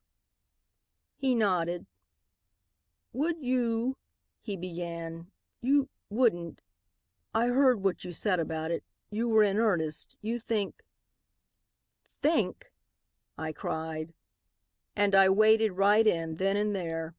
I sketched the kind of roast United Power ought to get, written in the style Channel, our editorial writer, would put it. Oh, I haven't been reading those hummers of his all these years without learning something of his way of saying things, of roasting rogues and seeming to enjoy it. And I put the thing with all my soul. Something in me was crying out against myself all the time, but it only made me throw myself into the business all the harder, to drown its cries. To convince him, that was my duty. To make this uncertain-eyed, hesitating scoundrel see the thing that would pull his paper and himself out of a hole, that would speak louder to the town and the state than any other thing he might do or say or not say. And he really began to glow, himself, with enthusiasm as I spoke. I could see his back stiffen with every smashing thing I imagined Channel writing. "And if you don't do it and do it this way," I cried at the end, You might as well run what Bassett wants, the whole of it, and just as he wants it. It won't hurt the paper a particle more than keeping still about the matter, or running a water on both shoulders editorial, and in the bargain you gain UP's goodwill, if that's what you want." I was hoarse now from talking and from temper. I wanted to cry, to sob aloud and tear things, and instead I had to stand there and talk sense and newspaper honor to a man that knew little of and cared less for either. But my last sentence caught him. Newberry had gauged him right. "But what do I care for United Power's goodwill?" he asked defiantly. I looked at him. It was like him to bluff to the last, to lack the virtue of frankness to the end, and even with those he would finally be compelled to trust. "Well, of course, you know better than I," said I, with a shrug. "Or perhaps Bassett knows." And then I delivered the end of the old boss's message that he had whispered to me at the door. My, but it hit him straight between the eyes. He caved. He went to pieces. Falling back in his chair, he turned from white to red and back again. And then suddenly, all at once an idea seemed to strike him. Quickly he bent down and unlocked the lowest drawer of his desk. The drawer was full of traps, I could see that. Photographs, proofs, letters, all sorts of truck. He passed all these over with hasty, trembling hands, and from under the heap he drew a typewritten sheet of paper, marked and interlineated here and there with red ink. The sight of it seemed to comfort him inexpressibly. He read it over. He kept fondling it. And then he looked over the top of it and saw me watching him curiously. "Just have Channel in, Miss Massey," he said with an embarrassed smile, "and give him the points of that editorial just as you've given them to me." And tearing the paper he held twice across, he threw it into the wastebasket. Bewildered, I rang for Channel. Or I suppose I must have, for he came in, his pencil behind his ear, his pipe in his smooth-shaven, big, humorous mouth. We talked the thing over, and Aufield, quite restored, sat all the time at his desk suggesting a more damaging punch or a heavier smash in the intervals of opening and reading his letters. But really I was hardly conscious of what I said. My mind had gone clue hunting. What was the thing our R.P. dreaded? What was the thing that reassured him? And what good in God's world would it do to me to know the answer to either question, seeing that I couldn't make any more use of such knowledge than I had of Bassett's plain talk from the hills or Newberry's insinuations? It was Aufield's voice that broke in upon us finally. "You're sure that you've got it, Mr. Channel?" he asked. In his dealing with us, our R.P. always has the idea that people who write are deficient in good sense or lack some of the senses. We're hard of hearing, slow of understanding. At any rate, we're not acute in the way that business men are. "Very well, then.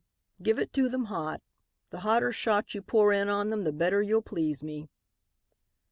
So Channel left and Aufield turned to me.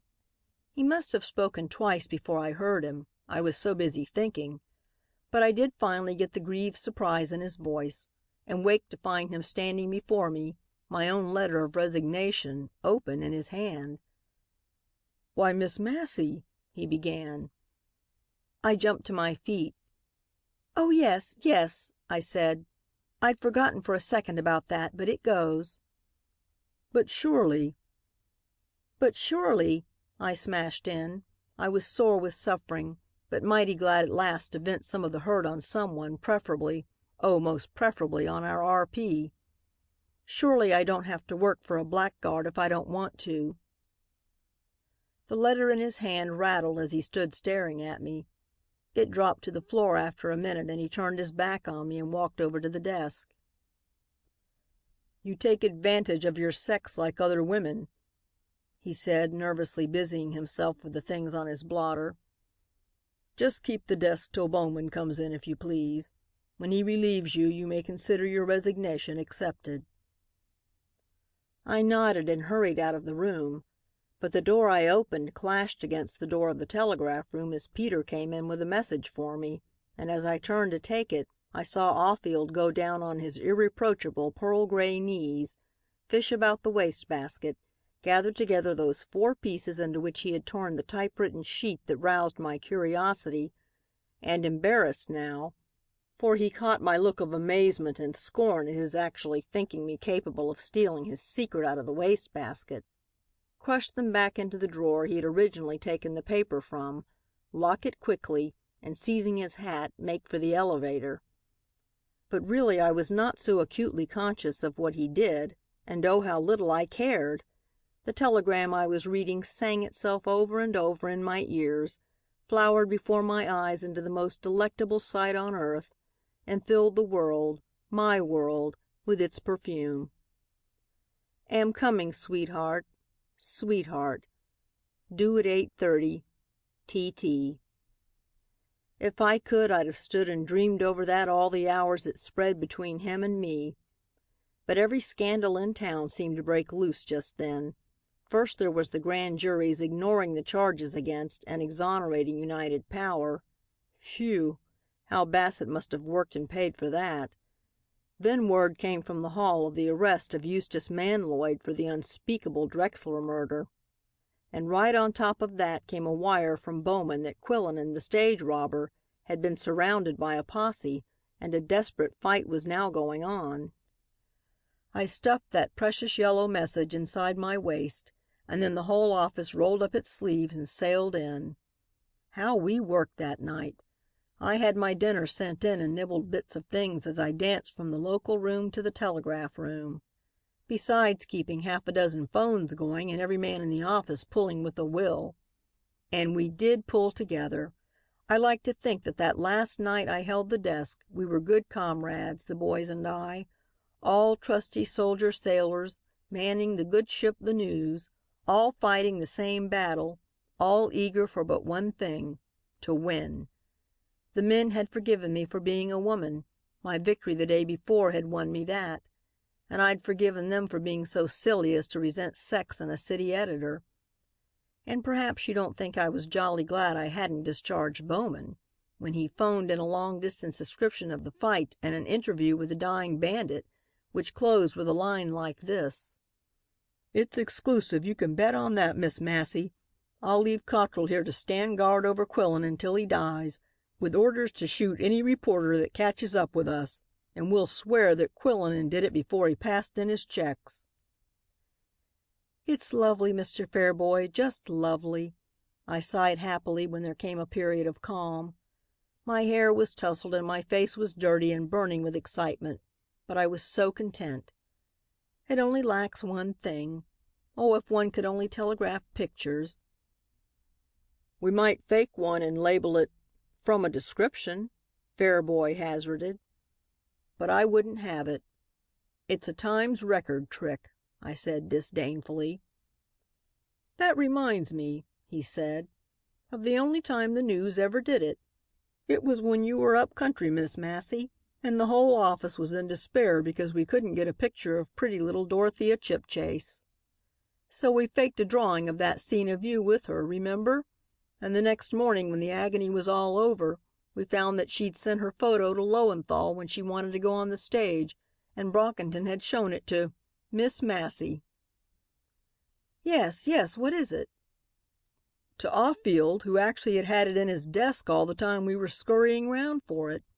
You know that queer collection of his of beautiful women's faces and ugly men's, and Quillinan is such an ugly brute, possibly—" "Come on," I cried, "we'll see." The only difficulty about being a woman managing editor, even for a night, is that you haven't strength enough to force locks. But Fairboy had, and the way he pried open one after the other of those drawers of the boss's desk would have joyed a burglar's heart. The place looked like a wreck when we got through, but do you think we cared? There in the bottom drawer was the picture we wanted. It was old and probably looked more like Offield himself by this time than like Quillinan, but it was a picture. I cleared away the torn pieces of paper that had covered it, gave the precious thing to Fairboy to take up to the art room, and on my knees before the desk began to put back into the drawers the things we'd tumbled out. Not that any newspaper proprietor in his senses would object to his desk being rifled for the good of the order, but that he mightn't be charmed with its being left all at 6s and 7s. My, what a lot of truck Caulfield had got together. Such odds and ends. Such a queer collection of unnecessary trifles. Such. Suddenly, as I was in the very act of replacing them mechanically, my eyes fell on the 4 pieces of torn paper Caulfield had thrust back into the drawer a couple of hours before. Oh, it was plain then, very plain. His perturbation, his reassurance, for in my lap, in 4 sections, indeed, but otherwise intact, lay a typewritten copy of the contract between the News and United Power, annotated in red ink and in Caulfield's own handwriting. Yes, by our R.P. himself. "Oh, you dear thing," I sobbed, laying my cheek upon it lovingly. "You dear, honest, true thing." I sat there on the floor, comforted merely by the touch of it. Oh, just a big sheet of copy paper to back it, a pot of mucilage and 5 minutes' work, and then the door opened behind me and Caulfield came in. Chapter 14. Some Japanese Prints, which Miss Massey admired. I thought for a moment as he stood there looking down at me, his face livid with wrath, that he was actually about to trample on me. But even as I marveled at it, the fury in his face was gone, leaving it haggard, terrified, but cunning still, and cautiously alert. "What have you there, Miss Massey?" he asked, trying to steady his voice to a matter-of-fact tone. I looked up at him. There's no grace in him, of course. He'd pretend still and lie uselessly, even with the futility of lying obvious to every one in the world but himself. "It's just proof that I had the right name for you this afternoon, Mr. Caulfield," I said slowly. He jumped. "And what name shall be applied to a criminal like you," he shouted, "taking advantage of a position of trust to break open your employer's desk?" "Oh," I exclaimed. I felt stunned for a second, as though I'd been struck. "That's what your face meant when you came in? But you're wrong. Fair boy helped me open the drawer. We wanted Quillinan's picture. And then, afterward, I found this." I spread my open hands over the torn papers in my lap. He stood a moment watching me. I fancy he must have believed me, but then I was so simply sure of speaking the truth, and so preoccupied thinking of what might have been and couldn't, just couldn't be, that it never occurred to me he might doubt. I beg your pardon, Miss Massey," he said with an effort. "May I help you to rise?" He reached out his hand, but I scrambled to my feet without touching it. Oh, it's a blackguard hand, that well cared for, white hand that was shaking so visibly now he himself noticed it and rammed it down into his pocket. Then he stood there, a gross little frightened figure, watching me while, with careful deliberation, I matched the torn pieces together on top of his desk and stood bending over them. No, it wasn't the constructive instinct that makes one put fragments together again. It was just that I was hungering for the sight of it all straightened out, with Caulfield's unmistakable M's and K's, with his initials adding emphasis to a question mark he'd placed in the margin, calling attention to an underscored word, just as he does in a proof, and at the bottom of the page written squarely out: "Stand pat on the 40,000. The risk we run, the hurt the ad itself, even in a special edition, may do us, is worth all of that to us, and more to Bassett. U.P. will pay up all right. C.S.O." There it was, just as Ted must have submitted it to Caulfield, and got it back with the notes to resubmit to Bassett, and finally to incorporate all our respected proprietors' objections into the finished contract which Newberry had signed for United Power and Ted for the News. I looked up at last from the paper to Caulfield's face. It was gray. "Sit down a minute, won't you?" he stammered. I have something to say." I shook my head, but I stood there waiting with that thing, that awful exposé spread out before us both. The appearance of it somehow seemed to paralyze me, to put a stop to everything, to make it unnecessary for me to do anything more. "It was this way," he went on. "I really did forget about it. Oh, I assure you I did. And after I had given that interview to the Mail, in which I expressed what was at the time genuine indignation at Mr. Thompson's conduct, having forgotten and really never having thoroughly understood not having given proper attention to the matter. At any rate, I remembered, but of course it was too late. The mischief was done for Thompson. It's about him you care?" I nodded. It didn't seem very sensible to listen to such stuff as that, but it came upon me suddenly then, the desperate need to range myself openly on Ted's side. "Well, we can make that all right," he went on quickly. You can't expect me to go back on my tracks now, but after a bit things will quiet down and he can come back to the office. I've got to discharge him, of course, for the form of the thing, but he will get his salary just the same, and he can drop down to the islands or over to Japan till—" "You fancy he'd work again for you?" I gasped. He got red and fidgeted a moment.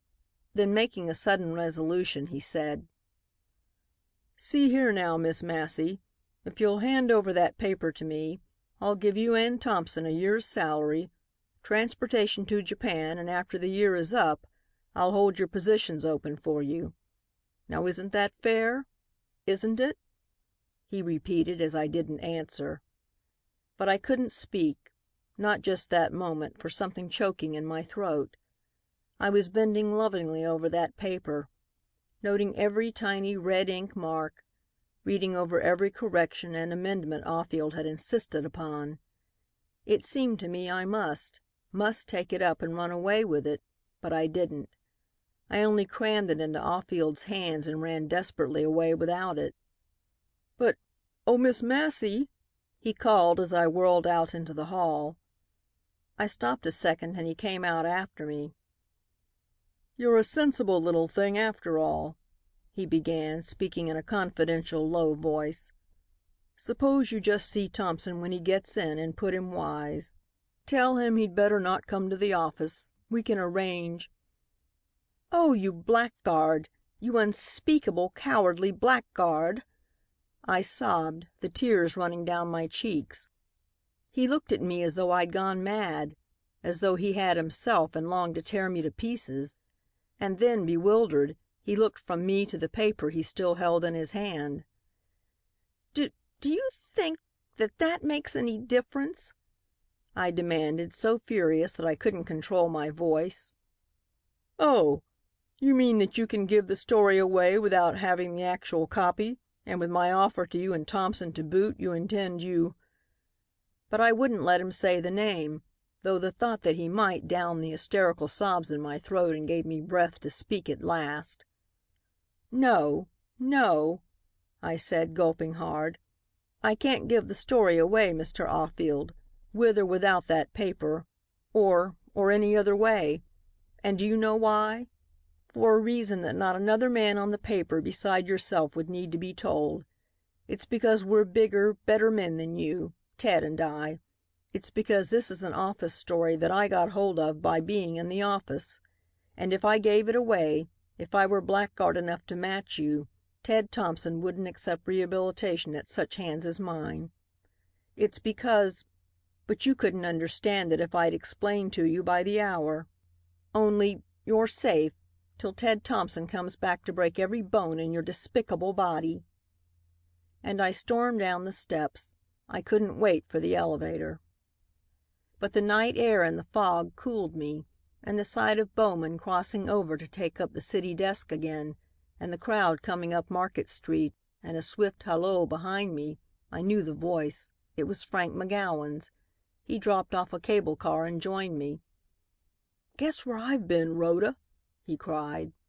I shook my head. "Out to see Judge Frisbee, police court. Don't you know Frisbee?" Well, I sashayed out to the hall the first minute I could get after reading that noble interview with your generous and disinterested proprietor. Miss Massey—" "Not mine any more," I interrupted, pointing to Bowman, who, across the street from us, was just entering the News building. "Shake." Frank put out his hand. I dropped mine into it, and he gave it a brotherly squeeze. "You're a man, Rhoda, and white," he gurgled, satisfied. "So am I. Listen. How much does it cost, Judge?" I whispered to Frisbee in a lull in court, pretending to be consulting him about one of Brockington's bulky briefs, but really showing him that dirty wipe at Ted and the mail. "How much to lick Auffield?" "$20," says Frisbee, frowning judicially and diving down into his pockets. "$20 and I'll lend you the money. Ain't he a corker?" I nodded delightedly.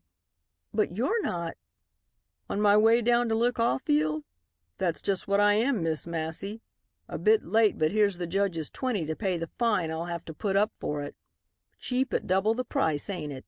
And if you want to see the prettiest and speediest little scrap—" I shook my head. "I've had enough of the News," I said.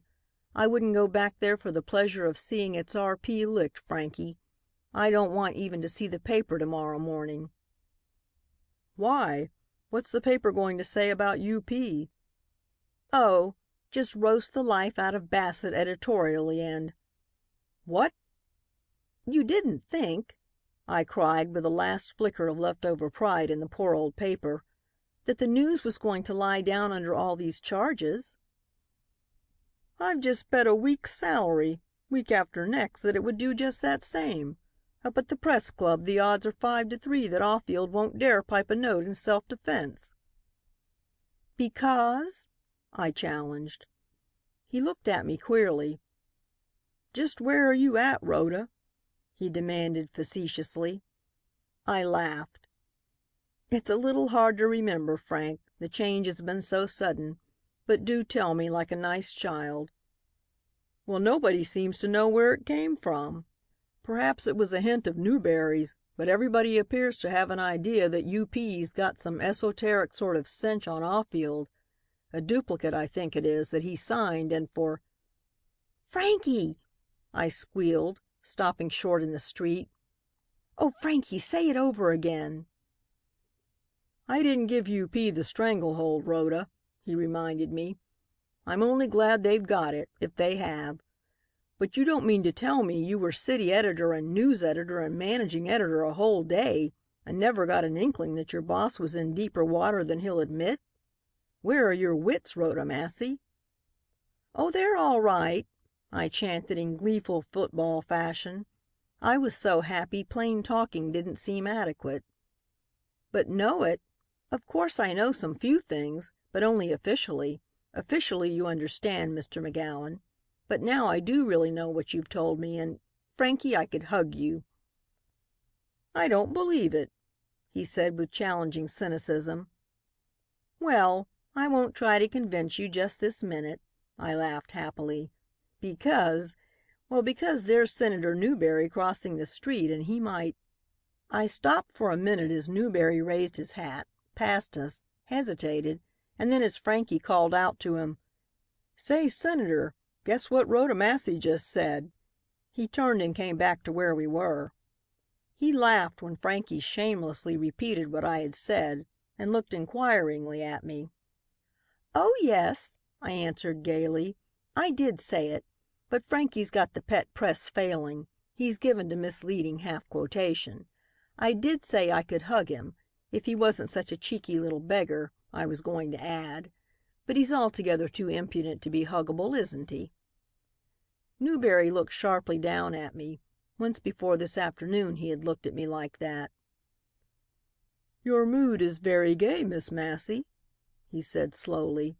"You seem much happier than you were a few hours ago." "Naturally," I laughed. "I've lost me job." Newberry stared. "I've joined that club, the ex-city editors I was telling you about at the office," I added. "I see, Miss Massey," Newberry said. He'd been doing some quick thinking, and so had I. "At the risk of becoming monotonous, I really think we could do business together if—" "I'm sure of it," I interrupted. "Wait a minute." And hauling McGowan off to one side, I whispered, "Look here, Frankie, there's something you've got to do for Ted Thompson that may cost more than $20, but it will be worth infinitely more than what you were thinking of, for he couldn't do it himself, and I couldn't do it for him, and so—but you shall have the story if there is one, and—" "What's up? What's up, Rhoda?" the boy cried eagerly, looking inquisitively toward Newberry, who had walked slowly to the corner. "I can't tell you, and you've got to trust me, Frank, and help me. I want a proof out of the News composing room of the editorial about United Power that's to be run to morrow morning. You've got to beg it or buy it or—oh, I don't care how you get it, and I wouldn't tell you how to go about it even if I had time to think out how.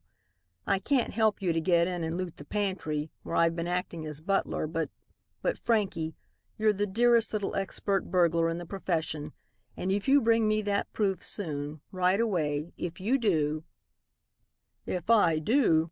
I bet the judge's 20 I do, Rhoda Massey," he said, strutting a bit.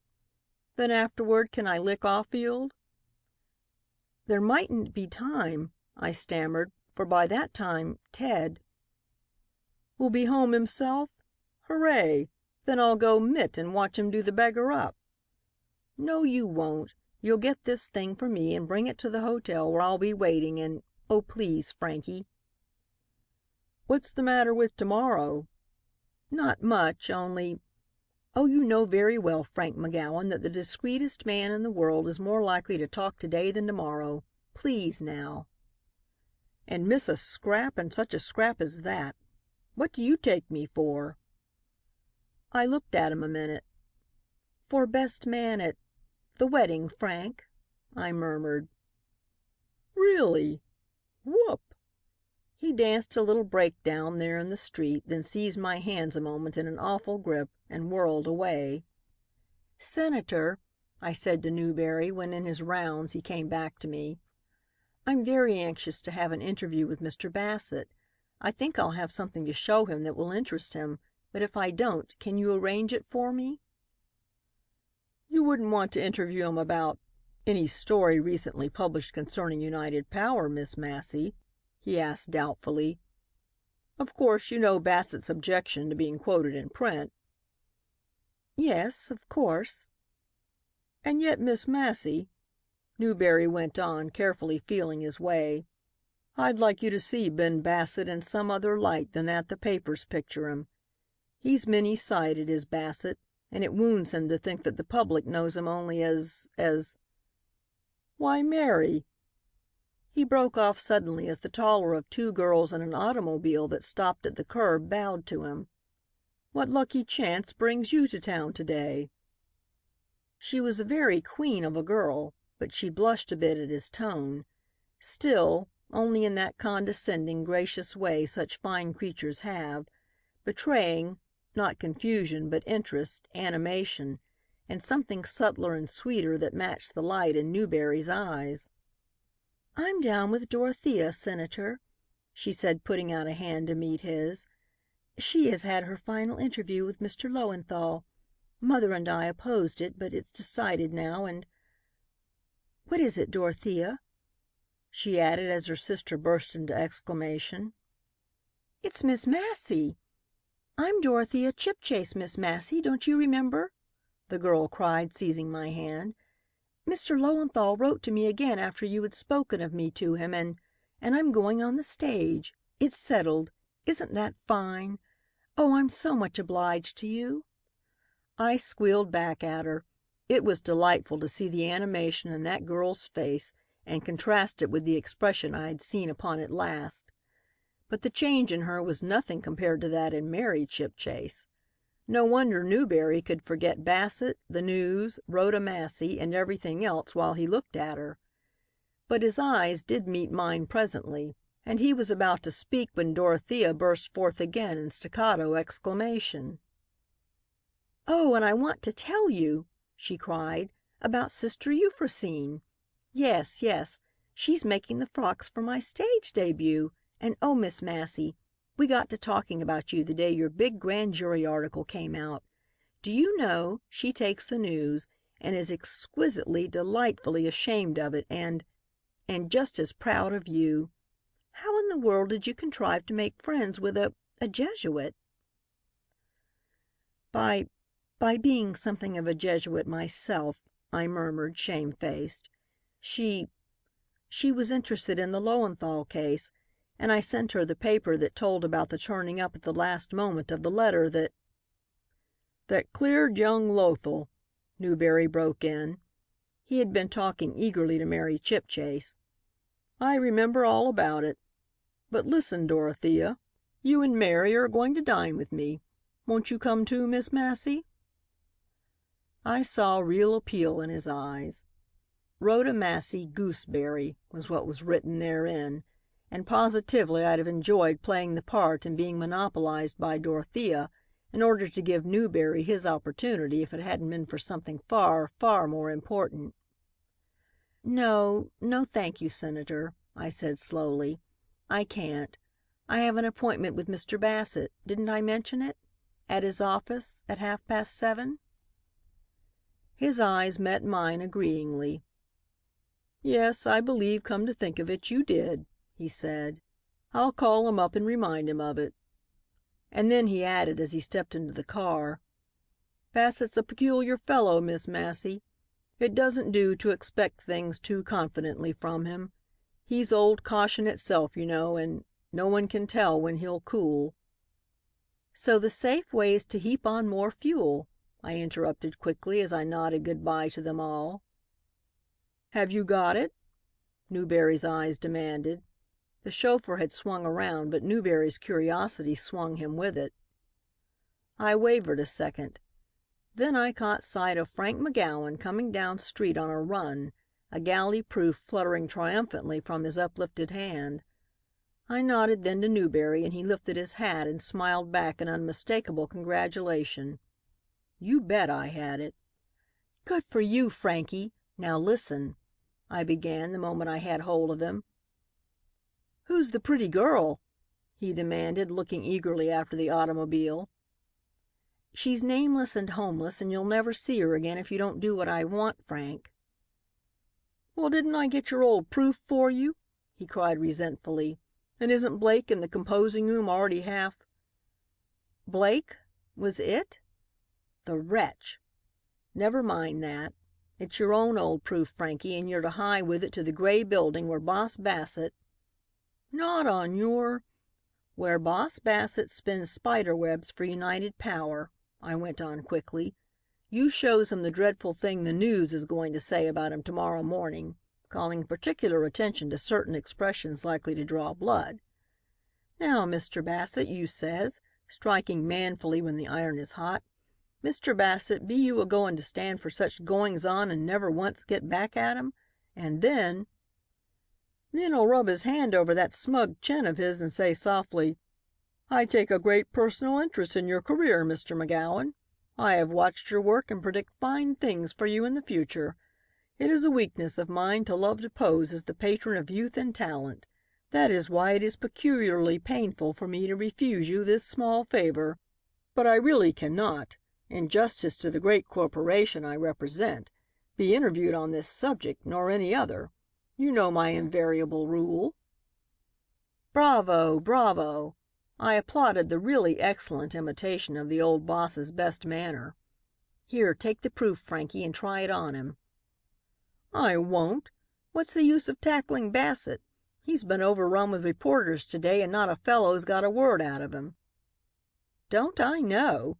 Who ever got a word out of Bassett? Just go like a nice lad to please me and Frankie—" "Well?" he asked sulkily. "And just forget to bring the proof with you when you come away so he'll have it after you're gone to re—" He wheeled about. "What are you up to, Rhoda Massey?" he demanded. "Oh, something, something, Frankie. No, no, I won't tell you. But if it turns out as I think it will, why, I haven't got any paper and you and the press shall have for your very own a scoop that'll shake the town. And I'll throw in an introduction to Dorothea Chipchase to boot," I ended with a trembling laugh. He was off with that, though he did assume the melodramatic air of a hero bound for martyrdom.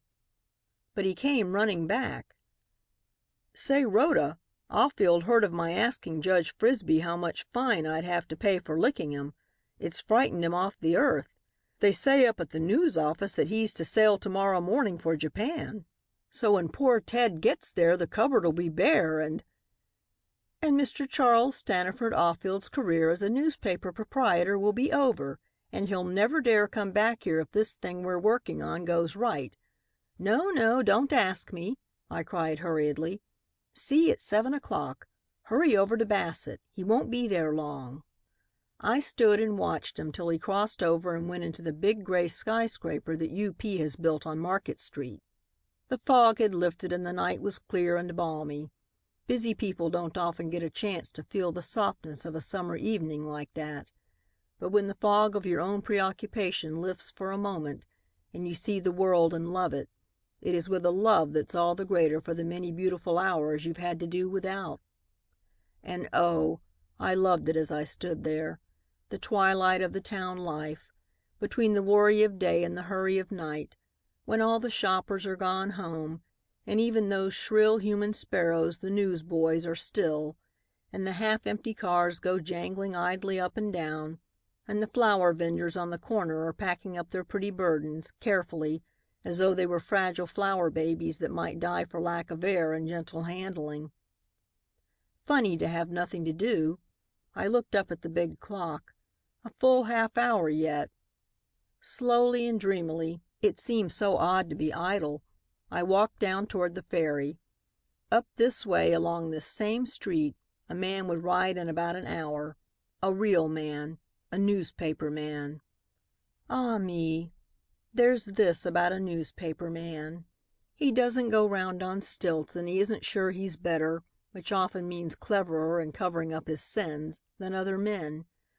He will come off his perch and he won't talk gruff, and women have to listen to so much of that sort of thing from men. And he'll meet you on any ground but a pretentious one. There's nothing of the ostrich about him. He knows when it's time to lay down his cards, and you don't find yourself talking against a baffling wall, a wall of pretense. You're not compelled to meet his make-believe with make-believe and give utterance to an editorial policy at war with your news pages. You can't bluff him by "fine writing." He's on intimate terms with the truth. He knows the inside and he won't take the trouble to be insincere. And the beauty of his frankness is that it punctures shams that run up against it. The greatest hypocrite in the world never got any real comfort in posing before Ted Thompson. He couldn't look into that shrewd, good-humored eye of Ted's without seeing himself caricatured there. No, you can be blessedly yourself with a newspaper man and he'll be the same. It isn't always the nicest sort of self? Perhaps not, but it spoils you for most other kinds. It's so human, so straight from the shoulder, so my kind, mine and Ted's.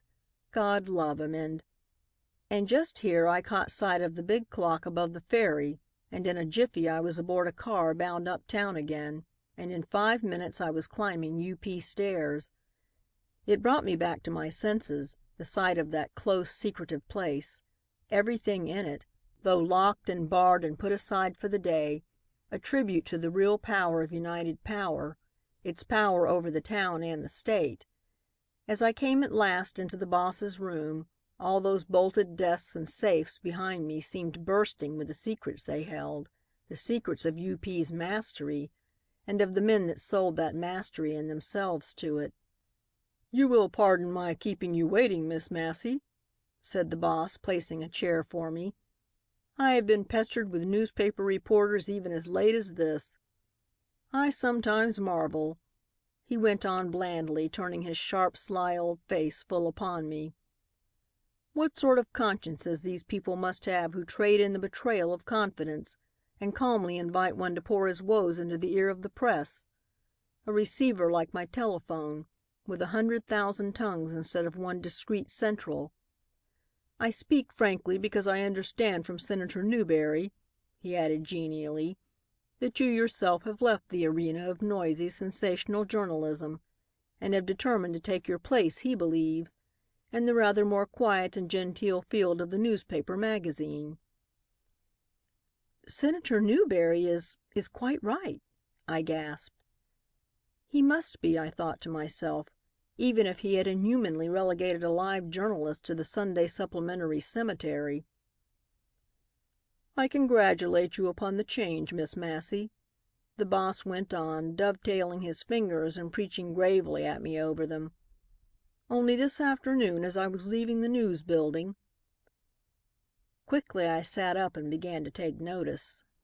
"I remarked to Newberry," he went on calmly, "how much it was to be regretted that a young woman of your principles and nice ethical discernment should have these virtues blunted by contact with the dishonorable necessities of her profession." Dumbly I agreed with him, but shades of U.P. A sermon on the higher life from Boss Bassett.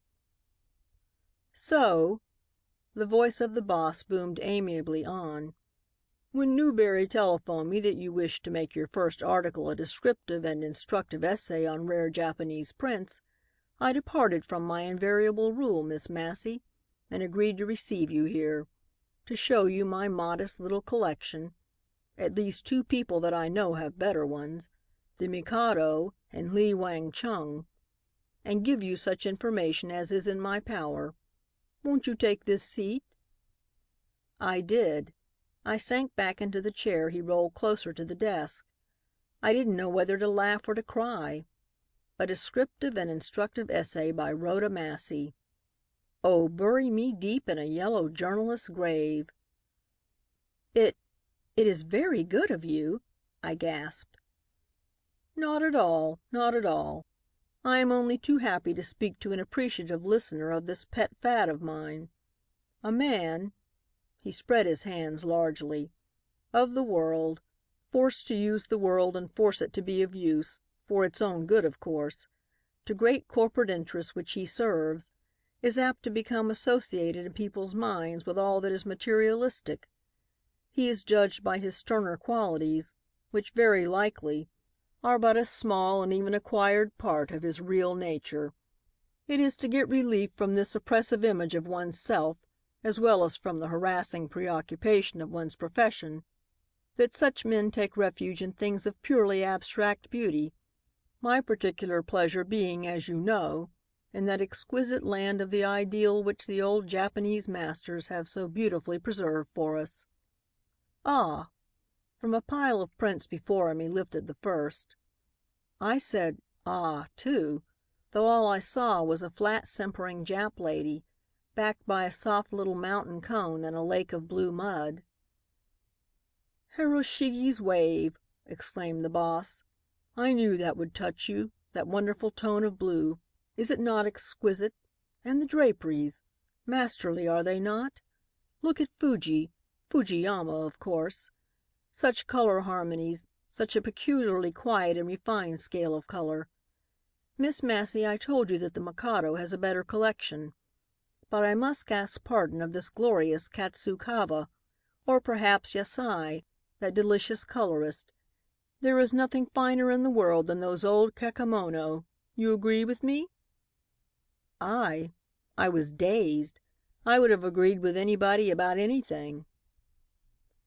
"Is it possible," I said to myself as I sat there listening to him expatiate upon his yellow-red series and his quintet in gray-brown tones of Hakusai and Kosakanakoa and the delectable lot of them, "is it possible, Rhoda Massey, that fate would play you so grotesque a joke as to keep you here listening to such stuff, and on this evening of all evenings when the one man in the world is about to swing on an uptown car and—" But I couldn't think of Ted. Quickly I turned back to the pile of prints with the crepe paintings interspersed. It was getting smaller, fortunately, but still the boss's voice droned enthusiastically on. Yes, it was genuine enthusiasm. He meant what he was saying. Whatever else it was fun to him. But to me and to Ted. A rap at the door came to deliver me, and Bassett left me to look over his precious prints while he stepped into the next room. I looked over them. Oh, yes, I lifted one flimsy sheet after the other, and all the time, for I had determined I would wait no longer, I was framing the question I meant to put to him when he should come back. But I didn't put that question. I didn't, for you see, as I lifted the last little banner of crepe framed in bands of silver and golden network, with ornaments of ivory depending from its silken fringe, I found Channel's editorial in proof on UP, and beneath it was the most exquisite color harmony in the world, to me. Only this one wasn't Japanese.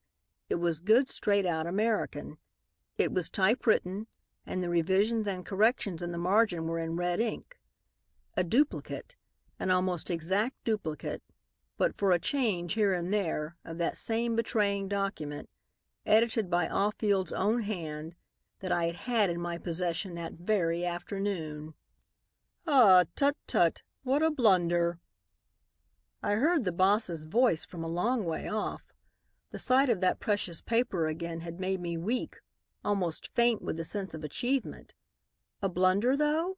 And was I the blunderer?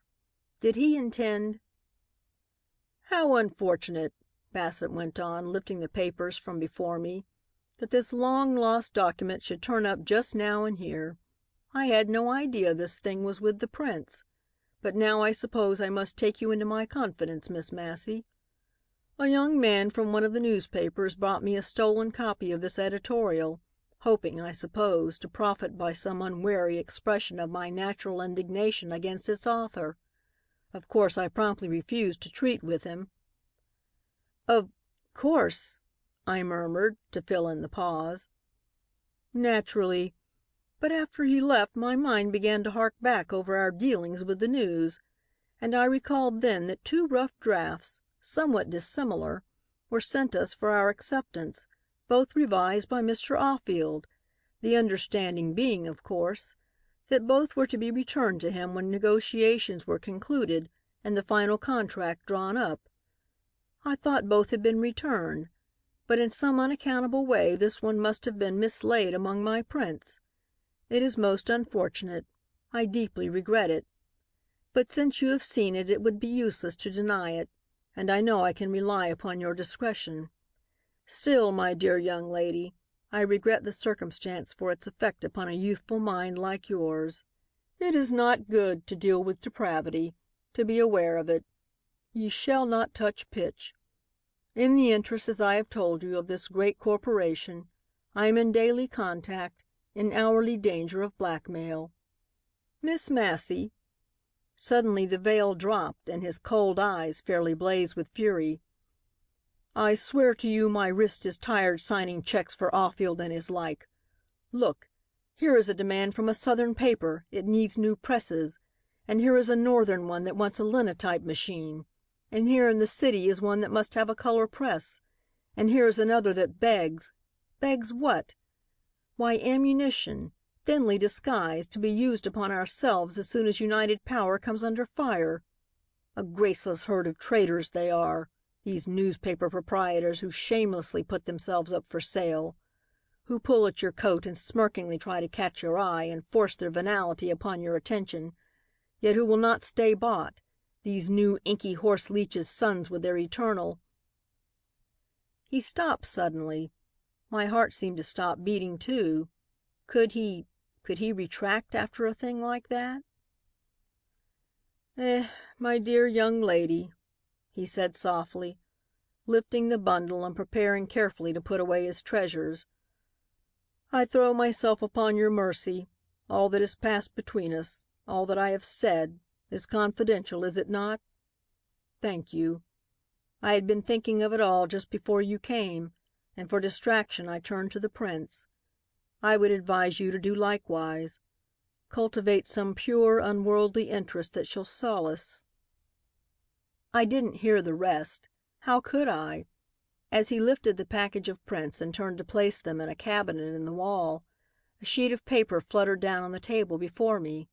The last sheet of the pile it was, the sheet, the only one that could have any value for me.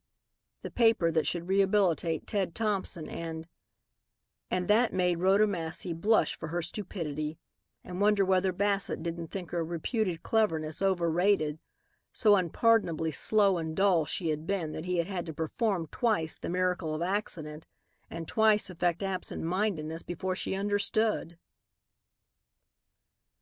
"Rhoda," Ted whispered, drawing my hand inside his arm and holding it there as we walked up street together. "Brockington and Lowenthal came down on the same train that I did. They talked all the way of—" "You'd no business, Ted Thompson," I interrupted, trembling. "You'd no business judging me by a harder standard than you'd have for any man reporter." "Oh, yes, I had, sweetheart. You yourself have proved that I had," he said softly. "And I had, because you never were a reporter to me, Rhoda.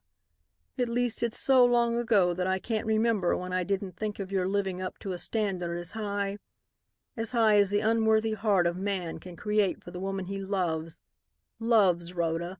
Loves, loves, loves."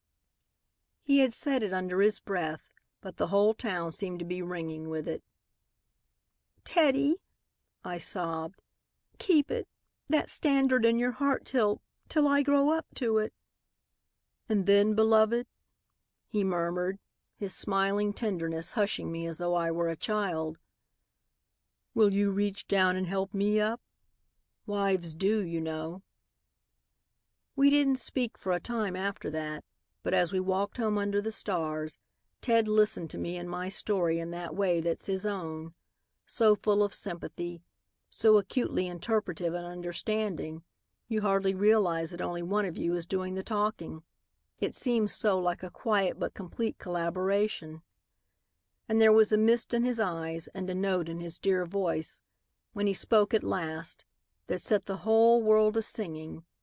To me it seemed as though living had been a dumb poem that found its voice in the music of loving.